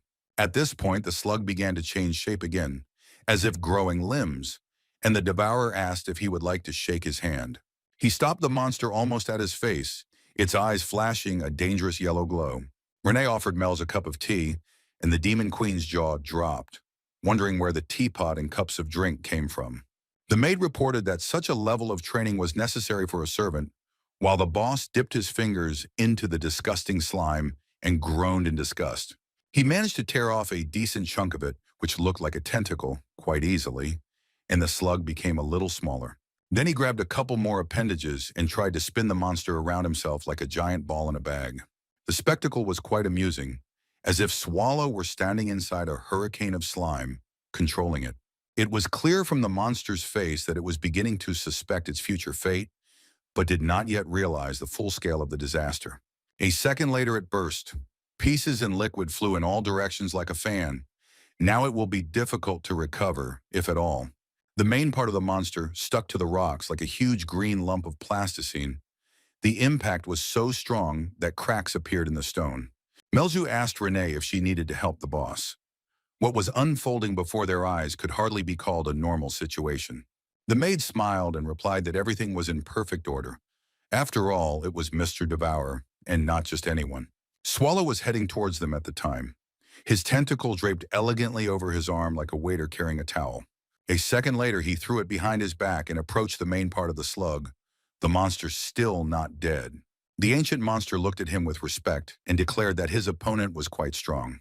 Mr. Devourer extended his hand, shrouded in mana, and asked how about something special.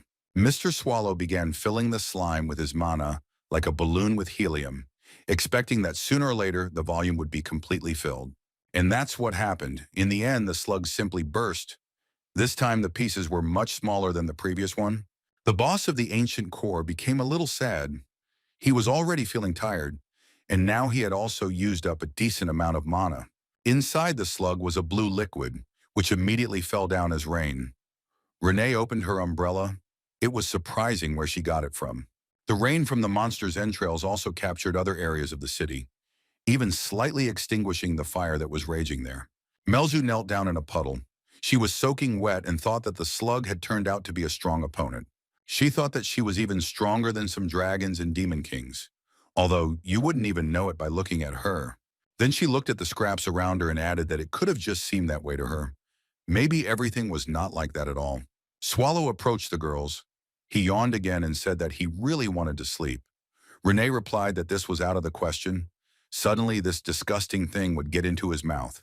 Then a demon dog ran up to them with a piece of slug in its teeth, and the boss of the Core of Antiquity dungeon grimaced in disgust. Melju sadly explained that this piece of flesh was once her childhood friend, Marmalia, although she did not consider them friends. At first, the boss didn't understand who they were talking about, but then he realized that they were talking about that same cunning girl from Utica. He remembered her. The Demon Queen said that when she met Marmolia here, she already looked strange. And then this slug crawled out of her head. Maybe it's a parasite. The dog began waving a piece of mucus in all directions. It seemed he was going to eat it. Melzu began to command him to spit it out immediately. As the piece of slime flew past Renee, she was able to get a better look at it, and she also felt a familiar energy. She called out to Swallow and said that she seemed to have realized who was in front of them. It was a homunculus, an artificially created creature, almost like herself. Melzu continued to take the prey from the dog. Swallow tried to digest what he had heard. Renee waited for his reaction, and the slug, or rather what was left of it, simply dripped off the objects. The rooftop tower that had become Sir Edelbrace's observation post once again became the main location of events. The man in the blue hood was indignant that this should not have happened. The pinnacle of their achievements, the perfect creation defeated so quickly, they were counting on another 3 minutes. The knight, without turning to face them, said that there was no need to look for justification for what had happened. He continued that he thought so, no matter how strong a monster they created with alchemy, it would have absolutely no chance against the Devourer. Edelbrace added that given how quickly Swallow dealt with the monster, there was no need to call when they should return to Riaz. Finally, he asked the master of the Tower of Magicians, Knecht, if he was okay. The man answered in confusion that he personally was quite okay. Sir R said that this meant the end of their trading relationship, the man exclaimed. Why is this suddenly the end?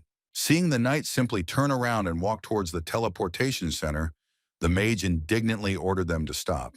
He indignantly asked how they could just leave, calling everything that had happened simply a sacrifice made for the sake of the Empire's prosperity. The man shouted that in this situation, the destroyed city and all the deaths become completely meaningless. Edelbrace patted him on the shoulder and urged him to calm down, then asked what exactly he called senseless. He led him to the edge of the roof and urged him to look at the city, its inhabitants giving their lives fighting monsters for the sake of the Empire. After that, Sir R said in an ominous voice that everything had stopped only at half of the expected victims, the master of the tower's magicians gasped. He fell to his knees and Sir R turned and walked away, thinking that some progress had been made. Not everything was so useless. The knights managed to find out that it was impossible to defeat Mr. Swallow with some mediocre power, and there was someone he valued enough to intervene. Moreover, because of this catastrophe, a split will occur and a war will begin. This will become the stage on which the full power of their masterpiece will be required. And the battle in Connect will look like just another battle between people and monsters, of which there were many. It's impossible for an outsider to tell that the disaster was caused by a homunculus, so Edelbryce won't even have to come up with a plausible legend. He said that there was a teleport on the corner through which they would get to Riaz. Someone said that he had already contacted his subordinates in the capital. Suddenly, Sir Stormin stopped abruptly and raised his hand to silence everyone. Sir R asked what was going on. The man was silent for a moment, and then slowly began to explain to the officer that unforeseen circumstances had arisen. He had just received a message that someone had broken into the teleportation center and was carrying out destructive actions there. One of the knights suggested that the only one who could have gotten in was the creature in the maid's costume who fought with the Dandu teeth. Edelbrace realized that the maid with the blade was trying to block their escape routes. She probably knew that people were involved in everything that happened. He suddenly realized that the homunculus, apparently, could recognize its own kind, and that is exactly what happened. Sir R gave the order to immediately return to the mages and begin construction of a temporary teleportation center based on the tower's mana reserves. The knights did not have time to do this. With a terrible whistle, the sharpest, deadly blades flew at them, one of which wounded Edelbryce. People turned out to be not so simple and some of them did not achieve their goal. Then special ropes came into play, depriving the knights' weapons of the opportunity to defend themselves. They flew in at such a speed that it was impossible to dodge in time, and gradually almost everyone present was left without the ability to fight. The one remaining managed to cut the ropes and advised Sir Stormin to take care of Edelbrace, and he would cover them. The commander tried to object that he would not leave him alone, but the knights shouted that he should not waste time and do what he had to do. The man pushed his feet into the ground with all his might, because just at that moment the rope grabbed his sword and pulled him forward. Stormin asked Edelbrace to hurry, but the man wanted to tell something to the knight who remained to fight. He turned to Sir Gwyn and informed him that he did not forgive an unplanned death. The boy shouted that he understood. That's right. The guide decisively cut the rope and again assumed a fighting stance with his sword at the ready. The battle promised to be quite interesting. Sir Gwyn did not see the enemy, who was hiding in the dust and haze, so he simply asked how many thousands of raiders he had destroyed, and let him come out and show himself finally. When he said that he had heard a lot about the sad reputation, Renee decided to fulfill the request and approach so as to look the impudent man in the eyes. The man didn't expect it to be Renee. The maid with the blade that knows no mercy, his eyes became anxious. This time the girl decided not to use Dandu's teeth. She continued to test her new weapon, the strongest ropes. The streets of the mercenary city of Necht were still filled with the remnants of the homunculi, engulfed in flames, and the surviving raiders were trying to finish them off. The men of Edelbrace's squad moved quickly through the streets so as not to waste time on fighting and to reach the tower as quickly as possible. Sir Stormin said that he did not understand the meaning of the officer's actions. Why he left Sir Gwyn alone, Edelbrace asked if he really thought the knight was alone. The man replied that he was indeed well aware of Sir Gwyn's abilities, but was that enough? He suggested sending at least one more person to help, but Sir R replied that it was unnecessary and would only distract. Without turning to his colleague, Edelbrace explained that Sir Gwyn was a being who had managed to receive the spirit's blessing. At this moment, the knight who remained behind to cover the retreat of the others decided to use his special skills. He jumped up from his place so high that he ended up above the houses. Whether it was really a person was now unclear. Sir Gwyn flew higher than the collapsing building, landing on its roof in one fell swoop, debris raining down. The guy landed on his feet quite softly but still cried out from the effort. It had been a long time since he had had to test his strength. Renee, or rather her shadow, said that Mr. Swallow ordered her to destroy the teleportation center and all suspicious people, so he should stay out of the way. Gwyn replied that he was the only one left alive. Was it really necessary to commit murder? The maid replied that she was not an idiot. He stayed to buy time for the others. She rushed into the attack, armed with two blades at once, shouting that there was no need to make a fool out of her. It was annoying. Gwyn managed to parry the first blow. He had a pretty good heavy sword that could also serve as a defense if needed. Renee raised her blades and said that despite the fact that he was alone here, the little man held himself quite decently. The man's face changed its expression. His sword split in two. Panic began to overcome the knight, but this was only the first impression when looking at him. The maid delivered a blow that should have cut the guy in half, but only brought a smile to his face. Gwyn shouted his spell, "Oh, Spirit Bus," and a green glow of mana instantly appeared around him, just the color of his hair. Renee looked at her opponent with surprise. She didn't expect such tricks from the man at all, because he was a knight, not a magician. She noticed that the man's mana looked rather strange and resembled a woman's locks of hair. Here everything fell into place. The knight called upon the spirit to defend him. Now Renee had not one opponent, but two, or maybe even three. A stream of stones shot up around Gwyn, accompanied by flames or something similar. The maid with the blade realized that he had summoned the spirit of water and the spirit of fire, which meant the battle would drag on a bit. But where did the little man get so much mana from? Since there were two spirits, there were also two blades in Renee's hands. She jumped high into the air, preparing to attack both of them with lightning speed.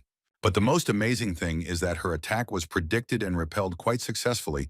It was hard to believe.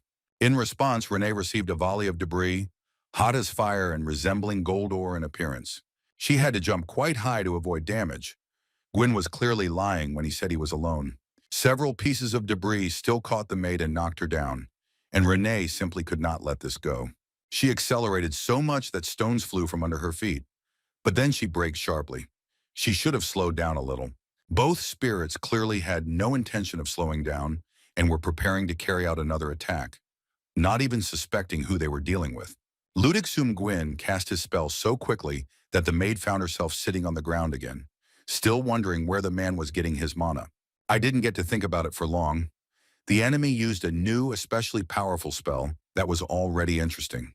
In front of Renee now stood a wall of wind and stone, the likes of which she had never seen before. Gwyn had practically sealed off the entire area with a high-level spell.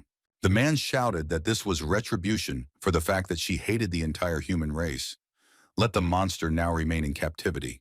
The maid appreciated his strength, being able to simultaneously control two spirits of different levels, and even cast such a powerful spell. It deserved respect.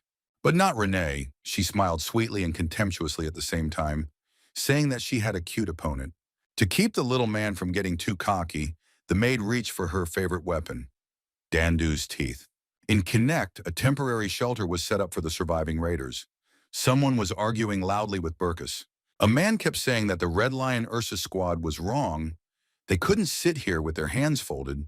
Burkus asked what he was going to do. He replied that he didn't know for sure, but he couldn't sit back and do nothing. He had to check the city and act according to the situation. The man went out to the fire. Someone asked the bald officer to stop Burkus. His wounds were not yet fully healed. The healer ran out of mana. The guy screamed that he was okay, but the raider said he wouldn't let him go to certain death. The officer said that there really was no point in sitting around when there might be survivors in the city. They would go there to search, after which they would go to the Tower of the Magicians. The guy was pleasantly surprised. The bald man spread his arms wide and ordered all surviving members of the Silver Deer Squad to gather around the fire. He shouted that it was time to drive away the monsters that had destroyed their hometown, and also to save his comrades. One of the men interrupted the commander and pointed his finger somewhere up and called on the others to look there too. The guardian, the golem guarding Necht, appeared to protect the city from the homunculi. It was quite unexpected. Burkus replied that the situation was just perfect. The guard golem would be an excellent cover for them. But then the man realized that he had misjudged the situation. The boy pulled him by the sleeve and asked what was wrong. The eyes of everyone present widened in horror. What was happening was completely different from what the surviving residents of the city of Connect's mercenaries had expected. Instead of protecting people from monsters, the stone monster began to attack them, and quite actively. Burkus shouted at the top of his lungs that everyone who was able to move needed to save themselves, run as fast as possible, and they would help the rest. Stones flew at the city, which was already practically destroyed and engulfed in flames, and the remaining residents fled in panic. Not long before, right in the middle of the burning next street, Swallow decided to conduct a communication session with Patrick. The skeleton said that he didn't expect the boss to be able to control his actions, so he lied to him. The only place where homunculi can be created is the Imperial Academy of Alchemy, so the Empire is definitely involved in everything that happened. Patrick assumed that Marmolia had made a contract with a human, but a conflict broke out and she found herself in a difficult situation. When a man defeats a demon king, he sends his head to his army as a form of intimidation. But if the Imperials instead created a homunculus and sent it to the city, it means they were up to something. Swallow remembers seeing flying homunculi when he was looking for Renee, but they were on a completely different level, and if he destroyed the research materials, how did people create a new one? The boss concluded that this was suspicious, which drove the skeleton into a frenzy. Patrick shouted that something had to be done. At this rate, they would produce homunculi on the level of Renee. Imagining a whole squad instead of one maid, the ancient monster shuddered. Such a prospect frightened him. Swallow collapsed to the ground and groaned that he was already pretty tired of all this. Where to look for clues, it was unclear. Why not just take and destroy the settlement and be done with it? The Death Knight declared that this was exactly what should be done. The boss jumped up in surprise. Patrick explained that if these people were doing this, it meant they were definitely following the homunculus.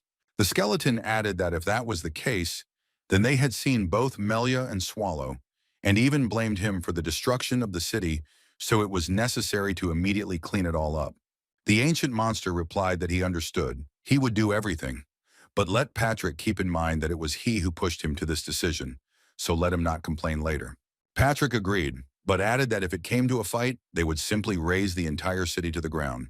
Swallow pictured this scene very vividly, and it must be said, he found it rather pleasing. When the boss came and told Mels the news, she froze for a few seconds, not believing her ears.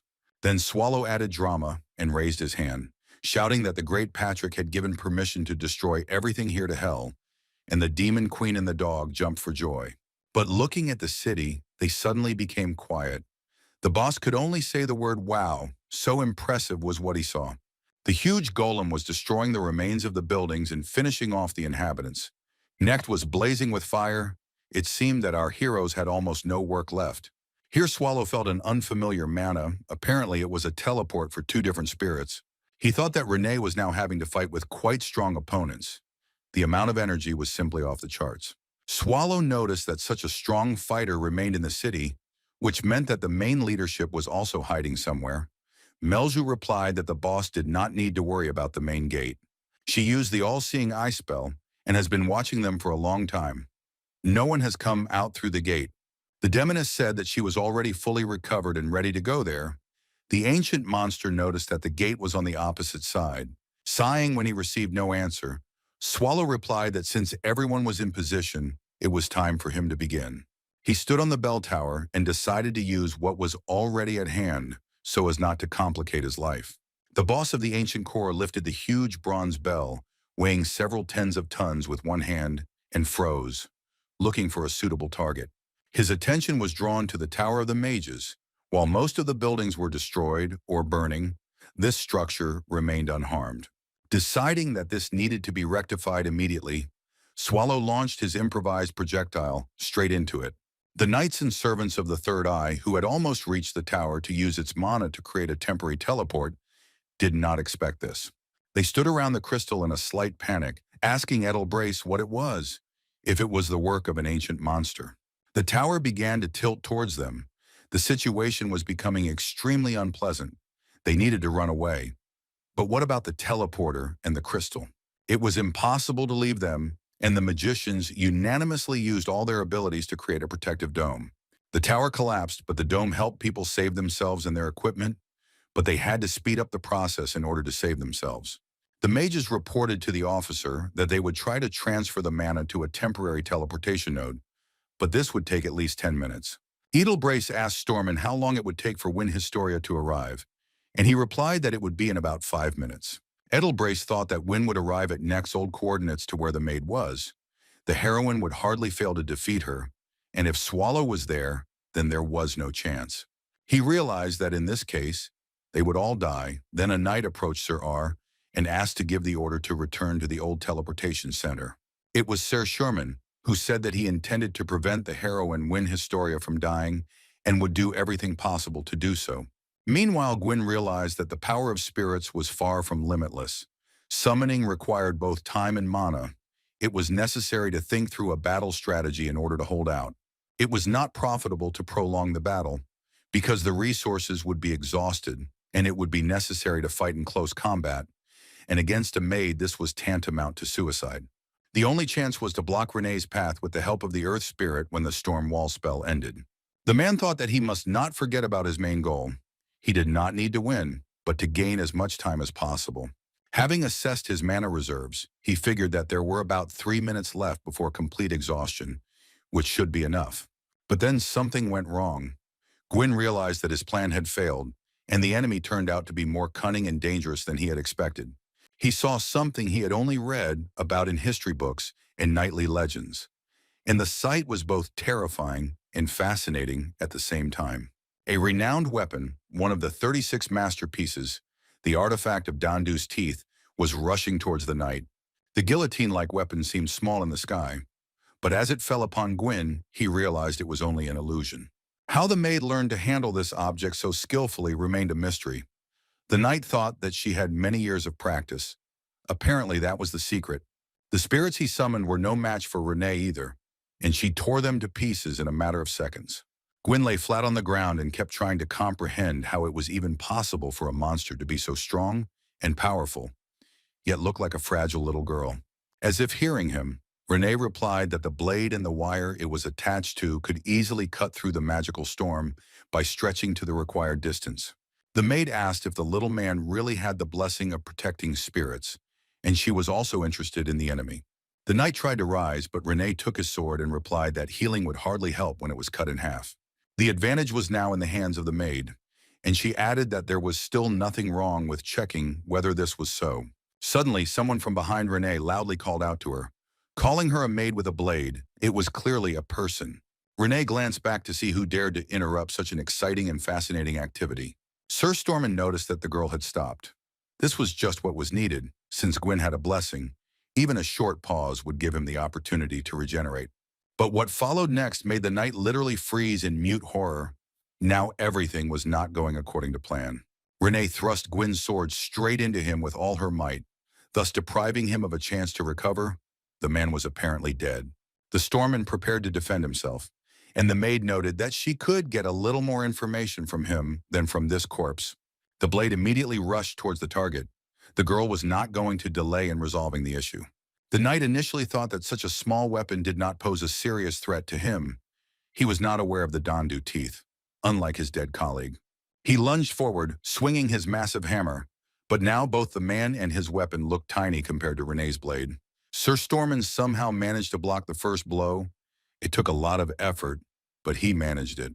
Dandu's teeth flew off to the side, but Renee had already begun to prepare for a new approach. She only needed to shorten the length of the line. The knight shouted that he was not afraid of this toy, even if it did not think that it could resist his strength. At that moment, the blade was right above his head again. The maid's speed was so high that it was impossible to track her movements. Stormin once again put his hammer up to block the blow, but this time Dandu's teeth were even bigger than the last. Renee screamed that he should immediately tell everything he knew about the story of the homunculus and Melge. She pulled the line again and threatened that otherwise there wouldn't be a wet spot left of him, and of the whole city either. The blade gradually became larger and larger, and the man underneath it was practically invisible. Sir Stormin began to sink into the ground under the weight of Renee's weapon. The weight of it alone could have turned him into a pancake. He was ready to give up from the tension, but he needed to realistically assess whether there was any chance of survival. The knight decided to take a risk and try to save his life. He assured the maid with the blade that she had won. But then from behind Renee, according to good old tradition, the voice of another stranger, that is, a stranger, was heard, informing her that she had spent too much time on the old man. Renee looked back. She was already starting to get fed up with the fact that new opponents were constantly appearing, all of them unexpectedly and from behind her. It was Win Historia who had already begun her attack, preparing her armored gauntlet to deliver a devastating blow. It was so powerful that the glow of mana and stone fragments again made it unclear what condition Renee was in and what exactly had happened. The heroine's glove was heavy and reliable, but even it could not withstand the strength of the one who used this weapon. This time the armor held, meaning Historia hadn't worked at full strength. She stood there, peering into the cloud of dust left behind by the blow. Stormin tried to get up. He was pleased, as expected from the famous heroine. She destroyed the maid with a blade with one blow. At least that's what he thought. Renee had left a whole furrow in the ground behind her. She was thrown so far by Historia's attack, she was incredibly strong. Meanwhile, Edelbrace was thinking that the most important thing now was to ensure safety. Soon the temporary teleportation center would be ready. Sir Stormin will join Win, and there should be no further deviations from the plan, even if the maid recognized the homunculus. This information will not reach the inhabitants of the Empire. At this point, Mr. Swallow's voice clearly sounded in his head, asking how the knight was going to cope with the consequences. The Third Eye representatives in blue capes asked the officer what was going on. They looked worried. Edelbrace fell backwards onto the ground and looked terrified. The alchemist asked if he was okay. Sir R asked how long it would take for the center to be activated, and when they answered that there were 3 minutes left, he ordered them to finish their work and not pay attention to him. The knight sat on the ground and wondered if what he had heard was an illusion. It seemed that the fear of the devourer that sat inside him would never go away. Then someone's voice said that the commander was sprawled on the ground. Who could have believed that he would make such an unforgivable mistake? Garrod appeared and reported that the tower leader had sent a request for help to the imperial family. If she had not intercepted the message, what happened would have become public knowledge. Edelbrace hated it when someone interfered, but he was glad that Garroth had cleared up the situation, which meant that the mage, Polaris, had started the mess. Sir R muttered thoughtfully that if she was here, then Garrett interrupted and replied that yes, the entire staff of the Black Wolf Knightly Order had arrived. The others appeared immediately, while Edelbrace could only see the knight's legs, since he still hadn't gotten up. The entire Knightly Order gathered to cover the commander. They warriors were determined to stand up for their honor. Gareth explained that she took it upon herself to do so because Gwyn was dead, and Stormin and Wyn were still fighting the maid. Edelbrace asked in surprise if she had learned anything about this mission from Sir Stormin. Gareth pretended not to understand. Sir R jumped up and said that they needed to go as quickly as possible. The girl asked where he was running off to. Sir Edelbrace screamed in horror that the entire Knightly Order of the Black Wolf must leave this place immediately. Garrot tried to catch up with him and find out what was going on. Someone was watching them from above. It was Melju. She was very happy that after a long search with the help of the spell of the all-seeing eye, she was finally able to find the main enemy. The Demon Queen immediately informed Mr. Swallow that she had found the target. Now it was all up to him. Swallow nodded. All that was left was to immediately go to the destination and restore order there. The ancient monster was inspired. He didn't think that everything would be resolved so simply and quickly and was ready to have some fun. After Historia's blow, the dust did not settle for quite a while, but it was enough for all the participants in the battle to collect their thoughts. It soon became possible to see Renee, who not only had not died, but was determined to fight. Her eyes glowed with an unkind radiance that clearly did not bode well for people. The homunculus was about to administer justice. Sir Stormin came to his senses and told the newly arrived knights that they should leave this place. They did not understand why, because they arrived in full force, and Historia was here. They began to explain that they could very well destroy the monster, but the old man shouted that this was Edelbrace's order, and it must be carried out. When her colleagues shouted at Wyn that they should go back, the girl became very angry. She was just starting to get into a frenzy. She clenched her fists and firmly declared that if she was given a little more time, she could handle the maid just fine. Hear a familiar voice called Historia to carry out the order. She froze. It was Garrot who came to the battlefield with the officer. Wyn didn't expect to meet her friend and captain here, so she looked inquiringly in their direction. She screamed that this was an amazing chance to destroy the boss of the ancient core. but Sir R said that he would explain everything after the retreat. The knight added that she was right, but now was not the right time. They would have another chance. Let him just follow the order. The heroine was clearly upset, but did not argue, agreeing that since they thought they should leave, she would leave. Both Garrod and Edelbrace could share her emotions, but they had a little more information to make the right decisions. Sir R ordered everyone to run towards the temporary teleportation center, but at that moment Dandu's teeth whistled through the air. Renee asked in a sharp tone where they were going. She was furious that the little people were preventing her from fulfilling the will of the master. The maid firmly stated that Mr. Swallow had trusted her, so no one would dare leave this place. She looked at Edelbrace and figured that this was probably the main one. It wouldn't be easy. Historia shouted that she would take on the enemy herself. Renee noticed that the blue-haired creature was also very strong. She had seen many opponents, but no one was able to put so much energy into a blow.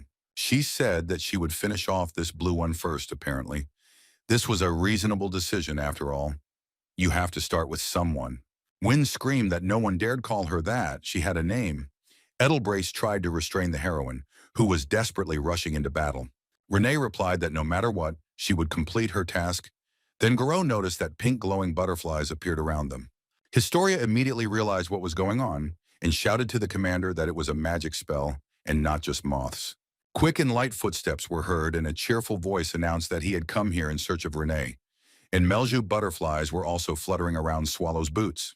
The look Edelbrace gave him was impossible to describe in word. It was pure panic. The Devourer noticed that it seemed like everyone who was needed was there and had gathered, and then asked how things were going. He looked closely at Historia, Garrod, and Sir R, and thought that he had seen them somewhere before, or that it seemed so. No, it didn't seem so. While Renee was talking to Melju, the boss remembered that these were the same heroes from Riaz. He thought that he would not see them again, because people live very short lives. He looked at Edelbrace and asked if he found it strange that there were so many people in the Empire, and this was the second time he had met them. The captain thought that there must be a reason why the ancient monster did not raze the city to smithereens, but instead came here and talked with the Imperial Knights. He needed to find out. Then Historia quietly called out to him. It seemed that the girl also had something to say to her boss, but he ignored her. Kneeling down in front of Swallow, he said that it was a great honor for them that the Great Lord remembered who was in front of him, and then asked if everything was okay. The Devourer wearily replied that he didn't need pompous greetings. It would be better if he told us whether this was all his doing. Sir R said that the incident had nothing to do with them, but Swallow reminded them that they were Imperial Knights and were stationed in the capital. So why did they come here? Edelbrace explained that they were here to resolve the situation. If he wanted to find the culprit, he could count on the help of the Order of the Black Wolf. The Devourer chuckled. This reaction was not clear to the officer. He expected a more obvious display of emotion in response to what he said. Swallow looked at him intently and chuckled again. Everything turned out to be not as simple as he imagined. The scoundrel is cunning. In the end, the ancient monster turned away from the knight and said that, in principle, he didn't care about it at all. He called out to Renee and said that he was tired and it was time to go home. The maid happily agreed, and Edelbrace even clenched his fists with joy. He couldn't believe his lie had worked. But then Swallow noticed that the maid with the blade was wounded, and sweat was running down the officer's face. The Devourer stood with his back to him for some time, and it was completely unclear what he intended to do. Looking at his reflection in one of the drops on the ground, Sir R decided that his idea had been successful, and he had managed to get out of trouble. Then a question sounded right in his ear. Why was he smiling so much? The Devourer somehow moved right up to the man. Edelbrace recoiled in fear and fell to the ground. The man asked in a stuttering voice when Mr. Swallow had managed to approach. Historia and Garrod rushed to help the commander, but at the last moment they slowed down. The situation was difficult. The ancient monster looked the little man straight in the eyes and asked if he really thought he could just leave all of this behind. Sir R realized that he had lost.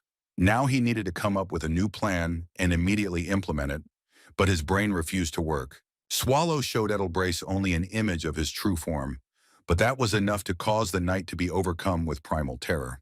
All the other knights also froze in place, their muscles refusing to obey and their heads refusing to work.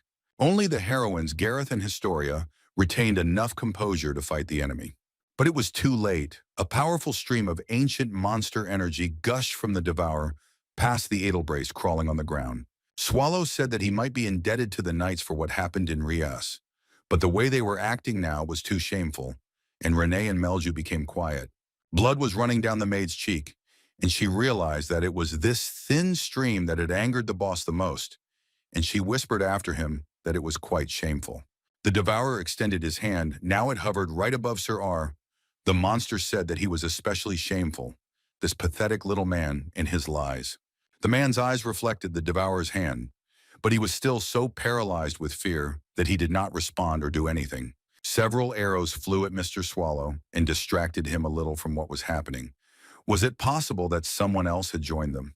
It was Gwyn. He was healed a little, and the knight rushed into battle again. His regeneration was higher than that of ordinary people. He shouted to Historia not to hesitate.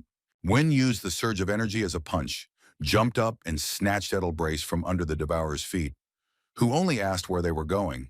Garrett gave orders to all the other knights to cover these two without being distracted by anything. Swallow looked like he was watching the same movie for the 100th time. People were too boring and predictable. Historia dragged the officers so fast that they left behind a bright trail of mana and a pile of stones. But as it turned out, the speed was not enough. From the clouds of dust and flames emerged the hand of the devourer, who declared that the boys had slightly overestimated their chances. Immediately after them, black projectiles of mana from the ancient monster rushed. He knew how to fight not only in hand-to-hand combat. Historia grabbed Edelbrace to throw him up, but realized that they would not be able to run away from the attack or avoid it in any other way. Swallow's black mana wedges would have pierced both Lady Wynn and Sir Era, but Gwyn blocked them with his body. Smiling, he said his last words. It was a joyful delight that this time the knight was more agile than even Historia herself. Gwyn and Edelbrace looked at the hero who had sacrificed his life for them, both knowing that this was far from the end. Gwyn managed to add that he was now leaving the commander in her charge, and the girl was ready to burst into tears. At this time, arrows flew at the devourer again, and he let out a loud yelp. After all, the ancient monster experienced pain just like all other creatures, unless they were fish. Historia gritted her teeth and decided to destroy the enemy at any cost, even at the cost of her own life. The girl walked resolutely towards Swallow. She did not want to attack in a jump, but was full of intentions to do justice. Edelbrace grabbed her hand and told her not to do this. Wynn didn't understand why the commander was stopping her. She asked why, and the man answered that it was just that. He couldn't find anything else to say, but he didn't let go of his hand, holding Historia. Garrett realized that in order to avoid her friend's battle with the devourer, she needed to use the teleporter and simply take them all away from here. Swallow's black mana was like a poisonous gas. The knights realized that their thinking and movements were greatly slowed down, and it was impossible to calculate the coordinates for movement. Garrett cursed but quickly pulled herself together, deciding to use every opportunity to at least buy a little time. The girl stood in the most visible place and called out to a knight named Einar, who quickly guessed what they wanted from him. The man had one of the 36 masterpieces, a special shield on his back, and it was time to use it. He instantly turned in the right direction and began to get it, shouting to Garrote that he understood the task. Swallow continued to attack the people with his black mana wedges and muttered that it must hurt. They needed to push back the black mana and use teleportation magic, so Einar had to do it with his shield. It was the third of the great masterpieces called Wall in the Heart, and the knight did not learn to use it right away. Einar rushed forward to block the devourer's energy with his shield, and Historia froze for a second. She didn't want anyone else to get hurt.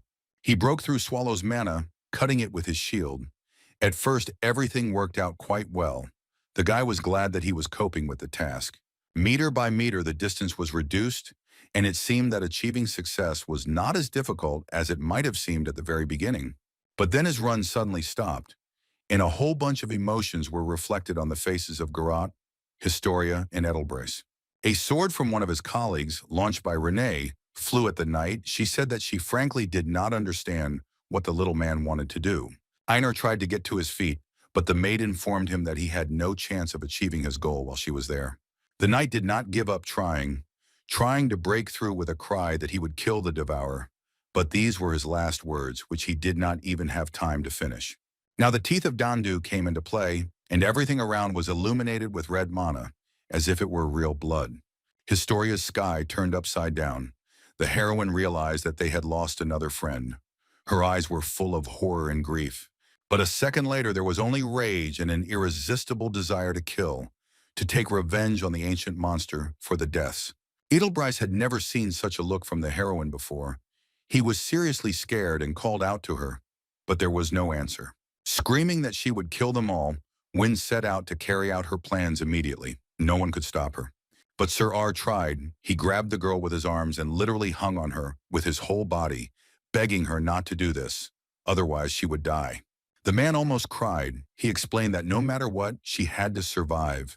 Let her think about it. Let her take care of herself. Swallow, Melju, Renee, and even the dog watched the two and had no idea what they were doing. The shield lay not far from them, but there was no one left to use it, and here the devourer became a little more interested in what was happening. Sir Storm leapt up to the third of the 36 great masterpieces and lifted it up, heading towards the ancient monster. He activated Arrow to the Heart and gradually closed the distance between him and the opponents. It was quite difficult. Mr. Devourer looked at Stormin and thought that he was doing something strange. What was all this fuss about with the shield?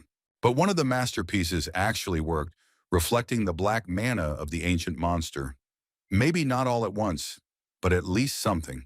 The man got quite close, realizing that the flow had stopped.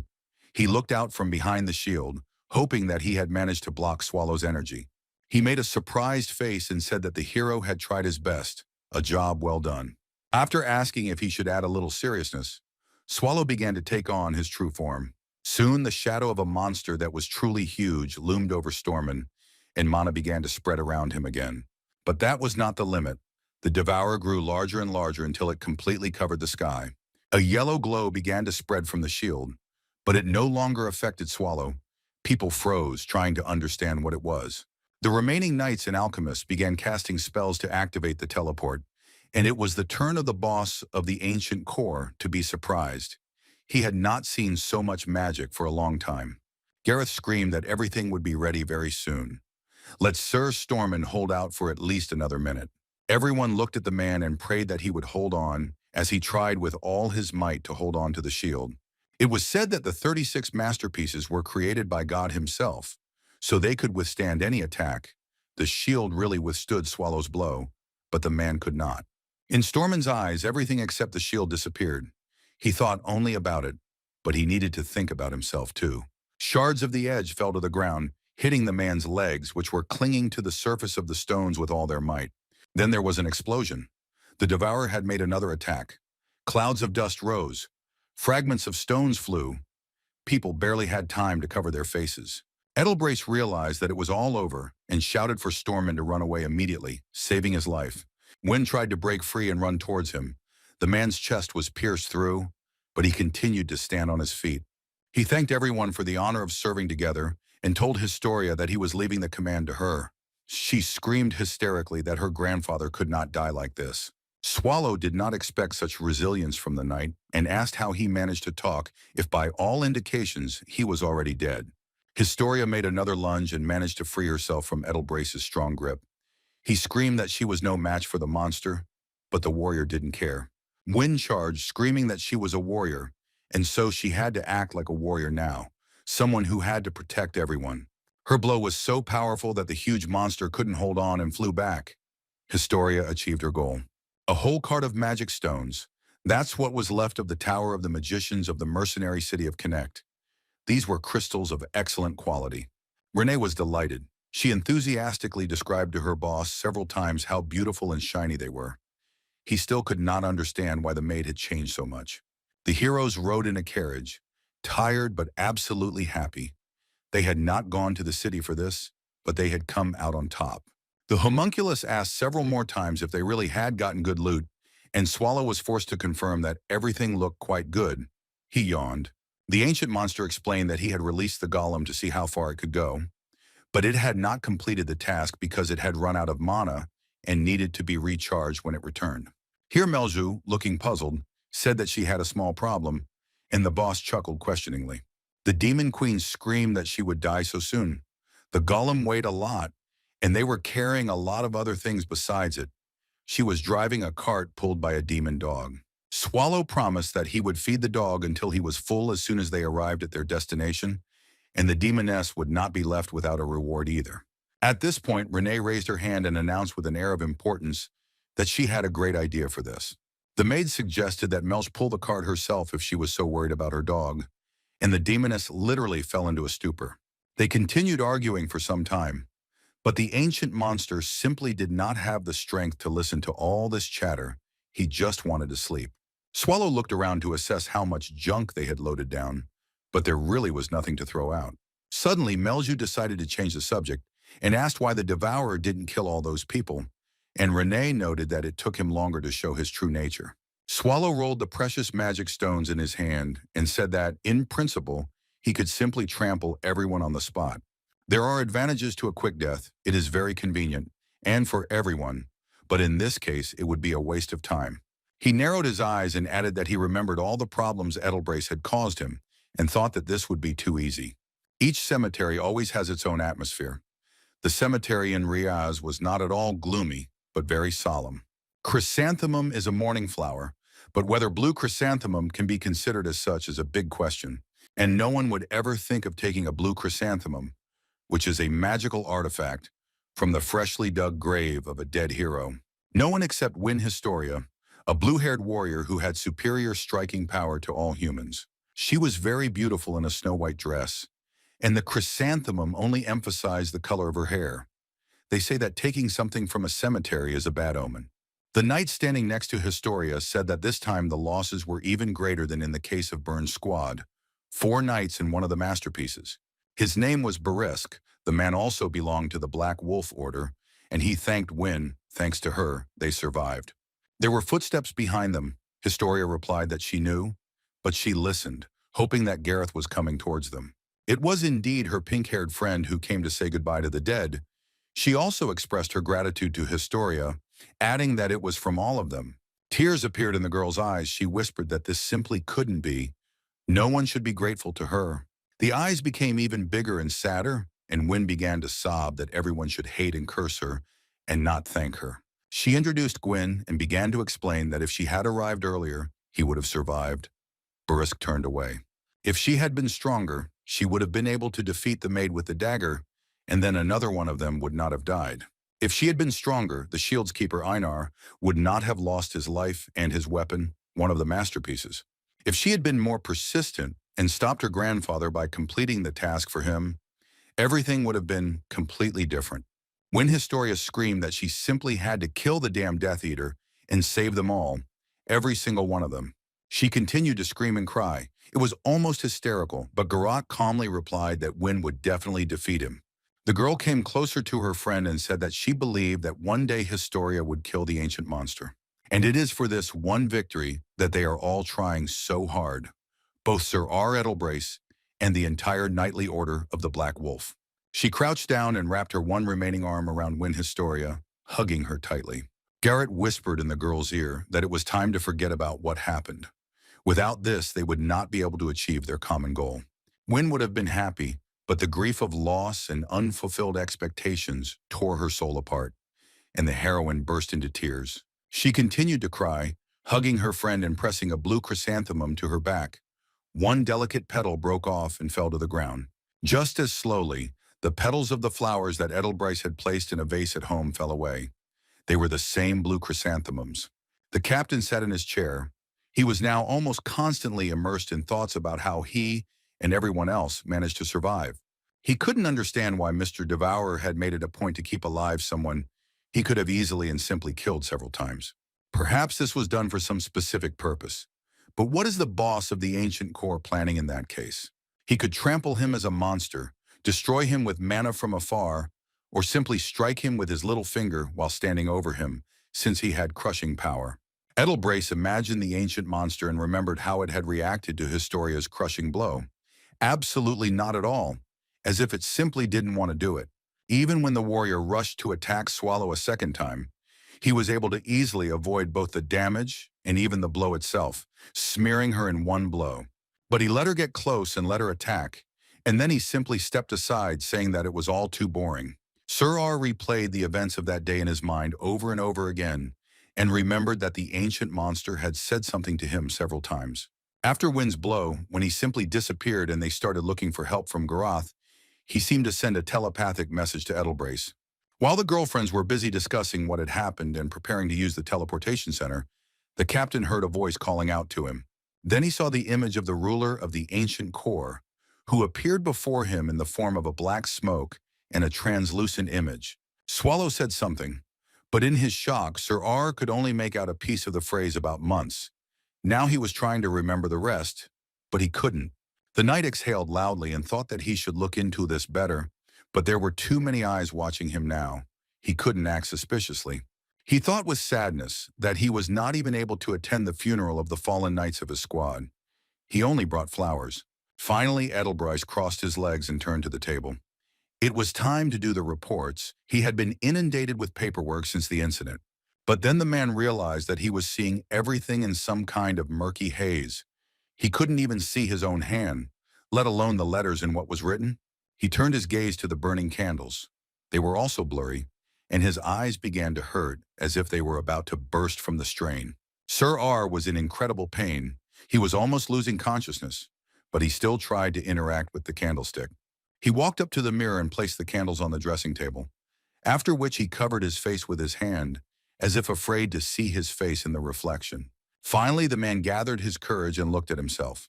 The pain was gone. Everything seemed completely normal. Edelbrace decided that he was simply too tired. But then the candle flame transformed into the burning eyes of an ancient monster. The knight was not scared, but wondered why this was happening to him. Obsessive thoughts about Swallow drove him to hallucinations. Sir R recoiled so abruptly that he ended up on the floor, as did the candlesticks. He lay and looked ahead. Everything began to be covered with a gray, no, now black, haze again. His eyes began to hurt even more than before. After some time, the commander heard someone's voice calling him excitedly. The man opened his eyes and saw Garot leaning over him. He tried to get up and started muttering that he probably passed out. I wonder how long the knight lay on the floor unconscious. Then a whole fountain of blood burst from his mouth and Edelbrace grabbed his chest. Garot began to call for a doctor. The man began to understand what it was. He realized that it wasn't that the ancient monster hadn't killed him. In fact, it could be considered that it had, Sir R cursed. The knight remembered Swallow's face again.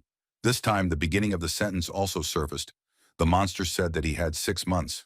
The puzzle came together. Now Edelbrace was even pleased. He had figured out what had been tormenting him for a long time, even if it was not the most pleasant discovery, but he remembered. A few days later, the mirror fell and broke into pieces, and someone stood there and looked thoughtfully at the captain. It was Garot, who whistled at what she saw. The doctor was about to arrive and the girl looked into the chambers. She began to lift the pieces of glass using magic to piece the object back together, asking in the process if the hallucinations were getting worse. Wiping his face with a towel, the man replied that he was already used to it. Everything was fine, but from his appearance it was clear that this was far from the case. Edelbrace looked at Garot and found himself thinking that he was very lucky that he could still see people the way he used to. 4 days passed, the treatment did not help, the symptoms did not go away. The girl noted that medicine was powerless. Sir R stated that therefore, it was now only a matter of time. He realized that the devourer had infected him with something, and that this something was incurable. The Knight of the Order of the Black Wolf cursed again. So there was only one way. The captain informed Garot that this was an order given by the commander, which no one should know about. She nodded. He looked at the girl carefully and added in a stern voice that even Win Historia, especially Win Historia, needing to solve the problem before he dies, Edelbrace decided to restore one of the lost masterpieces and the power of the knightly order. The girl said she would take care of it. She added that she had gathered several talented people and that they, together with the knights, were already approaching the goal. R was embarrassed and asked why he had not been notified. Garot noted that there was no point in reporting to the commander. When he was in such a deplorable state, he would provide a detailed report after the operation. Edelbrace was puzzled. The heroine also added that on the way here she met someone who was especially loved by the boss, and he asked what it was about. Garot didn't answer and teleported away. Sir R was sure that his chambers were protected, and it was impossible to just use magic of that level there. It turned out that everything had changed. There was a knock at the door. Edelbrace had not yet recovered from what had happened, and in a weak voice allowed the visitor to enter. Papa Uranitia III stood on the threshold. He smiled. Having heard the news, he decided to come and provide the officer with all possible support. Sir R looked at him with disbelief. He didn't know how to explain that he didn't believe a single word. Then he simply said that his guest had been a priest for too long and had simply forgotten how to lie. He looked closely into the old man's eyes and assumed that he had come only to hear his answer. The man smiled and replied that it was so. Edelbrace asked why the Pope wanted to separate the Imperial Knights from everyone else. Uranitia explained that he simply wanted one of the Empire's strongest knightly orders, the Black Wolf Squad, to support him. He replied that now religion is only a way of connecting the Empire with the Holy Kingdom. But the Church is oppressed and this needs to change. The Pope noted with regret that in these times his life was worth no more than that of an ordinary nobleman, and it should not be so. Edelbrace said it sounds like they are suppressing doctrines. Maybe there was a god before, but the current god is the Emperor. Uranitia placed his hand on the windowsill and sighed, then slowly said that this was undoubtedly true. Smiling, he repeated that this was indeed the case now, but very soon the blessing would reach every corner of the earth that humanity had touched. He spread his arms and proclaimed that very soon they would spread their doctrines widely and oppression would cease. Sir R noted suspiciously that this looked like the beginning of a holy war, or so he imagined. Uranitia replied that there was no need to rush to conclusions. He was so old that he could barely hold a spoon, let alone a weapon, but Edelbrace was not in the best condition either. He emphasized that the night looked bad and therefore would not tire him, but before leaving he still wanted to hear an answer. Already at the door, the Pope looked back and said that he hoped that the knight would be able to fulfill God's will. Sir R looked at the doors closing behind the pontiff with absolute indifference. He didn't have the strength for manipulation. He sat there for a moment, thinking, muttering something under his breath about how his answer could be completely different. Finally, Edelbrace decided that next time he would answer Uranitia completely differently, he would answer as he should. And he very much doubts that this will please the representative of the Church and his idea of ending the oppression of the clergy. When our heroes returned to the ancient core, it took some time to adapt and restore order to the dungeon, but they finally introduced Melge to her room. Patrick brought her there with pathos and announced that from that moment on, the Demon Queen was the gatekeeper of the fourth room of the core of antiquity. All who live here are obliged to take care of both Melge herself and her demonic dog, helping with any issue. The little girl asked incredulously if they really had such rules. Swallow yawned. He didn't understand why all this formality was needed. Melge and her pet jumped for joy when Patrick announced that everything was exactly like this and nothing else. The Demon Queen had realized her dream. She screamed that she liked it here so much that it was as if she had ended up in a fairy tale. The girl was sure that she would be happy in the core of antiquity. Melge immediately became inspired by the idea of building a real castle in her room and immediately began looking for the necessary papers for the calculations. Patrick let out a happy sigh, telling his boss that he was very glad that everything was okay, and his boss remarked that he liked the room himself. The skeleton replied that this was indeed the case. It was worth destroying Connect for this. They brought an excellent guard with them. Swallow turned in the opposite direction and was about to leave, but then decided to clarify whether the Death Knight meant the dog. Patrick confirmed that even one demonic dog would be quite enough, but his mistress wouldn't hurt either. He asked if Melge had really bought the demon and given him a name, and the devourer replied that yes, the dog's name was Savaldi. The skeleton laughed that Mrs. Melge was excellent at choosing her subordinates, but she had a problem with names. The ancient monster muttered that she didn't seem to even know what her demonic pet actually was. Patrick sighed that maybe it was good, now was not the right time, and then she would find out for herself what was what. Then Renee joined them and said that she had finished with the golem in the third room, and they could go and have a look. The source of energy, the magic stone, was also charged and hidden in the wall so that people would not find it. The maid was happy as a little girl. Swallow gently stroked her head, telling her that she had done a great job, and that the flower, by the way, was still there. Recalling how she fought the knights, the boss praised the maid for being able to handle any task well these days. Then Patrick shouted that Swallow had praised her 1,000 times already. Don't they change at all? Let them come up with something more original. He was simply indignant and started shouting that his head was simply splitting every time the boss did this. The skeleton finished by saying that he categorically refused to look at this, so he suggested moving straight to the main point. The heroes looked at him in surprise. Patrick said that this time it was about the boss. Swallow replied that he didn't quite understand, so no. He will not leave the dungeon or go anywhere at all. The Death Knight replied that this is exactly what we are talking about. Patrick confirmed that the Devourer should not show his nose outside now. A lot had happened. An entire city had been destroyed. And everyone knows who did it. There are simply no other options. Swallow sighed heavily and nodded. The Death Knight added that most likely other dungeons of great evil had also heard about their adventures and considered the Devourer's actions to be very strange. Swallow asked, looking bored, "So what? They weren't going to hold him accountable for it." But the skeleton explained that they were. Neither the ancient monster nor the maid with the blade expected to hear such news. Both looked at Patrick as if he was crazy. He explained that he had contacted Ms. Bathory and that the other dungeons had a lot to say to the boss of the ancient core. The Devourer with a bored face asked when they would come and received an immediate answer that it would be today. Renee, Melju, Swallow, Patrick, and even the dog gathered to discuss their next strategy. Then in the core of antiquity, immediate preparations began to receive the high-ranking guests. Swallow was about to sleep, shirking his duties, but Bathory showed up to make sure the friends didn't relax prematurely. She woke him up not very politely, walking right over his head in her heels. It seemed that Elizabeth was more angry with the Devourer than the others. She had already seen Patrick and Renee before, and now she asked Swallow if it wasn't a bit late for them to start a general cleaning here.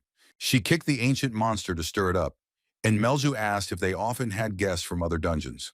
Patrick replied that the great evil did not visit them often, or rather, not very often and never before in full force. If she is talking about Erebus, for example, then he has never been here at all, although he is burning with the idea of subjugating all the great dungeons.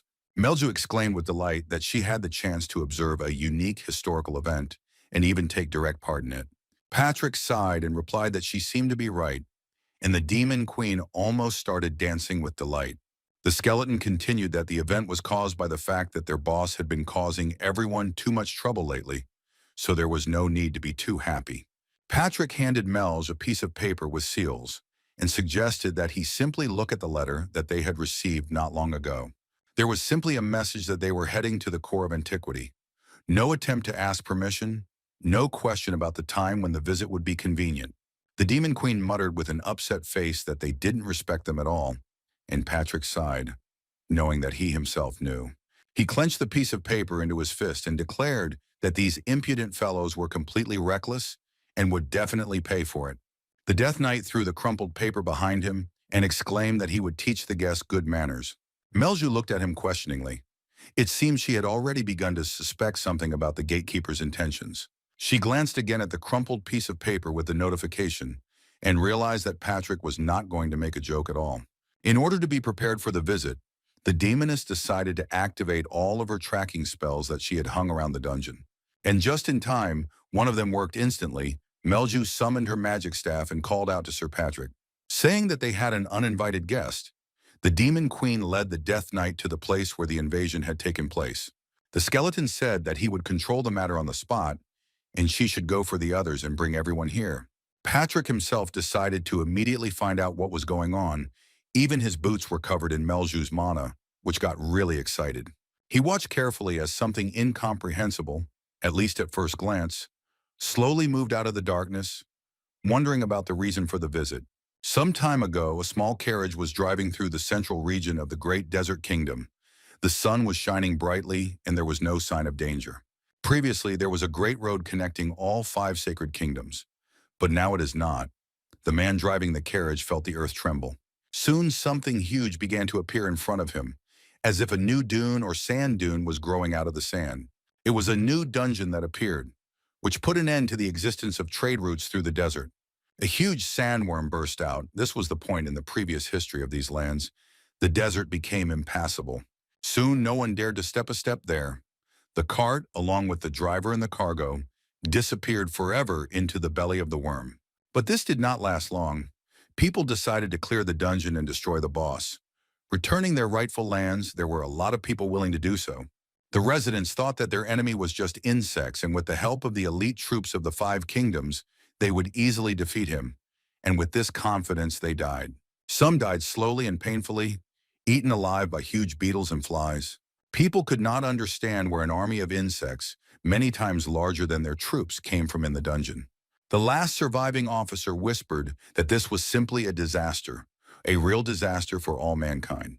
The mother of insects was already circling above him, but the knight did not see her, continuing to repeat only one word: catastrophe. Soon a huge sandworm emerged from under the ground and with one movement closed its mouth, leaving nothing left in the place where the man had just been. It was the ruler of the desert and all his subjects, all the insect monsters, gathered around to pay their respects to him. Let's return to Patrick and his post at the entrance to one of the rooms of the dungeon. He ran around the perimeter at great speed, but still did not find the enemy.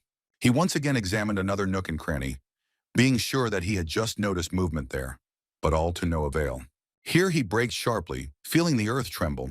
It seemed that one of the guests had decided to find his own entrance to the core of antiquity. A sandworm, Hexabel, mother of Sand Hills, lord of the desert, appeared before the Death Knight. The guest's first words were that it seemed that not all the monsters had been restored. Patrick was at a loss for an answer, thinking only about how he would now restore the floor of this room and how much time it would take. The worm's voice was a poor imitation of a human voice, and the skeleton remembered that monsters of this type take on the qualities of those they eat. Patrick wondered if the intent was more important. Perhaps Hexwabel was trying to assess the defenses of the ancient core. Here the monster's mouth opened, revealing many teeth, and the gatekeeper thought that he had to deal with this problem before the boss arrived. But he didn't have time. Swallow appeared with the words that there was no need to start a showdown here. This was not the situation to waste time on nonsense. Renee and Melju rushed after him and begged him not to go so fast. They were completely behind schedule, but they didn't want to miss anything interesting. Patrick covered the devourer with himself and declared that he would take care of it himself. The boss did not understand what he even intended to do. Here the worm showed a semblance of a smile, seemed to even blush with embarrassment, and shouted that he was simply happy to see the teacher. Swallow praised Hexabel for growing up so well, and replied that he was also very happy to see her visiting him. Patrick thought that the devourer was not very gallant. He shouldn't say such things to ladies. Meanwhile, the ancient monster shared the news with his former student. Renee and Melju froze in their tracks. They did not expect that the huge sandworm was the lady with whom Swallow would begin to flirt.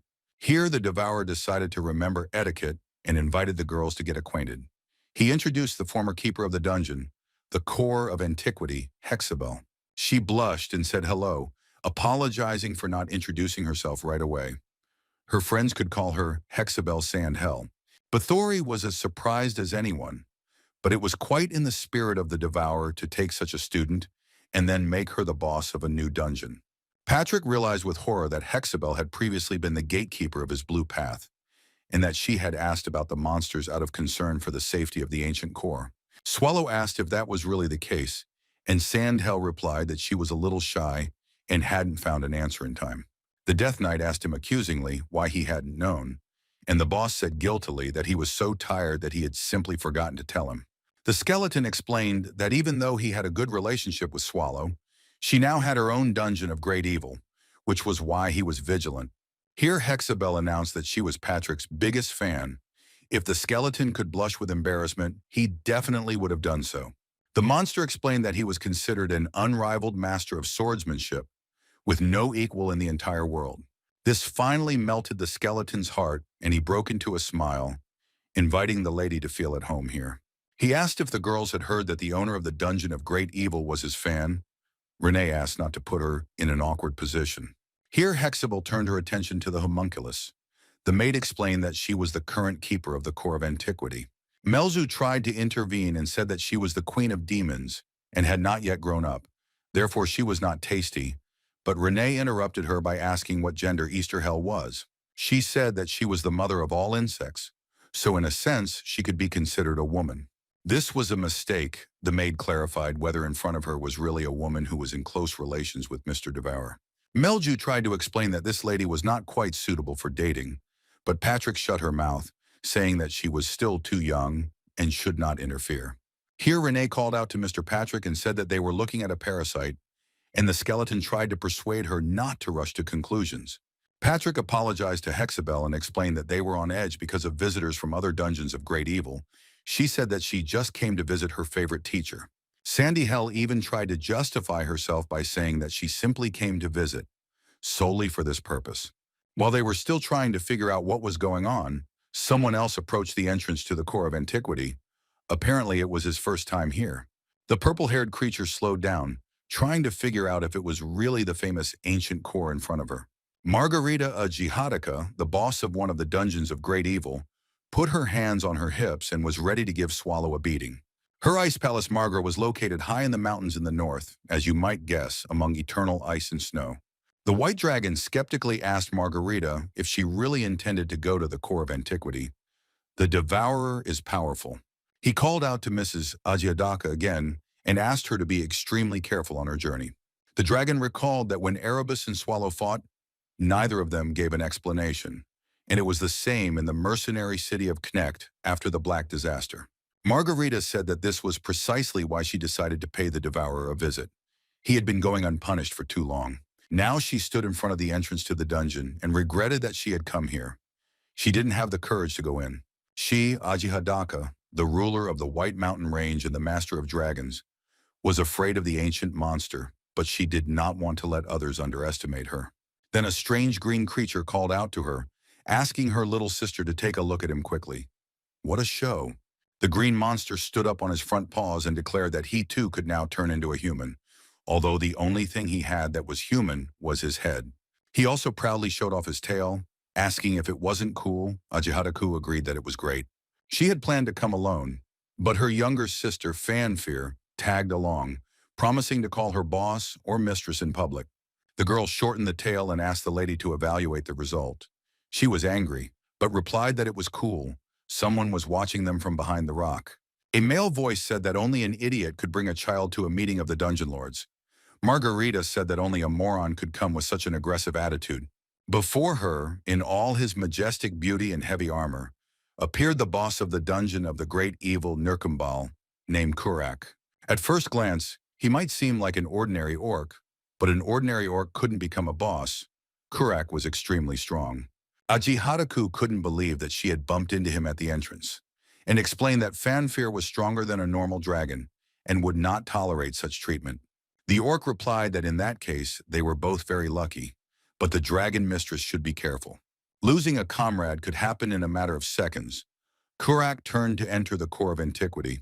Margarita assessed the expression on his face as a personal insult, and his words as a hidden threat. Action had to be taken. She told Fanfear to stay close and not leave her. No matter what happened, the little sister wanted to be indignant, but changed her mind. With a slightly sad and frightened face, she replied that she would do everything the lady ordered with full responsibility. All three headed towards the entrance. The orc went first, followed by the dragon mistress with her sister, whom she unsuccessfully tried to make walk on two legs. They entered the first room and were surprised to find that there was nothing there. Kurak thought it was a trap. Ajihadaku took out a manual on the dungeon and said that there should be many ice giants here. Something doesn't add up. He added that there was also a possibility that they were destroyed by raiders. The girl slammed the book shut and said that she would never believe it. Margarita decided that this was another display of disrespect, designed to test her, the ruler of dragons, and she began to boil again. They moved further, but there was no one in the next room either, which Fanfear did not fail to inform them of. In fact, it was not quite like that, but her loud cry woke up the golem. Now the guest will be greeted with more attention, or maybe not. The giant opened his eyes but then began to snore again. Ajihadaku didn't even suspect that the golems were also sleeping. Margarita lost her mind. She took everything that was happening as a mockery and began to chaotically release charges of mana along the walls of the room. She screamed that if they wanted it that way, she would respond appropriately and burn the damn cave to the ground. Then Patrick appeared and asked what they were doing there. Melju told him about the invaders, and he went to look. The skeleton assumed that the dragon mistress was in front of him, and with her, the orc Kurak, after which he asked if they had come together. The man said that they met at the entrance, after which both received an invitation to go further. The rest had already gathered and were waiting. Fanfear was very interested in the bones of the Death Knight, and she did not want to leave him alone so easily. Even though Patrick said that it was time to begin, Aji Hadaku asked what to start, to which the skeleton indignantly replied that the first ever meeting of the dungeon bosses of the Great Evil, of course. Soon everyone gathered around the table, including Bathory and even Hexabel, to talk, and Renee served drinks. The little sister constantly asked Margarita what the lady would do now, which made Patrick and Kurak extremely nervous. Aji Hadaku stood up and said that almost everyone present had suffered in one way or another from the Devourer's actions, so she saw only one way out. They must all unite to jointly stop the rampage of the arrogant, ancient monster from the core of antiquity. Bathory sat with a dissatisfied face and looked away, thinking about her own things. The others were not beaming with happiness either. Kurak looked like an orc. Margarita assumed that they agreed with her, and that everyone could make certain claims against Sval. Then the dragon mistress apologized and added that she was only unsure of the emotions expressed on the face of the insect mother. Then Patrick appeared, saying that he was grateful to everyone for waiting, and here he was, the lord of the dungeon of the great evil, the core of antiquity. Everyone turned to see what the boss looked like. The devourer was in human form and slowly walked into the hall. Ajadaku froze. Swallow was dark, majestic, and his every movement was so powerful that even the orc's spine tingled.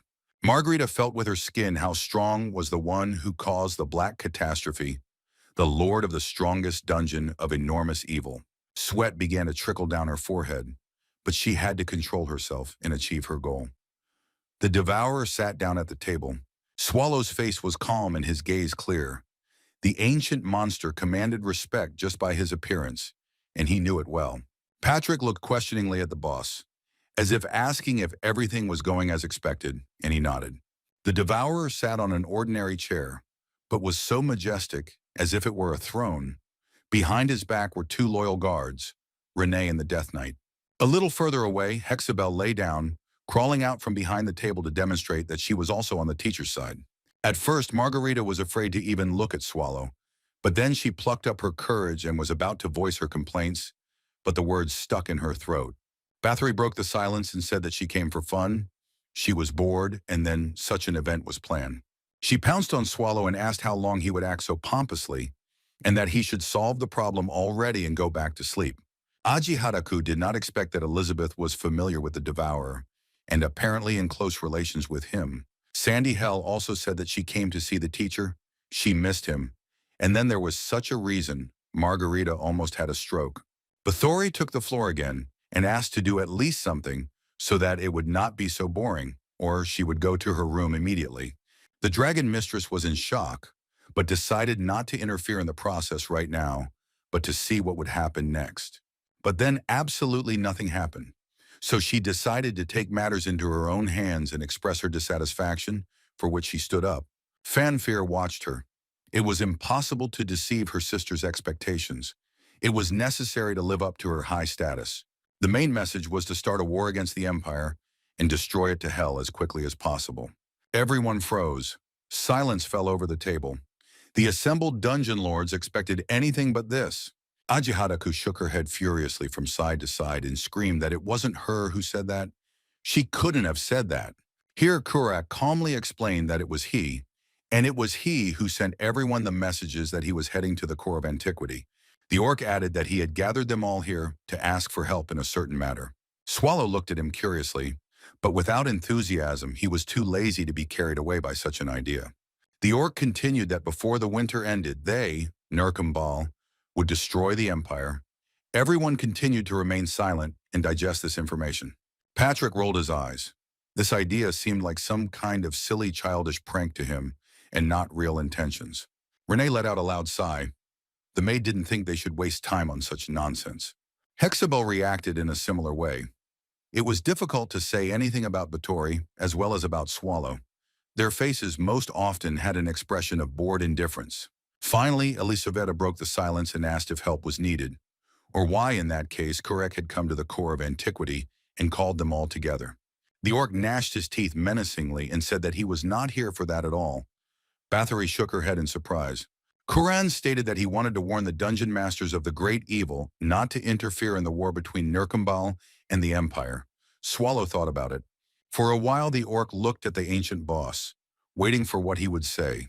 The devourer continued to remain silent and think about the situation. Instead of the teacher, Hexabel spoke up, asking if Kurak knew how much was left until winter, exactly 1 month. The orc nodded and suggested continuing. He hadn't said everything he had planned. There was still something to talk about. Everyone looked at him again with interest but distrust, to which Kurak loudly and clearly said that he would destroy the empire. And then he shouted the same thing so loudly that these words could be heard even outside the core of antiquity.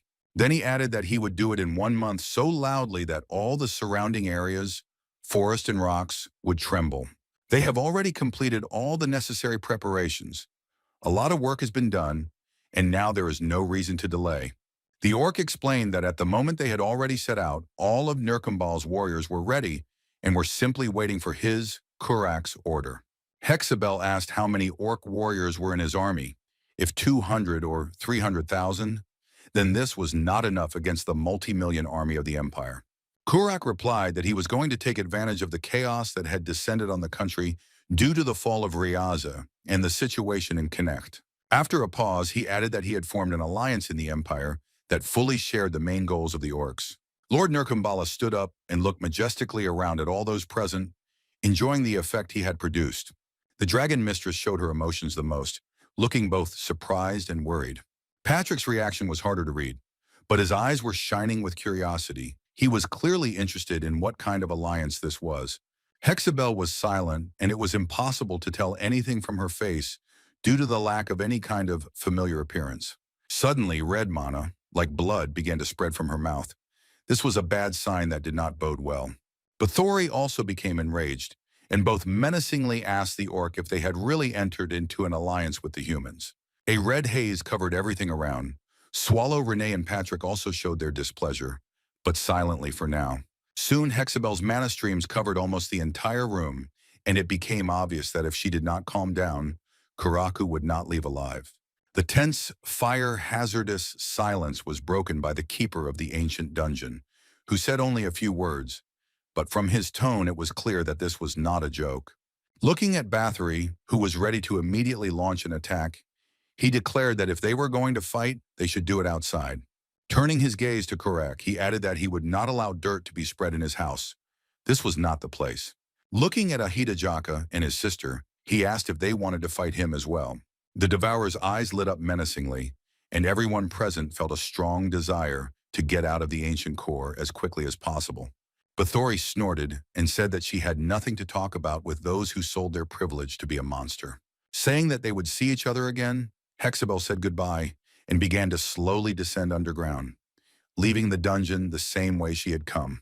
Patrick also made a sound similar to Elizabeth's loud snort and said that he had a premonition that it would all end like this. They were left alone, and Swallow leaned back in his chair. He was too lazy to deal with all this, but he simply had no choice. Sometime later, the ancient monster went to the core of the dungeon, where his throne stood. The Devourer did not come here often. He happily sat down in it, or rather lay down, but then the Death Knight came again, declaring that the master wanted to drive everything away and achieve this. Swallow countered that he was not the one who started the fight this time. The skeleton confirmed this and added that judging by Kurak's confidence, the alliance must be very strong. The ancient monster said that destroying the empire was their common dream. In vain, everyone reacted so impulsively. Patrick objected that only the boss thought so. He explained that now is not the right time to implement such intentions. With the words that they had to wait, Patrick left. Swallow fell asleep right on his throne. He was incredibly tired. The dragon mistress was flying to her domain. Her sister asked if it was really a good idea to destroy the empire. She replied that she hated it when people interfered with things. Margarita explained that she dreams of wiping humanity off the face of the earth, but destroying an empire is not an easy task.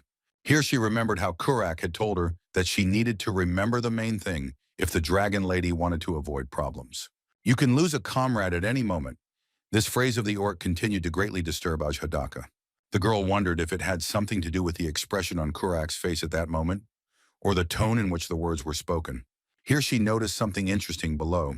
It was impossible to just fly past, but she didn't want to show herself either. Below, Margarita noticed Hexabel and Kurak, who were talking about something. It was clear that they were not fighting. The dragon mistress told her sister that she clearly remembered how these monsters said goodbye and went their separate ways. So why are they together now? Have they really decided to make their insidious plans bypassing the other dungeon lords? Meanwhile, in the city of Ubaf in the southeast of the Empire, some rather interesting events were taking place. Although the weather was not at all conducive to this, a bowl of soup ordered at the tavern stood on the table untouched. One voice asked if it really wasn't tasty. The second replied that he had simply lost his appetite. There were two people at the table, one tall, dark-haired, the other short, with silver blue hair, possibly a girl. There were no other customers. The man asked Win Historia, and it was she, how long she planned to behave like this. He stuck his fork into a rather hefty steak so decisively that he almost broke the table. He should have calculated his strength better. Having stuffed his mouth with food, the man said that by refusing food, the heroine would not be able to bring back her dead comrades. Now it was clear why Garrett asked him to come. Historia silently placed her hands on the table and rested her chin on them. Hearing that everyone else was busy looking for Cian, she didn't react at all. But soon the girl began to understand and she raised one eyebrow. The knight was glad that she was interested in the fact that the entire squad was looking for one warrior. He added that they were most likely disguised and hiding somewhere, but he and Win had a slightly more difficult job ahead of them. The guy added that he had a small matter to attend to, but Historia shouldn't even think about getting up from the table until she finished the dish she ordered. The knight shouted very loudly throughout the tavern that he wanted to see the chef. He had a couple of questions. The man stood up from the table, and the one who was preparing the food was already hurrying towards him from the kitchen. He was moving quickly, but quite confidently. He was a little surprised and respectfully asked the client what had happened and how he could help. He showed him the image and explained that they were looking for this man, and according to the latest information, he was here. The chef leaned on the bar counter and replied that he had never seen anything like it. Or maybe he had, but didn't remember it. Remembering all the clients was an impossible task. The knight attacked the cook, saying that it was very strange, because he himself looked very much like the wanted man. The piece of paper flew to the floor, and indeed there was an exact copy of the chef depicted there. But it was already clear that this was the one they were looking for. Former hero Rushmer managed to deflect a direct sword attack with just a table knife from a serving set. Despite this, the man looked the knight straight in the eye and said that he did not quite understand what he meant. The knight replied that it was strange how one could continue to pretend when everything secret had already become clear. The order had a request for the former hero. The cook managed to throw the sword away from himself and, saying that he refused, attacked the enemy with a knife so unexpectedly that he did not have time to defend himself. The knight, bending over, replied that he had not even said what the request was, to which Rushmer replied that there were so many elders in the Empire now that they probably wanted him back on the battlefield. The visitor laughed, to which he received the recommendation to return home quickly, while they were both still in a state of having fun. The knight grinned and hissed that Garrot had warned him that he might be rejected by the former hero. But she also suggested what to do in this case. He personally liked such methods much more. The man had cast the Bloody Mary spell and now looked like someone only a madman would refuse. Rushmer was far from crazy, but he was not going to agree to the offer either. He was thinking about the best way to proceed. The enemy said that his name was Barisk, and that he represented the Knights of the Black Wolf, a renowned organization that stood in defense of the Empire. He waved his huge, jagged summon sword a few times to clearly demonstrate all his power and strength. The enemy continued to stand calmly and said that he was Rushmer, the chef, and he was very interested in what that sound was, like scraping steel. Barris got really angry. His eyes turned completely white with anger, and he shouted that, okay, if that's the case, then he'll talk differently.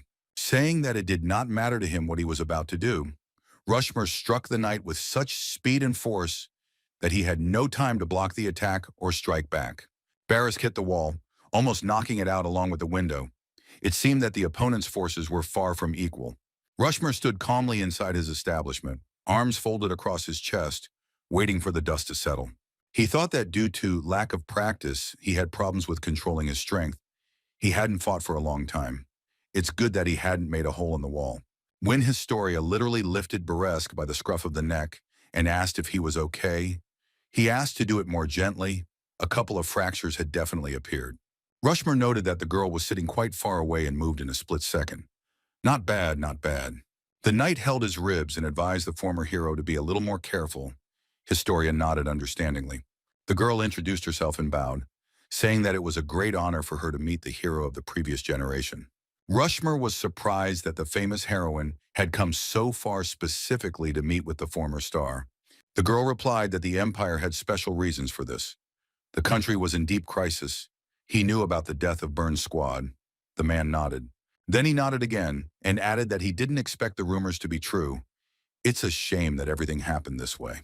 When Historia now personally asked the hero to come with them, to which he asked why they thought he was fighting with a kitchen knife instead of a sword, the chef explained that they were living in a time of peace. Riyadh was much richer than other cities, and the empire was richer than other countries. But the empire's greed knows no bounds. Youngsters are sent to their deaths under the guise of clearing dungeons. It's simply disgusting. Historia asked if the man was really against the empire's sacred mission of raiding dungeons filled with monsters. Rushmore laughed and asked why she was looking at him with such displeasure. Was she already thinking about how to throw him in jail for treason? Or was it something else? The heroine's cloak made a beautiful wave and flew to the floor. She decided to free herself from the extra clothing that was restricting her movements. Wynn stated that since he was in no hurry to agree to a polite request, they would have to seize the man and deliver him to the Empire by force. She prepared to deliver her signature blow, but Rushmore deftly dodged it, commenting that the youngsters were very lively now. Historia just snorted and prepared to attack again. She was hard to confuse and talk down. But it was a little easier to dodge her heavy blow. The furniture and walls of the tavern flew into pieces, and the former hero remained unharmed. The girl struck one blow after another, but they all missed the target. Soon she did not even try to defeat Rushmore, destroying everything around. At some point, Historia pulled herself together and got quite close to the man, her fist whistling literally a centimeter from his face. And again, past Wynn was ready to just rush towards the enemy to make sure that he was real. How Rushmore could be so fast, the heroine did not understand. But we must not forget that in order to bring the former hero to Riyadh, the Empire sent 2 envoys, and Brisk was watching everything that was happening. The knight watched the duel closely and was amazed. Rushmore was so skilled that it was as if he was fighting a child and not the great Wynn. But there was no one faster than Historia among the heroes, apparently only among the active heroes. I wonder what other talents the chef has. Wynn swung her fists in her heavy gloves so hard that she was already sweating, but the result was still 0. Rushmore once again slipped right under the heroine's nose and her hands hit each other. Historia lost one glove and tried to grab him with her hand to hit him with the armored fist of the other. But this attack also failed. The man said that he could understand why she couldn't hit him. He twirled his kitchen knife and said that he was coping with it in such a simple way because her attacks were too predictable. Just then, Wynn jumped up to strike from a slightly higher angle, but again failed. Rushmore explained that she attacks so stupidly because she has too straightforward a character, so every move is read at once. The chef twirled the knife on his finger and advised to change tactics a little. Otherwise, this could become a big problem in the future. Wynn looked at her with displeasure. She considered herself one of the best warriors, and here some former hero decided to teach her some sense. Rushmore explained that if she were to encounter an opponent of equal or greater strength, such predictability would be the girl's undoing. She had thought of Ren and Swallow a second ago, and now she took a step towards her opponent in order to try to deceive him. But this move was also calculated in advance. The girl failed to hit, and she froze in a fighting stance, wondering what to do. Then a familiar voice called out to Historia. She looked at the cloak she had thrown off before the battle and realized that she had broken her disguise. But the voice was coming from the intercom. He asked in a voice if Mr. Rushmore was also here. The man froze. He too would have preferred to remain incognito. The voice said that it was speaking from Riyadh and was glad that it didn't have to waste time on a long search. After which it introduced itself. It was Herr Edelbreiss, but he used his full name and position. The cook realized that in front of him was the one who had sent Wynn with Barisk and asked if the knight would also try to convince him, or asked his subordinates to wait for him outside. Edelbreiss first apologized for having to deal with the hero in this way. He would have preferred to talk directly. Rushmore stated that he had nothing to discuss with His Majesty's subordinate, and Sir R agreed that he had every right to continue to resent the Empire and its power. And it's all because of that incident, the knight added, and the cook looked at him with suspicion and even fear. Even outside the walls of the tavern, it was clear that the conversation inside was not for outside ears. The former hero sighed that they had made good inquiries. Edelbryce replied that preparation was needed for a pleasant conversation. Rushmore replied that in that case, the knight knew that he did not want to have anything to do with the Empire, and he did not want to continue the conversation either. Sir R suddenly said that there were not 6 of them, and Rushmore glanced at the intercom with a look of fear that no one would have expected from such an excellent fighter. Edelbryce began to list the names, and the former hero almost screamed in surprise that it was impossible. How did he know them? Sir R repeated once again that there were not 6 of them, then added that there were 8 of them, and they didn't know about the other 2. Wynn and Barrisk went back inside the tavern, but sat at a distance, listening intently to the conversation. Rushmore jumped to his feet. He took on his true form and became simply huge and red with anger. The man roared in a terrible voice. "Is this really true?" He leaned his hands on the table and leaned towards the intercom. Edelbryce replied that it was true and that he knew the names of 2 more. Meanwhile, in the core of antiquity, some rather interesting events were also taking place, which cannot be ignored. Swallow, in the form of a monster, lay on the floor of the cave and suggested that Patrick do nothing. The Death Knight agreed that now is such a time that it is better to just wait. Swallow said that it didn't matter whether the work had to be done before or after, but it would have to be done anyway, apparently referring to the orcs. The Devourer added that if you start doing work after this happens, you will be praised more. Patrick noted that he did not expect such productive thoughts from the boss. The ancient monster settled down more comfortably and said that he would prefer to enjoy the happiness of the present rather than the changeable future. The skeleton noted that there was some truth in this. He shouted that right now, for the sake of his true happiness, he would go on a break. Swallow replied that he was welcome. It was high time. Patrick replied that he would start by renovating the first and second rooms, calling it maintenance. The boss countered that there was nothing in the rooms and it was just perfect. The Death Knight hissed at the Devourer and told him not to pull the wool over his eyes but to go and check the other rooms. He tried to get indignant, but came to his senses in time. Swallow went to walk around his domain. He really hadn't been in some of the nooks and crannies of the core of antiquity for a long time. He walked around the food storage and other places, thinking that such a vacation was not a vacation. Let Patrick not make it up. Here the boss stopped. The ancient monster saw the Death Knight in front of him and was surprised. He also did not understand why the boss finished the work before him. The Devourer said that he was not finished yet. He just discovered the problem at the very beginning and came to ask for advice. Patrick asked in surprise what the problem was, while he himself was feverishly wondering why the boss had changed so much. Swallow became a little worried and began tugging at his ear, reporting that he had discovered a problem in the food storage. Finally, the Lord of the Ancient Core plucked up his courage and explained that the vault was completely empty. The skeleton looked at him as if he understood the weight without words. But his guess was wrong. The food depot was emptied not by Swallow, but by someone else whom he found there. The Devourer sat down on an empty box, and a short man, apparently a leprechaun, took off his huge purple top hat and fell to his knees in front of him, apologizing. Patrick and Melju were also there and wondered if the monster traders had come, but the leprechauns had not had time to place an order. In general, the leprechauns themselves were excellent suppliers. The Ancient Core's relationship with this small nation was profitable.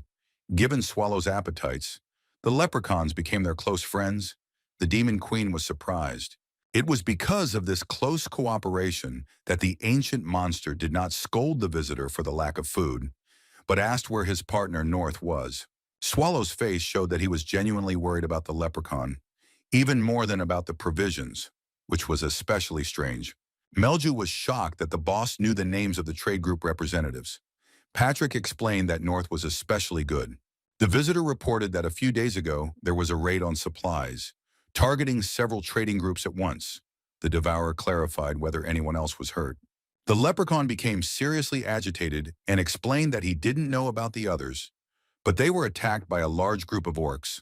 The Death Knight asked if they were from Nurkambal, and the man nodded that they most likely were. He explained that the previous cargo that was supposed to arrive at the core of antiquity had been targeted by these same orcs, and North tried to explain that the food was for the Devourer. Swallow asked if his favorite supplier had been killed. His colleague explained that no, he had simply been taken away along with the cargo, and they didn't have time to order a new portion of provisions from the monster traders without North. The leprechaun started crying, and Swallow asked if he was really telling the truth. The visitor bowed and asked why he should lie. Let Mr. Devourer punish him with all severity, but spare the lives of the others. They are not guilty. No one planned to punish him, but the ancient monster decided to find out where the orcs who took north were heading. The leprechaun straightened up for the first time and looked at him. The boss explained that the situation was unpleasant. He did not think that Nurkambal would start robbing monster merchants for military supplies. Patrick explained that they could get food from other suppliers, but the problem was north. They needed to get him out. Swallow said that he would not allow some orcs to take his best supplier away from him and harm him. He asked to be taken to the orcs, and the leprechaun resolutely put on his top hat and was ready to carry out the order at any moment. The Death Knight asked if he should accompany the boss as well, to which the Devourer chuckled and replied that he shouldn't. They headed to the camp that Nurkambal's warriors had set up. Swallow was going to demonstrate what happens to those who steal other people's food. The orcs sat by the fire and ate dinner. They discussed what had happened, especially the stupidity of the leprechaun, who tried to explain that the cargo was for the core of antiquity. Here they heard a strange sound and fell silent. Someone ordered them to sit still so as not to make noise. One of the orcs, apparently the commander, said that there was no point in believing the leprechaun's words that the devourer would take revenge. They were scared, like some kind of cowards, and not bloodthirsty monsters. Another orc, a little older, said that North was suggesting not to steal from others, but to cooperate with other dungeons. It was much more productive and reasonable. The commander objected that now was not the time to be good boys. They had a war coming up, and there was no time to change anything in the usual logistics. Gakundar, the commander, said that even if there was a conflict with other great dungeons, as long as he was with the orcs, nothing would happen. He said that if anyone wanted to fight him, they should bring that ancient monster. The leprechaun in the top hat appeared just in time and asked if the orc would regret his words. Behind him stood the devourer, and Gakundar looked at him with contempt. Instead of the great swallow, some puny little man appeared to him.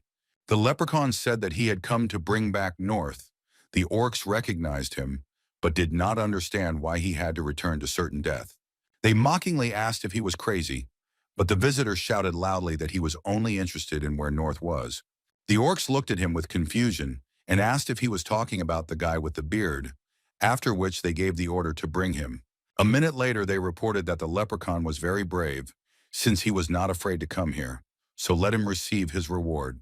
They brought in North, who was bleeding. The orcs explained that he had been bothering them with his conversations, so he had received little. The merchant whispered to his friend to save himself. The next moment, with the words that they didn't need this trash, the orc threw North forward, straight into his colleague. The leprechaun was just happy that North was still alive and rushed forward to catch him and keep him from falling to the ground.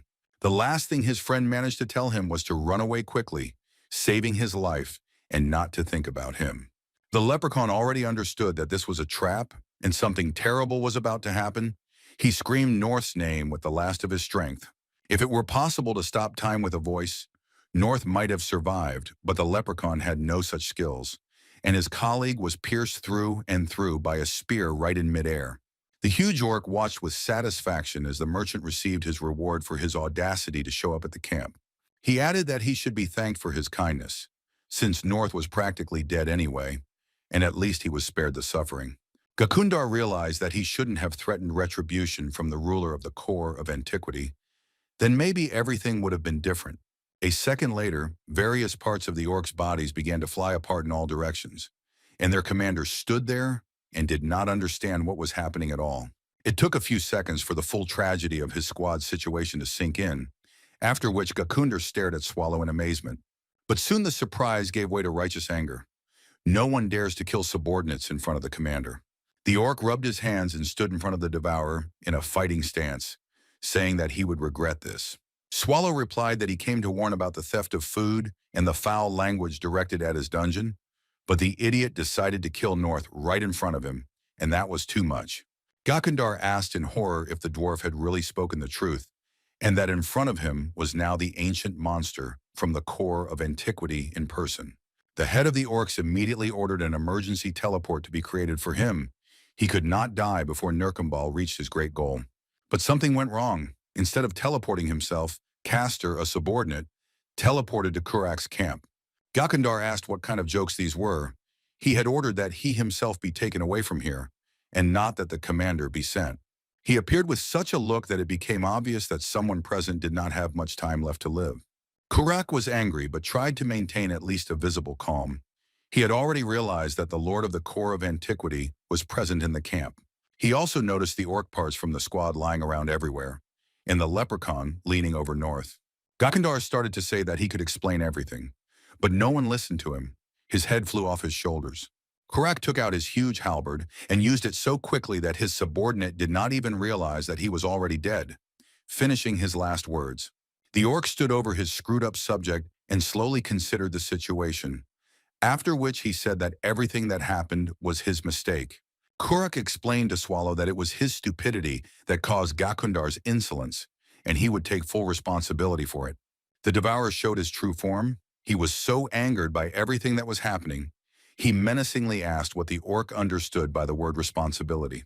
He added that he liked the word. Kurak remained silent, and the ancient monster said that he had a great idea. The devourer said that the orc must bring him to the core of antiquity 20 times more food than they had lost.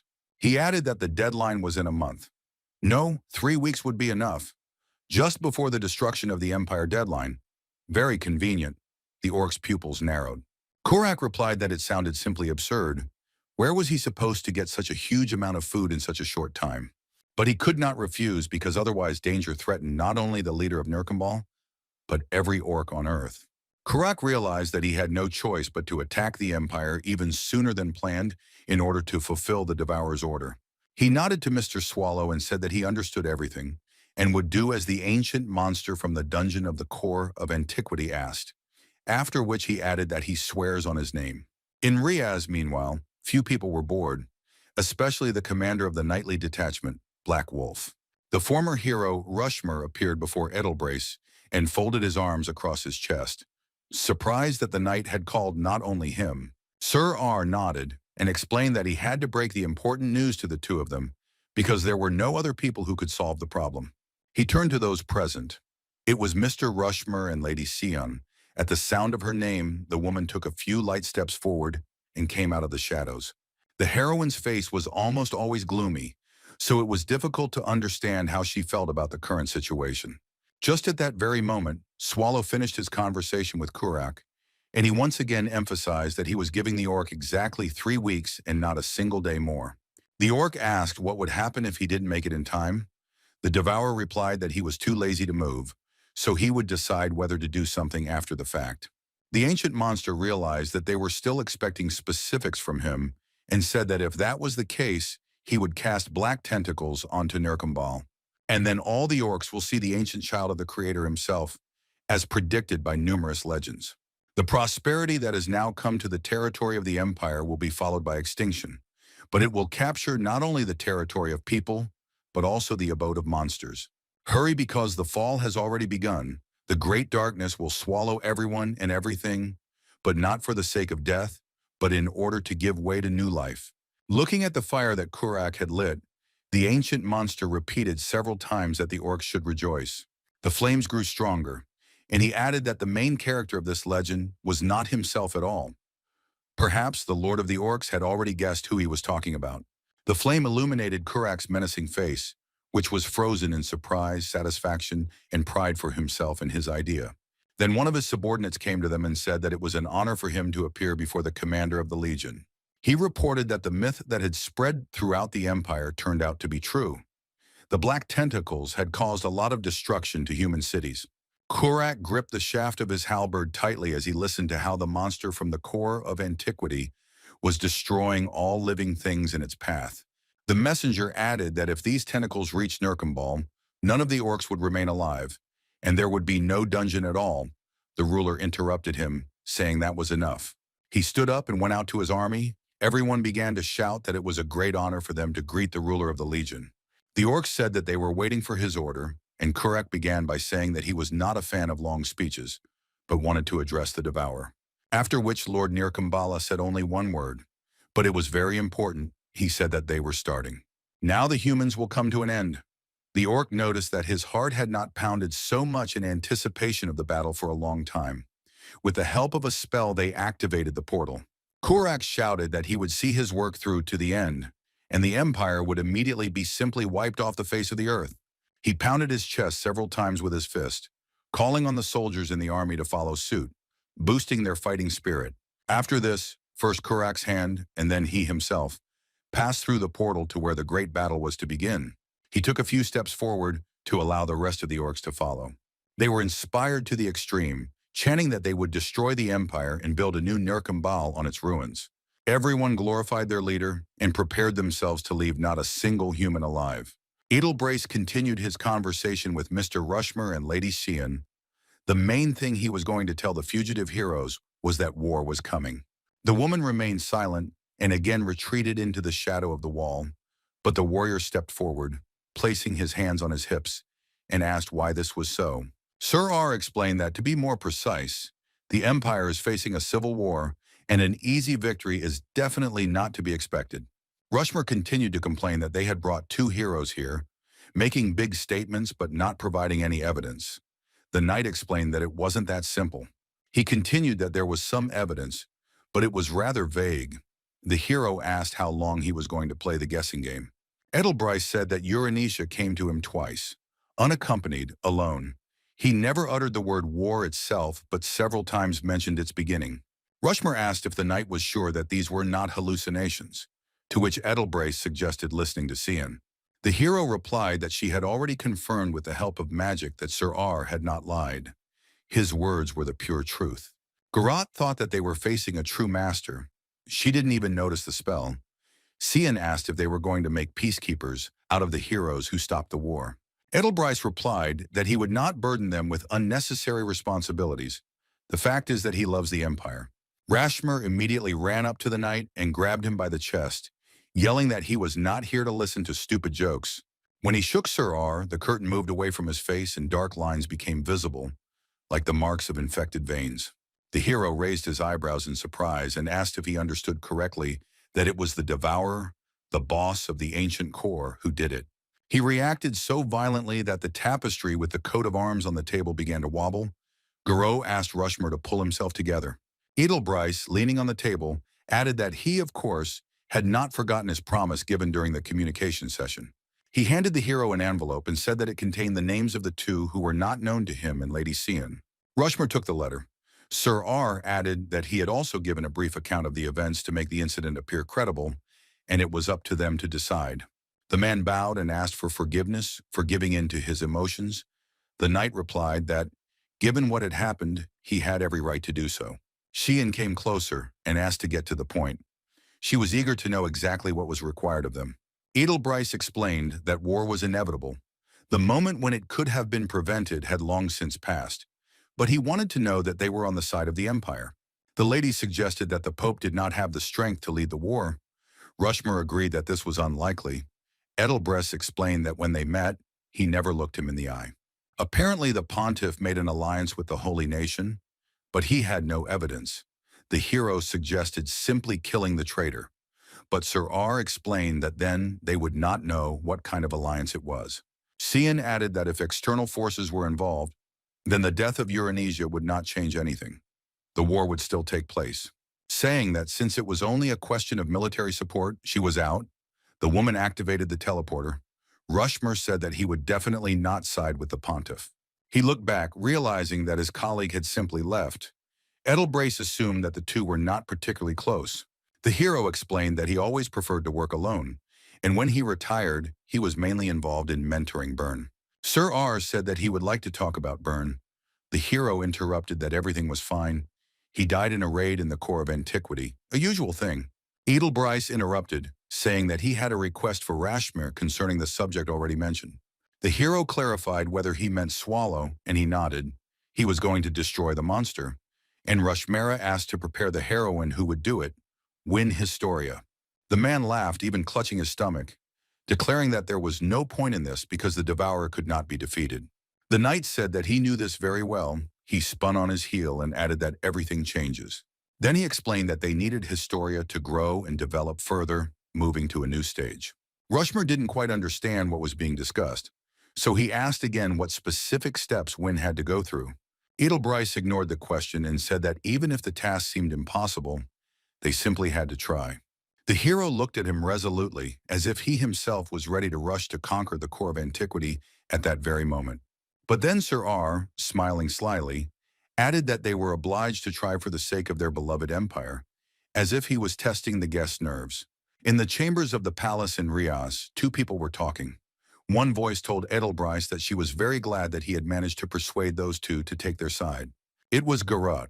She still did not understand that they were on the brink of a war that could not be stopped, so the only option was to win. The girl continued that she was worried that they had so easily given the list to Rushmer. He had gotten what he wanted, and now he might not agree to cooperate. The knight replied that it was not scary to lose leverage. It was much better to gain trust. Besides, that way he would not start to find out things that he shouldn't know. Edelbryce thanked Gareth for his help, and the two headed towards some kind of altar-like structure. The man folded his hands in prayer for the future of the empire and for the coming war, which they were obliged to win. Gareth stood behind him, and he added that he also prayed for peace, because there was nothing worse than useless deaths. Meanwhile, in the ancient core, Patrick was in a gloomy mood, looking at the boss as if someone had died. Swallow said that he had done nothing wrong. Why such a look? The skeleton explained that it was not his fault. He said, puzzled, that for some reason his ears were itching a lot. This was something new. The devourer asked in amazement what kind of ears. The Death Knight explained that he sometimes suffers from an itch, as if someone is calling him. Maybe this is a sign that the mana will soon awaken. The boss reminded that he can already use simple magic. Patrick replied that if he had learned strong magic, it would have been much more convenient, and that he could have become a second Erebus. Swallow put his hands behind his head and calmly asked why he didn't just split that skull in two right away. There was a patient lying on the surgical table in the laboratory, and he suddenly told the doctors that he envied their freedom. The surgeon asked the assistant if he had misheard, and he replied that it sounded more like nonsense, and that we would not be distracted from the experiment. Here the voice brazenly asked if he dreamed of freedom. The doctors understood that if the patient was not conscious, it would be difficult to track the reaction, but they did not want to listen to the conversations. Here the voice inside the patient's head offered him to make a deal to gain freedom. Hands darted in different directions, not allowing the doctors to finish what they started. Sometime later, the fair-haired man woke up from the bright light of the sun. He was sitting on a wooden bed covered with straw. He was moaning and making sounds as if he was experiencing severe nausea, but in fact he was feeling very sick. The guy remembered how he abandoned his comrades, saving his own life. He ran through the forest very quickly, and he ran away with a bloody mouth and hands. He ran away from death and from those he killed in order to survive, just to survive. Nifrim ate the bodies of the raiders, but convinced himself that he did not want to do it. He believed it so much that he practically erased from his memory the memories of both the act itself and his past. The clothes stained with the blood of his comrades were the only reminder of what had happened. But very soon he would lose that too. The guy ran through the forest and thought that he was not a cannibal. That skeleton in the dungeon forced him, tortured him. Nifrim stumbled and fell, but he ran for so long that he had no strength left to get up, and remained lying there, passed out in a ditch in the middle of the thicket. He was awakened by some sound.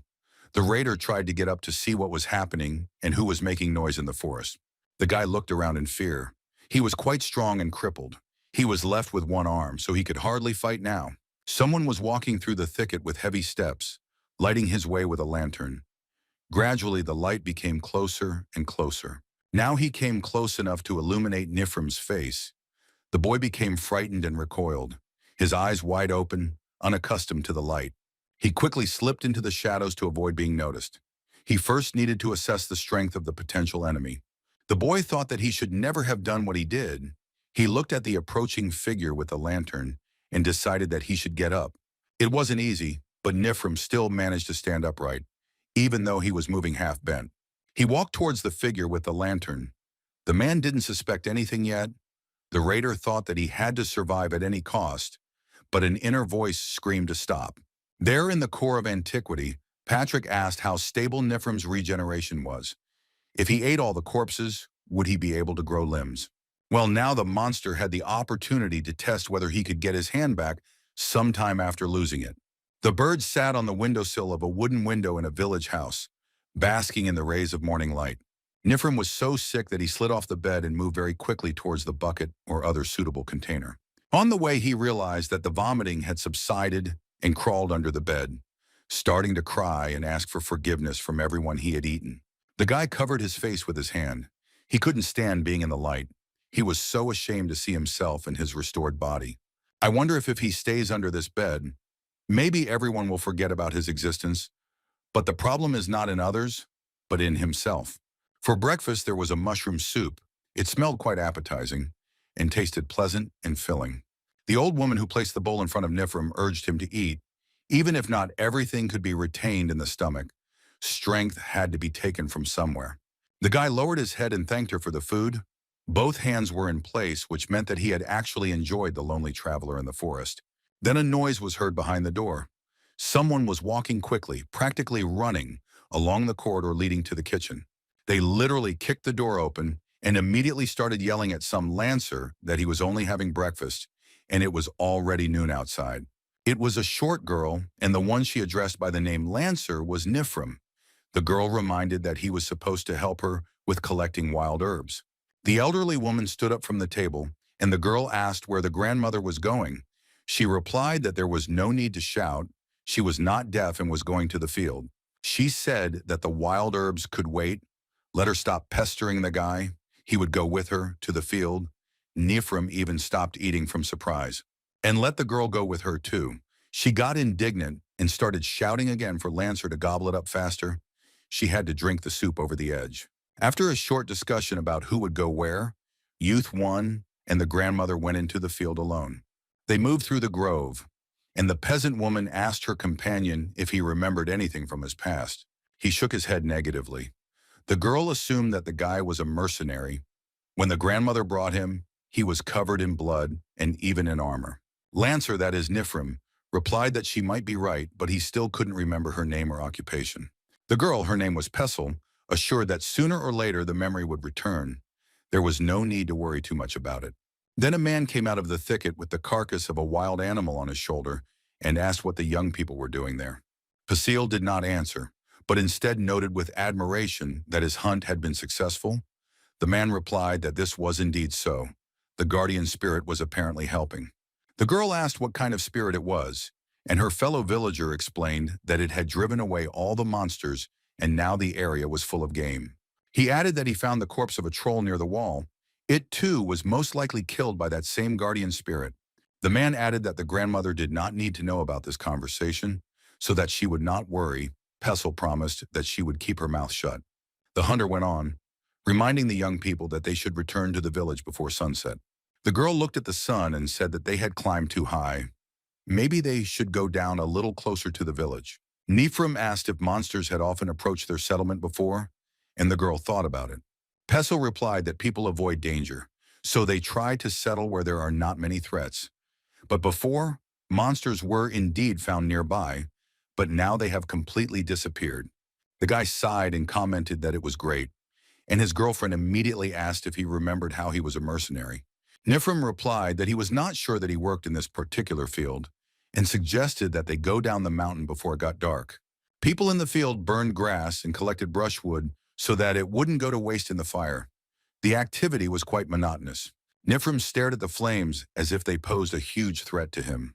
A man noticed that Lancer looked surprised. Was this the first time he had seen grass burning in a field? The guy nodded and asked if they always did this. The man replied that yes, maybe Lancer had decided to live with them by their rules now, or he hadn't decided yet. The peasant noted that it was probably difficult to get along with Pasil, but Nikifor replied that he had no problems communicating with the girl. The man sighed that the girl was surprisingly energetic, but she was excessively talkative, which bothered many people.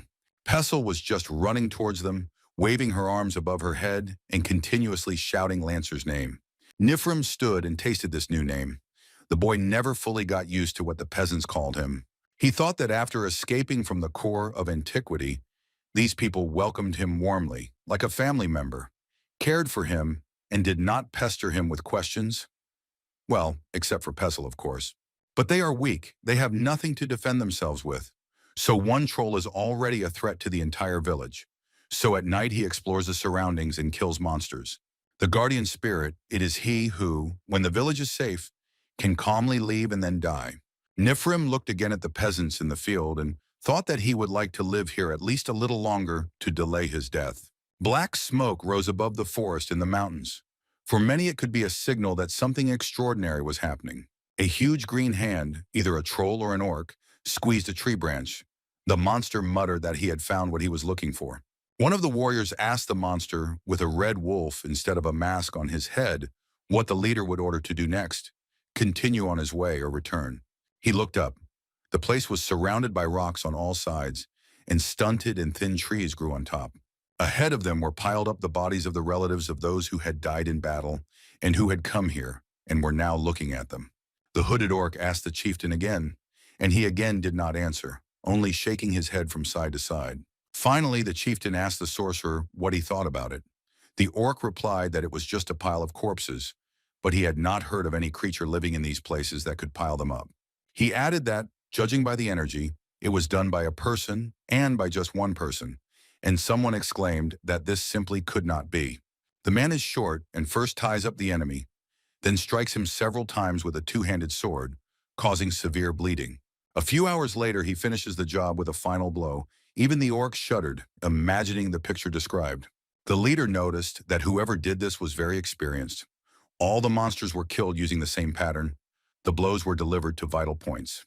The sorcerer stated that the great commander of the legion had ordered them to move without delay, and the leader of the detachment noted that this was self-evident.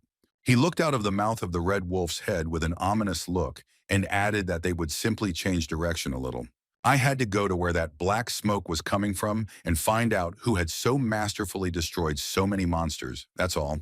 After looking closely at the tracks left on the ground, the orc chieftain reported that he had found what he was looking for. It seemed that he had the skills of a tracker.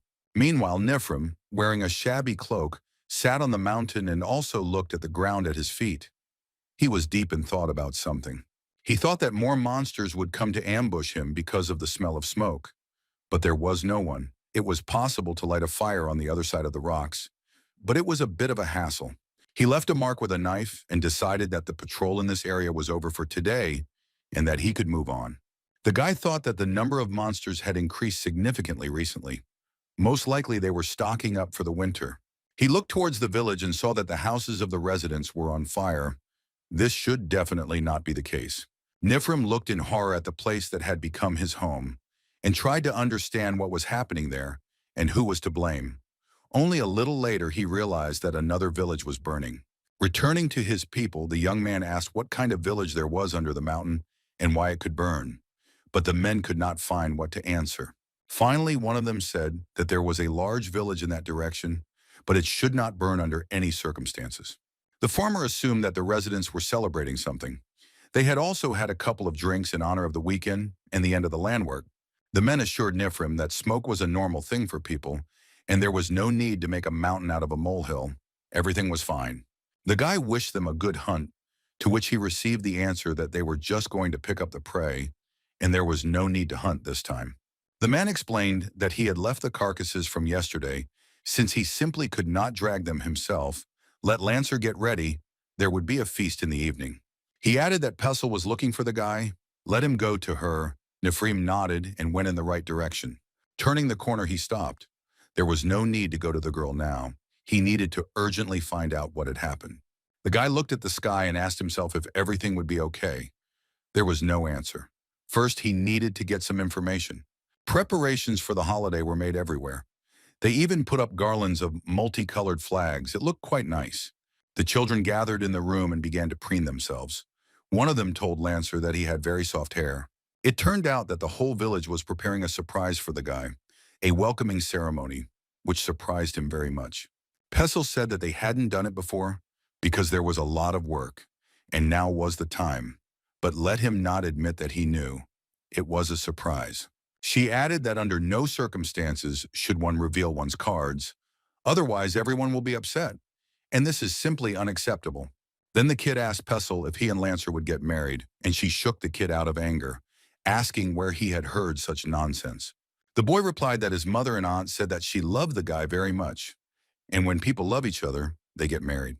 The children began to bother Lancer, asking him when he would propose to Pessel, and he was dumbfounded.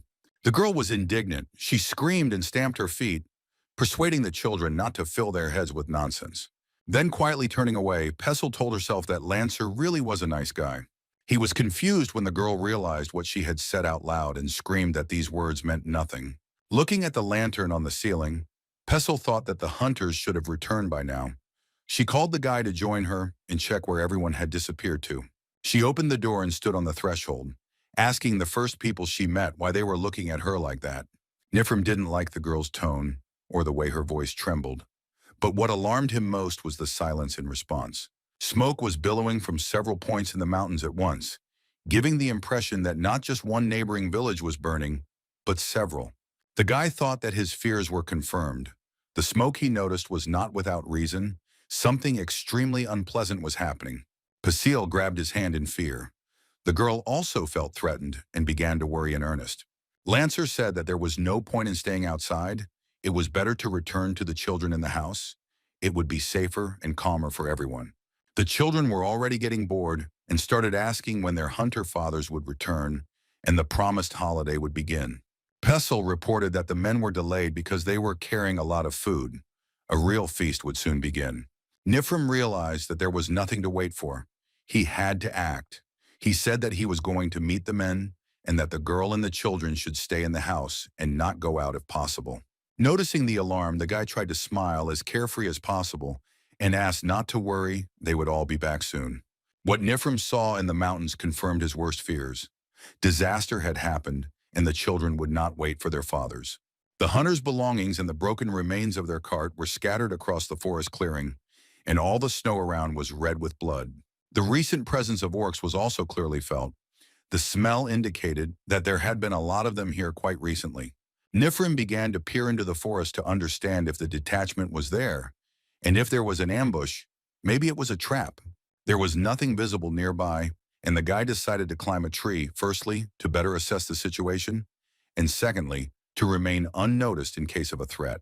From above, he saw a whole horde of orcs. They were approaching, as the hero thought. The opponents expected him to come to the place where the peasants were killed. Here one of the fighters squinted, hearing a branch of a nearby tree snap. The orc, squinting, looked up.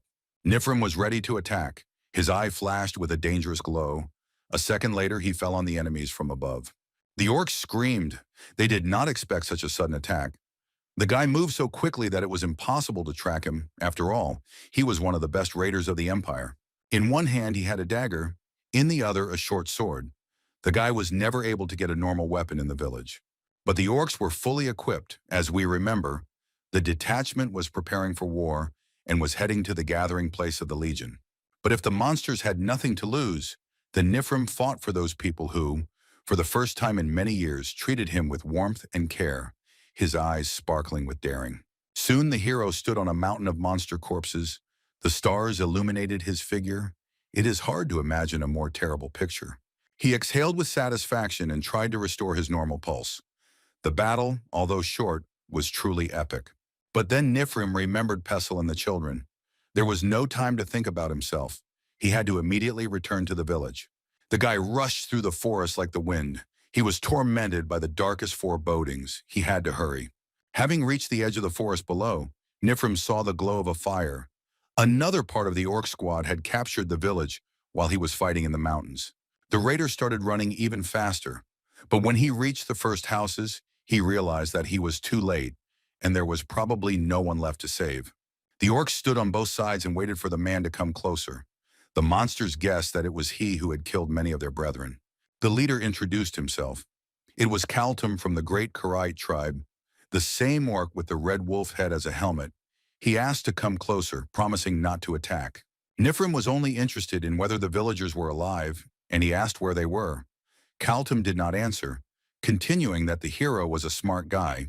He already knew that the detachment in the mountains was destroyed. The guy asked again where the residents were, and the orc continued that, having found a pile of corpses in the ravine, he decided to make a detour and fight the one who had piled it up. The man exhaled loudly. He was already starting to get angry that there was still no answer to the question.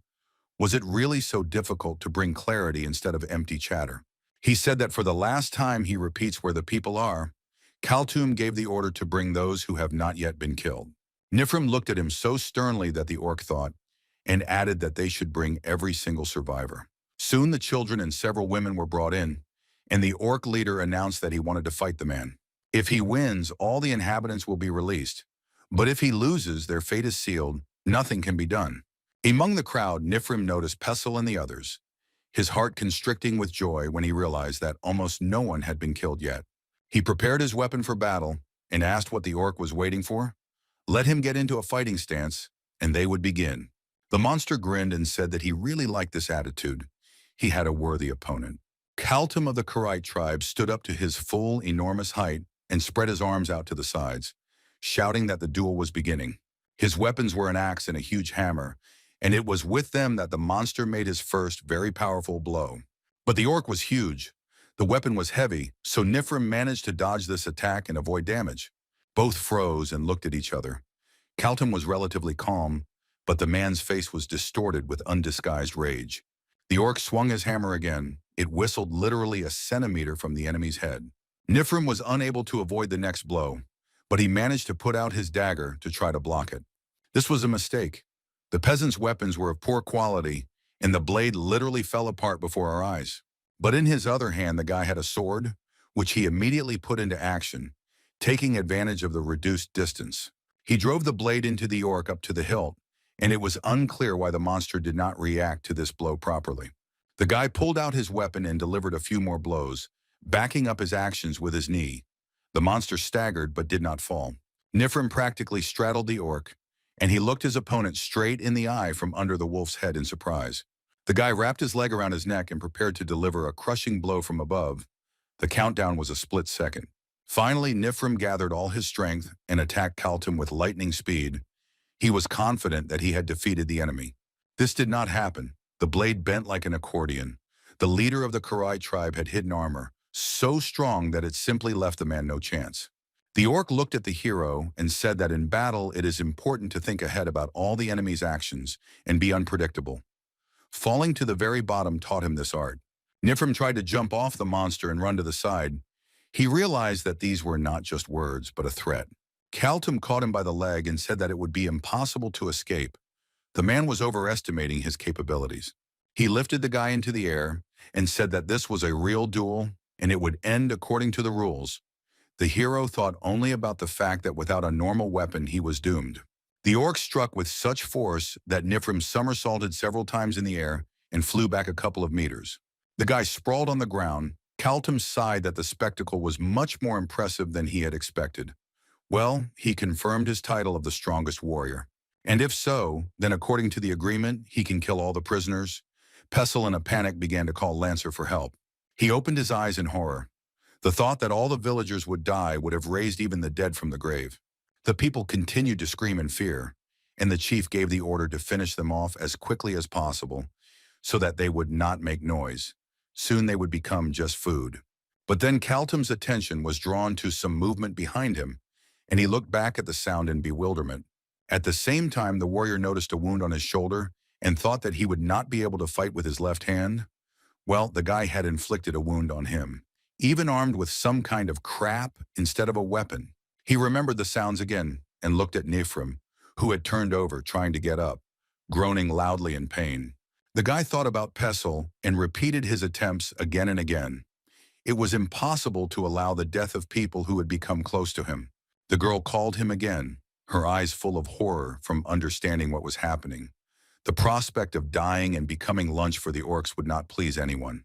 Nifrim mentally asked for forgiveness, after which he switched off. Falling into memories, Sylvia stood over him and loudly called his name. He opened his eyes and sat up. The girl asked how long they had been experimenting on him. She thought he would never wake up. All the test subjects gathered in the room and asked the guy what trials he had to go through today.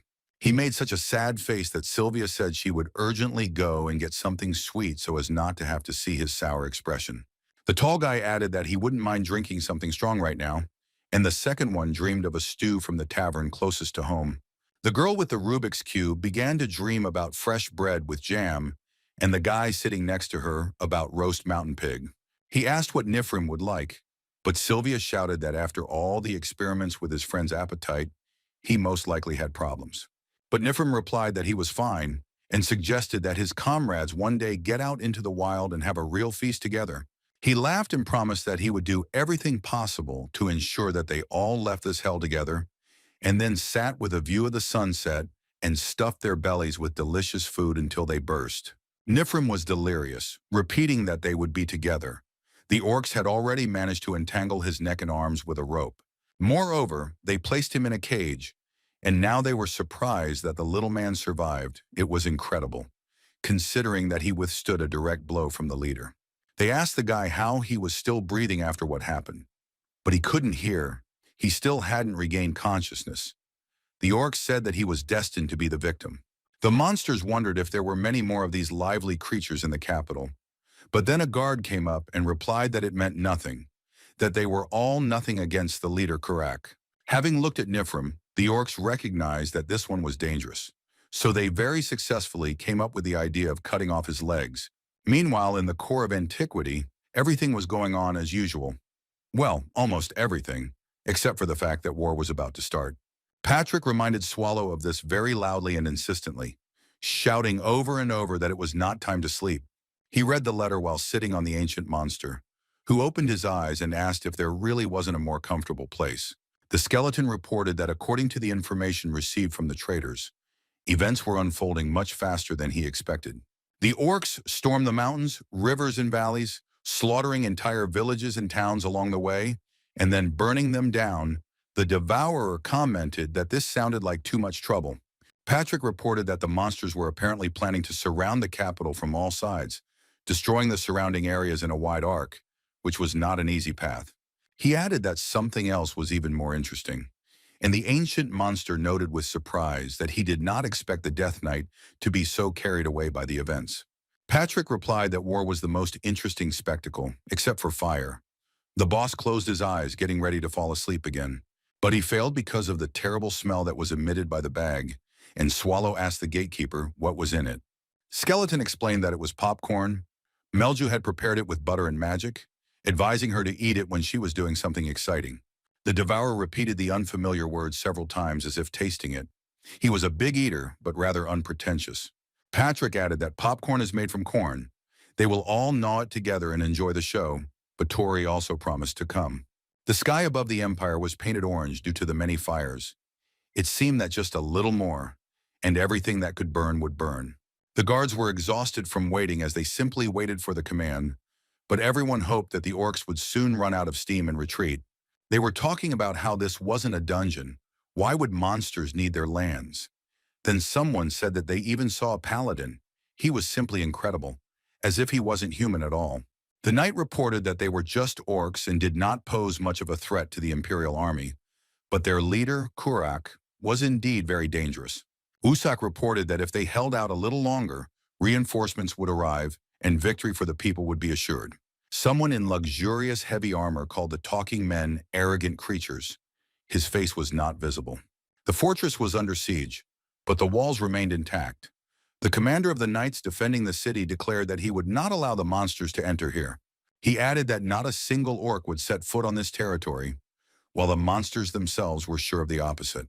Kurak was indeed preparing to join the victorious march of his army, but before that, he had several more important matters to attend to. The ruler of Nirkulab emerged from his dungeon. He had invaded foreign territory and had worked hard, but now he had to find among the ruins what would help defeat the empire. Then a voice came from above, asking if the person in front of her was an orc. The monster looked up and asked if the fairy wanted to become his next victim.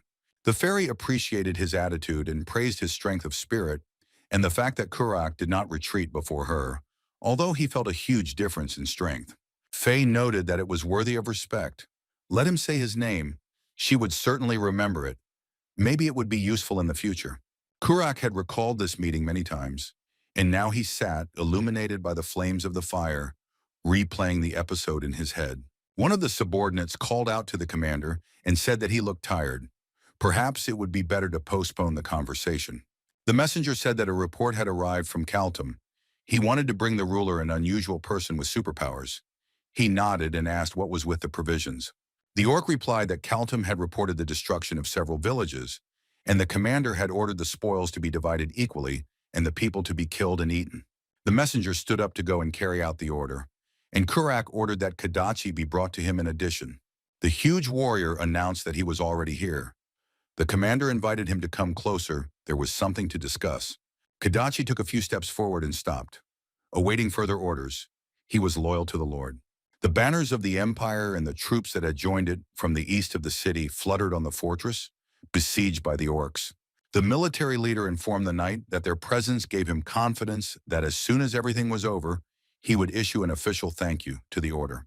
He received the answer that all who serve the empire also serve the order, and they will allocate all the forces they have at the order of His Holiness.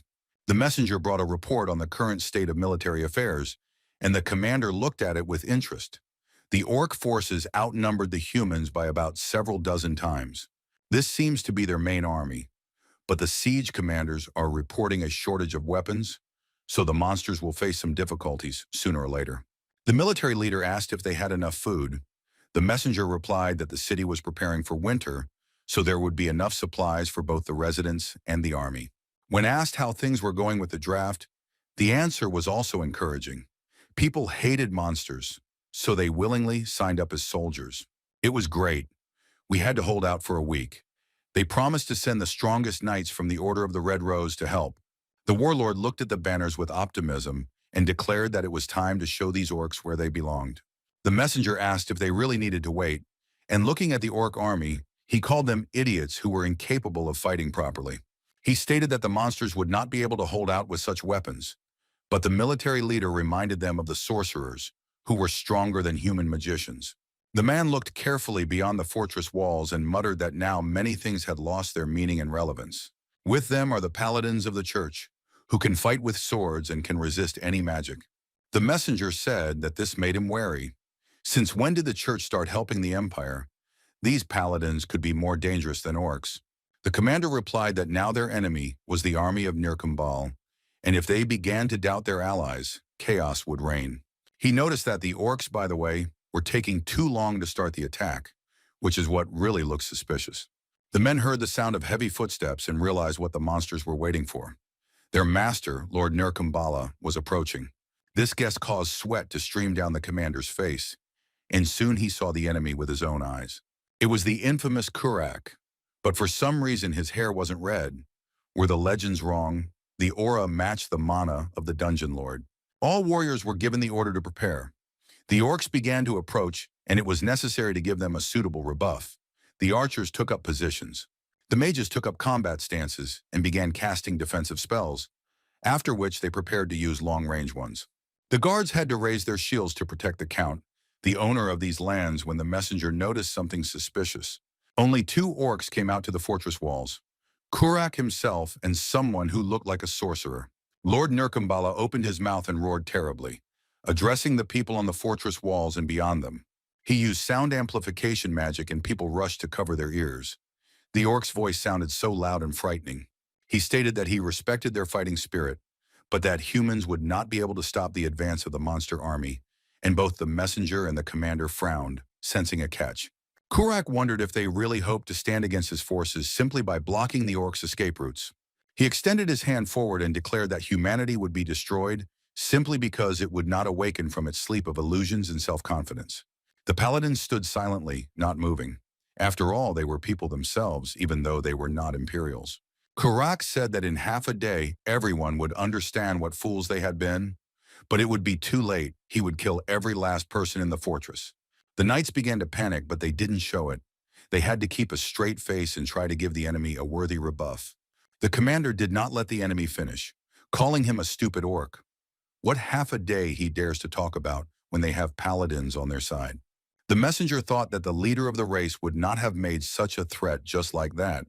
There must be good reasons for his words. He tried to figure out what he had missed and why the orc was looking at them so expectantly, as if something was about to happen. The warlord shouted that everyone should be on guard. Before them was the boss of a great and terrible dungeon, and not some fool. He was clearly up to something.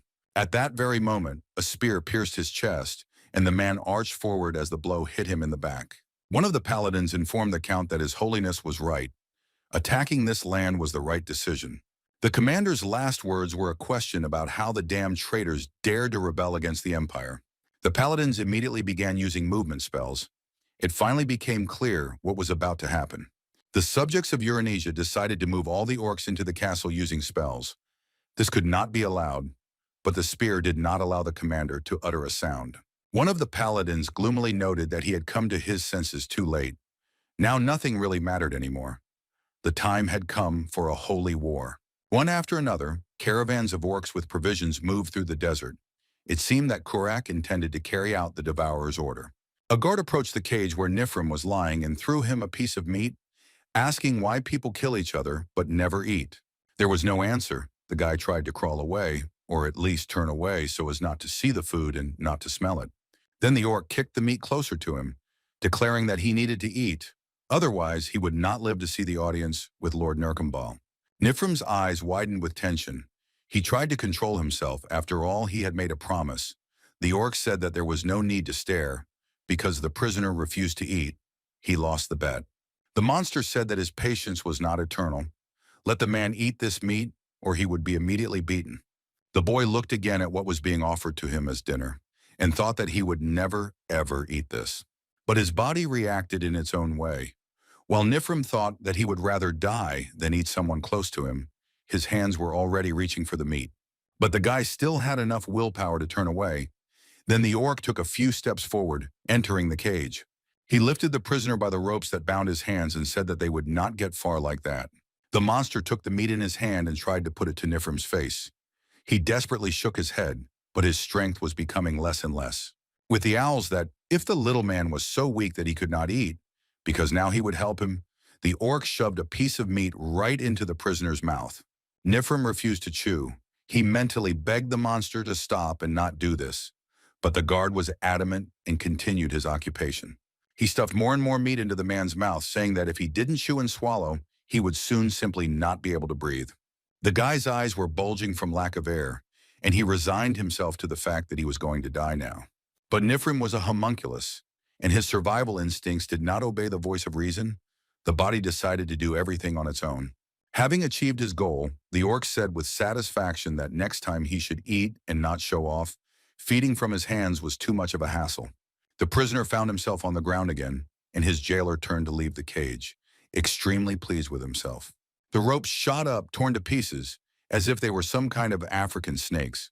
Nifrim, like a hellish beast, jumped onto the orc's shoulders in one leap, his hand raising up to attack. The monster tried to throw the man down, but he still couldn't figure out how he managed to free himself and jump to the height of his height without legs. But the homunculus legs had already grown back. Regeneration had occurred extremely quickly, and now the orc would have to pay for his recklessness. At one time, those who experimented on Nifrim were equally surprised at how quickly his body recovered. They took away the guy's arms, and he grew new ones in a matter of seconds. As soon as the steam started pouring out, the alchemist asked if he felt any strange tingling sensations.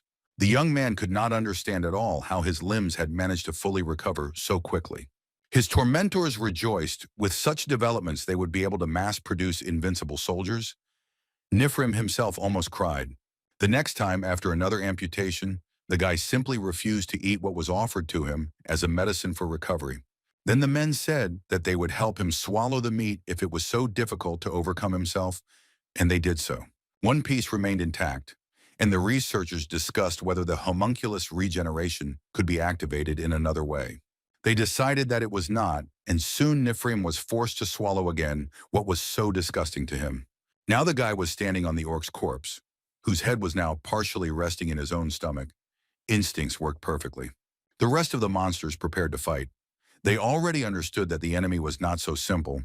He had legs again, and his behavior did not inspire optimism. They discussed the situation with each other and came to the conclusion that there was some kind of witchcraft involved. Nothing else. Here Nifrim arched and leaned back. His body began to undergo some kind of transformation, apparently due to the orc meat. He jumped off the enemy's body and rushed somewhere with such speed that no one had time to track the direction of movement. A second later, the largest of the orcs received a powerful kick, and the others were not left unattended either. Nifrim fought with such strength as if he wasn't human at all, which was actually true. Not a single blow from the opponents reached their target. They were too slow, but the guy dealt the orcs a lot of damage. They fell one after another. But the enemy had numerical superiority, And after one monster came the next and the next. All forces and weapons were used. Someone even came up with the idea of launching a cannonball at Nifrim, but it was all in vain. He had borrowed someone's cleaver and was now wielding it left and right as if he knew neither fatigue nor pain. One of the monsters was in no hurry to attack. He was thinking that the person in front of him was not a human and that he should immediately report this to the commander. The monster had already turned around to go and carry out his intention before things became too serious. But after just a few steps, the orc fell dead, the axe thrown by Nifrim greeting the top of his head. Soon all the enemies within walking distance were destroyed, and the young man stopped to catch his breath and think about what to do next. There was no need to think for long. New orcs were already approaching the scene of the incident. Noticing the man on the mountain of his fallen relatives, they slowed down. Nifrim stood and thought that all this was some kind of complete nonsense. Life had never been cotton candy for him, but this was too much. In one hand he held a huge Orcish axe. The second one was stuck in the guy's back, which he didn't even notice. One of the new arrivals shouted that there was an undead in front of them. The commander ordered the sorcerer squads to prepare.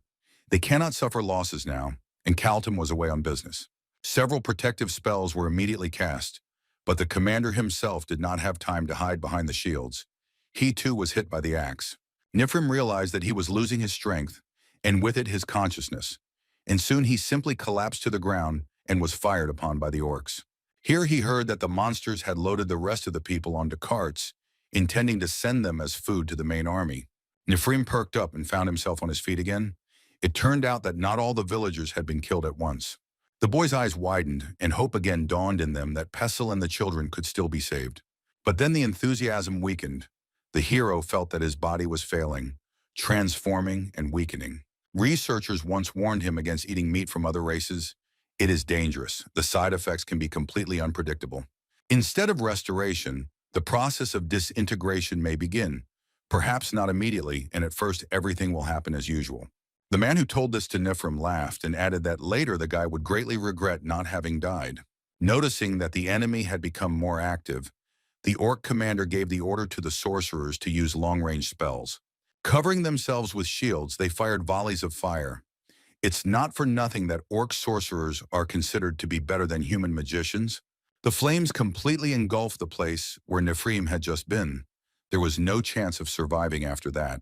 The commander was glad that there were no more delays and gave the order to set out. He turned around, but the sorcerer, looking in the direction where the man had just been, froze with a frightened face, even raising his hand to wipe his eyes.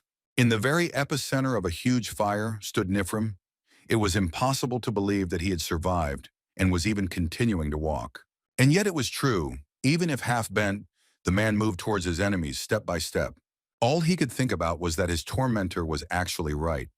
He had managed to live for some time after eating the orc. Grabbing the spear, he decided that this time would be more than enough for him to carry out his plan.